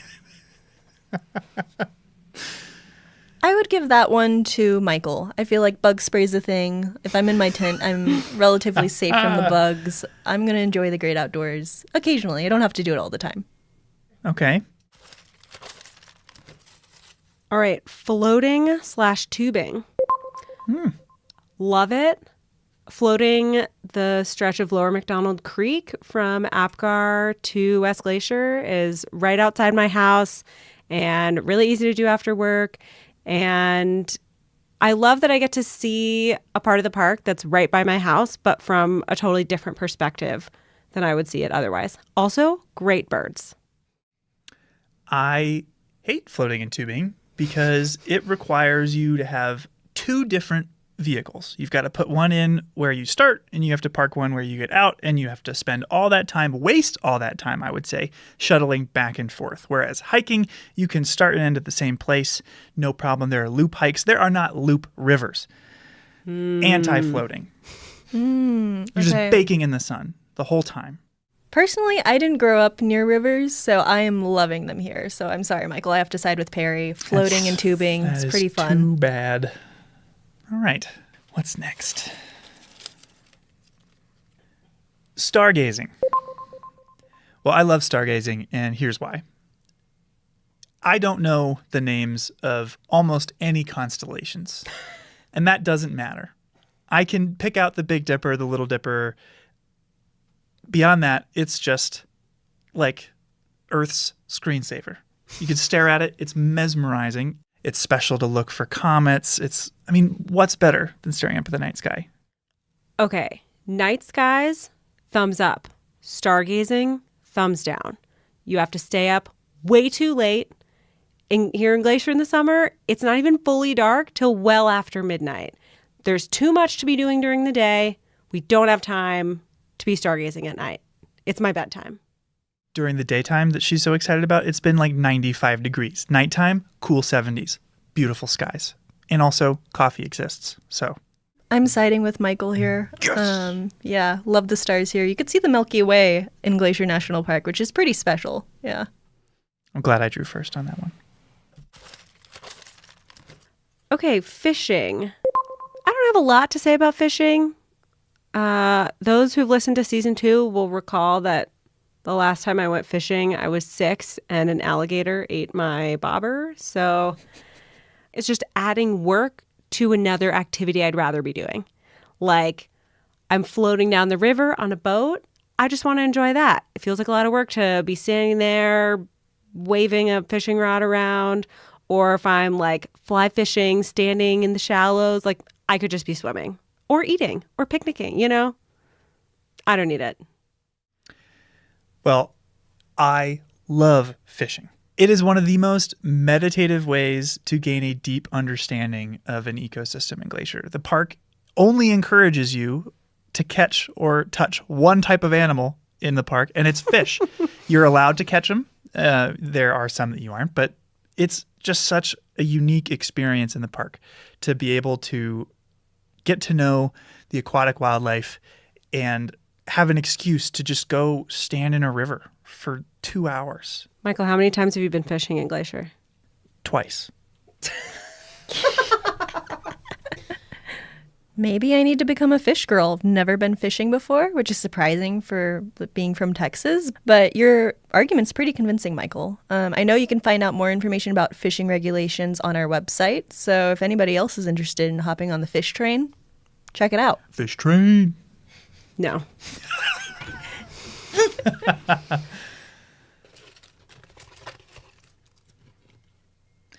Driving, going to the Sun Road. Big fan. Love it. I mean, it's like the ultimate experience here. It's the experience that put Glacier on the map for people to come visit. It's where I would say 90% of the pictures of the park come from, is from driving, going to the Sun, maybe 75. And that is because you get to witness 3 different distinct ecosystems in one 2-hour drive. You get to have incredible wildlife sightings from the safety of your vehicle. From bears to bighorn sheep, mountain goats, you get to drive to over 6,600 feet. What's not to love? Here's what's not to love: driving. What if you take a shuttle so you don't have to drive going to the Sun Road? You can see all those things, but you can spend way more time actually looking at them instead of having to spend all that thought and energy looking at the road, avoiding other cars and said bighorn sheep and mountain goats.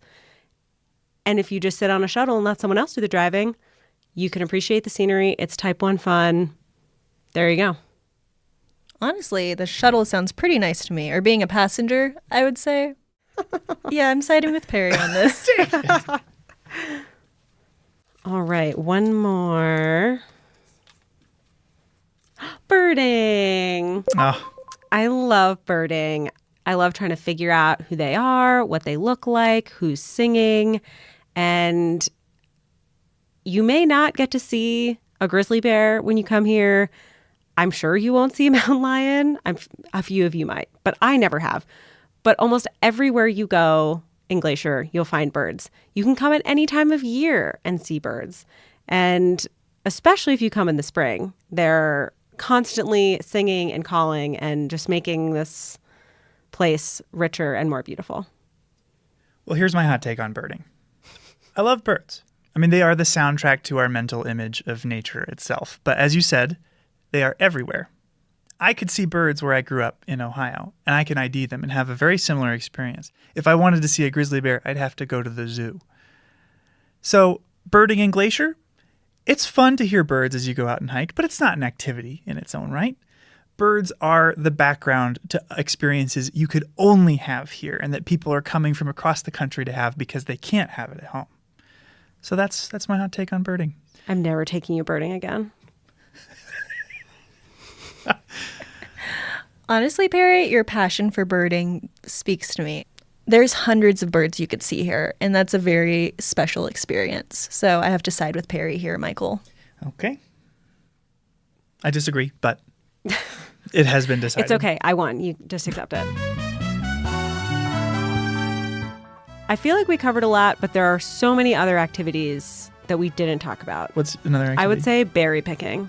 Yeah. I love picking huckleberries. Classic. It's an iconic part of a glacier summer. Just wouldn't be the same without it. If you are trying to plan a trip to Glacier and interested in what sort of activities you can find here, check out our website at nps.gov/GLAC, and it can help you plan a great trip. We're hard at work on the next season of Headwaters. Stay tuned for bonus content like this and more episodes about your favorite national park. Headwaters is made possible with support from our nonprofit partner, the Glacier National Park Conservancy. We are so grateful for all that they do for us. Check them out at glacier.org. And if you have a moment to leave us a review in your podcast app, that helps us so much. Thanks for listening. You know what activity we missed? Podcasting. I mean, there are more activities here than we could cut up and put in a ranger hat. I like them all. Me too.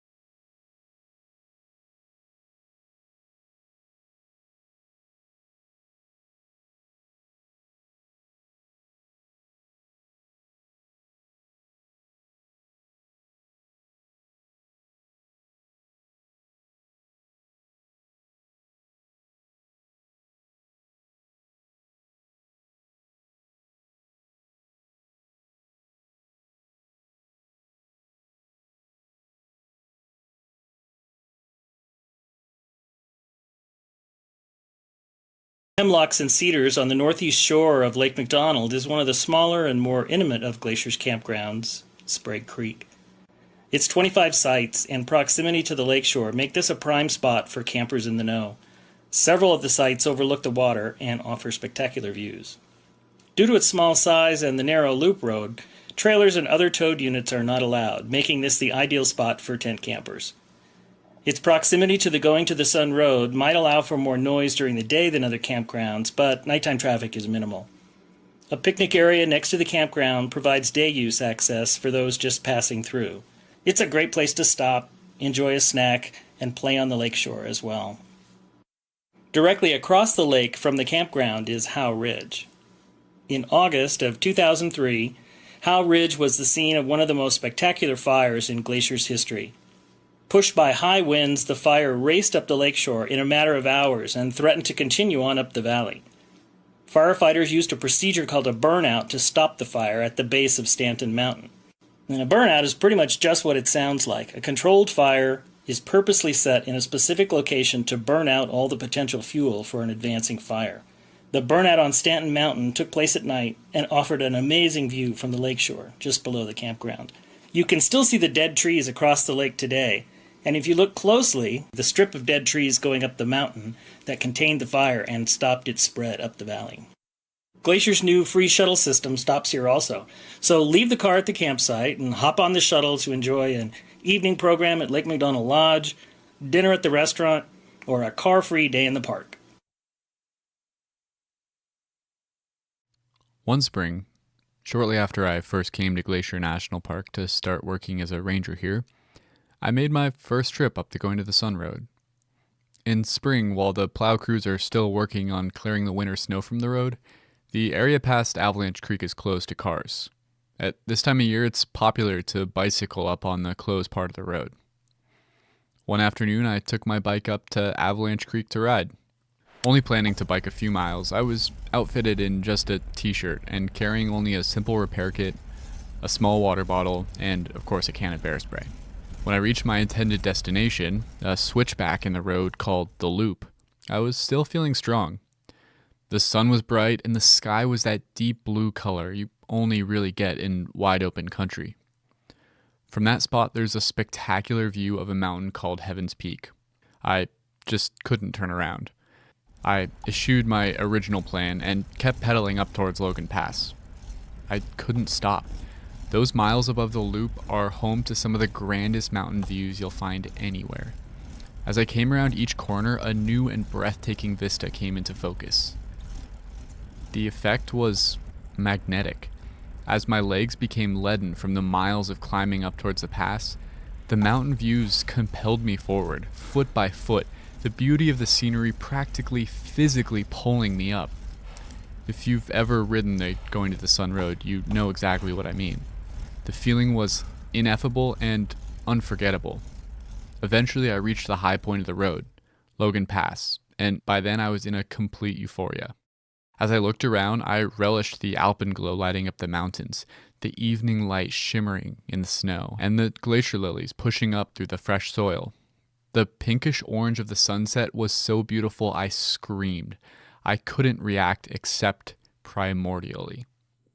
I breathed the crisp mountain air and the place became part of me. I turned the handlebars of my bike back towards the car and began to cruise down the road. But as night started to close in on me, my bliss quickly turned to worry.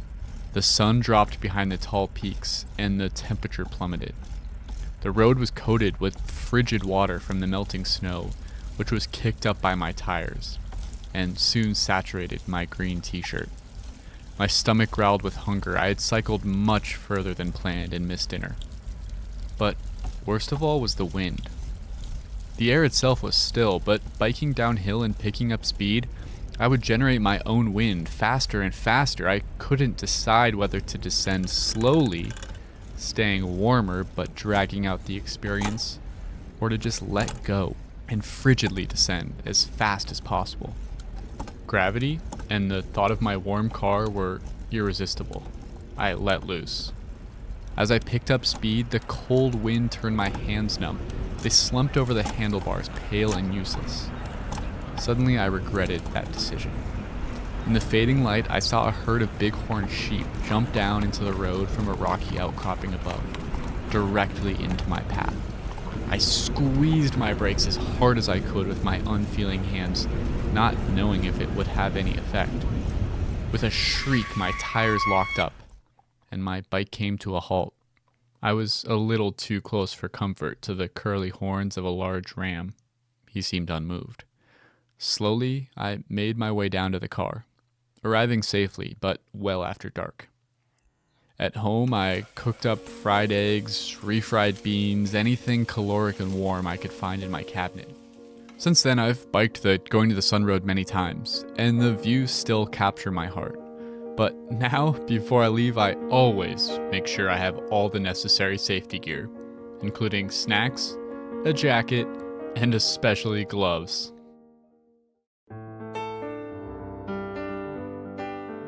Welcome to Headwaters, a Glacier National Park podcast, brought to you by the Glacier National Park Conservancy and produced on the traditional lands of many Native American tribes, including the Blackfeet, Kootenai, Salish, and Gillespie people.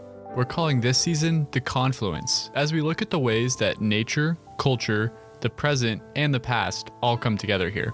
I'm Michael. I'm Andrew. And we're both rangers here. And today we're at Logan Pass. And after a brief description of the place itself, we'll hear some stories about what makes it so important. As the highest point on the Going to the Sun Road, Logan Pass is a place of extremes. One extreme is visitation. This is the starting spot for two of Glacier's most popular trails, the Highline and Hidden Lake, and has some of the most coveted parking spots anywhere. To get one of the 234 spots here on a summer day often means arriving before 7 a.m. Logan Pass is also home to extremes of weather. Once, wind speeds of at least 99 miles per hour were recorded for 12 hours straight. It can snow any month of the year here, and often there's still 10 plus feet of snow on the ground into July. As crazy as this may sound to listeners from warmer areas, if you show up to hike at Logan Pass in July, don't wear your sandals. You'll likely be walking on snow. Because of the extreme geography and weather here, there's really only a short window to visit.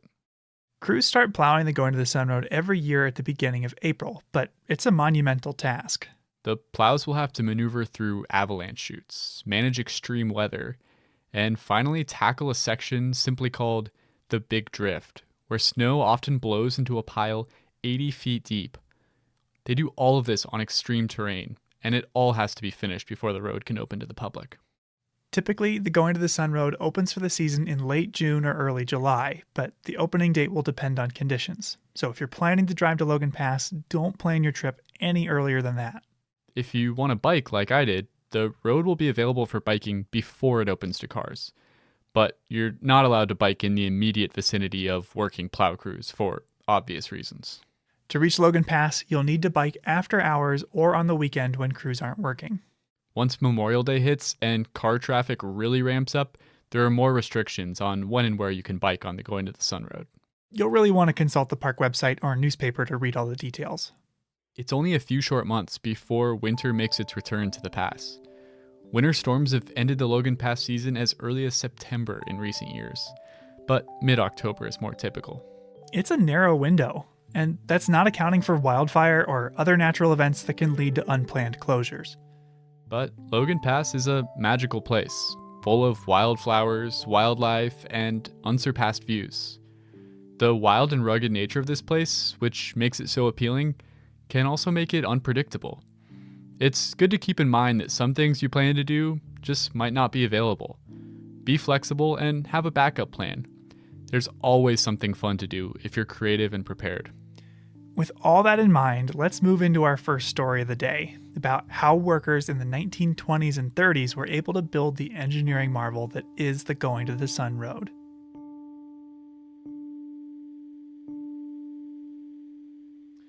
So, Michael, how many times would you estimate you've driven the Going to the Sun Road? Oh, gosh. I never really counted, but I'd say over the last 7 years, over 100? That's a lot of trips. Do you ever get tired of it? Absolutely not. No. Every time you drive it, thanks to changing sunlight or weather, it looks different. And out of all those trips, I've only ever seen one porcupine or wolverine. So it really does feel like each time you go, you notice something new. Yeah, we're pretty lucky to live in this place and to get to drive that road all the time. Yeah, you can say that again. When I'm driving the Going to the Sun Road, as it climbs along those sheer cliffs and hugs the side of the garden wall, I always think about the engineering that must have gone into it. I mean, they constructed that thing in the 1920s and 30s. Yeah, and the road would still be impressive if it had been constructed today. So how did they pull that off nearly 100 years ago now? You know, I have an idea of just who we should talk to. Someone who's been teaching the history of this road for decades. Ranger Bill? That's exactly right.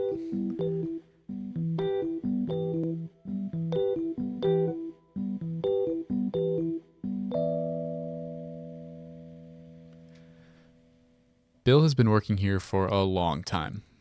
Well, I started in Glacier National Park in 1966. I worked for the boat company, and then in 1988, I was lucky enough to score a job with the National Park Service, and up until this year, I think I had 32 years in. If you're lucky enough to meet Bill, you'll find that he's got a ton of stories about the park throughout the years.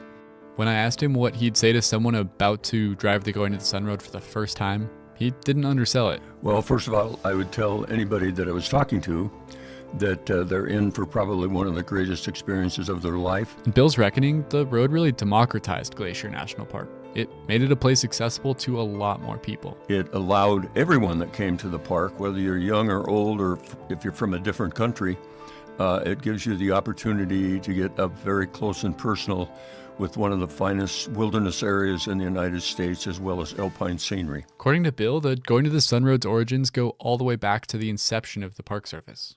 It came back to Stephen Mather, who you probably know was the first director of the National Park Service. The National Park Service came into existence in 1916.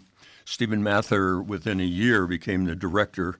Okay, what about the route? I mean, it seems obvious now. It's absolutely spectacular, but how did they decide where to put it? According to Bill, the routing we have today was not even the one that they had originally planned on. The first architect, landscape architect that was involved in the road was a guy by the name of George Goodwin. And George Goodwin proposed 15 switchbacks over that 3,500-foot climb up to Logan Pass. And Stephen Mather came out and he rode up to the area where he proposed the 15 switchbacks. And Goodwin's whole thought process was he wanted to show the human spirit and what the human spirit was capable of doing. And he felt that a road like that would definitely be there for all time to come. Oh, really?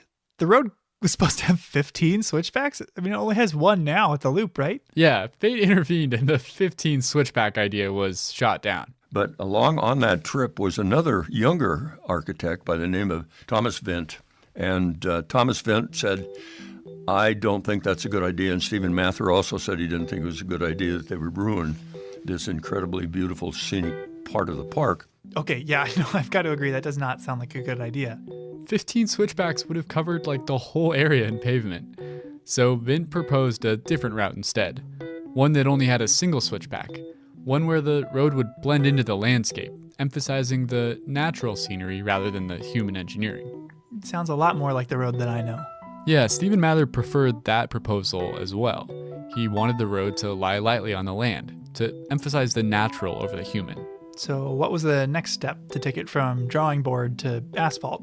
Well, they had to do a survey of the route. And they finally decided that it was going to be a one switchback road. A civil engineer out of San Francisco by the name of Frank Kittredge came in and hired a group of 30 men. And he'd had a lot of experience building roads along the ocean. Michael, you know how steep and cliffy that terrain is. Well, surveying it was so terrifying and challenging that a lot of people simply quit.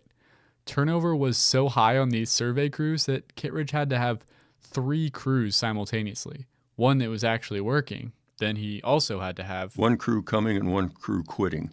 And the ones that quit said that it wasn't worth it to climb up and down those cliffs and put your life in the hands of a rope. I don't blame them. That sounds terrifying. Yeah, to be out on that crumbly sedimentary rock, no thanks. They finished that survey in 1924. And the next year, the contract to build the west side of the road was given to a company out of Tacoma, Washington, called Williams & Douglas. When they came in 1925, instead of starting from the bottom and working up to the high point, Logan Pass, what they did was they established along the west side 5, maybe 6 different camps, and they would work from there. They would work in both directions until they ran into the other camp that was coming their way. Oh, that's clever. So they were able to work on a bunch of different sections of the road all at the same time. They estimated that there were 300 men that worked on the road. And, there was no OSHA, there were no hard hats, and there the kind of clothing they wore, that wasn't such a big consideration. And the amazing thing about that is there were only 3 deaths. It's really pretty humbling to know that 3 people died working on that road that we all enjoy so much. I can't even imagine what it'd be like to be part of those crews. No, I don't want to either. Yeah, I asked Bill what some of maybe the biggest challenges they were facing were. I think the biggest thing was safety. You can see guys rappelling down off the sides of very steep cliffs, with a 1,000-foot drop below them. And when they did it, they actually, to get all of the materials they needed up to those 5 camps, they actually had packers that came in, many of them from Columbia Falls, Montana. One in particular was a guy named Joe Opalka. And the interesting thing about Joe was in 1983, they had the 50th anniversary of the Going to the Sun Road, and I was lucky enough to be there. They had a lot of the civil engineers, a lot of the people that were responsible for building the road were there, and they spoke, and they were eloquent. They were eloquent in the fact that this is going to be a National Historic Site, which it is, and it's actually obviously a civil engineering National Historic Site, and said all this big flowery stuff about it. And Joe Opalka turned around to one of his old buddies that were sitting there, 50 years later, and says, oh, hell, they can talk all they want about that. It was just one dangerous, damn hard thing that we were involved in, and a lot of hard work, and it was scary. Joe Opalka passed in 1991, so we're pretty lucky to still have people like Bill who knew those involved in the original construction. How long in total did it take to build the thing? While a few small sections had been built in earlier years or even decades, the bulk of the construction was done in just 8 summers. Because of the limited working season, it's really only about 3 years worth of working days.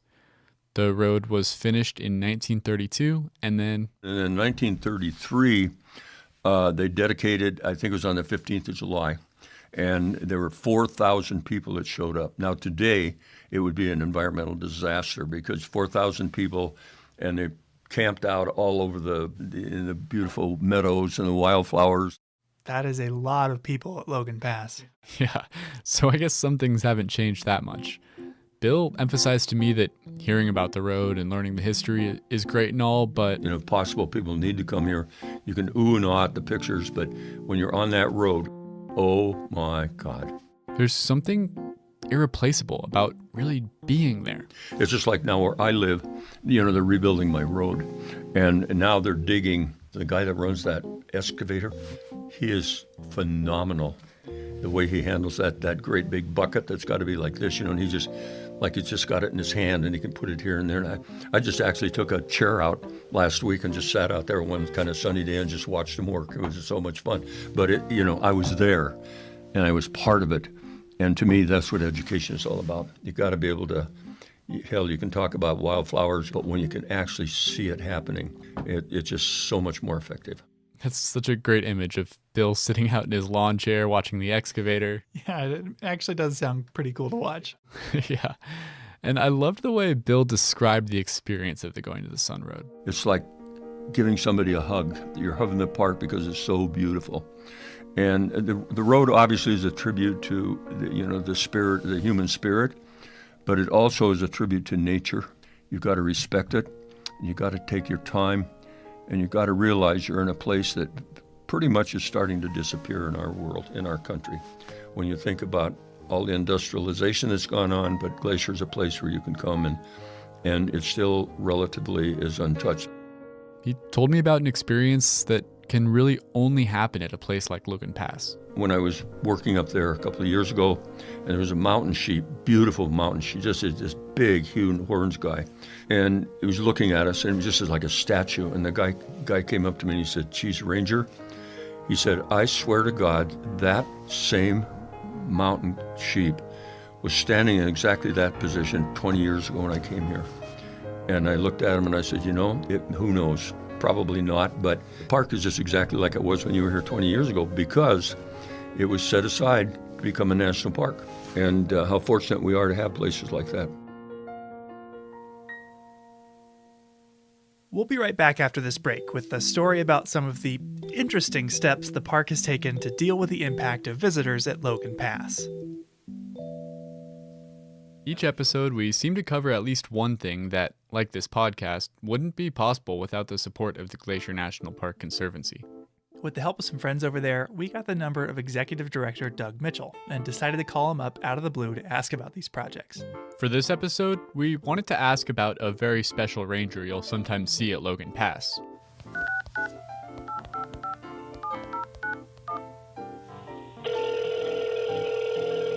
Glacier Conservancy, this is Doug. Hey Doug, it's Michael and Andrew. How are you doing? Michael and Andrew, what a treat to hear from you today. Likewise. Well, we're calling because Andrew and I have both worked at Logan Pass as park rangers, but no matter how good a rangers we are, most visitors who come up to us are asking for a different ranger, one special ranger. Do you have any idea what ranger that might be? I have a feeling that it is our own four-legged ranger, Gracie the Bark Ranger. Would I be correct? You're absolutely right. Can you tell us who Gracie is and what she's doing up there? Yeah, sure. So Gracie is an amazing addition to the team at Glacier Park, an especially trained animal who helps separate the public from wildlife. Gracie and her handler, Ranger Mark Beal, have won a bunch of national awards for the work that they've been able to do in Glacier to be able to keep wildlife and people interactions safe. So basically, Gracie the Park Ranger is a specifically trained wildlife dog that the park uses to mitigate human-wildlife conflicts at Logan Pass. When you say Gracie's helping maintain a safe distance between animals and visitors, is it usually visitors approaching animals, animals approaching visitors, or a little of both? It's a little bit of both. So, obviously, as unfortunately we know, animals are attracted to salt, which can come from the bottoms of our cars, and so they can end up in the parking lot, and either people can get too close to them, in which case Gracie will gently nudge her way around both the people and the animals, and generally shoo the animals back to the other side of the road where they are safe and sound and out of harm's way, as are the people who may not know that you just don't get within 5 feet of a bighorn sheep. That would be a bad idea. Yeah, bighorns have a few big reminders on their head to keep that distance, but it's nice to have a charismatic ranger doing the extra work. I think generally in the name big and horn, you just would get the idea.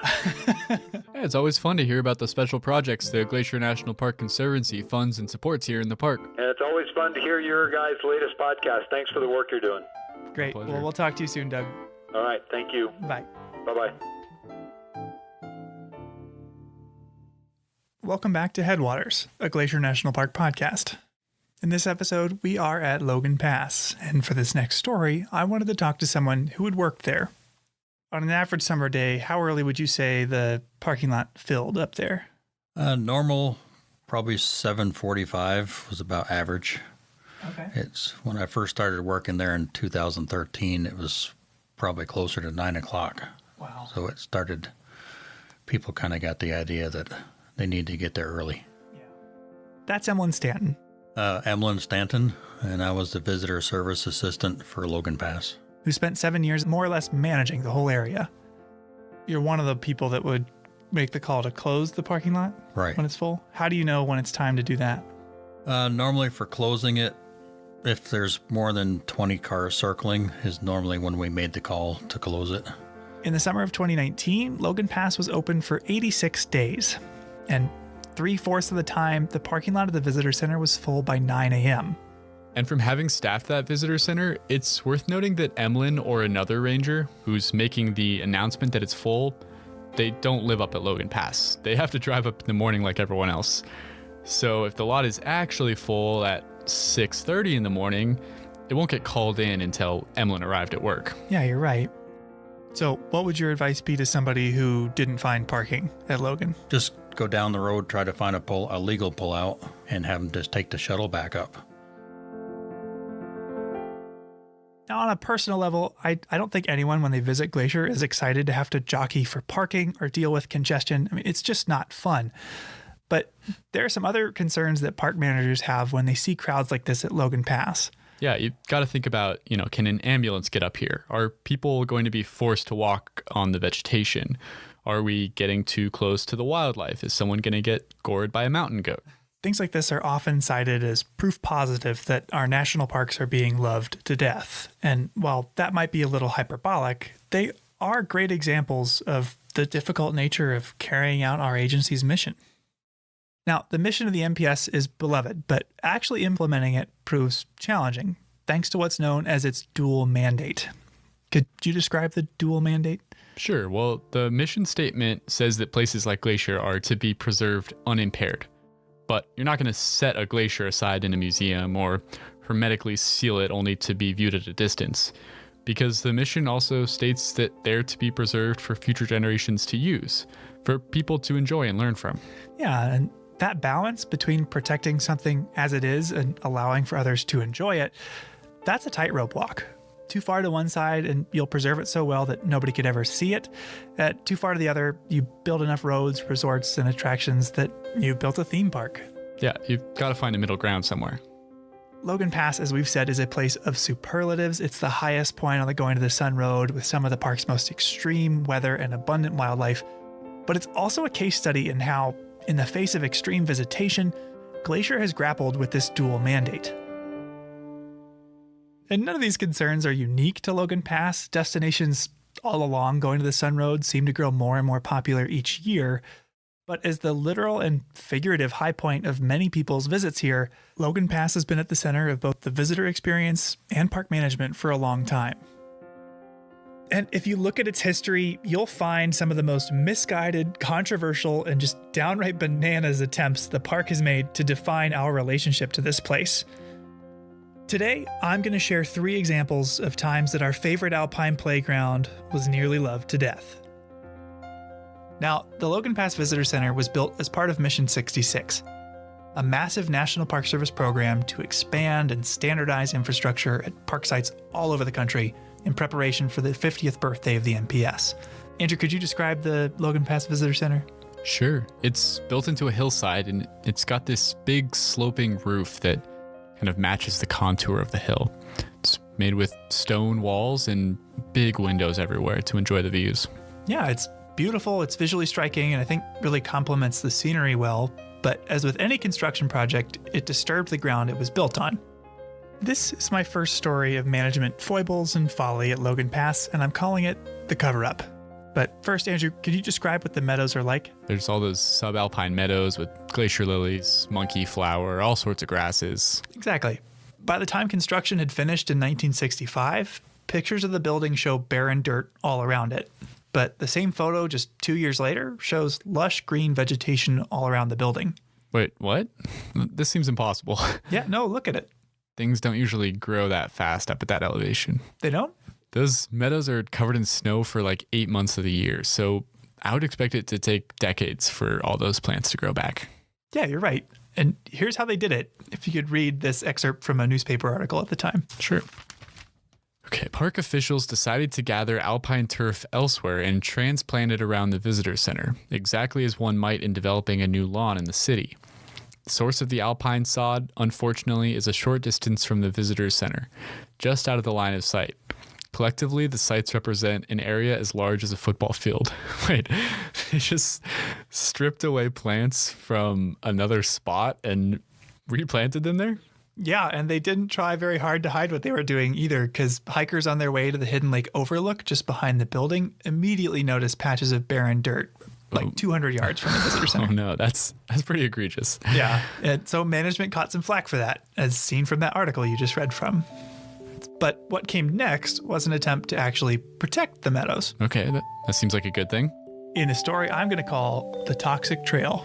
Well, that doesn't.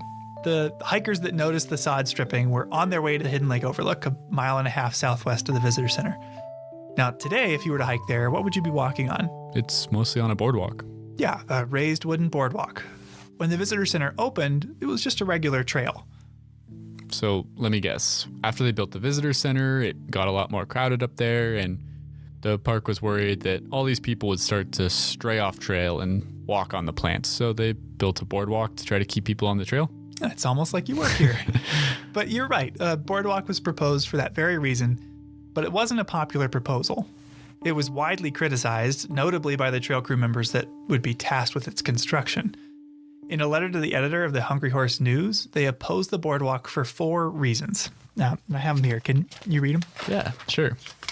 Okay. Obvious damage to the aesthetic value of this alpine area, nothing short of an atrocity. And their second complaint? We do not feel that this boardwalk will fulfill the purpose for which it is intended. Third? There are a good many well-used trails in Glacier Park that are in dire need of repair and maintenance, and this money could be put to much better use. And finally, we feel, as do all park employees, that visitor impressions are important, and so far, all comments from visitors viewing this project have been negative.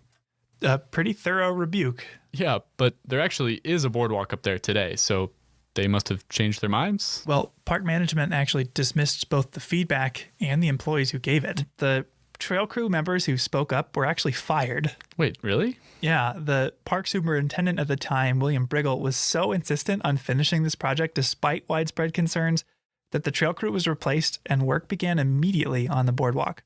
And this haste led to additional complications as well. The wood initially used was treated with pentachlorophenol, a petroleum-based solvent that pretty much right away began to leak out onto plants. Oh, no, that's not good. Yeah, and folks that were there at the time observed the death of trees or grasses growing alongside it, but it also made it slippery and toxic for us to walk on. What a mess. Yeah. Needless to say, they got a lot of flack for that as well, and replaced all the wood with environmentally friendly wood at great inconvenience to visitors because it stayed closed for longer and at great cost to the park. But I saved the best for last. The most absurd story of visitor management, in my opinion, anywhere in the park, centers around the toilets at Logan Pass. Oh no, this can't be good. We often advertise that the park is home to over 1 million acres, but we don't advertise that we've got over 300 toilets. 300? Not including lodges or hotels. Does that count all the backcountry campground toilets too? Yeah, vault toilets, pit toilets, flush toilets, outhouses, lowriders, visitor centers, campgrounds, you name it. Waste management is kind of a great unspoken truth of civilization. When you've got to go, you've got to go, even if you're miles into the backcountry. And remote restrooms like some of them here are met with a unique set of challenges. Sperry and Granite Park chalets, which you reach after hiking thousands of feet up from the trailhead, get enough traffic that their pit toilets rely on barrels that are sealed and flown out at the end of the year by helicopter. And I think I've heard that there used to be a solar-powered composting toilet somewhere. Yeah, there was, until it was destroyed by an avalanche. That sounds like a huge mess. And I even ran into a backcountry toilet this summer that had been completely torn off its foundation by a curious bear. Oh no, that also sounds messy. So one of the reasons we don't advertise that we have over 300 toilets is because they're kind of gross, but it's also because nobody seemed to know the number offhand. I had a series of really humorous emails with facilities management to try to track down that estimate. But the whole reason I started looking into toilets and waste management in the first place was because I learned about our third and final story. A story I'm going to call The Fleeting Fountains. Coinciding with the new visitor center, a new waste treatment facility was installed at Logan Pass, one that promised to capture and treat waste with a septic system that filters out liquid waste in a 17,000-gallon tank before spraying clean water out of nearby nozzles. Nearby as in out onto the meadows at Logan Pass? Yep, watering the plants, so to speak. The only problem was, after this 17,000-gallon septic tank opened to the public, it got 5,000 visitors and 20,000 gallons every day. Oh no. That's what, 3,000 gallons over capacity? Yep. And that 17,000 gallon tank that they advertised to the public, that they reported to a federal sanitary engineer, well, they exaggerated the size a little bit. It turns out it was only 6,000 gallons. So the system was faced with a demand more than 3 times its capacity. Mm-hmm. That's a big difference. That's a lot of excess waste you got to deal with. A lot. The result was, well, can you read this? Okay. The tank continued to overflow, and untreated sewage effluent continued to run directly into Reynolds Creek. It was an awful sight. Saturated toilet paper made its way through the spray heads and was draped on adjacent small trees. Undecomposed fecal matter was sprayed onto the subalpine vegetation, killing some of it, with the liquids then flowing into Reynolds Creek. Oh, that is a terrifying description. I mean, it's just horrific. Yeah. Some people began referring to them as the fecal fountains of Logan Pass and suggested the best way to solve the issue of people seeing and being disgusted by them was to only set off the nozzles at night and light them up with a colorful light show that rivals that of Disney World. Oh my God. Isn't that nuts? Oh, that's, yeah. Luckily, these 3 examples of management fiascos at Logan Pass weren't all for naught. Each scenario has new management solutions today. Take the sod stripping. What do you think we'd do in that situation today? Well, rather than pull up plants that are already doing fine in the park, we'd grow new ones in the native plant nursery. Yeah. In the case of disturbances like construction, we can replant vegetation using local seedlings collected and raised by our nursery staff. Now, in the case of the boardwalk, there are systems in place now to evaluate potential development or construction before it happens. Yeah, and it's not unique to national parks, but any project like this boardwalk would now require an environmental impact statement. Or assessment. Which would detail all the ways that the project would impact the environment. And finally, the toilets. Yeah, I don't think we use that system anymore. No, we don't. We've got a new system. Wow, it is a beautiful day. And one morning this summer, I drove up to Logan Pass to meet with one of the folks that helps this system work. I feel absolutely puny in my little sedan behind this thing. The fecal fountain fiasco was a huge black eye to the park, ultimately attracting national attention. In a letter to the then senator from Montana, the assistant director of the National Park Service wrote the following. Here, one last thing to read. Okay. Sprayfield on Logan Pass is being eliminated, and there will only be holding facilities. Next summer, Logan Pass sewage will be pumped into tank trucks and hauled to lower elevations for disposal. This will make unnecessary any additional engineering improvements to the existing system and will obviate further intrusion on the natural environment. What's your name and job title then? Jeff Hoyt, equipment operator. Awesome. I met with Jeff outside these vault toilets at Logan Pass after he drove one of those tank trucks all the way up here. Do you have a name for this thing? No, it's the bigger one. That's either the big pumper or the little pumper. That's which one you're taking. And they are as noisy as they are enormous. How big is that tank? Huge. You know how big this tank is? It is a 3,500 gallon. Wow. 3,500 gallon. That tank could hold 18 hot tubs and when full would weigh as much as 7 bull moose. Now, all of the waste at Logan flows into a storage tank, which is periodically vacuumed up into tank trucks like this one before being trucked down to a waste management facility near the entrance. On a busy season, we're usually 3-4 loads minimum every day. Wow. 3 to 4 trips every day? Yeah. That's like, what, 28 bull moose worth of human waste? Yeah, that's just Logan Pass. There are at least 3 more vaults like it along Going to the Sun Road alone that get the same treatment. It's an incredibly labor-intensive strategy. Today, it's worth noting, we get more than 3.5 times the number of visitors that they did when the visitor center opened in 1965. All these tools, the native plant nursery, environmental impact statements, vault toilets, the park uses them to maintain the balance of our dual mandate, using and enjoying these places without destroying what we love about them. Yeah, we can have convenient bathrooms with no fecal fountains. Exactly. But this balance can get harder and harder to handle in the face of increasing visitation.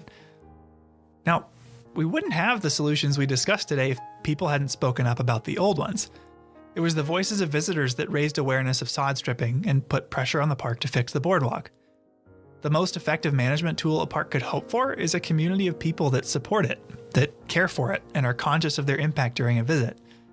And if my time here has been any indication, we're incredibly fortunate to have supporters and stewards all around the country. In fact, if you're listening to this right now, you're a part of that community. So thank you. Yeah, we really couldn't do all this without you. So the next time you're at Logan Pass, pat yourself on the back and spare a thought for the toilets, because they are a slightly smelly symbol of our collective ability to protect this place.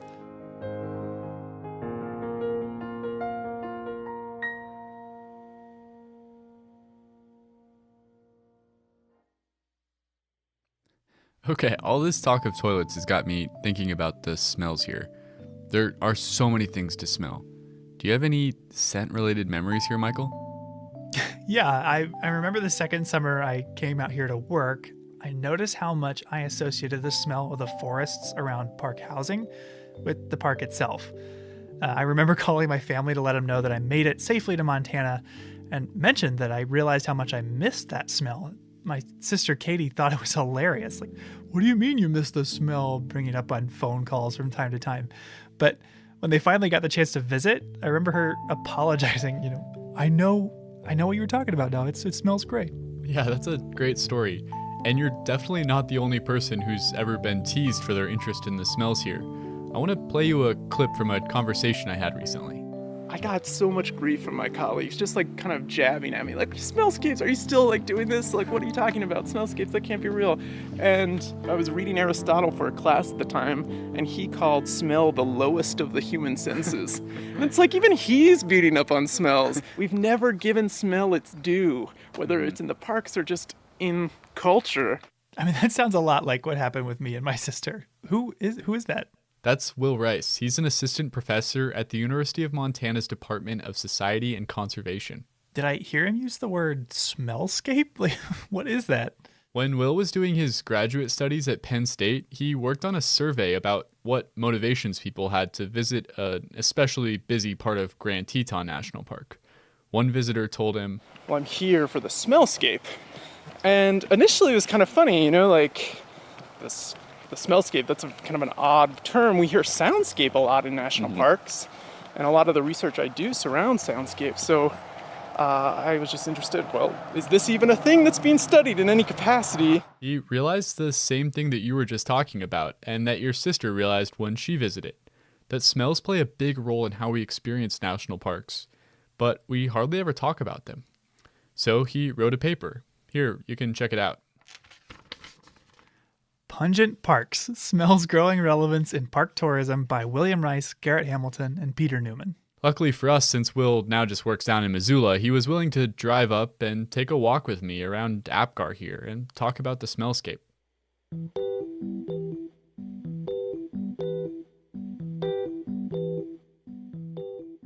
So first of all, Will, can you tell me what is a smellscape exactly? Sure, so a smellscape is just the aggregate of all the smells that make up a certain area. And the scale can really vary. So we can have smellscapes that are, just the size of a small room or just a meadow, or we could have the smellscape of all of Glacier National Park, the aggregate. But really it's kind of what you're smelling as you're moving through a space. The whole concept of a smellscape kind of seemed like a joke at first, but I totally get what he's talking about. If you're at Logan Pass, you're going to have a very different experience if the main scent you smell is the pit toilet versus wildflowers. And interestingly, Will told me the biggest threat to natural smellscapes is not toilets, but actually climate change. Droughts we know are going to become more prevalent in an era of climate change, and droughts tend to really change.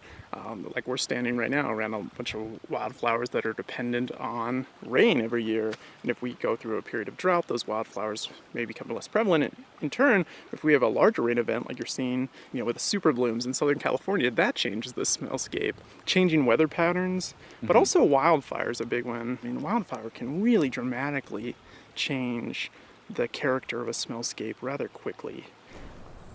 Have people tried to capture these national park smells in any way? If you go into a store, they have officially licensed candles, air fresheners, and laundry detergent that smell like various parks. So we're trying to bring that home. I would say, like if you open up the candle for Rocky Mountain National Park and you get this hit of lavender, maybe that's not exactly what it smells like. But we're trying to authenticate it somehow. Yeah. But we're really failing because it is so unique. Why should people care about smells? They're vitally important from an ecological standpoint, but also from the standpoint that I study parks from, the social experience, the visitor experience. Imagine walking into Glacier, with your nose pinched. It's really going to affect your experience. And as we noted in the paper, there's so much about your park experience that you can curate, that you can, really make your own. Now it's taking pictures and putting them on Instagram. You can share this experience. You can record the soundscape, as some people are starting to do with microphones and taking those home and mixing that. But you can't really take this smell home from a park, at least legally. You're not supposed to take, pine straw home. Yeah. Everyone's experiencing this smellscape while they're in the park. It's tying us all together in a place. And so we're left with this really authentic experience. Thanks so much for joining me today, Will.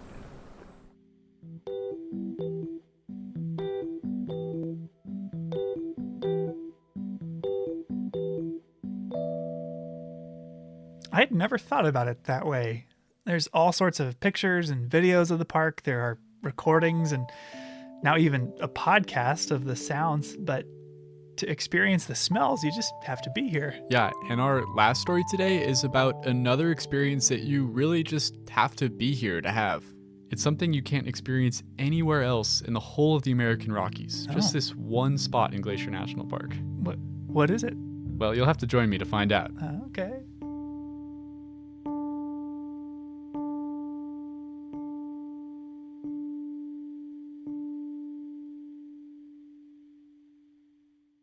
Okay, you've really got me on pins and needles here. What is this experience you were talking about that's rare? Well, I think we should replicate the journey of one Marcus Jones.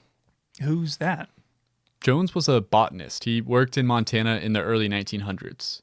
He was pretty prolific. In his career, he documented and even named a ton of plants. So he was a really great botanist, but he's actually best known for his roasts. Wait, so he's a botanist that moonlights as a roast comic? In a sense. He was a pretty prickly guy, and in fact his views were so unorthodox that by the late 1920s he was shut out of most of the botany journals. So he just took matters into his own hands. He bought a printing press, taught himself to typeset, and he started putting out his own botany journal called Contributions to Western Botany. With no one to edit or censor him, Jones just took to excoriating those botanists he disagreed with. I had a friend dramatize a few of his comments for you. It is a common comment of workers in the gray herbarium that Fernald is becoming a common scold. He needs to be taken out in the woodshed and given a spanking. It is to be hoped that this will be done before he gets to the Bronxian position of seeing nothing good in the work of outsiders. Wow, he really doesn't pull any punches. Yeah, and the next one's probably even worse. There have been several notable deaths in the botanical world since my last contributions. Green, the pest of systematic botany, has gone and relieved us from his botanical drivel. They say that the good that men do lives after them, but the evil is interred with their bones. I suspect that his grave must have been a big one to hold it all. Green was first, last, and at all the time a botanical crook and an unmitigated liar. Holy crap. Yeah, he was not afraid of speaking ill of the dead. Wow. Now, to be fair, Jones was just as likely to praise those he agreed with as to nail those who he felt had crossed him. So, okay, you can't deny that he was witty, if a little bit temperamental, but what does that have to do with Glacier? Well, Marcus Jones spent the summer of 1909 all around Glacier National Park. During that time, he spotted a rare plant, the Glaucus gentian. And to this day, over 110 years later, it's never been found anywhere else in the American Rockies besides this one pond along the Continental Divide in the Alpine of Glacier National Park. Oh. I think we should go see it. I'm game, but what was it called again? The Glaucus gentian. Okay. Where is it? I'll have to show you. It's near Logan Pass, but it is a bit of a hike. Yeah, okay.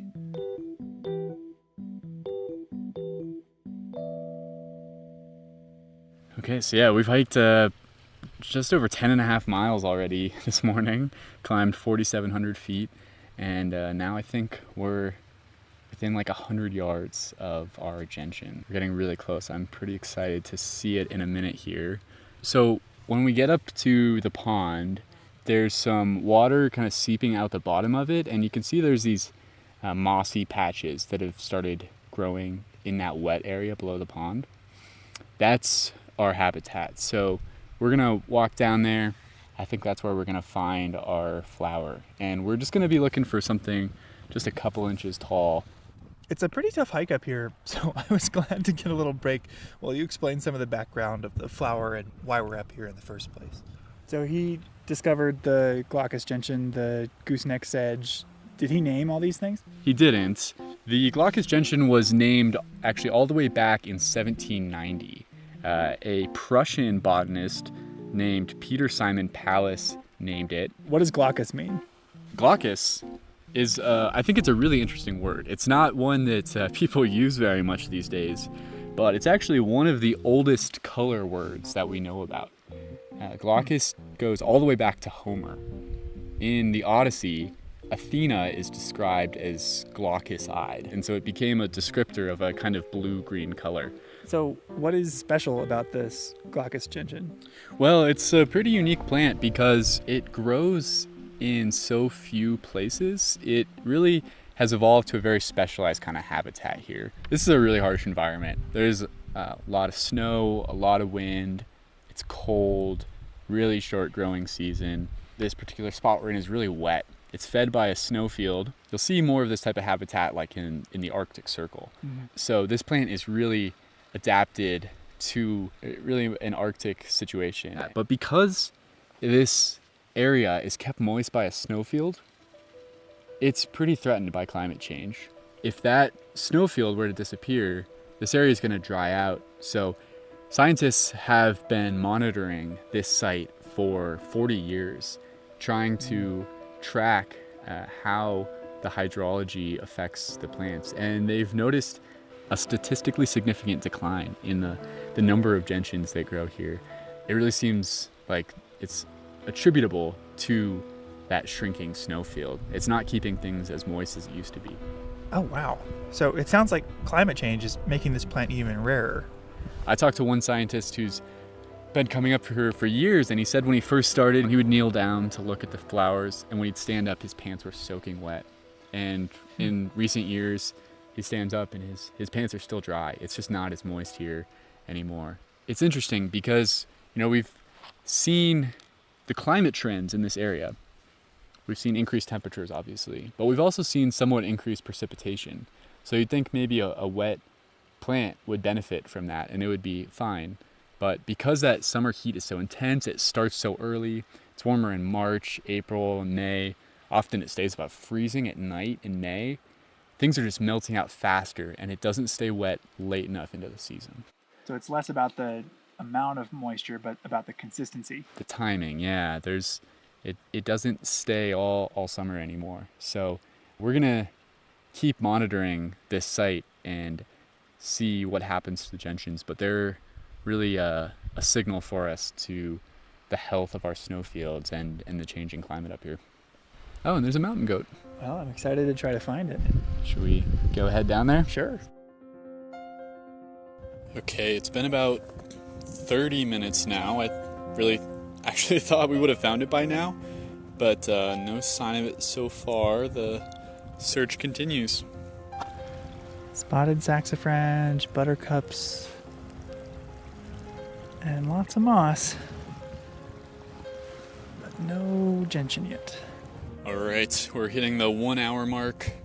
Still no sign of the flower. Bit puzzled. Thought we definitely would have found it by now. Oh, big pile of bear poop.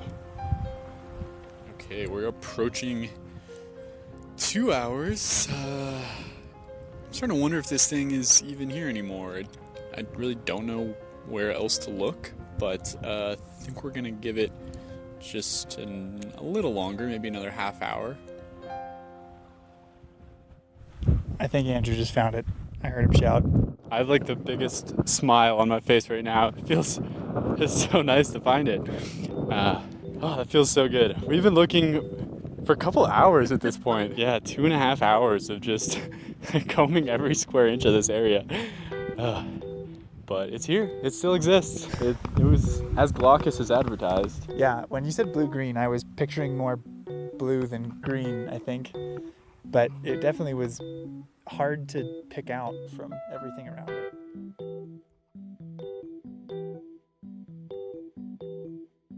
I can only imagine the insults Marcus Jones would have hurled at us after that performance. Hey, all's well that ends well, and it was pretty exciting when we finally found it. One of the coolest and most special things about Glacier National Park is the easy access to these wild alpine habitats. I mean, you could just drive right up to what is basically an Arctic habitat zone at Logan Pass. That's pretty incredible. Yeah, it's really great, but it comes with some responsibility as well. These alpine environments are really sensitive to disturbance, like from climate change, as we discussed, but also our small individual actions, like walking on or picking the flowers. It's never worth stepping on one flower to get a better picture or view of another one. But despite the toilets and the cars and all of the people up there, Logan Pass is still one of the best places in the world to get close to nature. And together, if we leave no trace, we can be sure to keep it that way for a long, long time to come.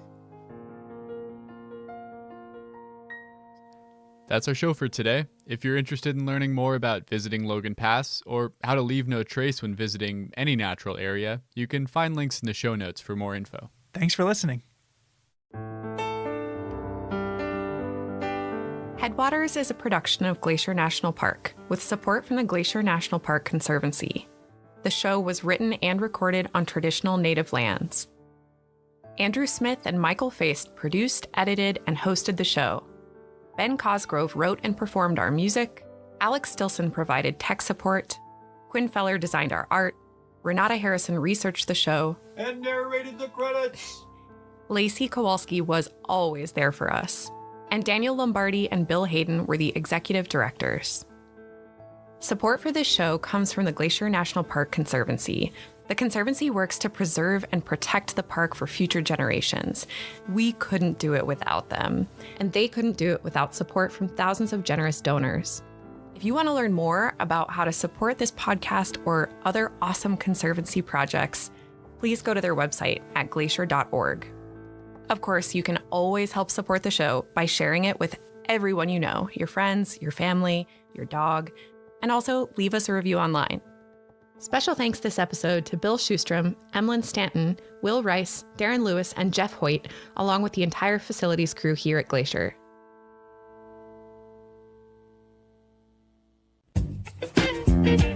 Welcome to Core Facts, where we're always short on time and big on science. I'm Brian Campbell. Today's question is, why is Yellowstone called Yellowstone? Contrary to popular belief, Yellowstone was not named for the abundant yellow-colored rhyolite lavas in the Grand Canyon of Yellowstone that have been chemically altered by reactions with steam and hot water to create vivid yellow and pink colors. Instead, the name was attributed as early as 1805 to Native Americans who were referring to yellow sandstones along the banks of the Yellowstone River in eastern Montana, several hundred miles downstream and northeast of the park. And now you know. Join us again every week for a new Core Fact. For other Core Facts, or for CoreCast, our in-depth science podcast, go to usgs.gov/podcasts.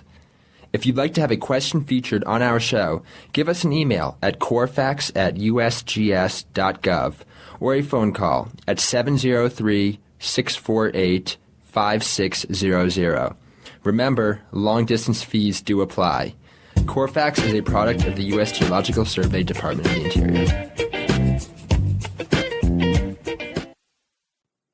Hey, you rockin' Rockyites. Welcome to episode 10 of season 1, which has 10 episodes total, which means, you guessed it, this is Sad Face, the last episode for this first inaugural season of the Rocky Mountain National Podcast. So, first of all, we want to say thank you so much for tuning in, whether that was one episode or multiple episodes. Hopefully you became a subscriber if you are into it in whatever podcast app you like to use. If not, consider doing that. Some stuff you can do while we're on a hiatus for the winter. We may have some bonus episodes in the winter, but we're going to be on a hiatus overall. Here's some things you can do. If you like the podcast, first of all, if you go to iTunes and give us reviews, that helps us show up higher in search rankings. It helps us spread the news about Rocky and reach more people. So think about that. Another great way is to just tell people that are your friends that you think you might be into our podcast. Just let them know, hey, this is kind of cool. Check it out. Or maybe you'll listen to an episode together. I'm also going to go out on a big limb here and give you my email address so that you can send us any comments, positive, critical, negative, whatever. And more importantly, you can give us ideas for things that you are interested in hearing about for next season.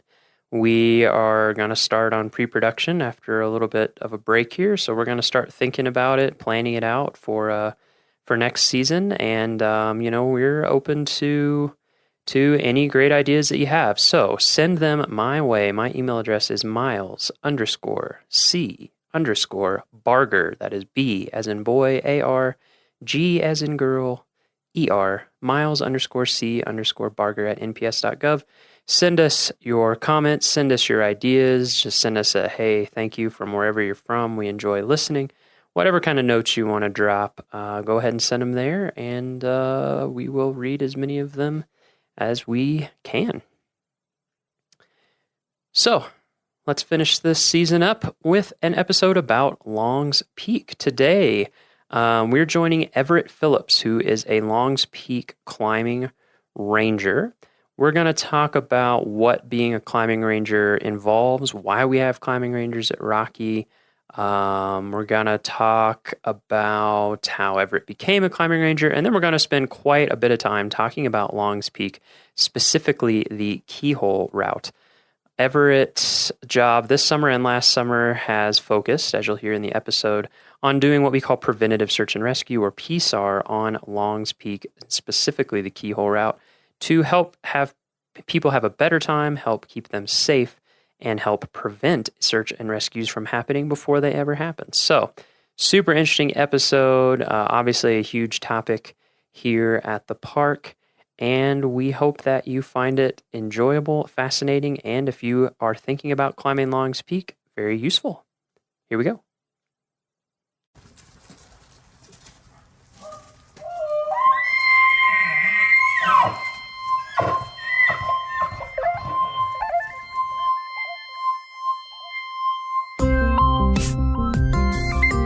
All right, let's get started. We're here. We don't need to say where we are because we're in my office. That's boring. A lot of times we recorded outside, but we're not recording at 13,000 feet. Yeah, being in an office is novel for me, though. That's true. It's exciting to me. All right, we're in a novel environment here in an office in the indoors. Gonna do an interview. So, if you could tell us your name and your title here at the park. So I'm Everett Phillips, and I'm one of the climbing rangers on the East District in Rocky Mountain National Park. East District, so the Estes side. Yeah. So climbing ranger, we haven't talked about climbing rangers yet on the podcast, so maybe we can do a little overview of that program before we dig into what you specifically do. So how many climbing staff are there here in the park? There's 8. 8. 2 of us are here year-round, and I'm one of the 6 who are here seasonally, so from May until the end of October in my case. And our role, it's Rocky Mountain National Park, so it's rocky, and we have a lot of spectacular mountain terrain here, and that terrain is inaccessible in part for many visitors and many employees because of its precipitous nature. So we have a visitor use group, mountain climbers, that access that terrain for recreation. And when they get in trouble, or perhaps when they impact the resource, the park has to become involved with that terrain, either to go rescue them or to maybe make regulations. A great example would be if a cliff is closed for nesting raptors, you need some people who could get up there to tell people to leave that terrain or to post signs. Gotcha. So basically we have, as anyone who's been to the park knows, a lot of steep terrain, Right. especially on this side of the park, but on both sides of the park, a lot of steep terrain. And we have people who like to climb it. And so we need people who know what they're doing to get up there and help them out and talk to them and also to know the community, right? And to know the concerns and to know all those sorts of things. Yeah, that definitely is part of the job. When I first began working with the Park Service, I was on the rescue team in Yosemite, and we were volunteers, and kind of having your fingers on the pulse of the climbing community helps in doing the job. All right, so you're a climbing ranger. What is your position specifically? Well, I was hired 2 years ago, mostly to focus on Long's Peak, and specifically to focus on the Keyhole route, which is probably our most popular mountain climbing adventure in the park. Almost 10,000 people come out here every year just to try Long's Peak. And the climbing route's accessible sort of people with advanced hiking skills, but it's not just hiking, it's mountain climbing. And so the park definitely, at the very least, has a duty to inform people of the hazards that they face going up there. And definitely we do quite a few rescues related to the Keyhole route. So I'm here to talk to people about what they're getting into, be available to answer questions when I'm out on the mountain, and then be where I put myself in a good position to respond for rescues on the upper mountain especially. Right. So as much as you have a typical day, what does your typical day look like, to paint the picture for listeners? Because it's even to me, someone who works in a park, it's pretty cool. The foundation of my job is having an intimate understanding of the mountain, which requires going up there regularly because conditions change so often, and the experience and the hazards are completely dependent on those conditions. So my bread and butter day is to show up for work sometime before 7 a.m. and get a pack together and go start up from the Longs Peak trailhead towards the summit using the keyhole route and be available to talk to people along the way. Sometimes you end up going all the way to the summit because it's a nice day and conditions are in your favor, and you don't get sidetracked by some other project or a rescue or something of that nature. And then maybe descend a different way. Clark's Arrow is another good route that you can do alone as a climbing ranger. But that allows you to do a few things. One is get our safety message across to the visitors who are actually climbing the mountain. The other thing is I can take photos of the route to post on our conditions blog, and that helps people understand whether it's icy or whether the rock's dry, what sort of equipment they might need to bring. That's really what I should be doing at least 2 days a week. Mm-hmm. Sometimes it's more, sometimes it's less. Sounds all right. Yeah. So I'm sure people out there are thinking, like, what? You get to climb Longs Peak for your job? That's crazy. I know we can get into we will get into the details of why it's also a challenging job. How long have you been climbing? How long have you been a climber? I've been leading rock climbs, placing my own gear and building my own anchors for just over 10 years. 10 years? Yeah. Where are you from originally? I'm from New York, Westchester County, New York. New York. Yeah. Westchester is New York City, kind of? Yeah, it's the bedroom community. Bedroom community? Half an hour and an hour north of New York City on the Hudson. Oh, okay. That area. Was there a climbing community around there when you were growing up? I think in my experience, there's a climbing community just about everywhere. Oh, nice. But the closest rock climbing destination are the Shongunks, or the Gunks, as most people know them. Yep. I haven't been there, but yeah, and I think I've heard that term. That's actually the first place that I roped up and went climbing. The Gunks? Yeah, where the climbs had a name. I was already scrambling around cliffs and stuff in my backyard. I had a few boulders that I could try to summit.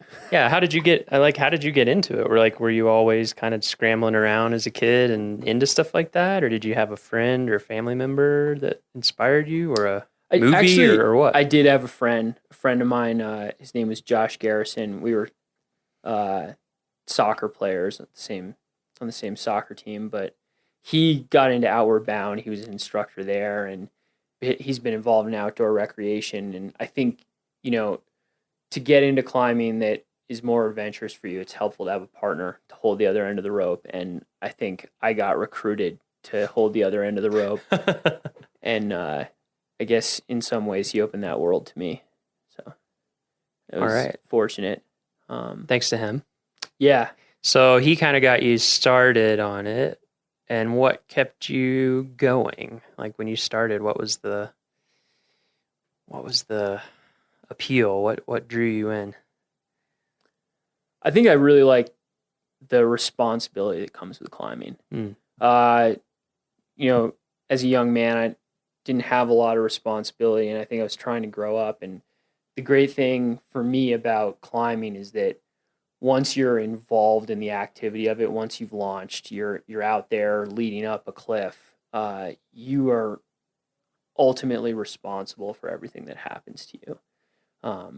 And there's no time for anyone else to save you. There's no time for, if you leave the lights on in your car when you park it, someone will come and help you jump it. But if you make a mistake when you're leading a rock climb, then you're going to face the consequences of your mistakes. And I think as a young man, that was an appealing challenge. So the well, I guess responsibility, yeah, the way you put it, just that immediate visceral challenge. Yeah, I drew think you in a sense, climbing's quixotic. You know, you get to the top of the cliff and you just come back down, and you haven't. There's no real material change in your life, but in another sense, it's as serious as business gets. You have to do things the right way. Otherwise, over time, there are going to be really bad consequences. And, so you know you're trying to do your best. Right. It demands your best.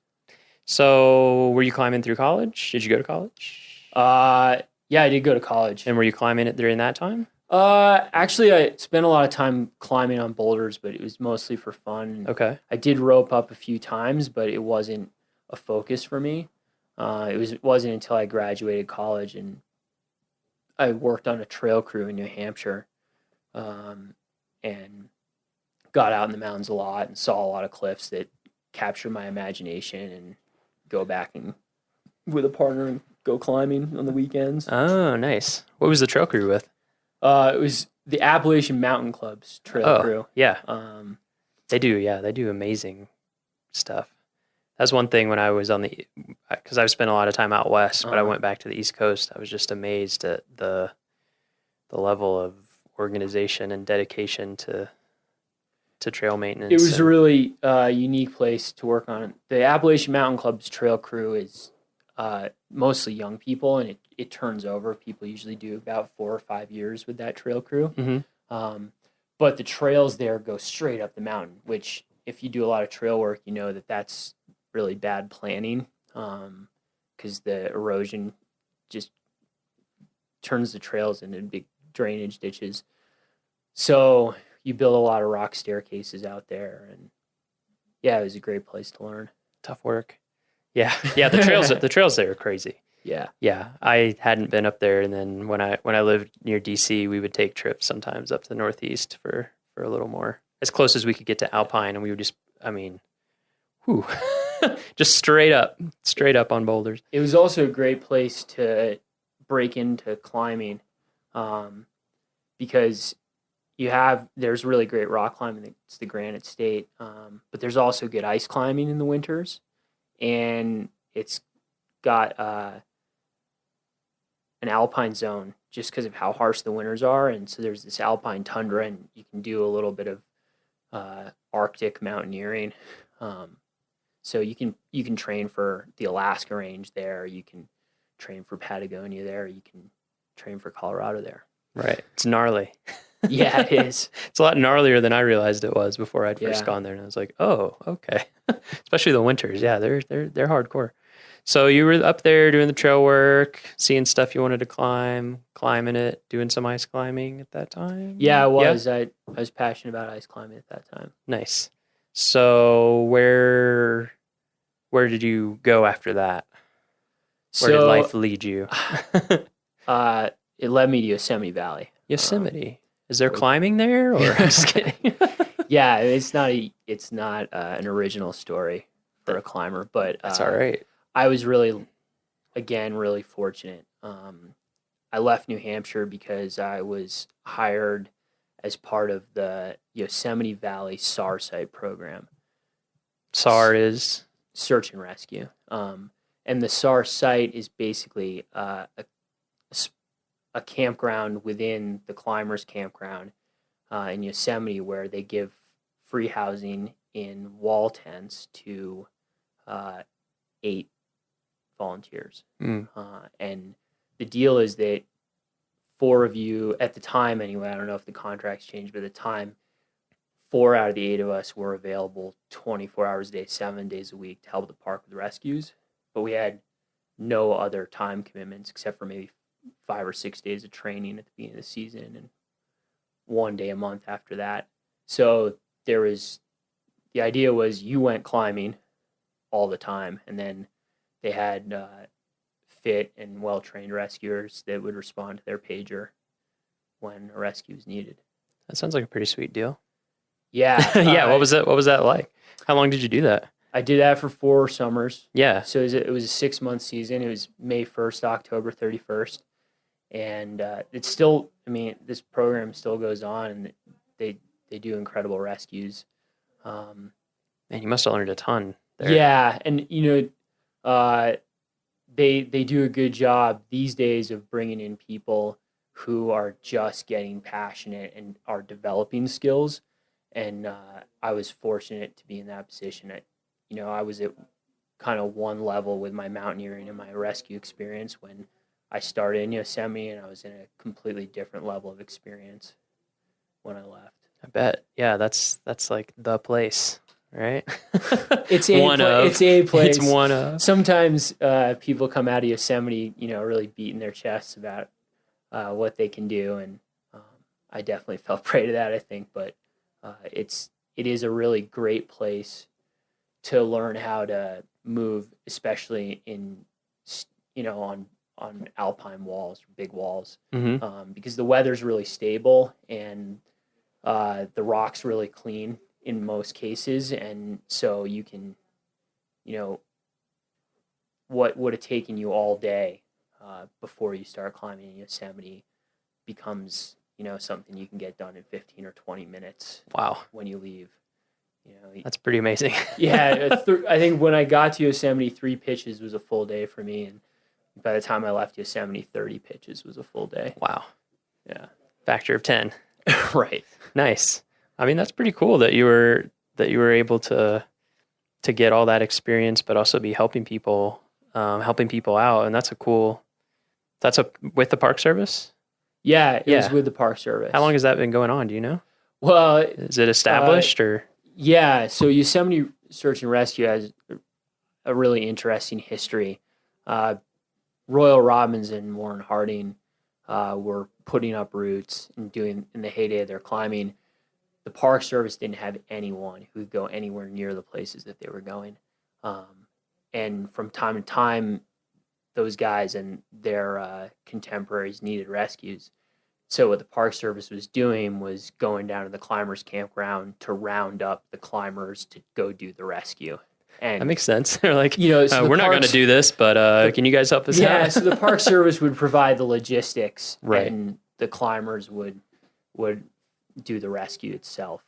And so you can see the evolution there, which is that the park nowadays, probably the leaders of the team and the most capable rescuers are park rangers, and they're helped out for manpower and skills and understanding of the routes by the SAR site. They also have climbing rangers in Yosemite as well too, just like they have here, and so they have park rangers who are professionally accessing that terrain all the time. So it started out organically, and now it's kind of become part of the institution there. Yeah, that's super interesting to me.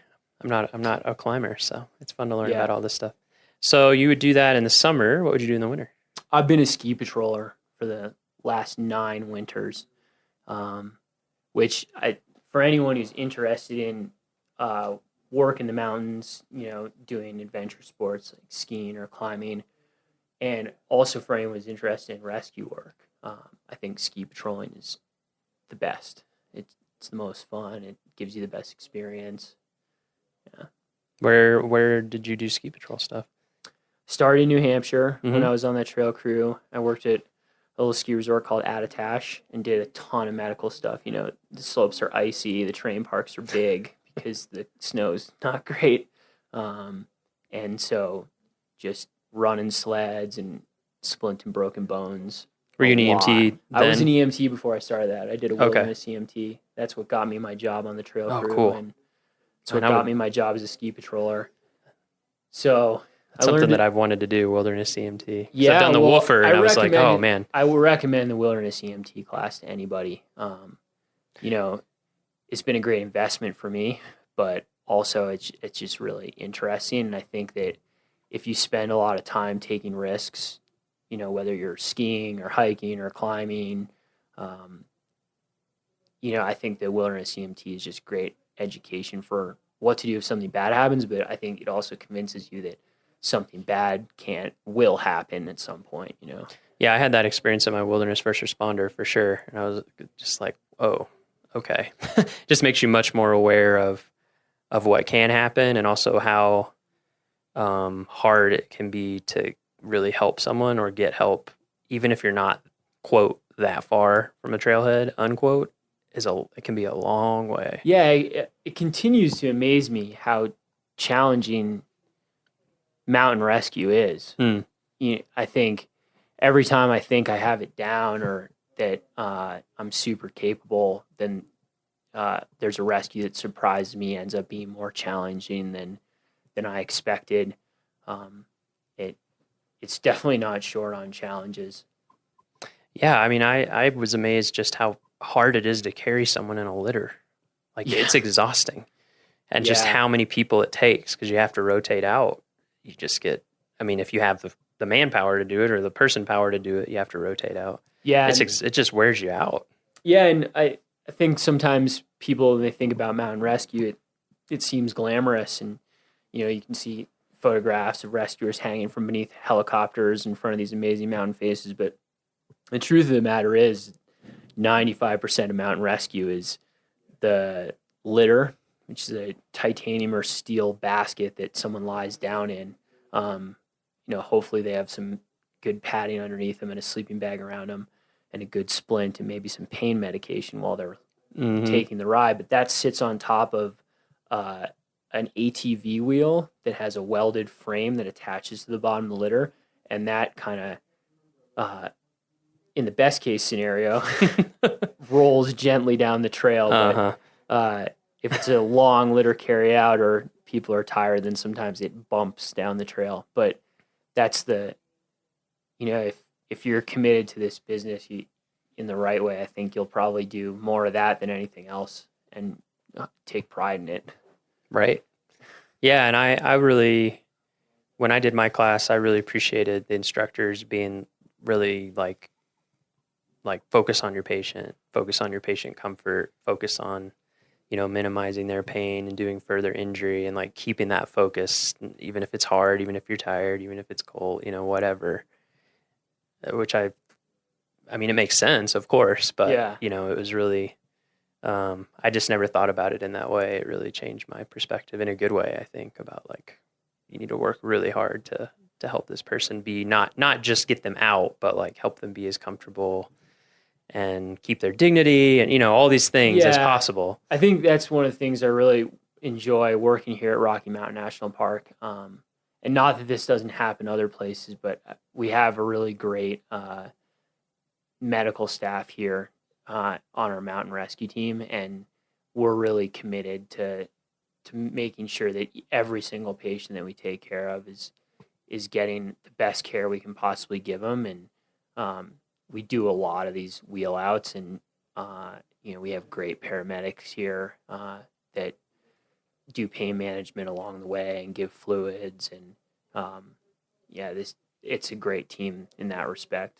So you were there, you were in Yosemite for 4 years doing that. In the summers, you were doing ski patrolling. In the winters, starting in New Hampshire and then other places. Yeah. And I worked then in Washington briefly, and not briefly for 4 years, and worked in California for 2 years as a ski patroller. So when did you come to Rocky? 2 years ago. So was there something in between Yosemite and Rocky? I worked for a year at Mount Rainier National Park. Oh, okay. Nice. A little bit different. Yeah. I mean, Rainier is great because it's got the biggest glaciers in the lower 48, and I didn't have a ton of experience on glaciers there, and coming from climbing on El Cap to walking on these huge glaciers was a big transition. Yeah. And it was probably not a long enough tenure to, become an expert in that terrain, but definitely was good to round me out as a climber. Oh, I bet. Yeah. Being on glaciers is like amazing and incredibly frightening. Yeah. All at the same time. Absolutely. Yeah, I was I worked in Alaska for a while, and people get a certain amount of comfort with glaciers, or at least the lower end of glaciers, because they're Mhm. around, and just when that happens, someone will have an accident, or you'll just see something happen where you're like, I know one of one of the first times I went out on a glacier with someone, and there's just a huge crevasse opening, and they're just like, throw a rock down there. Yeah. Threw a rock down there, and they're like, here when it hits the bottom. Never heard it hit the bottom. And I was just like, oh, okay. Because you have this illusion. There's a lot of dirty glaciers where you have kind of a lot of moraine on top of ice. And so you almost don't realize you're on a glacier sometimes. And then you'll come to a spot like that. And so it was basically just someone trying to wake me up to like, hey, this is a moving, living thing. Yeah. Don't get comfortable. No, I think that was one of the things that surprised me. I was excited to work at Mount Rainier because I think needed a little bit of break from LCAP, and but I definitely would have trouble sleeping the night before climbing the upper part of Mount Rainier. I have a bunch of friends who are guides at Mount Rainier and friends who are climbing rangers there, and so there are a lot of them that do that, have done it 400 times even. But I think it's really serious, and I think they're aware of that. They may just be braver than me. Yeah, and glacier. Of course, and we'll talk more about this as we get into this. Mm-hmm. So I'll fill in podcast listeners. Everett and I this summer have been working on a video project, and so we've gone up on Long Speak a couple times together and talked about some of this stuff. So I definitely want to bring it out. Is that idea of risk, and risk that you can mitigate, and risk that you have to accept, and all those kinds of things like that. So we'll get into that more, but I think there's definitely some pretty big objective hazards with glaciers. Yeah, with certainly. any climbing type of endeavor. So you were there for a year. All right. Well, it was another seasonal job, so I was season. there from April until the end of September, I guess. And then after that, you came here to Rocky? Yeah. And when was that? That was That was 2 years ago. 2 years ago. Actually, my supervisor at Mount Rainier is a guy named Van Roberts. I guess you move around this business a little bit by the partnerships that you form. And I think meeting Van was really, really good, and we both decided, and he'd worked at Rocky Mountain previously, and we both decided we'd go back to Rocky together. Oh, nice. Yeah. So you had a friend when you came? Yeah, I did. He great. Brought me back with him. Nice. So you came here 2 years ago. Mm-hmm. Oh man, so much stuff. Okay, so I guess first we'll start with Rocky compared to Yosemite, compared to Rainier. What's the kind of, as a climber and as a climbing ranger or rescuer, what really sets Rocky apart or defines Rocky in your mind? Well, I think what defines Rocky is alpine rock climbing, in terms of my job. So if you had to pick one skill that the climbing rangers here have, is that they're comfortable as alpine rock climbers. There are 3 of them put up an incredible route on Fitzroy in Patagonia. They called it the Colorado route. That was Max Barler and Mike Lukens and Quinn Brett, who are fellow climbing rangers here. And that kind of epitomizes the skill that you should have to do this job. So a comfort in high altitude environment. Yeah, so alpine rock climbing, the best way to describe it is that the activity is still rock climbing, but you have a really long day. It's probably at high altitude here in the park. Most of our alpine rock climbs are between 11,000 and 14,000 feet, or 10,500 and 14,000 feet. So you're contending with the altitude. There'll be something between a 4 mile and a 6 mile walk to get to the base of it. Then you got to do that at the end of the day. And then the rock quality is always something that you have to assess for yourself. It's oftentimes the rock quality is poorer up on the alpine than it is at a at a crag in the valley. What makes rock quality poor? Well, to a certain extent, it's the rock type. To a certain extent, it's the way it weathers, the direction it faces in relations to storms and the wind, and whether it's in a corner where water seeps or whether it's out on a dry face where the wind keeps it. So clean. is it like how prone it is to fall off and then break I off? think, you know, for me, the most important part is how secure the protection is. So in really good quality compact granite, you can fully trust the pieces of equipment that you put in the rock as you climb past it. But in poor quality rock, they may be worth nothing to you. So you have to be, I think in the Alpine, you have to have a better eye for your placements, but you also have to be sure-footed and careful because falling's not always an option. So then going back to Yosemite, you know, it's rock climbing. You know, that's it. It's sunny. The weather's good, but the climbing's really, really hard and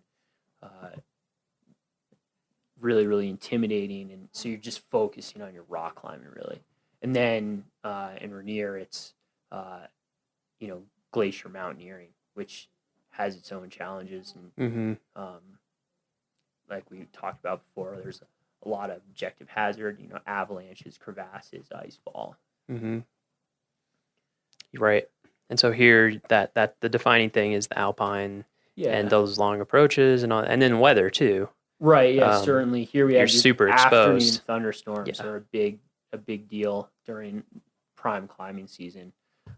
This summer, it seemed like they were almost rolling in every single day, and they were, you know, really, really intense lightning storms. Yeah, we had quite a few weeks in a row of really intense weather. I felt like, So you came here, started last year. What was your first? So were you Longs Peak specific last year too? Yeah, right? it was.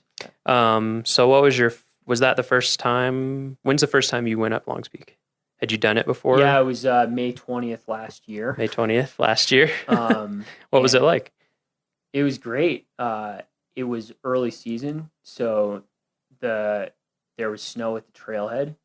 So what we did was we did the approach. We climbed up to the keyhole on our skis. You have climbing skins on your skis, and we skied up to the base of the route, which is about 6 miles in, and then we climbed the keyhole in crampons with ice axes, and it was a mountaineering experience. We were mostly walking on steep snow slopes, kind of assessing the snow stability and plunging the ice axe every step. And it was a great way to get introduced to the mountain because, you know, those conditions can exist almost any time of year, and you need to be really aware of that.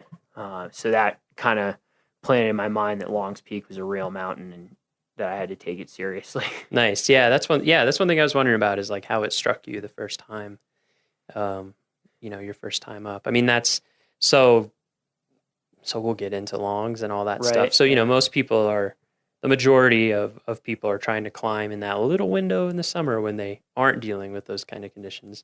Yeah. But it's a short window because that's May 20th and it's full on, like you said, skiing up, crampons, ice axes, snow slopes, May 20th.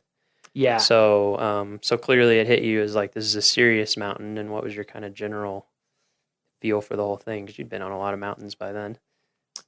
Well, I think I was really excited for a couple reasons. First of all, the guy I did it with was Mitch Musey, was the other ranger hired the same year to be focused on Longs Peak. And so we've done a lot of work on the mountain together and a lot of rescue work together now. And that was his first time climbing Longs Peak as a climbing ranger. And so I think I could tell at that point he was someone who was really excited about doing this job and doing it as well as he could. And it's great to have that trust in someone that you're going out in the mountains with. And so that was going really well. And I mentioned that we skied all the way up to the keyhole. Well, we also skied all the way down from the keyhole to the parking lot. And it took us about 20 minutes. Whoa. And it was really fun. So, yeah, I think my impression was that there was a lot of room for me to grow and a lot of good adventures to be had, and that I, found myself in a good situation. Nice. So let's talk about Long's Peak. Let's talk about the Keyhole. Let's talk about all that stuff. Okay. How's that sound? Great. So Long's Peak, 14,259. Is that right? Yeah. Right. So it's a tall mountain. Yeah. It is the only 14 in Rocky Mountain National Park. That's right. It is, as a geography geek who used to make maps, I'm excited about this. It is the farthest north 14,000 foot peak in the Rocky Mountains. There are no 14ers farther north than Long's, which is kind of cool. Really weird shaped mountain, I think. It's really like an amazing looking mountain with that big block on top and like this flat summit, and yeah, interesting looking, I think. Yeah, I agree. It's just a weird coincidence to me that like the tallest mountain in the park is also the craziest looking mountain in the park in some ways. Or most unusual. And the other thing about that is that it has kind of all these different ramps and crack systems and chimneys, and there are, 6 or 7 good ways to end up on the summit and just as many ways to bail off of the summit. Mm-hmm. So it's a mountain that takes a long time to know. I still, after 2 seasons, I still wouldn't say that I know it very well. That's interesting. That's very interesting to me. So it's drawn people for a long time.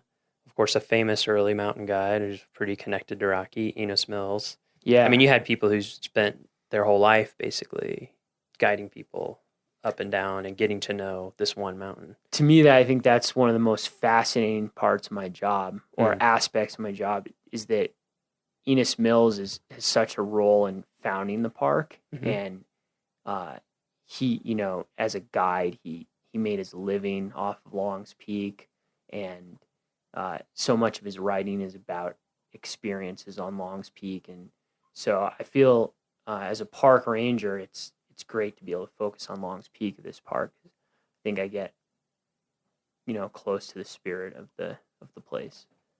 I feel like that when I'm up there. Yeah. Yeah. There's just something about it. So many people have invested themselves either for one climb or for their whole life. There's just a certain something about it.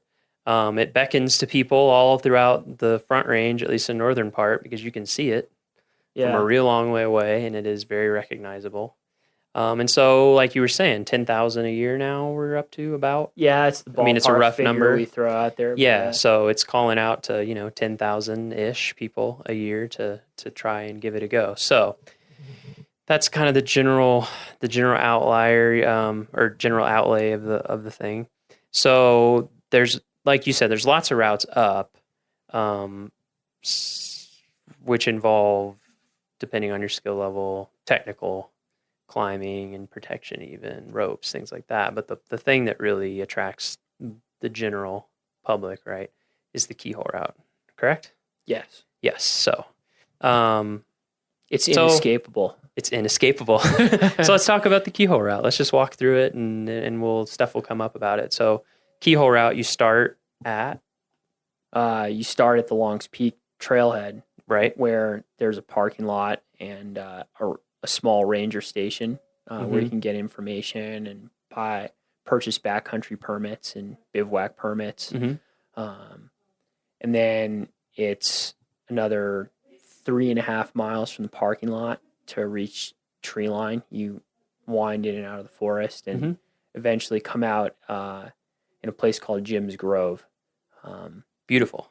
Yeah. I went up there for the first time this summer. Yeah. And when you come out there, it's just like, whoa. Right. And you get this incredible view of the east face of Long's Peak, and it's Mount gorgeous. Lady Washington's right there. But you can also, if it's early in the morning, which for a lot of people when they're trying to climb Long's Peak, they start really early in the morning.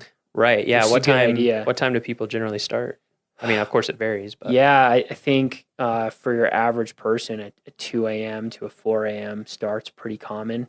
If you think you're on the slow side, I meet people who have done a really good job of getting back early. They're coming down the same time I am, around noon, and they tell me they started at 12:30 or 1, and I think, whoa, hard work for them to do that, but it paid off for them. Yeah. I know when we were up there filming at what time was that? Like 5 or something. Yeah, we were and we hiking saw up the- so many headlights coming up the trail. Yeah.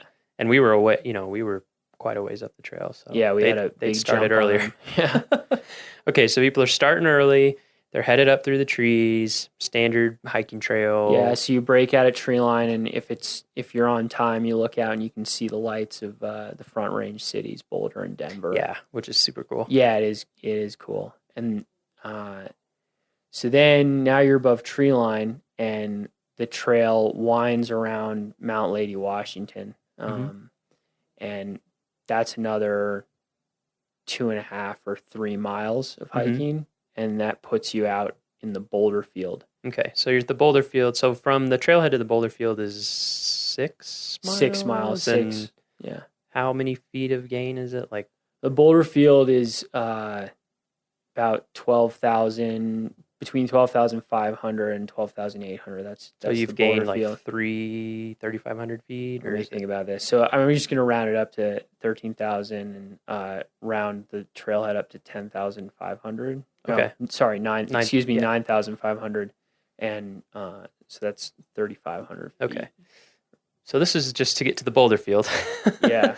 And that's pretty much, it's a trail. Well, Right. It's safe to call it that. Yeah, no, I would call it that it's from when I hiking. did it. It's hiking.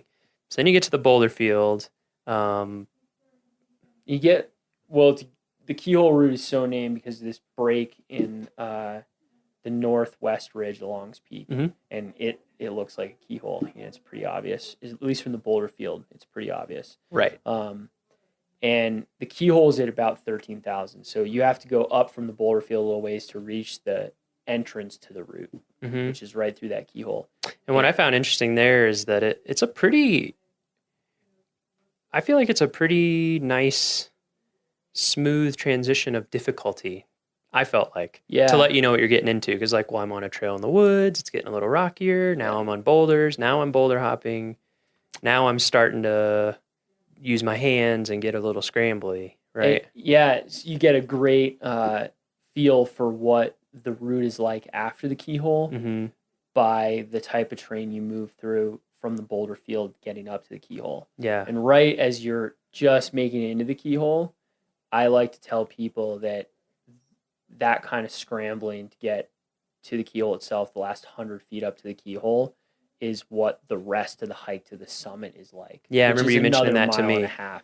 So it gives, I think for people who say to themselves, and I think this is a good plan to have, I'll make it to the keyhole and see how I feel, remembering that last 80 or 100 feet getting up to the keyhole is what you're in for the next mile and a half one way, right? Right. 3 miles round trip. Yeah. Ish. You could look at it as it's a good setup because you progressively increase your difficulty, but it's also one of the traps of the keyhole route in Longs Peak that you don't really get your difficult climbing until you're really tired and you're at higher altitude. So things start to compound in terms of difficulty the closer you get to the summit. Right. And You've already been people- climbing, your legs are getting tired. You're already, if you aren't acclimatized, especially the altitude is getting you. And you maybe some people fall into the mental trap that I've come all this way, I only have this much further to go. But in reality, that last mile and a half is going to take as long as the whole first bit. Right. Yeah. And so you get up to the keyhole, you get there, and I mean, when we got up there, that definitely took my breath away. You pop out through this, and now you're just looking down into Glacier Gorge, like all of Glacier Gorge right below you. It's an incredible view, just the keyhole. I've told people that who are like, I could never do longs. I'm like, well, you should try to at least go to the keyhole, just because if there were nothing else past that, it would be a worthwhile, stellar top 5 hike in the park for sure. And then on the opposite side of the boulder field, you have Chasm View, where if you kind of walk up to the low point in the ridge between the north face of Longs Peak and Mount Lady Washington, you have this incredible view down at Chasm Lake. Yeah, it's And amazing. you see the whole east face of Longs Peak, and so that's another reason to hike up to the boulder Thought that was field. pretty breathtaking. Oh yeah. So you've made it to the keyhole, let's say. You're feeling okay. Right. You've got snacks, you got water, you're feeling okay about the last 100 feet that you just climbed up. How do we go from there? Or first, I should say, before we get to that, what should people be going through in their mind when they're getting to this point about whether or not they should keep going that day, or whether or not they should feel proud of what they've done so far, call it good, and decide that they're going to come back and try it another time? Like, what are the checkpoints in your head for people who are thinking about doing it? Yeah, I think the most important thing there is time and weather. And so you need to make sure that the weather isn't deteriorating when you get to the keyhole, because it's not only a mile and a half further to the summit, but that mile and a half is going to take you almost as long as the 6 miles it took you to get there. So you don't want to be starting that adventure when a storm is building. And that can be kind of, if you don't get a lot of opportunities to go up and try to climb Longs Peak, it's hard to say to yourself, well, there's a 50% chance of thunderstorms after noon, and I already see some little white fluffy clouds that look innocent enough, but the wind's blowing them closer, and turn around right there for those reasons. Sure. But if you want to be conservative about getting struck by lightning or climbing across a rock slab that you can't fall off of in a rainstorm, that's your last chance to make that decision. So you have to be aware of how much time you have left before that forecasted weather is coming, and you have to know enough about weather forecasts and what approaching weather looks like in the mountains to make a good decision there. And I think one thing that you talked about when we were going up that made a lot of sense to me is like kind of create set points for yourself, maybe even ahead of time when you're more rational and you're not so pumped up and excited or maybe tired or whatever, and say like, if I'm to this point by this time range, I'm okay here. Like just say like, if the weather looks like this and it's this time, but if you're an hour past your timeline or something, try to set that up ahead of time so that you can kind of try to keep your emotional desire to get the summit a little tamped down and to be like, hey, you know what? It's actually better to not get struck by lightning and come back. Yeah, that's, which is hard. Our brains play tricks on us. Absolutely. We all know this. So yeah, you kind of have to outthink yourself and outplan yourself. It's hard. And I think the other hard thing about it is that most people aren't going mountain climbing as much as I'm going mountain climbing. So for me, I have to really work on my system to give myself the best chance of being safe in the long term. Whereas there are a lot of people, I see it all the time, that come up to climb Longs Peak and make bad decisions and get to the summit and come back and they're fine. Sure. And they don't get stuck with it. But over the course of the summer, I see all of the people who do that, and I get to meet the 4 or 5 or the handful that I have to rescue. So that's something, just getting the summit, climbing the route doesn't always indicate success or mastery. That's something that's harder to find. Interesting. So you've made it to the keyhole. Let's say all those check marks that you've thought about beforehand. You've done your research. You're good. You've got the weather's looking good. All that.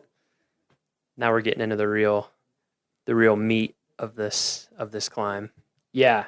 Where do we go from there? Right. So the technical or more technical sections of the route, the sections where now it's a mountain climb.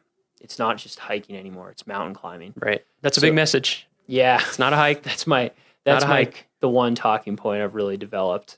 Yeah. It's a good one. It's a good one. Actually, we used to grade the keyhole route as technical or non-technical, depending on the season. and they'd hang a little plaque up there at the keyhole saying, "No, the keyhole route is technical. It's closed to all except for real serious mountaineers." And we don't do that anymore. I think it's because it can become technical again at almost any time of year. Certainly, it's good to forewarn people that in the winter it's very likely to require advanced skills. But at any time during the summer, it can get to be the kind of conditions that require a lot of experience and specialized equipment. But there are names for all of the portions of the route beyond the keyhole. And the first portion of the route that you get to is called the ledges, and it doesn't gain any elevation.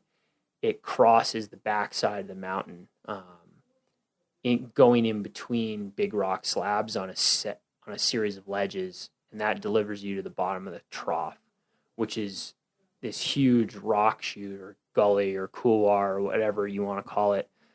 It's a trough of broken rock that's not very steep, and you can climb up it. And that often has snow, right? Yeah, that holds snow latest. It's the most north facing. Like how? I mean, of course, it varies every year, but it's going to have snow to a certain extent until July at least. It's probably going to linger a bit longer. People start climbing it without specialized gear maybe earlier than that because you can find ways around the snow, but there's typically snow in the trough for quite a while. It's actually a good ski run. Oh man. Yeah, but that has its own problems because losing your footing on snow or hard snow in summer there, that's one of the places it'd be easy to have a serious accident.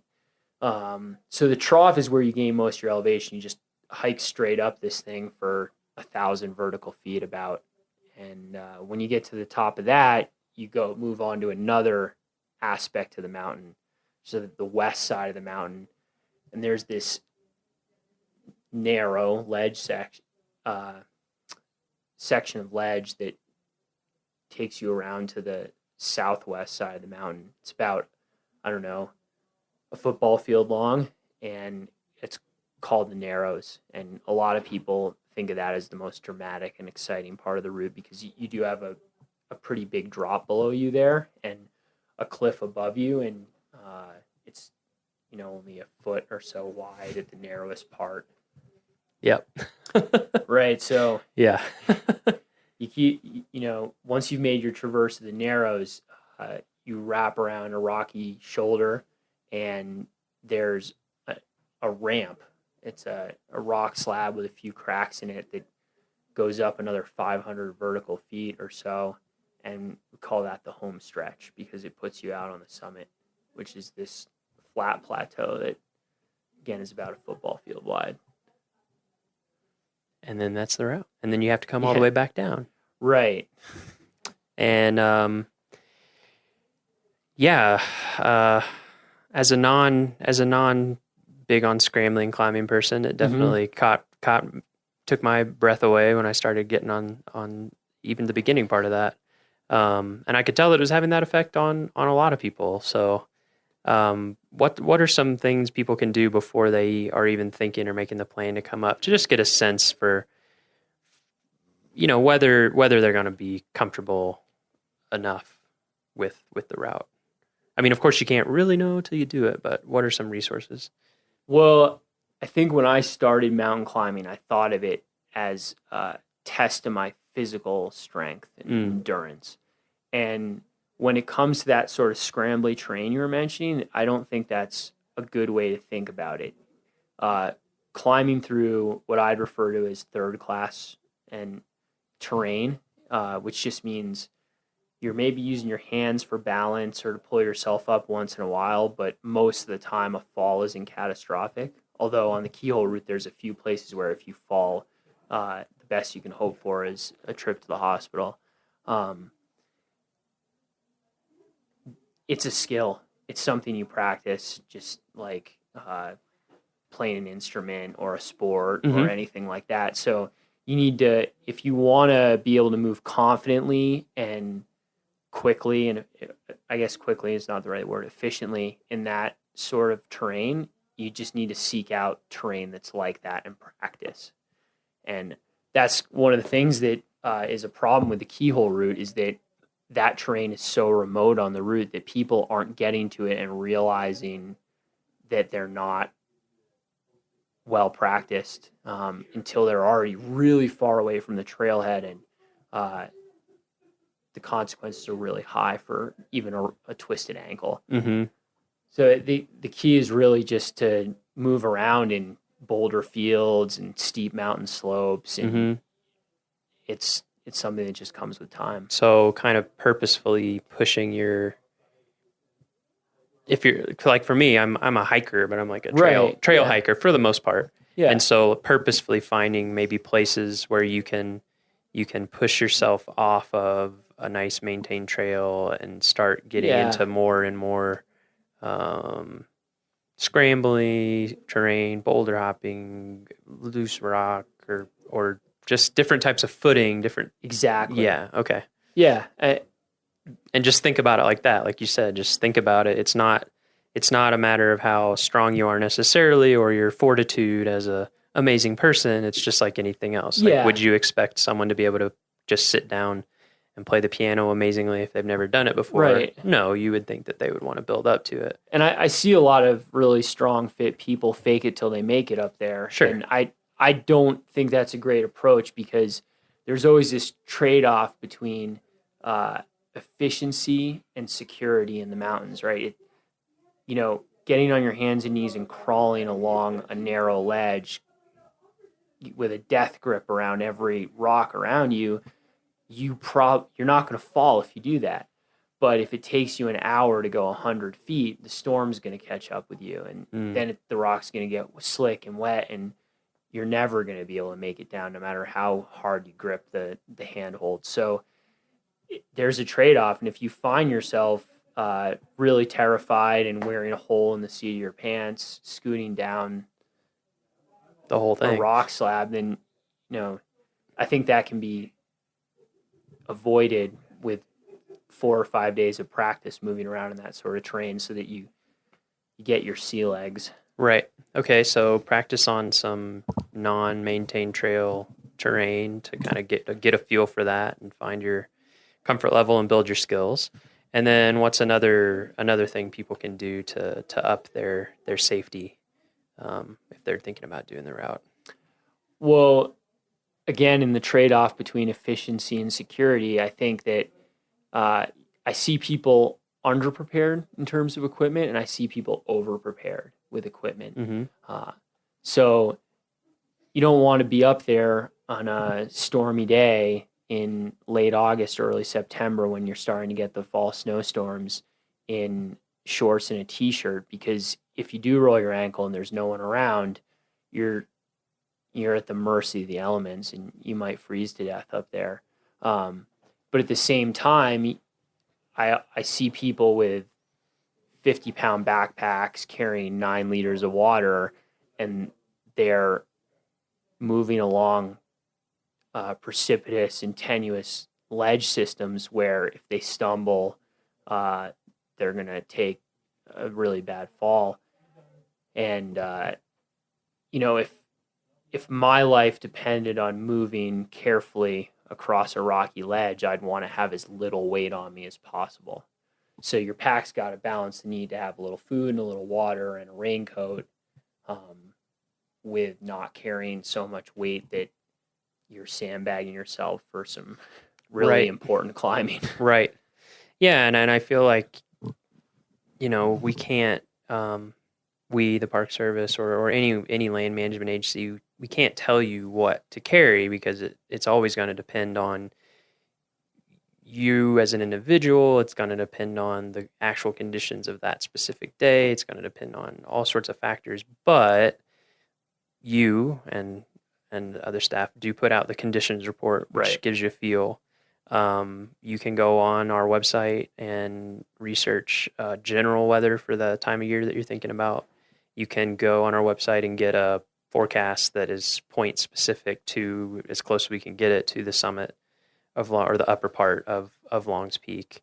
And you can use all that stuff And then I think the other side of that equation that people need is that you need some experience in the mountains or doing outdoor stuff. Like you don't know how heavy a coat you need when it's 40 degrees until you know what you need. Yeah. And it's better to find that out in a lower risk situation, I think.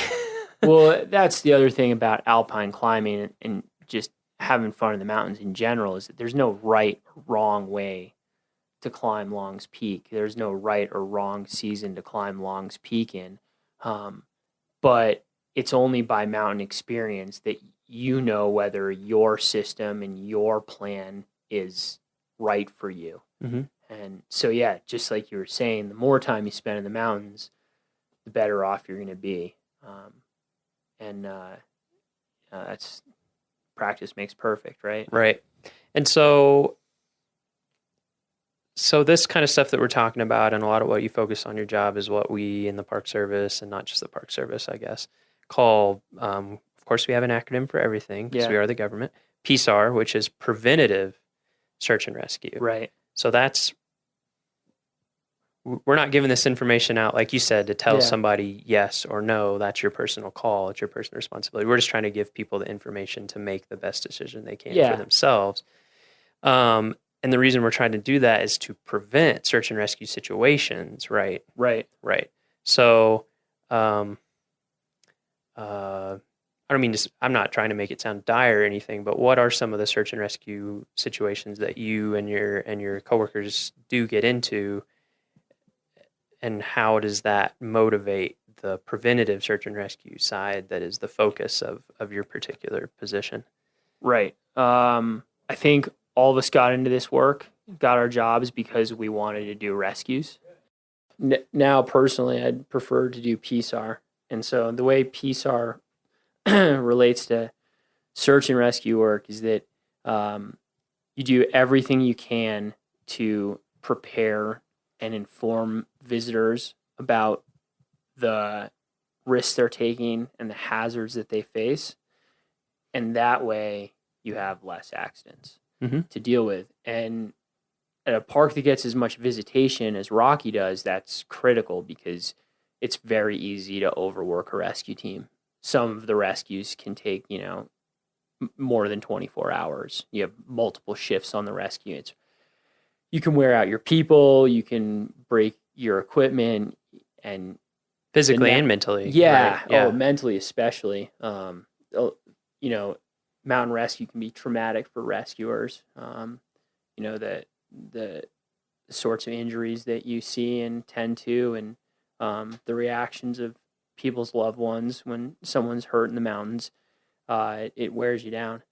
So you try and manage that as best you can, and PSAR is one of the go-to strategies there. It can be as simple as having your trail signs be accurate and be in the right place, or as complicated as tapping into social media networks to advise people of changing conditions if there's just been an ice storm, and then trying to make people aware of what they're going to be dealing with. Mm-hmm. Mm-hmm. Nice. Yeah, I just wanted people out there to know that we have all these people like you on staff who know what they're doing to do rescues when we have to. But obviously, our goal is to have 0 rescues needed per year. That's what we're always going to shoot for. Right. Whether or not it's possible, that's always going to be the goal. Yeah. And just trying to, like you said, we're the park. Part of the reason that a park like Rocky is here is for people to challenge themselves in whatever way that means for them. And so we respect that. We just want to make sure that everyone is well informed and knows the decisions that they're making for themselves. Yeah. Because ultimately, we've talked about this a lot. Your responsibility when you're out in the mountains is for yourself. Yeah. You need to be responsible for yourself. That's part of what makes it adventurous and rewarding. Like you were talking about at the beginning, is what attracted you to it, is that responsibility. And so, we're here to help when it's needed, and if we can, and if it doesn't put our staff in too much peril. But we want to try to keep that from happening Yeah. to anybody. I think that's a fair way to put it. Yeah. Yeah. So, second season in Rocky, maybe you'll be back, maybe you won't. Who knows? It's a seasonal lifestyle, but Yeah, I don't, if there's anything that has come out in this podcast is I'm a bit nomadic. yeah, well, that's a pretty common theme on this podcast, and I think it's been interesting, I hope, for listeners to get a sense of that, how important that is in Park Service culture. Sometimes as your whole career, sometimes different phases of your career. So yeah, that's definitely been a theme with lots of people that we've interviewed, is that kind of nomadic stuff. So maybe you'll be back to Rocky, maybe you won't. But either way, this is something that we like to ask everybody. Maybe actually I'll give you two questions. One just is specific to Long. So for you personally, what has Long's Peak meant to you, or what does it mean to you? What has it meant in your life? Is there any like big lesson that you've taken away, or any skill, or just what comes to mind as kind of the big picture takeaway from Long's? Well, it's a mountain that I think gets its significance from humans. It's just another spot on the ridge in Rocky Mountain National Park. It happens to be a few feet higher than the mountains next to it, but people are really drawn to it. And it's one of those places where, whether you're a guide or you're a ranger, it's a place where you can make a living off of your relationship to the mountain. Mm-hmm. And that I've really appreciated, having a place where I feel like I earn my keep by being outdoors and being of service. Yeah, it's great. I think going mountain climbing is really enjoyable for me, but it's great to have mountain climbing be a community thing. The Long's Peak's obviously important to the park, but it's also important to Estes Park, and it's important to the whole Front Range. And it's great to be of service there and be a part of the community. So. Mm-hmm. And then the question that we have asked everybody, similar question, but slightly bigger picture: Rocky Mountain National Park. What is your time here? Either the park environment itself, or your coworkers, or what it's meant in this time in your life. Just kind of, again, that big picture. What does Rocky mean to you? Well, I learn this more and more all the time as I spend more time here, but it's a really tight-knit community here at the park, in Estes Park also. And I think being in this park, it for me has a lot been about the relationships I've formed here. And maybe that's a good thing to bring up too, is when you're going up on Long's Peak, you're definitely becoming part of that community. And it's a tight-knit community, and it's a small world. And so I think having respect for the people and the places that you're involved with, the more time you spend up here, and I certainly hope people come back again and again and again, the more connected they become to that network. So being courteous, helping people who are having trouble, and sharing information in a positive way, that's something I hope everyone takes away from their experience on Long's Peak. Nice. Yeah, watch out for each other out there. Yeah, we're all in it together. You're not alone. And I feel and you see that happen. Yeah. I mean, you do see that happen when things maybe don't even go bad, but if someone's having a hard time, people check on them. People.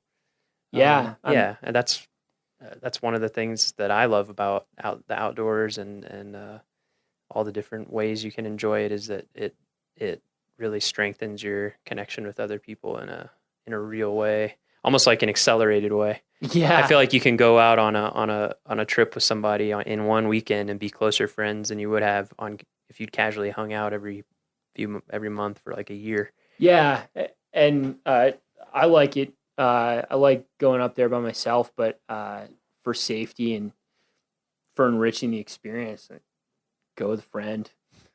Take a friend. All right. Well, is there anything else you wanted to?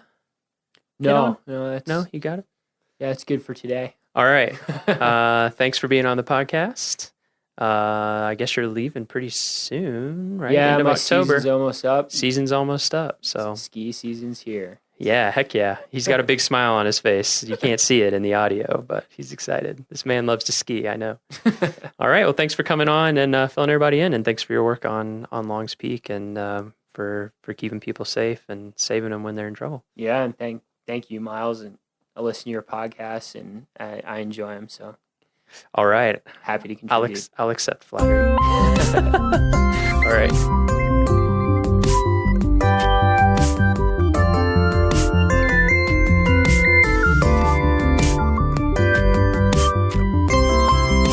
Our next episode will be ... Who knows? We're not sure when our next episode will be. We may have some bonus episodes throughout the winter when something comes up or the fancy strikes us, but we're not going to be returning to a regular seasonal programming until sometime in 2018. That's scary to say, but sometime in 2018. We are starting on pre-production soon, though, like I said in the intro, so we'll have more great stuff coming to you sometime. For show notes, transcriptions, and to learn more about our show, visit our homepage at go.nps.gov/RMNpod. That's go.nps.gov/RMNpod. The Rocky Mountain National Podcast is a product of Rocky Mountain National Park, one of 417 units of the National Park Service that preserve America's heritage for all, forever. Stay classy, Rocky Rangers. Have a great winter. We'll see you soon.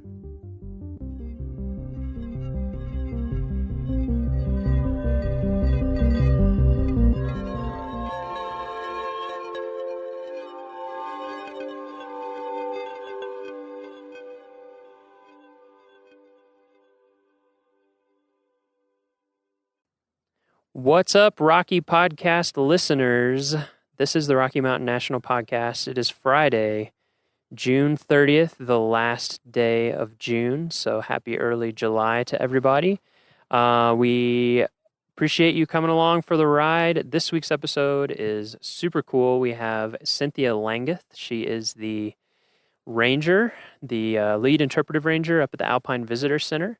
So we're going to learn all about things alpine, from the flowers to the animals to the weather and things to watch out for, all sorts of stuff like that. So definitely stay tuned. Before we get started, we wanted to give you a couple of pieces of news. First of all, Old Fall River Road is open. It just opened up like while we were recording this. So Old Fall River Road is now open for your driving, walking, or whatever pleasure. It is one way up only. If you don't know that, it's one way from the bottom to the top. And we have had some times where it's been super busy last year and we've had to shut down traffic in the middle of the day. So if you're planning on coming, as with everything, arrive early or come later in the evening. It's a beautiful road. So if you've never done that before, check it out. And it leads up to the Alpine Visitor Center, where Cynthia and all of our Alpine Rangers are that we're going to talk about today on the podcast. Another thing with roads, we do have road construction going on if you're coming to the park. So Moraine Park Campground Road, there's some construction there. It can be like 5 to 15 minute delays pretty soon after you turn off Bear Lake Road. And then we also have some pavement preservation stuff, keeping our pavement in good shape throughout the park. And that's just in various areas. So if you come to an area where cars are stopped for a little bit, that's probably what it is, unless everybody is stopping in the middle of the road and looking at elk, which you should not do. So hopefully that gets moved on. But otherwise, it's probably pavement preservation. We've got a program coming up that we want to tell you about. It is Climbing Longs Peak. So this is going to be some of our climbing rangers that live and breathe Longs Peak every day as their job, talking about climbing Colorado's favorite 14er, Longs Peak. They're going to talk about climbing and hiking routes, lessons learned, how to prepare and manage for risks, and all the things that are involved if you're thinking about a climb. This program is free and open to anybody, and it is going to be at 7:30 p.m. on the evenings of July 5th and July 21st at the Beaver Meadows Visitor Center. So again, 7:30 p.m., July 5th and July 21st at the Beaver Meadows Visitor Center Amphitheater. So come and check that out. And one last shout out before we head into the podcast. the Rocky Pledge. So we've been putting this on our social media, and we also have it on our website. We have come up with something this summer called the Rocky Pledge. It is a pledge that you can take by yourself, with a group, out loud, in your head, whatever, however you want to do it. We just ask that it be meaningful to you. So if you go to go.nps.gov/Rocky Pledge, you'll see our Rocky Pledge logo, you'll see the pledge itself, and you'll see ways that you can join in. We just have so many people coming up to the park now. And actually, in a future episode, you're going to hear about that very soon. We're going to have Kyle Patterson, the public information officer for the park, here, and we're going to talk about the pledge and what you can do to help keep Rocky beautiful and protected. So go there to learn more about that. We're also encouraging people to take shots on social media. You'll see our logo is like two hands lovingly encircling a bighorn sheep. So if you want to go out in the park and take pictures with your hands encircling stuff or any creative ideas, anything like that, just tag them with a hashtag Rocky Pledge. And we go through and look at that hashtag and we repost shots. And we have a bunch of followers. So, win-win for everybody. All right, we are going to head into the podcast. Again, this is Cynthia Langeth, the Alpine Visitor Center main interpretive ranger, and you're going to learn all sorts of stuff about her and the Alpine.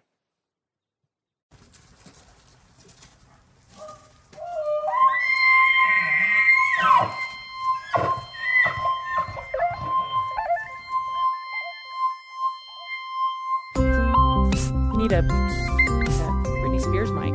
Yeah. That'd be awesome. Here, everyone put on these Britney Spears mics.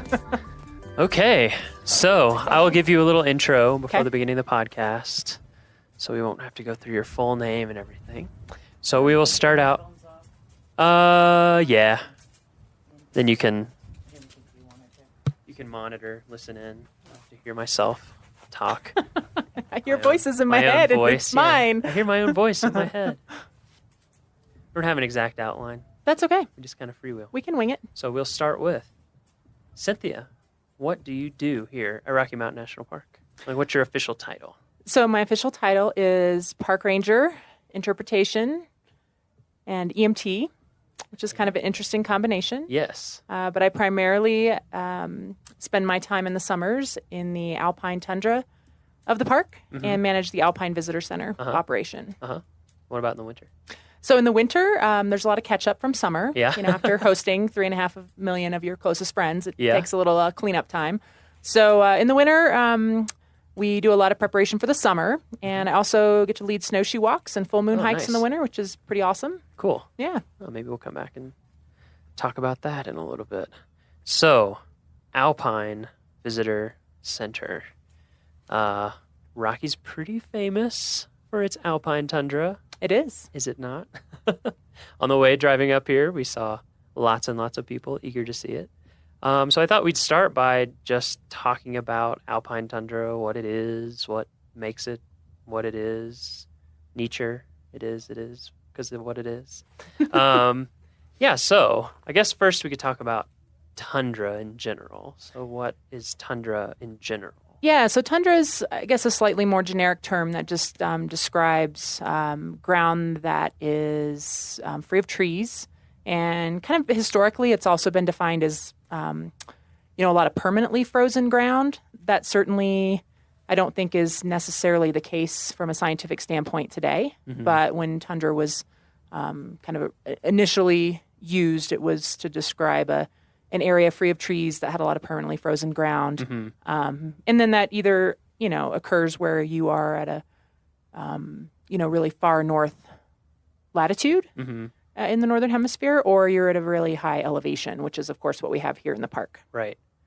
Okay, so tundra, place without trees, that's due to temperature, I guess, instead of dryness, sort of.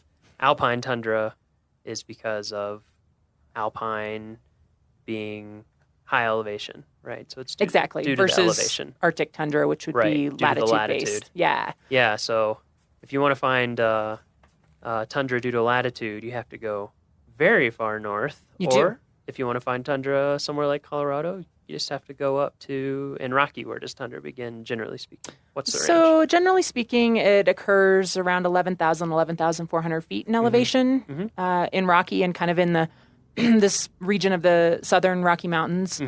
Certainly as you go further south, tundra is found at higher elevations. As you go further north, it's found at lower elevations. I mean, there's alpine tundra at the equator, Right. if mountains are high enough. If it's tall enough. Exactly. Yeah, I worked in Denali National Park for a while, and I think their south-facing slopes was around 2,400 feet, and north-facing was around 1,800 or something like that. And yeah, you just keep going north, and eventually it's sea level. Yeah, you Takes a while. don't have trees even at sea level, Yeah, which is exactly. pretty amazing. So at that 11,000 foot mark here, approximately, in Rocky, what is it about that elevation that makes it so there are no trees? So, certainly there's a lot of factors that influence tree line, but the primary driver is temperature.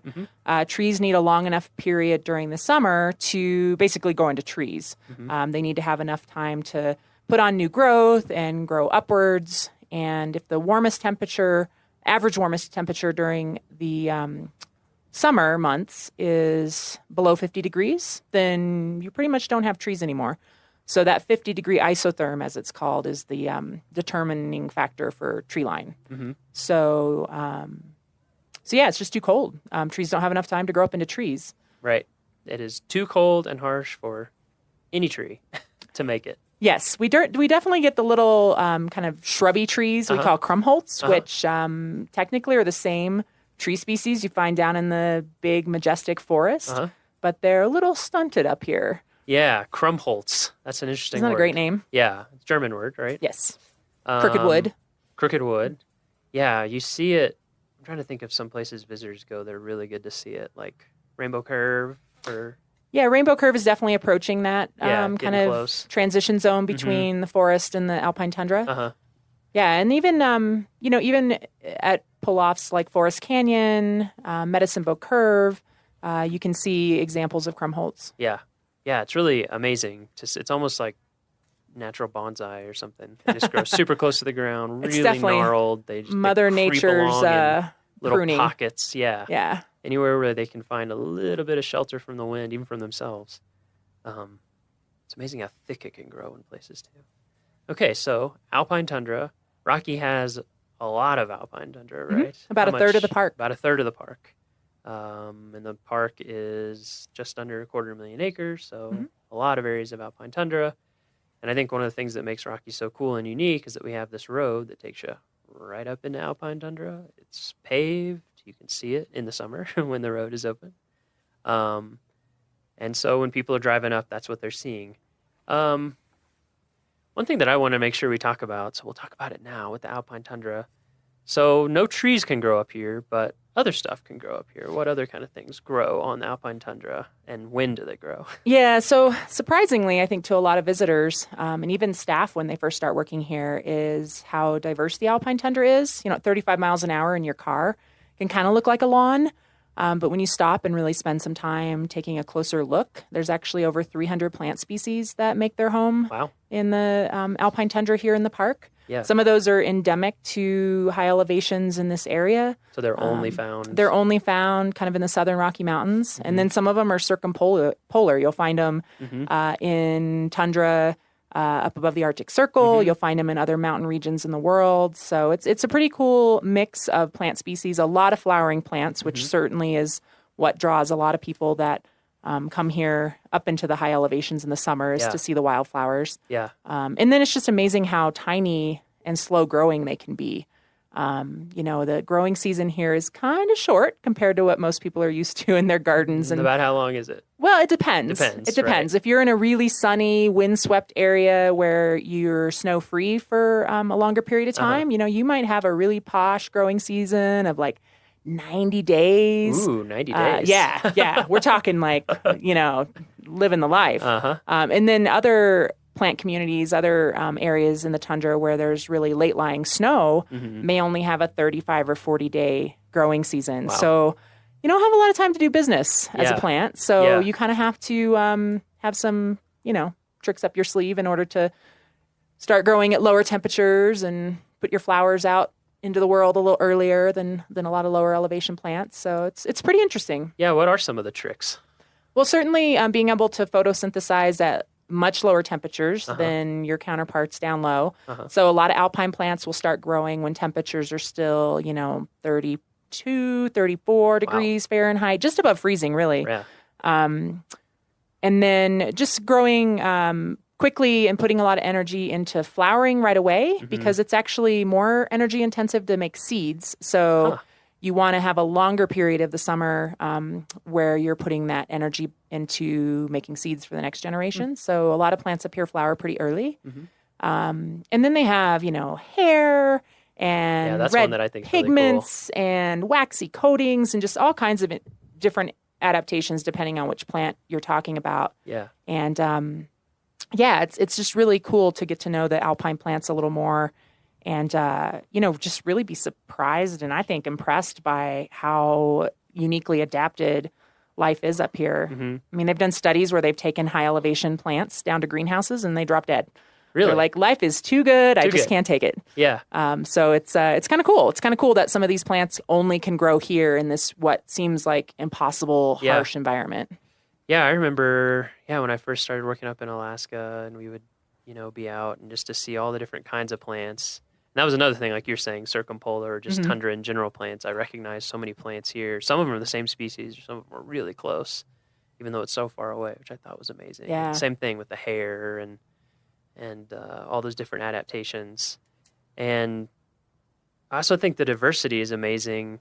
I guess, is that because, like you're saying, conditions vary so much from place to place, and it is so on the limit of where it's possible to grow that just small changes in, like you're saying, snow freeness or sun exposure or moisture retention or soils, is that what drives that amazing amount of diversity that you can sometimes see? I think so. It's really interesting up here. You can walk just a short distance and transition from one very kind of specific plant community into another that's very different, from a super dry, rocky, windswept fell field into a more lush meadow. Another 100 yards down a trail, you might come to a wetland. So it really is, it's like a big city that's got all these really unique neighborhoods, ethnically and architecturally and, economically. It's just, it's the same thing, but it's, the natural world doing that on a smaller scale. And I think the point that you made is really, really good, is that I think this happens too a lot of times in desert parks or just anywhere where the conditions are difficult, is that when you're driving through, even at 35 or 25 miles an hour, it kind of looks like, there's not that much going on right there. And then if you stop and you actually start walking some of our trails, which we can talk about, and you look closer, you realize, whoa, there's so much stuff. You almost have to get your nose down in the ground. If you ever see anybody with their nose in the ground and their butt in the air, they're probably smelling or just taking pictures of their flowers. We call them belly flowers. You have to get on your belly to actually appreciate them. Exactly. Yeah. This is one thing I want to make sure that we cover, is that I want to talk about our tundra protection areas that we have in the park and why those exist. And so let's talk about that first. So we have tundra protection zones in the park areas. Could you talk about that a little bit? Yeah. So I think one of the things that I really kind of admire about the alpine tundra is its incredible ability to adapt and overcome this really harsh environmental conditions. But at the same time, because of the harsh environmental conditions, it's also really fragile. So because plants grow so slowly up here, a few careless, footprints can wipe out decades worth of growth for some of these species. So we learned from a lot of research that was done back in the 1960s that tundra is really slow to recover from trampling. And because we get so many visitors and we have kind of, localized the impacts up here with our major viewpoints and parking areas in those particular spots, it's just not feasible to let folks kind of wander around on the tundra itself, right? Because there's too many feet and they're going to cause long-term damage that is going to take, 50 plus years to recover if no one continues to step on it. Right. So so in those areas, we've created tundra protection zones where you actually are required by park regulation to stay on paved trails or in parking areas. Mm-hmm. And that's simply to limit the impacts of thousands of people, daily during our peak visitation months, Right. From really causing, almost irreversible damage to the tundra plant communities in those areas. So it's really important in those high visitation areas that folks are staying on those paved trails and really allowing the tundra to thrive. Mm-hmm. Yeah, I think that's something that surprises tons of people. Is just like it takes a really long time for these tiny, tiny plants to grow. And yeah, when they get trampled, it can take so long for them to grow back. And Yeah, I mean, there's species that put on like 3 leaves in a year. yeah, that's amazing. And then next year they put on 3 more leaves, or they're like a dinner plate sized plant when they're, 50 years old. So you can wipe out quite a bit of growth just by accidentally grinding your foot when you're walking across the tundra. Yeah, that's amazing. So if people do want to be able to see and kind of walk through the tundra, get close to a lot of flowers, but not trample it and ruin it for the next 50 years and keep it beautiful for everybody, where are some places that you like to send people here to look and see everything up close firsthand? Yeah, well, there's definitely a lot of, smaller pull-offs along Trail Ridge Road up above tree line where, 2 or 3 cars can stop and people can get out. And then it's totally fine to walk on the tundra. It's resilient enough that it can handle being stepped on, a handful of times in a span of a few days. And in those areas, if folks are real careful and they, walk on bare spots and rocks when they can and walk softly on the plants when they are stepping on them, it's really not going to cause long-term damage. And in fact, it's a great way to get to know the tundra a little bit more. So really any of those smaller pull-offs where we don't have, large parking areas and signs that indicate you need to stay on a paved trail, Okay. It's fine to go out on the tundra. And it's interesting, a lot of visitors don't realize that you can walk on the tundra outside those tundra protection areas. And another great way to experience the alpine tundra and get to walk, off trail and really get down on your belly and check out the flowers is to go with one of our tundra nature walks, which are offered daily through the summer at 9:30 a.m. And we definitely take folks off trail on those hikes. And So it's 9:30 a.m. every morning at the Alpine Visitor Center. Alpine Visitor Center. Go out with a ranger. Through early August. Oh, that's awesome. Our last podcast, if anyone missed it, you can tune in. We talked with Kathy Brazelton a lot about ranger programs in general and all the stuff that's going on. So that's a really good one. Up here, what are some other ranger programs at Alpine Visitor Center that people might be into? So in addition to the Tundra Nature Walks, which we offer every day, we have a talk about the human history of the area, kind of specifically around the roads and routes people have taken through the mountains over time. We call that Road to the Top, and that one's offered twice weekly. And then we also offer All About Lightning talks 3 times a week. And that one is really good just to learn a little bit more about how to be safe in the park, not only above tree line, but just when you're out exploring and adventuring in general. But certainly, big reason behind the All About Lightning talk is lightning is one of our environmental hazards in the summertime. So we like to educate folks as best we can about how to plan ahead and how to, make good decisions when they're in the park so that we don't have anyone injured or killed by lightning. Mm-hmm. Yeah, lightning is a big one up here, Yeah. I think. I mean, everyone knows Colorado gets a lot of lightning, but when you're up here above tree line and there's no trees, the tallest thing around is often you. Could you talk a little bit about, just some of those really general tips for folks as they're coming to visit? 'Cause I think it's something that people just, the Alpine is so different, Alpine tundra, from what most of us live in or experience on a daily basis. And that's one of the things that I think people just don't think about until you're seeing it and it's too late and it's scary. Yeah, I think the Alpine tundra is kind of otherworldly to a lot of our visitors for a multitude of reasons. And one is, the weather up here. You come up from Denver, it's, 95 degrees, and then you step out of your car up here, and the wind is blowing, and the wind chill's, 42 degrees. Yep. And, you're still wearing flip-flops and a tank top. Yeah. So that kind of throws people for a I mean, loop. even right now, I don't know what it is in Denver today. I think it's in the 90s. Yeah, it's supposed to be real hot today. And right now, it's in the low 60s up here. With a breeze. I'm glad I have on a wind jacket. Yeah. I've got on a vest. And this is a hot day. Yeah, this is a really nice This is a really warm day. up Yeah, here. So yeah. definitely. That's a great tip. Yeah, and then I think too, when it comes to thunderstorms and lightning, so many of our visitors, and myself included, growing up, you watch storms build from a distance, and then they are, they're coming your way or they're moving away from you. But you kind of have this almost like theater experience when it comes to weather a lot of times. And when you're in the high mountains, the weather often builds right where you are. So you don't see it coming. You are in it as it's developing. And so I think it takes people by surprise sometimes. Happens so fast. It really You'll does. see something off in the distance. And like you said, when you're like, oh, look at that storm. It's coming. And then... Or those puffy clouds are getting a little darker at the bottom. It's there in minutes. Yeah. Sometimes. So I think it does take people by surprise. And then, I think a lot of visitors just don't take lightning as seriously as they should here in the park as far as a real risk, a real hazard. So, definitely just getting out and playing in the high elevations early in the morning when there's less likely to be thunderstorms is always a good idea. Check the weather forecast ahead of time because we certainly can have thunderstorms develop in the morning. We've had thunder and lightning at 10 a.m. It's not always, noon or 1 o'clock. And then, just make sure you have kind of an escape plan. Don't push yourself. If you think the weather is changing, turn around. The only safe place to be in a lightning storm is in a substantial building or in a, hard-topped vehicle.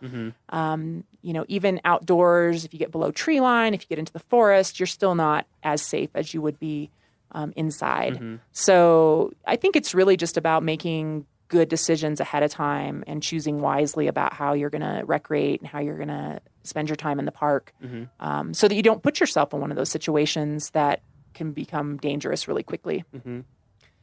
And then I guess since we're on the topic of safety, the other thing I wanted to talk about, make sure that we hit is altitude.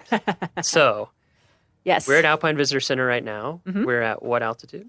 So we're at 11,796 feet, so almost 11,800 feet in elevation. Okay. And Trail Ridge Road goes a bit over 12,000 feet in elevation. Yep. So I'll tee you up for a question. So is there less oxygen at altitude? There is not There less is not. oxygen percentage-wise Okay. as far as the amount of oxygen in our atmosphere. However, there's less available oxygen to you because the molecules are more spread out. So if you kind of think about a box of air at sea level and a box of air at elevation, the percentage of oxygen is still the same inside that box, but there's less oxygen molecules at elevation. So you're getting less oxygen as you breathe. Yeah, for sure. Significantly less. Yes. So your body is working a lot harder to get the oxygen it needs. And, a lot of people think like, oh, I'll be acclimated after being here a couple days. And for a lot of visitors, they do feel better after they're here for a few days, especially if they're taking care of themselves, they're getting sleep, they're eating probably more than they're used to eating. They're drinking a lot of water. Caffeinated beverages do not qualify as fluids when you're coming to altitude. So those are all things that help. They help. Eat some, eat a little bit more food, get some more rest. You'll drink find some you're more probably water. a little hungrier than you normally are. You need to drink more water because one, the environment here is very dry. And then two, your body's just working harder to get what it needs. So you're using up more energy, more, liquid in your system. So those things can help. They definitely can help. But you don't fully acclimate until about 3 months, right? Which is the bad news, right? Because your red blood cells have about a 3-month life cycle. So you don't get rid of the old low elevation red blood cells, all of them, until the 3-month mark and create those nice new red blood cells that carry more oxygen. So while most people will often feel better after being here for a few days or a week, physiologically, you're not going to be acclimated for quite some time. And how does it make people feel? What are some of the some of the basic symptoms? So, for a lot of people, they feel short of breath, a little lightheaded, a little fuzzy. Folks will often get a mild headache.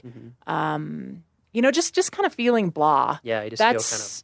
Yeah, just kind of run down. And that's honestly pretty normal for most folks. Yeah. But what will happen is a lot of times it freaks you out, right? Like, Right. why can't I catch my breath? I just did a short walk across the parking lot. Yep. So now I'm freaking out because I can't catch my breath. So Yep. now I can't catch my breath more. Right. And so I'm freaking out even more. And now I'm getting a little dizzy. And, it's kind of yeah. it's I haven't thought it's about like a that. self-fulfilling prophecy. I thought about that. So just that feeling stresses people out. a Yeah, little it totally bit, and stresses people out. It compounds Causes itself. anxiety. Okay. So, So if people are coming up, especially, I mean, I know people. I did this when I first came Yeah. here. You fly. I flew in from DC area, drove up to Estes Park. Oh, we have a few hours before dinner. Let's drive up to Alpine Visitor Center. So you're basically going from sea level to almost 12,000 feet in no time. Yeah.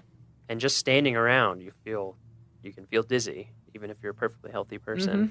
So one thing is, just recognize that those are some normal symptoms. And then what if you're up here and that they do start to get, like if your headache starts to get really acute, bad, or really starts hurting, or you're just feeling crappy. Really bad headache. You can't catch your breath no matter what you do, no matter how long you rest.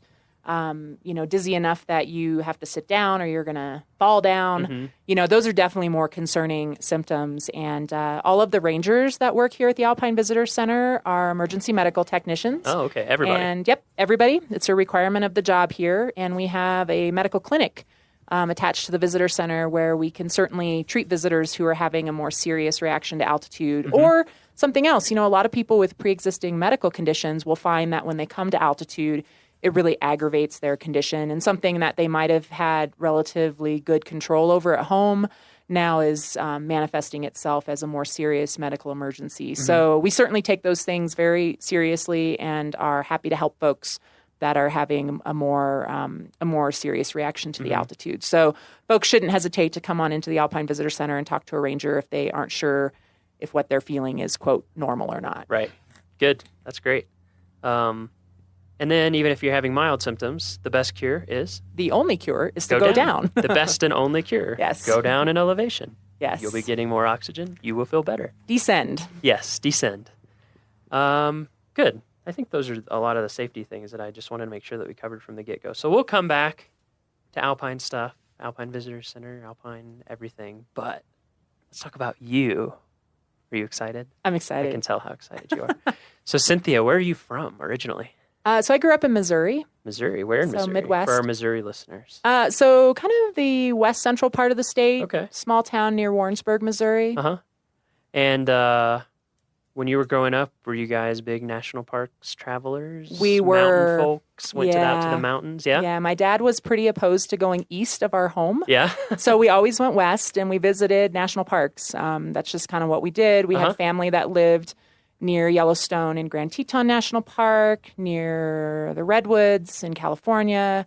So about every summer we took some sort of family road trip for a week or two and hit national parks.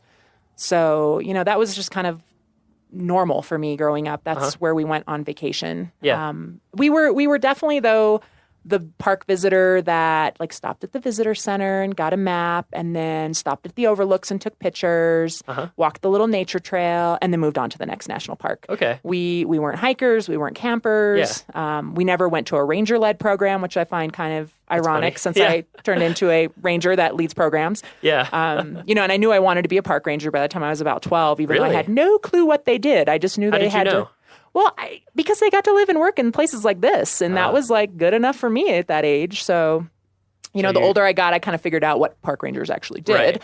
and But it at still first sounded it was cool. just you went to a lot of parks And I wanted to and you thought, be there. "Wow, that is cool. all the time. I want to be there more." Yeah, I think it was really the landscapes, the the aesthetics of Western landscapes that really hooked me, and that kind of spoke to me on a level even as a preteen and teenager that was really meaningful, and I knew I need to be in these places. So, Do you have any siblings? I do. I have an older brother. Does he feel like that? He Or was he more definitely. like, "Oh, this is fun, but whatever"? Well, he actually does outdoor Okay. photography and videography. So we both kind of ended up in fields that could have been somewhat predicted by our upbringing. And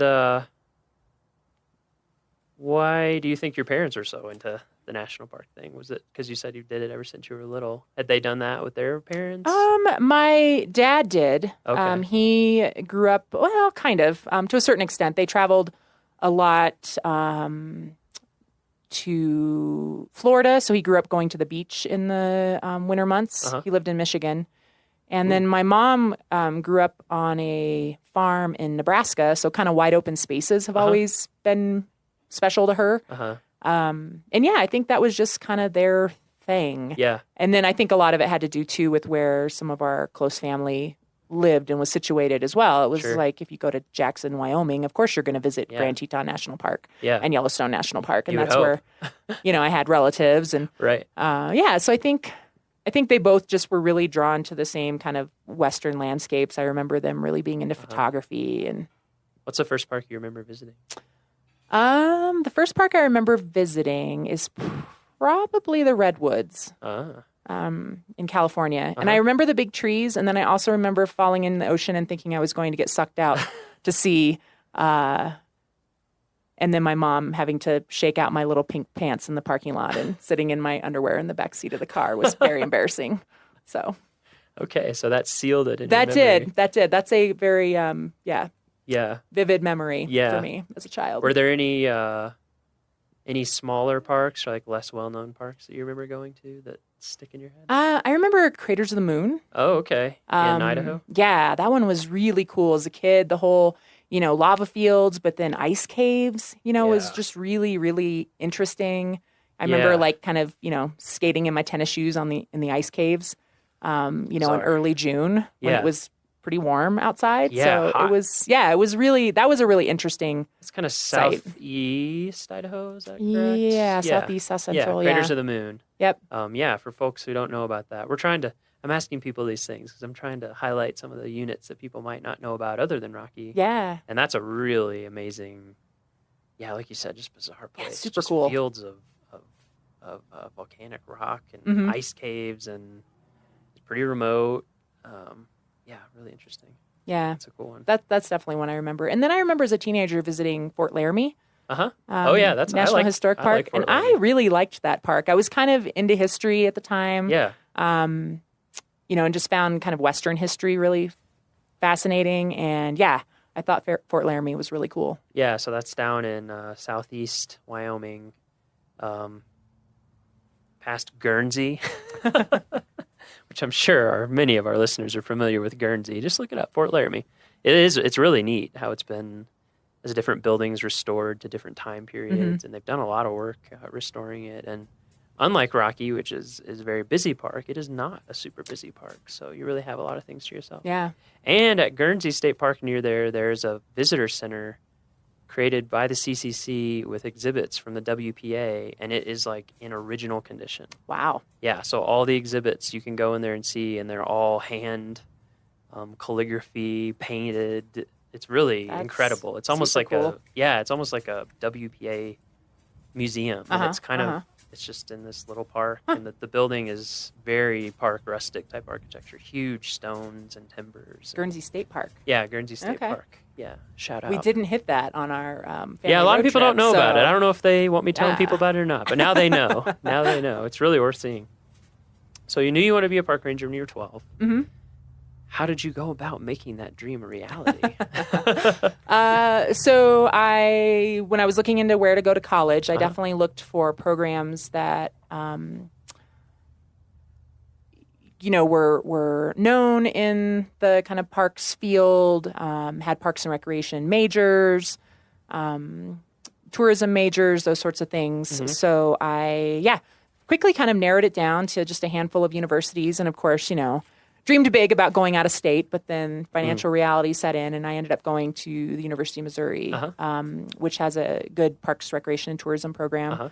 And so I kind of went into it not knowing exactly what I would focus on, but pretty quickly realized kind of the interpretive educational side of things was what I was most interested in. And why did that interest you the most? I think I definitely was an extrovert in high school, loved drama and, kind of being in the thick of things all the time. And so that appealed to me, like being the educational ranger, being the one giving the programs, kind of, entertaining visitors to a certain extent. And just also learning about these places. I grew up in a rural area, and I just, I always loved just exploring the creeks and forests near where I grew up and trying to figure out how things in nature worked. So I think that was appealing too. Like that was my job, figuring out how things in nature worked and then explaining that to park visitors. So, yeah.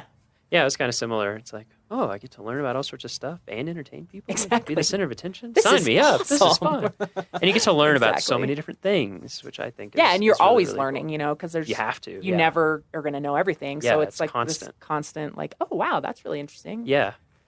So you went there. What was your first park?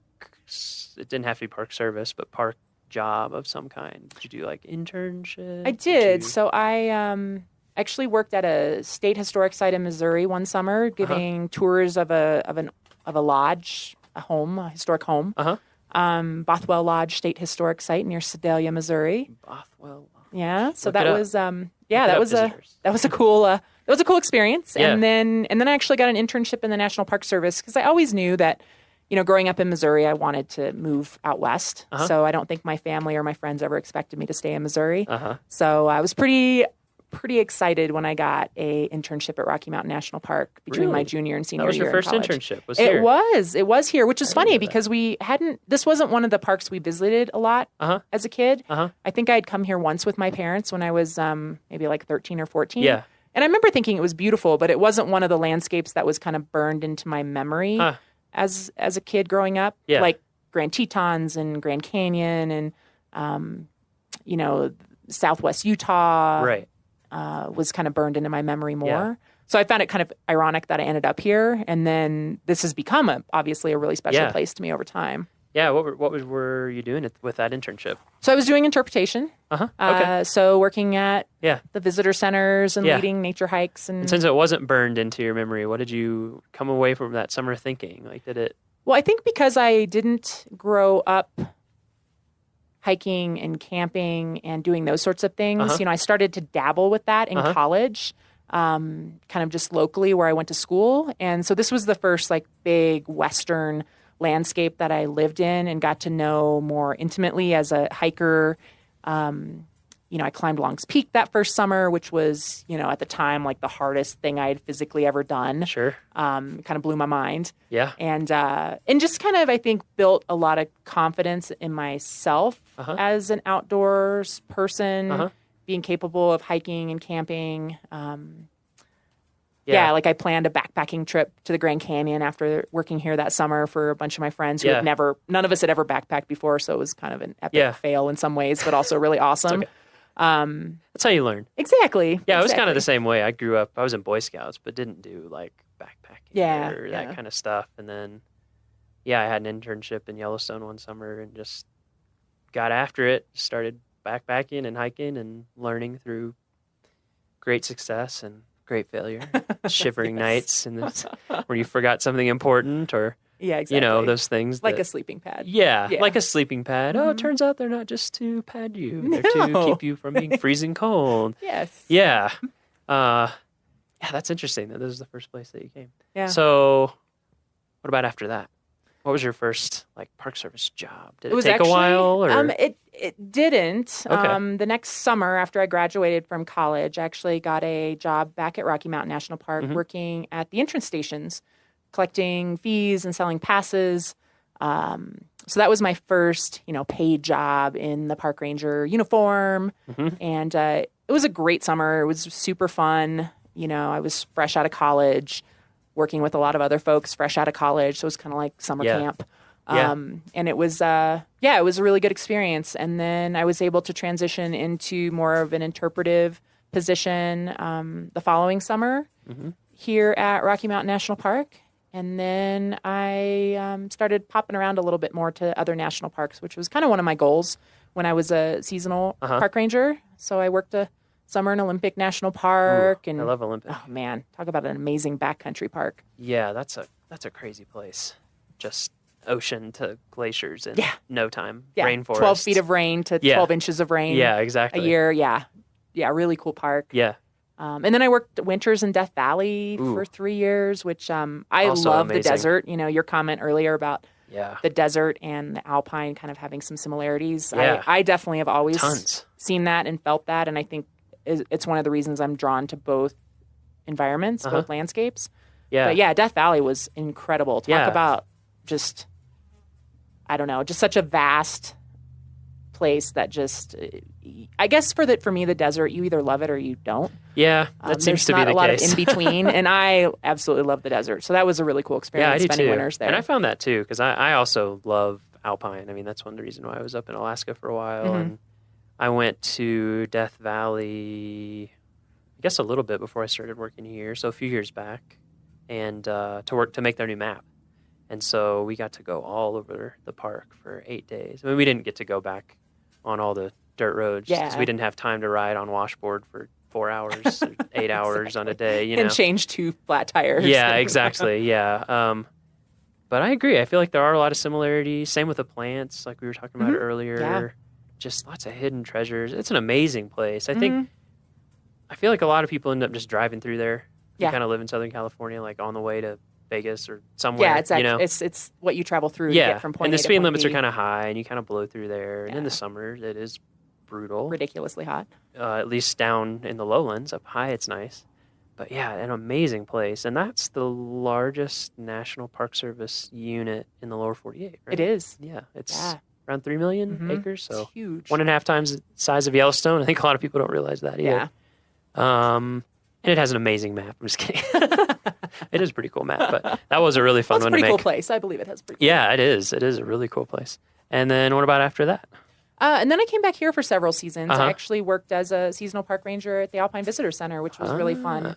And then eventually decided that, if I was going to make a career of this, I, needed to have year-round work. Yep. And it took a few years, but I eventually got a permanent year-round job with the National Park Service at Point Reyes National Seashore, which was a really cool change from Yeah. working in desert parks and mountain parks to go to a seashore Yeah. and learn marine mammals and marine weather and pelagic birds and, all of the really cool things about, kind of coastal California. Yeah. And I was there for a couple years, and it was really a neat area to live, to visit a lot of other National Park Service sites, you know, Yep. everything in the San Francisco area.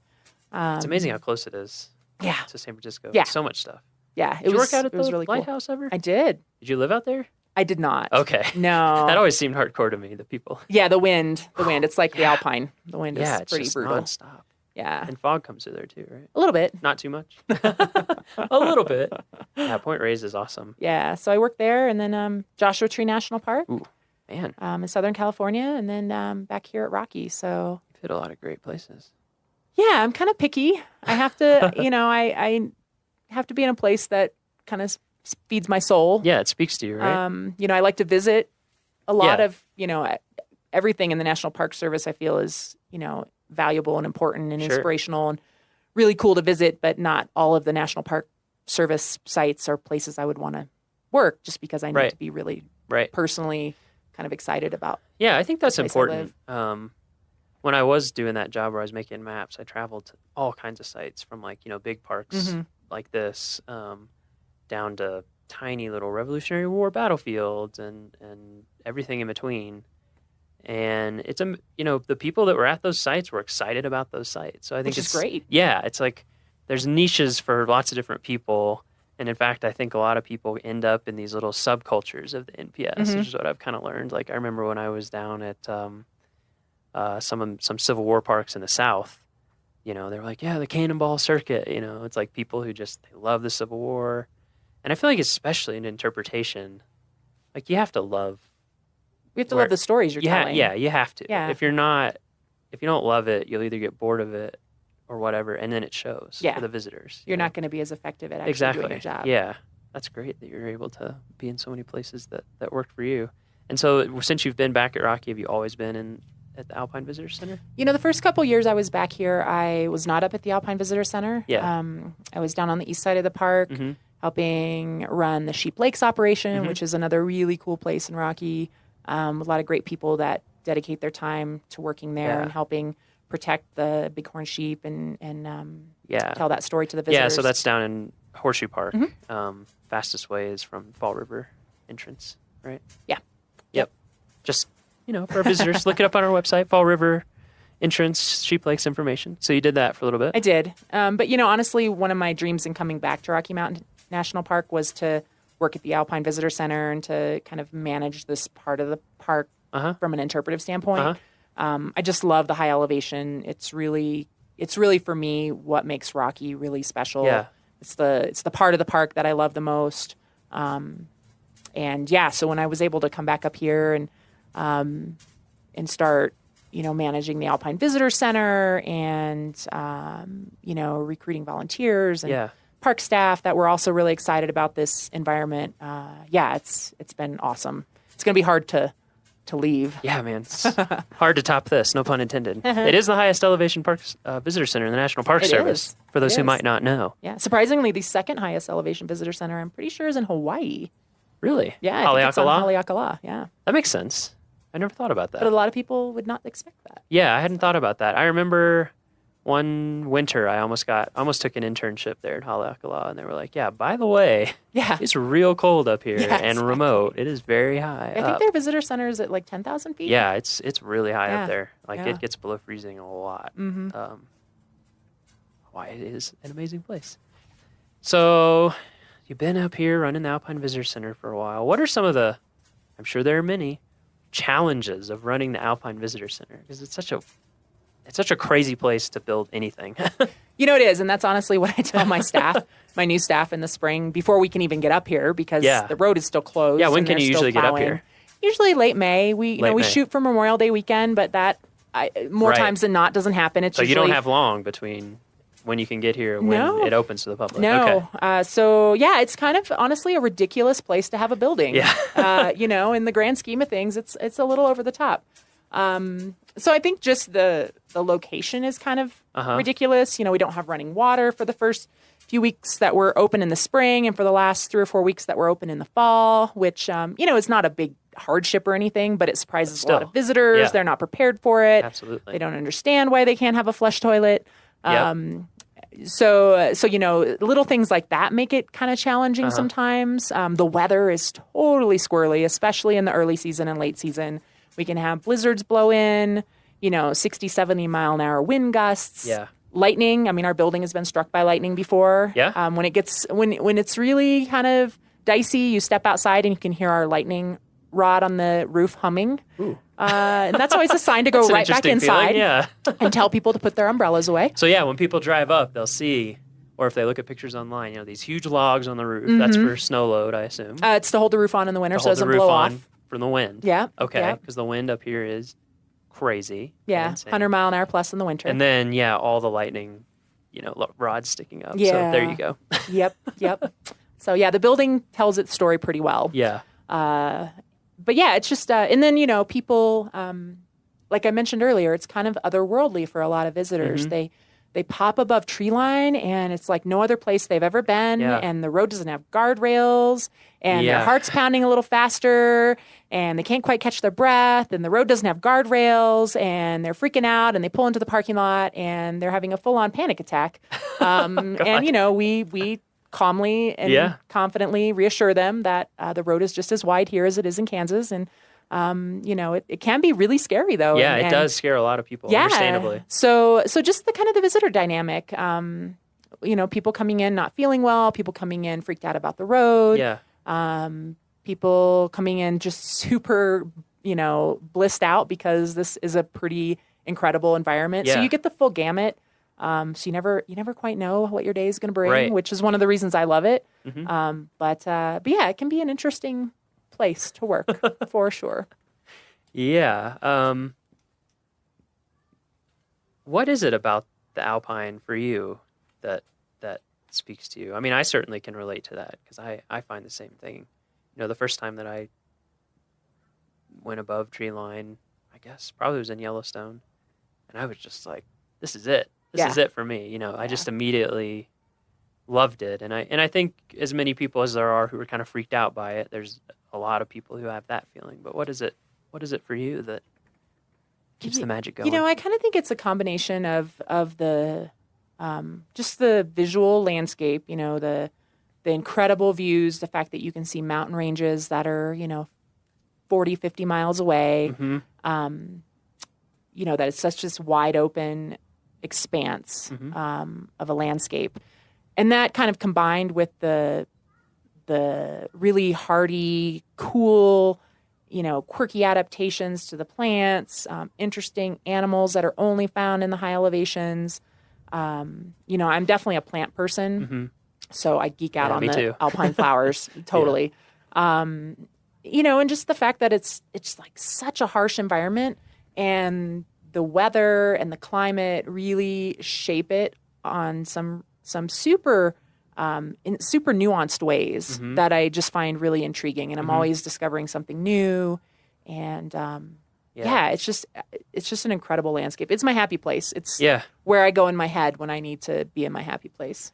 Yeah, that's a good point about one thing I always like is kind of the rawness, because things are so on the edge that you can like see natural processes fairly clearly compared to lots of places. There's not trees covering up, or there's complexity, of course. There's a lot of complexity, but there's also a certain straightforwardness about it. It's pared down a little bit. Yeah, you can just see like how, even looking out here, you can see how on steeper slopes, like grasses will kind of shift down, and you can see how frost affects things, and you can see how slope affects things. Right, exactly. That's a big one, is seeing like north facing versus south facing or east or west, and how that has an effect. And you just see all these natural things kind of laid out in front of you. And then, too, the power is like you can't ignore it. You can have no illusion that you're in charge. It's just because every day that illusion will be shattered by something. Yeah. And to me, also, it feels a little bit like going into space, because it's like you get a little bit of the year where you can come up here and be relatively comfortable as a biological human. And then most of the year is just completely unsurvivable for a person, basically. Super harsh. Yeah, it's just crazy. One thing I wanted to come back to, because you mentioned a little bit earlier, and I think a lot of visitors may not know the kind of human history of Trail Ridge, and before it was a road, just Trail Ridge. Can you talk about that a little bit, and what it was used for, and the role that it played for different cultures? Yeah, so the human history here goes back at least 12,000 years. Wow. We found archaeological evidence in the park of people using the high country, especially, way back.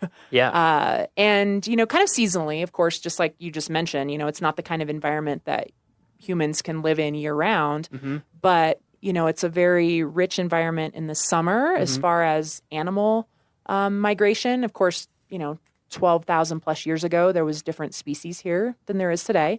But, prehistoric people used this area for hunting, for gathering, for travel between kind of intermountain valleys. And the routes that they used continued to be used down into more modern native peoples. The Ute people used this area for a long time. I think at least 500, 600 plus years, and they used those same travel corridors that the prehistoric people used. There wasn't this big break. It was kind of a continuous use of this area.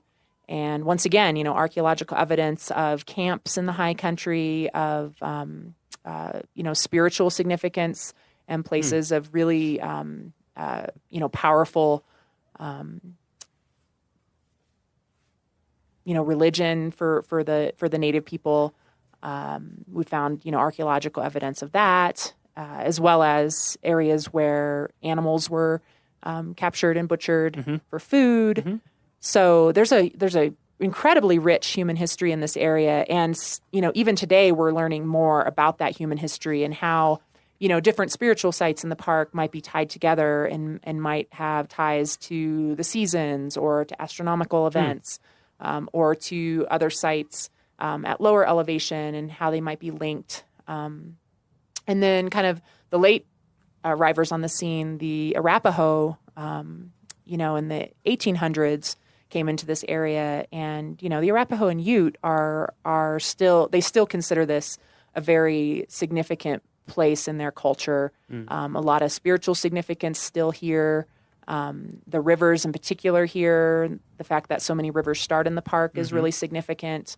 And then these high elevation areas, some of the kind of spiritual sites are still considered really sacred to Ute and Arapaho even today, which I think is cool. I think a lot of our visitors feel a spiritual connection to this landscape, and that's not something new. That's not like, oh, they made it a national park, and now people can have this incredible spiritual experience and connection to this place. This has been a significant place for humans for a long, long time. Right. Yeah, it's been speaking to people for a long time. Yeah, and I think that's really cool. We're very latecomers on the scene in the grand scheme of things as the National Park Service goes. Absolutely. And I think it's interesting too that, I mean, just when people come to visit, or if you're not coming to visit but you want to look online, go to our park website, see a map, or look it up on any map, and just look at Trail Ridge, not Trail Ridge Road, but just Trail Ridge, and you'll see it just makes sense as a place to travel. And so we have the Ute Trail that you can hike on that follows pretty closely the foot trail that was used, and even Trail Ridge Road doesn't stray too far from that. It doesn't for many miles. Trail Ridge Road follows that route that was used by prehistoric and Ute and Arapaho people. Yeah, it's just I always enjoy thinking about that when I'm here. That like you said, the park itself, it's been here now over 100 years, which seems old, but is a very small drop in the bucket that people have been here for a really long time. What are the most common visitor questions that you get up here? Well, certainly about the building. Yeah. Why are the logs on the roof? Okay. It's kind of an interesting architectural component. Yeah. And So we covered that. We covered to that. keep the roof from getting ripped off by insane wind. Yep, keeps the building from blowing away. We get a lot of questions about the poles along the road. Oh, yeah, that's a good the one. Snow poles. Yeah. Yep. A lot of people think it's to measure the depth of snow, when in fact they are put there so that the plow drivers can find the road in the spring. Yeah. Which is pretty mind-boggling to think about. Yes, if we've been for the past few years posting pictures every spring when the road crew are up here. So go on our Facebook and scroll back a little bit into May and look at some of those pictures, and you'll see why the snow poles exist. You cannot see the road. So that's what those are for. Yes, that's what those are for. And we get a lot of questions just about hikes and, the wildlife up here sometimes is new for folks. Marmots and pika and some of the bird species like the white-tailed ptarmigan are unique to high mountain areas. So we get a lot of questions about that. And then because people have traveled, from the low elevations of the park to get here, they'll make note of things along the way, and we'll get questions about the dead trees that people see from the insect outbreaks that we've had in the last couple decades due to warming temperatures and longer summers and warmer, shorter winters. So we definitely get questions about that. Yeah. And and just people wondering where they can go to explore more. Folks, they are intrigued with this landscape, and being on a mountaintop is a pretty awesome experience. And so we get a lot of, what's a good peak to hike, or where can I, get out and explore the tundra a little bit more. And what about critters? What are the critters people wonder about? Well, people definitely wonder about the marmots, the yellow-bellied marmots, even though they're not exclusively found in the alpine tundra. People seem to notice them and see them more up here.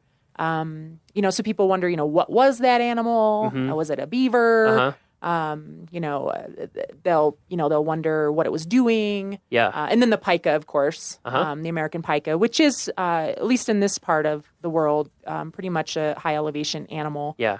And an animal we're definitely really watching. We mentioned how this is such a harsh environment. It's kind of like life on the edge. And, because things are so fine-tuned to the environment up here, changes in the environment definitely can have significant ramifications for some of these species. And the pika, because they're so well adapted to cold, but not so much to warm in the summers. And then they of course, can't be too cold in the winters. We're concerned about changes in snowpack affecting them in the winter, and then warmer temperatures in the summer affecting whether or not they can gather enough food to make it through the winter. Right. So people ask about the pika, and it's a good opportunity to talk a little bit about some of the research that's ongoing in the park and some of the things we're learning about this environment as it does change with the changes that are happening in our climate.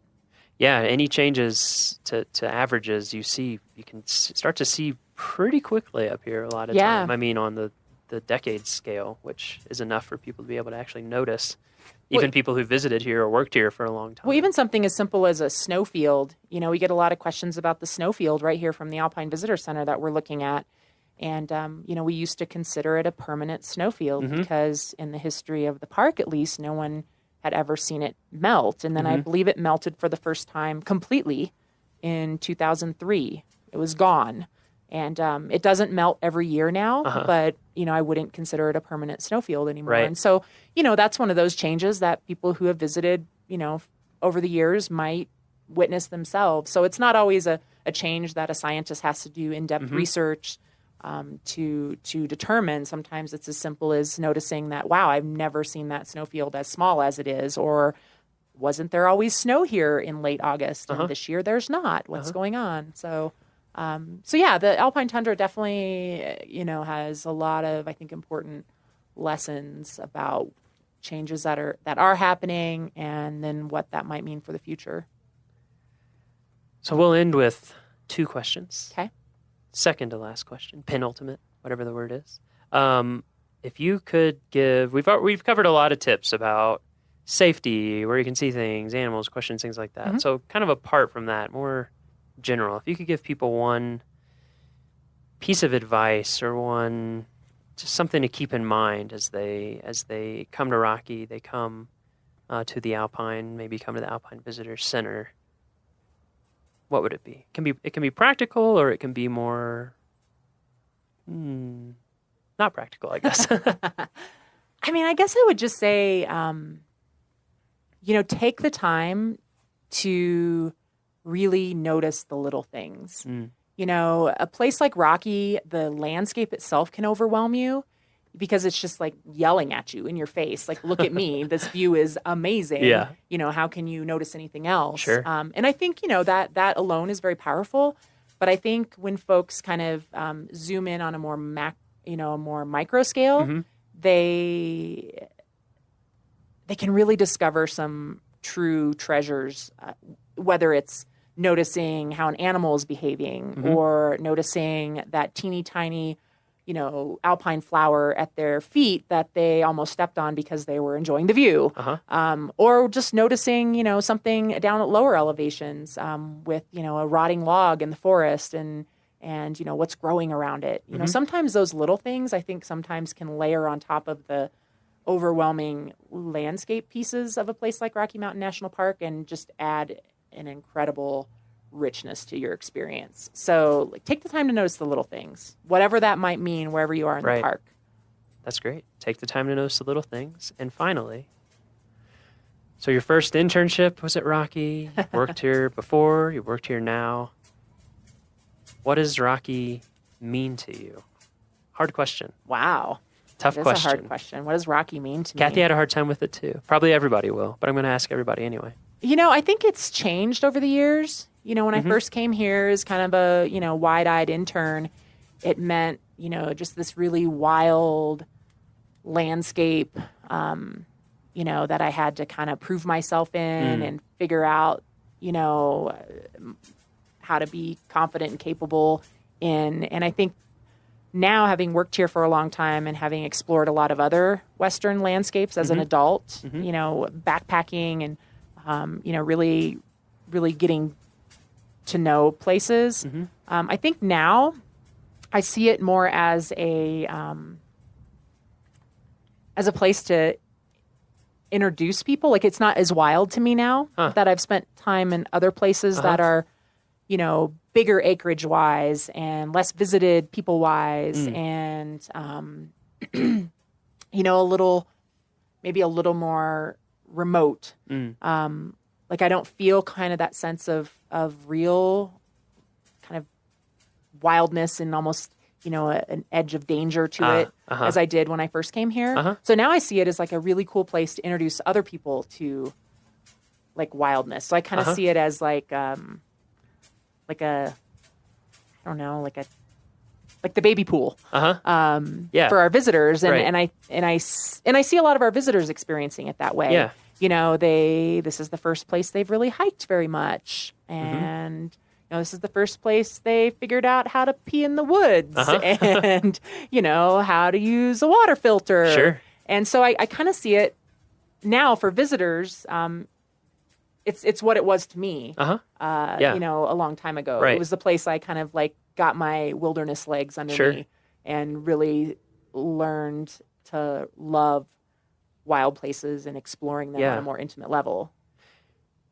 Yeah, I think that's a great point. I think about that a lot with Rocky and with a lot of national parks in general, is that, you know, there's a lot of public land other than national parks, and a lot of it is really remote and out there with little to no visitor services, certainly no paved road that goes up to 12,000 feet. But this is a place where you can come with your family, or you can come regardless of your experience level, and see what, you know, the Southern Rockies can be, what Alpine can be. And then when you look at a map and you see all this stuff that is so hard to get to, you can have a personal appreciation and connection for it, and understand the importance of it. You know, I think that's a great point. Yeah. Well, thank you so much for talking to us. You This are has very been welcome. super fun. Yeah. And anytime I can talk about the high mountains, I'm happy. Yeah, exactly. When people come up to Alpine Visitor Center, maybe you'll see Cynthia. If you do, say hi. Yeah, stop in and say hi. And we hope we'll see you soon.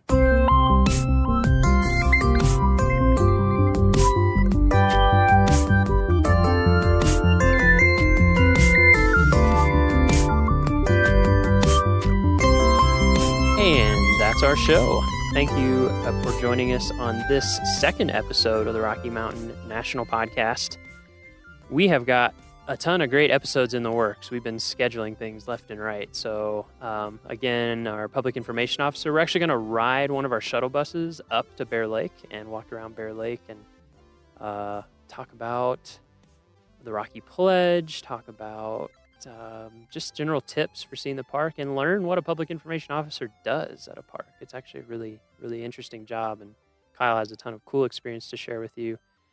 We're going to be talking to our volunteer program coordinator, our museum curator. We're going to be talking to backcountry folks, climbing rangers. We have all sorts of stuff lined up for you. So we encourage you to subscribe for all future episodes for sure. And go on iTunes and give us some reviews if you like our show. We have a couple up there already, which is great. We appreciate those. And those just help people find our podcast and help it grow. You can also go to our homepage, which is at go.nps.gov/RMNpod, where you can get show notes. You can see a few pictures. There's a transcription available. And you can actually leave comments for any of our episodes. There's a little comment section at the bottom of each post. And we would love any feedback you have for stories you would like to hear, ways the podcast could be improved, anything you have that can make this be the best it can be. So we appreciate all your feedback, and we look forward to seeing you in 2 weeks. The Rocky Mountain National Podcast is a product of Rocky Mountain National Park, one of 417 units of the National Park Service that preserve America's heritage for all, forever. Thank you so much, and we'll see you in a couple weeks.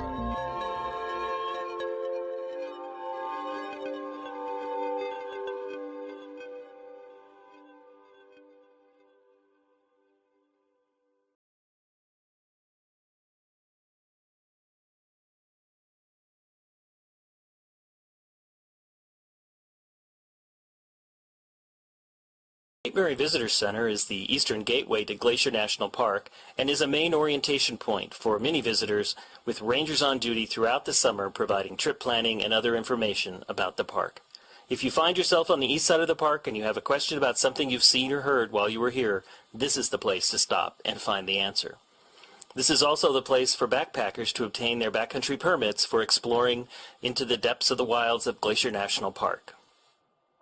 Exhibits in the building explain the park's cultural and natural history, and a 15-minute film plays every half hour. rangers present evening programs throughout the summer in the auditorium. The building itself has an interesting story to tell. In the 1950s, the National Park Service embarked on an ambitious 10-year program called Mission 66 to upgrade facilities throughout the country's parks. The St. Mary Visitor Center remains a classic example of the architectural style prevalent during this program. If you look closely, you'll notice that the building's lines reflect the mountains in the background. In the years since Mission 66, many buildings and parks around the country have changed or been remodeled or in some cases torn down. That makes preservation of buildings like the St. Mary Visitor Center all the more important. These buildings help to tell the story of one of the most significant initiatives in the history of the National Park Service. One thing you'll notice right away about St. Mary, it's almost always windy here. So the building needs repainting often to keep up its appearance. And over the years, the original colors were painted over in shades of tan and brown. Recently, it became time to repaint the building again, and historians researched the original records and rediscovered the original colors used during the Mission 66 construction of the building. Its exterior has now been returned to its original appearance, allowing the building to once again showcase one of the most important building projects in National Park Service history.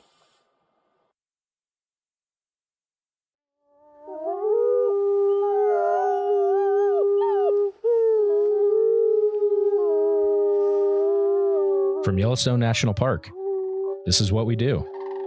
I'm Jake Frank. And I'm Brett Rayburn.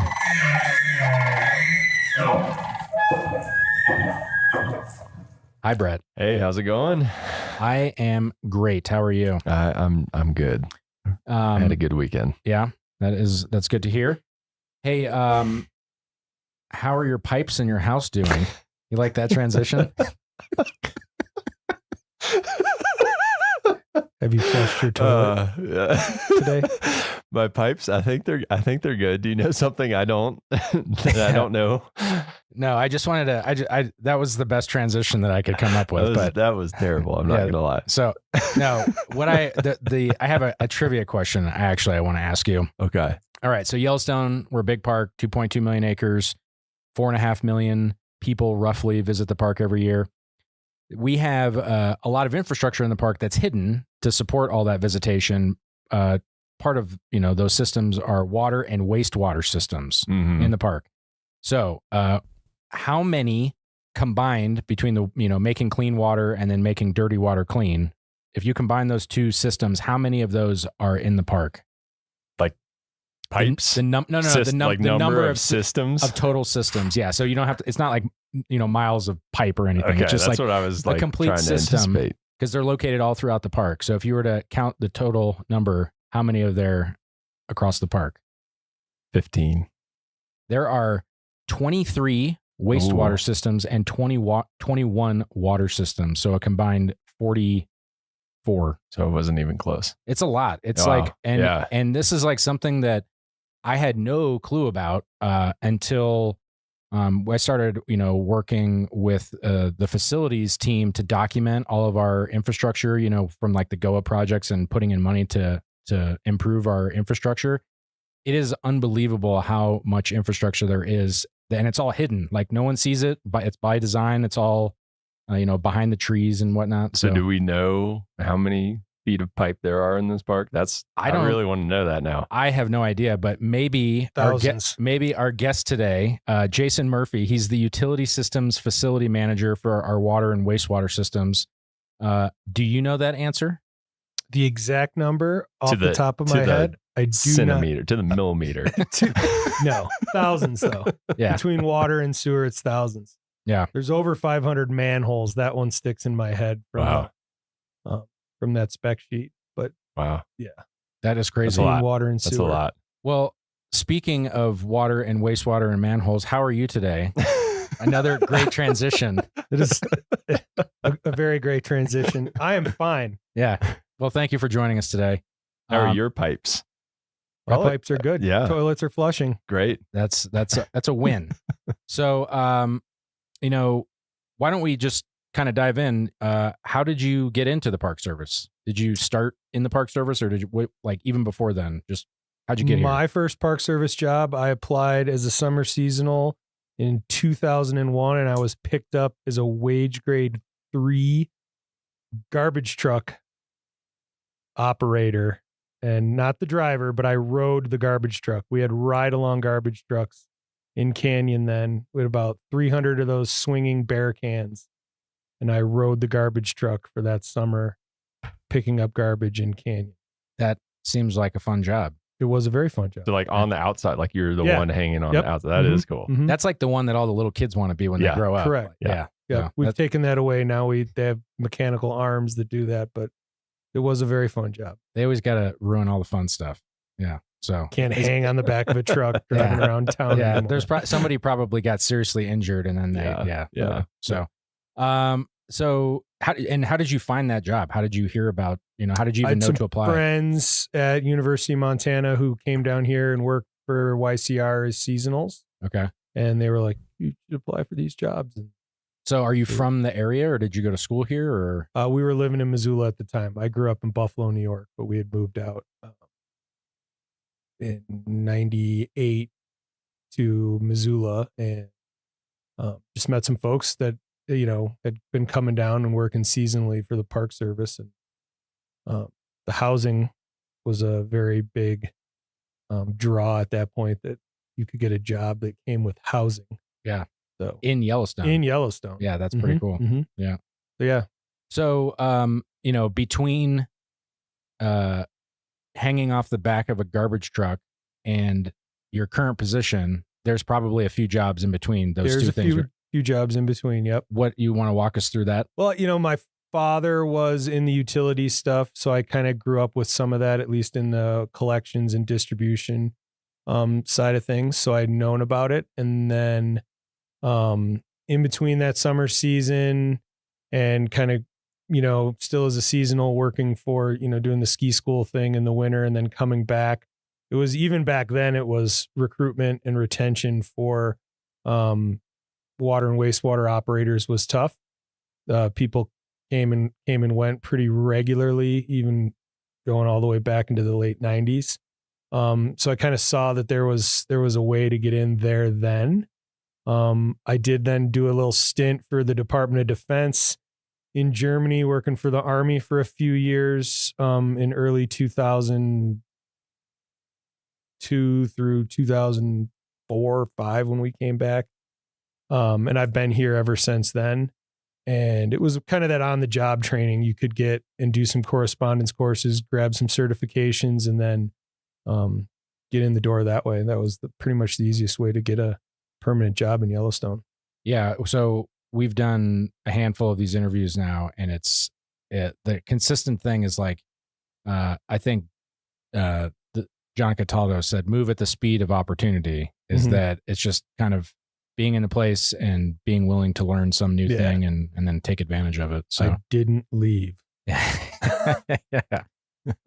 Yes, that is another way. It's just plant your roots. So, so in your current job, so as the utility systems facility manager, do you have a typical day and or a time of year, or like what does your job look like? Well, let's be honest. There hasn't been any quite typical days since June 2023. What happened then? There was a flood.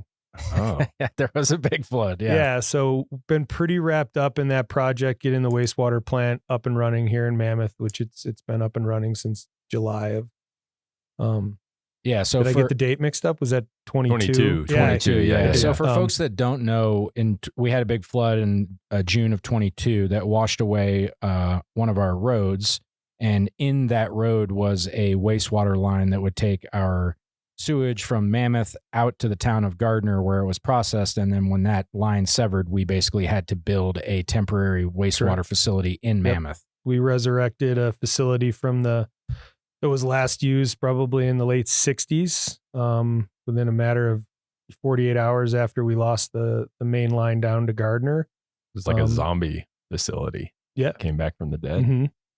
Got a lot of chainsaws Spooky. and weed whackers out, and thanks to YCC and a bunch of other folks and fire crews for getting some stuff cleaned up, and we were able to utilize some existing infrastructure, actually to great success for a while, to keep the community of Mammoth here. And then over the course of that that year, I got those dates mixed up. So June 2022 to July 2023, build a biologically processing wastewater treatment facility here in Mammoth. It's been that crazy. Wasn't on your radar either. It was That like was- just like, oh, by the way, I know Yeah, you not have on this the to do, radar. but this is a new thing that you have to do starting now. Yeah. And, living in Lower Mammoth, looking down and seeing that thing go up and just how fast, there's always speed bumps in the road, but I mean, with the government building things like building a wastewater facility in like less than a year isn't a typical timeline. No. Yeah. So I'm guessing that's been your primary thing to take care of is here in being on site. There's a few other folks like Molly, our park civil engineer, who's very critical in getting that up and running. We got great support from Denver Service Center and then the contractors and stuff that stepped up to get it all going. So with, all of the things that you're mentioning, is there like a skill set that you have that you found that has like kind of allowed you to be the most successful in your position? I feel like I'm pretty adaptable, flexible, kind of got to roll with the punches. And you need to be creative and use what you have around you. Like I said, there's some folks here who have been here for a while. So when the flood happened, we reached out to a few people that have been here for a while, and they were like, if you do this, and you got to have a good network of people to get all that information across and then implement. So being able to strategize quickly and then implement that plan. And that's kind of the general thing with utilities is stuff's going to happen and you're going to need to figure it out kind of on the fly. And you don't always have those parts on the shelf or even whatever it is. If it's a water main break or something like that, you've got to really be able to react quickly, but yet systematically and approach to keep everyone safe and to get the job done. Yeah, it's one of those things too that's like everyone's looking at you, waiting for you to figure it out too, because they're like just holding their pee over there, waiting to use the toilets again. Like, yep. It's a high stress. I think situation. The park had a great team response too from the whole flood. That I don't think anyone was holding it too much. I had my wag bags ready. if Yeah, needed. right. You bust out the groover. We're going on a raft trip.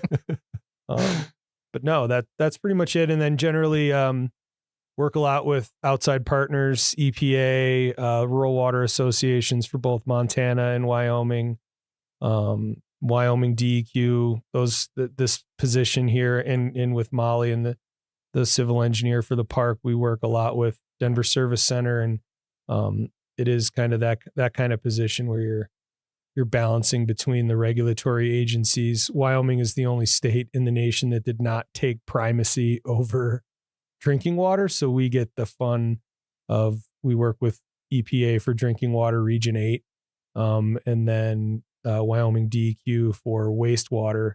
But yeah, and Wyoming DEQ also has everything to do with construction and permitting and things like that. So, well, that's keep it also all the straight. benefit. But the majority of our infrastructure is in Wyoming, right? Like we do Correct. have a little bit Mhm. like that does bleed into Montana, but the majority of it's Wyoming.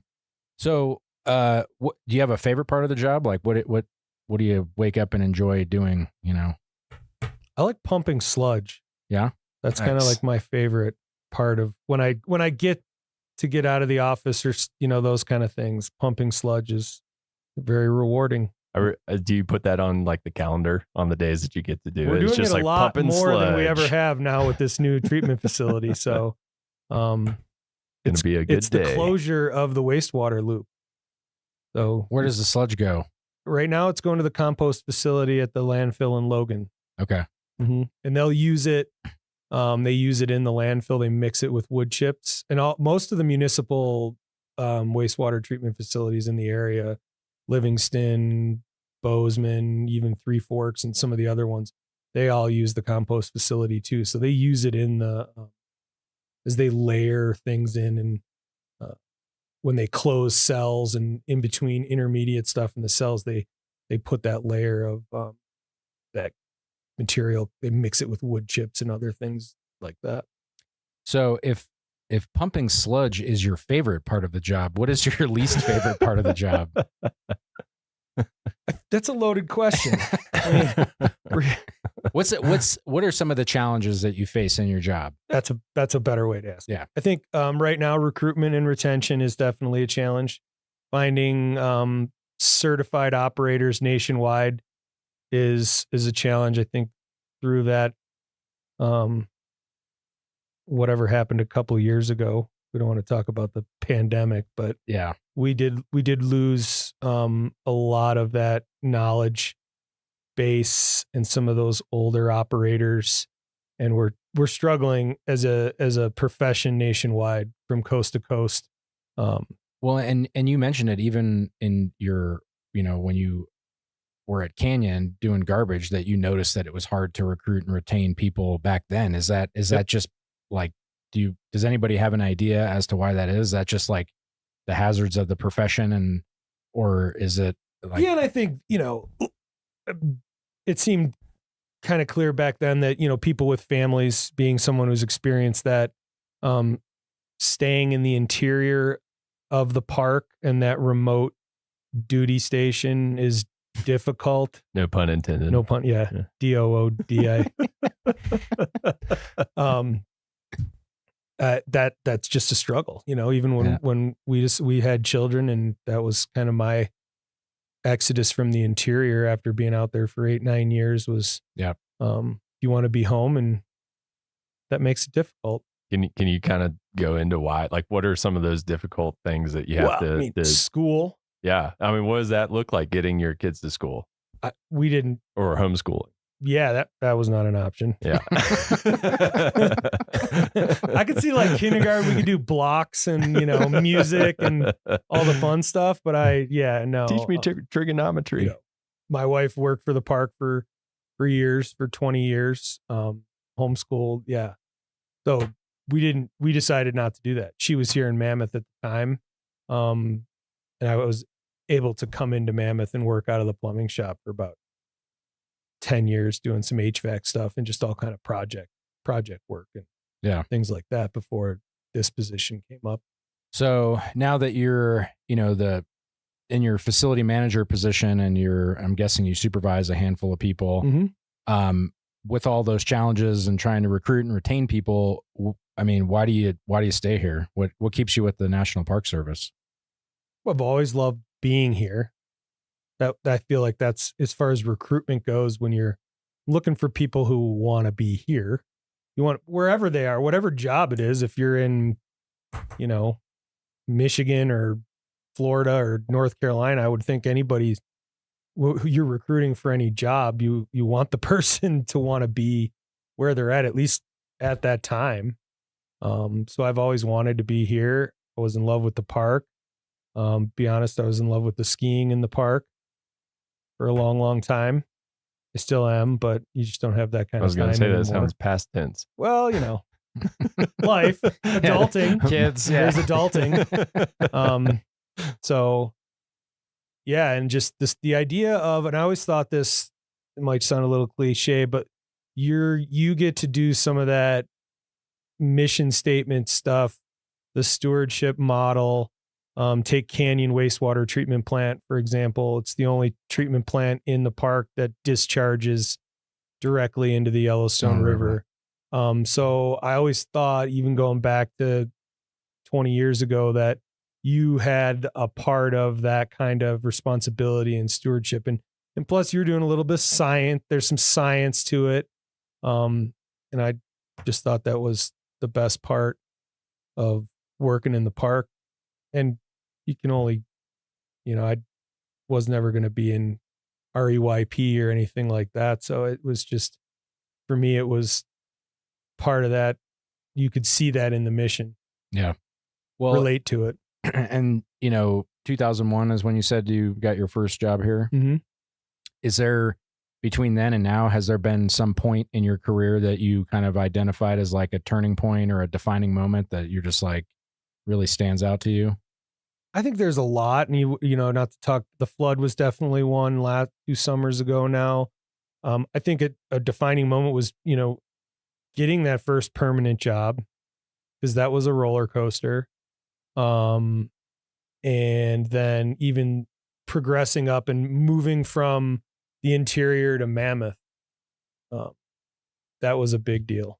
And that, yeah, because that's like the whole, everything other than work, it is improved by being up here, not the logistics of with your kids and, you know, things like that. Yeah. Yeah. Was when the skiing stopped. Yeah. So I guess in some ways improved and in some ways, fun, right? Yeah.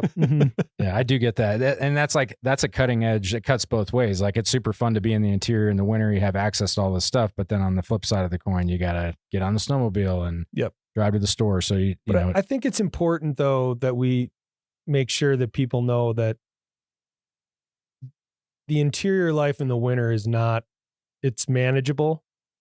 You know, if you don't make a grocery list now, if you come and you work in the interior, you might want to start working on your grocery list. You can't forget eggs. You can't forget. Yeah. You know, there's just a little bit, there's another level of logistics, and organization that goes to it. But I loved it. And that was a hard part of moving. Yeah. You know, I kind of felt like I was abandoning something that, I really wanted. I always wanted, even when we were in Germany working, I was always like, oh, okay, this is great. Yeah. Europe, we're traveling. Eating schnitzel. Yeah. We get to go to Croatia on our day on our trips or wherever it was. But I was always like, all right. And then the supervisor at the time, he would call my mom. Be like, is he coming back?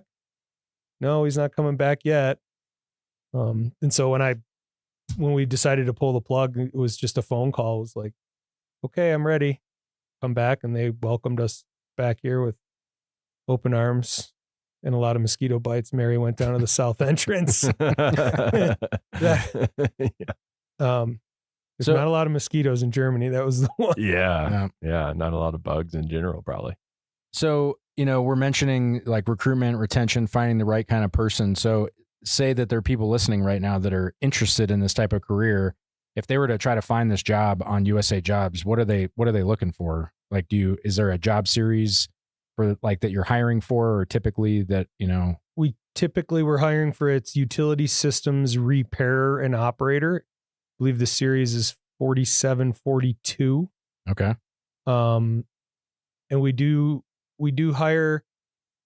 We have some higher graded positions that are open right now that would come with, being more certified at the beginning, but more and more we're opening positions that are entry level positions. We hope to do, in this recruitment push, we hope to do some other things. I don't want to, say things and never be able to implement them. So yeah, this is recorded. So then right, it's like, no, you said you would do this. Say-do gap is huge in this one. Yeah. But I think we want to get creative and work and talking to Wyoming Rural Water last Friday, and just reach out and try to come together with other organizations that are having the same problem and try to just pull together and work through this. Cause this is a nationwide kind of thing for us. In this field. And it's one of those things, it's one of those professions that no one notices it until something isn't going right. Mm-hmm. And when it is going wrong, it's really bad. Right. Like it's like an emergency type of a thing. Do you have any advice for people? Like if they wanted to get started in this, like if they have their certifications and everything, it sounds like they would just apply for a job. But if somebody is brand new, like what do they start with? I think you could start with, like this is going to get edited.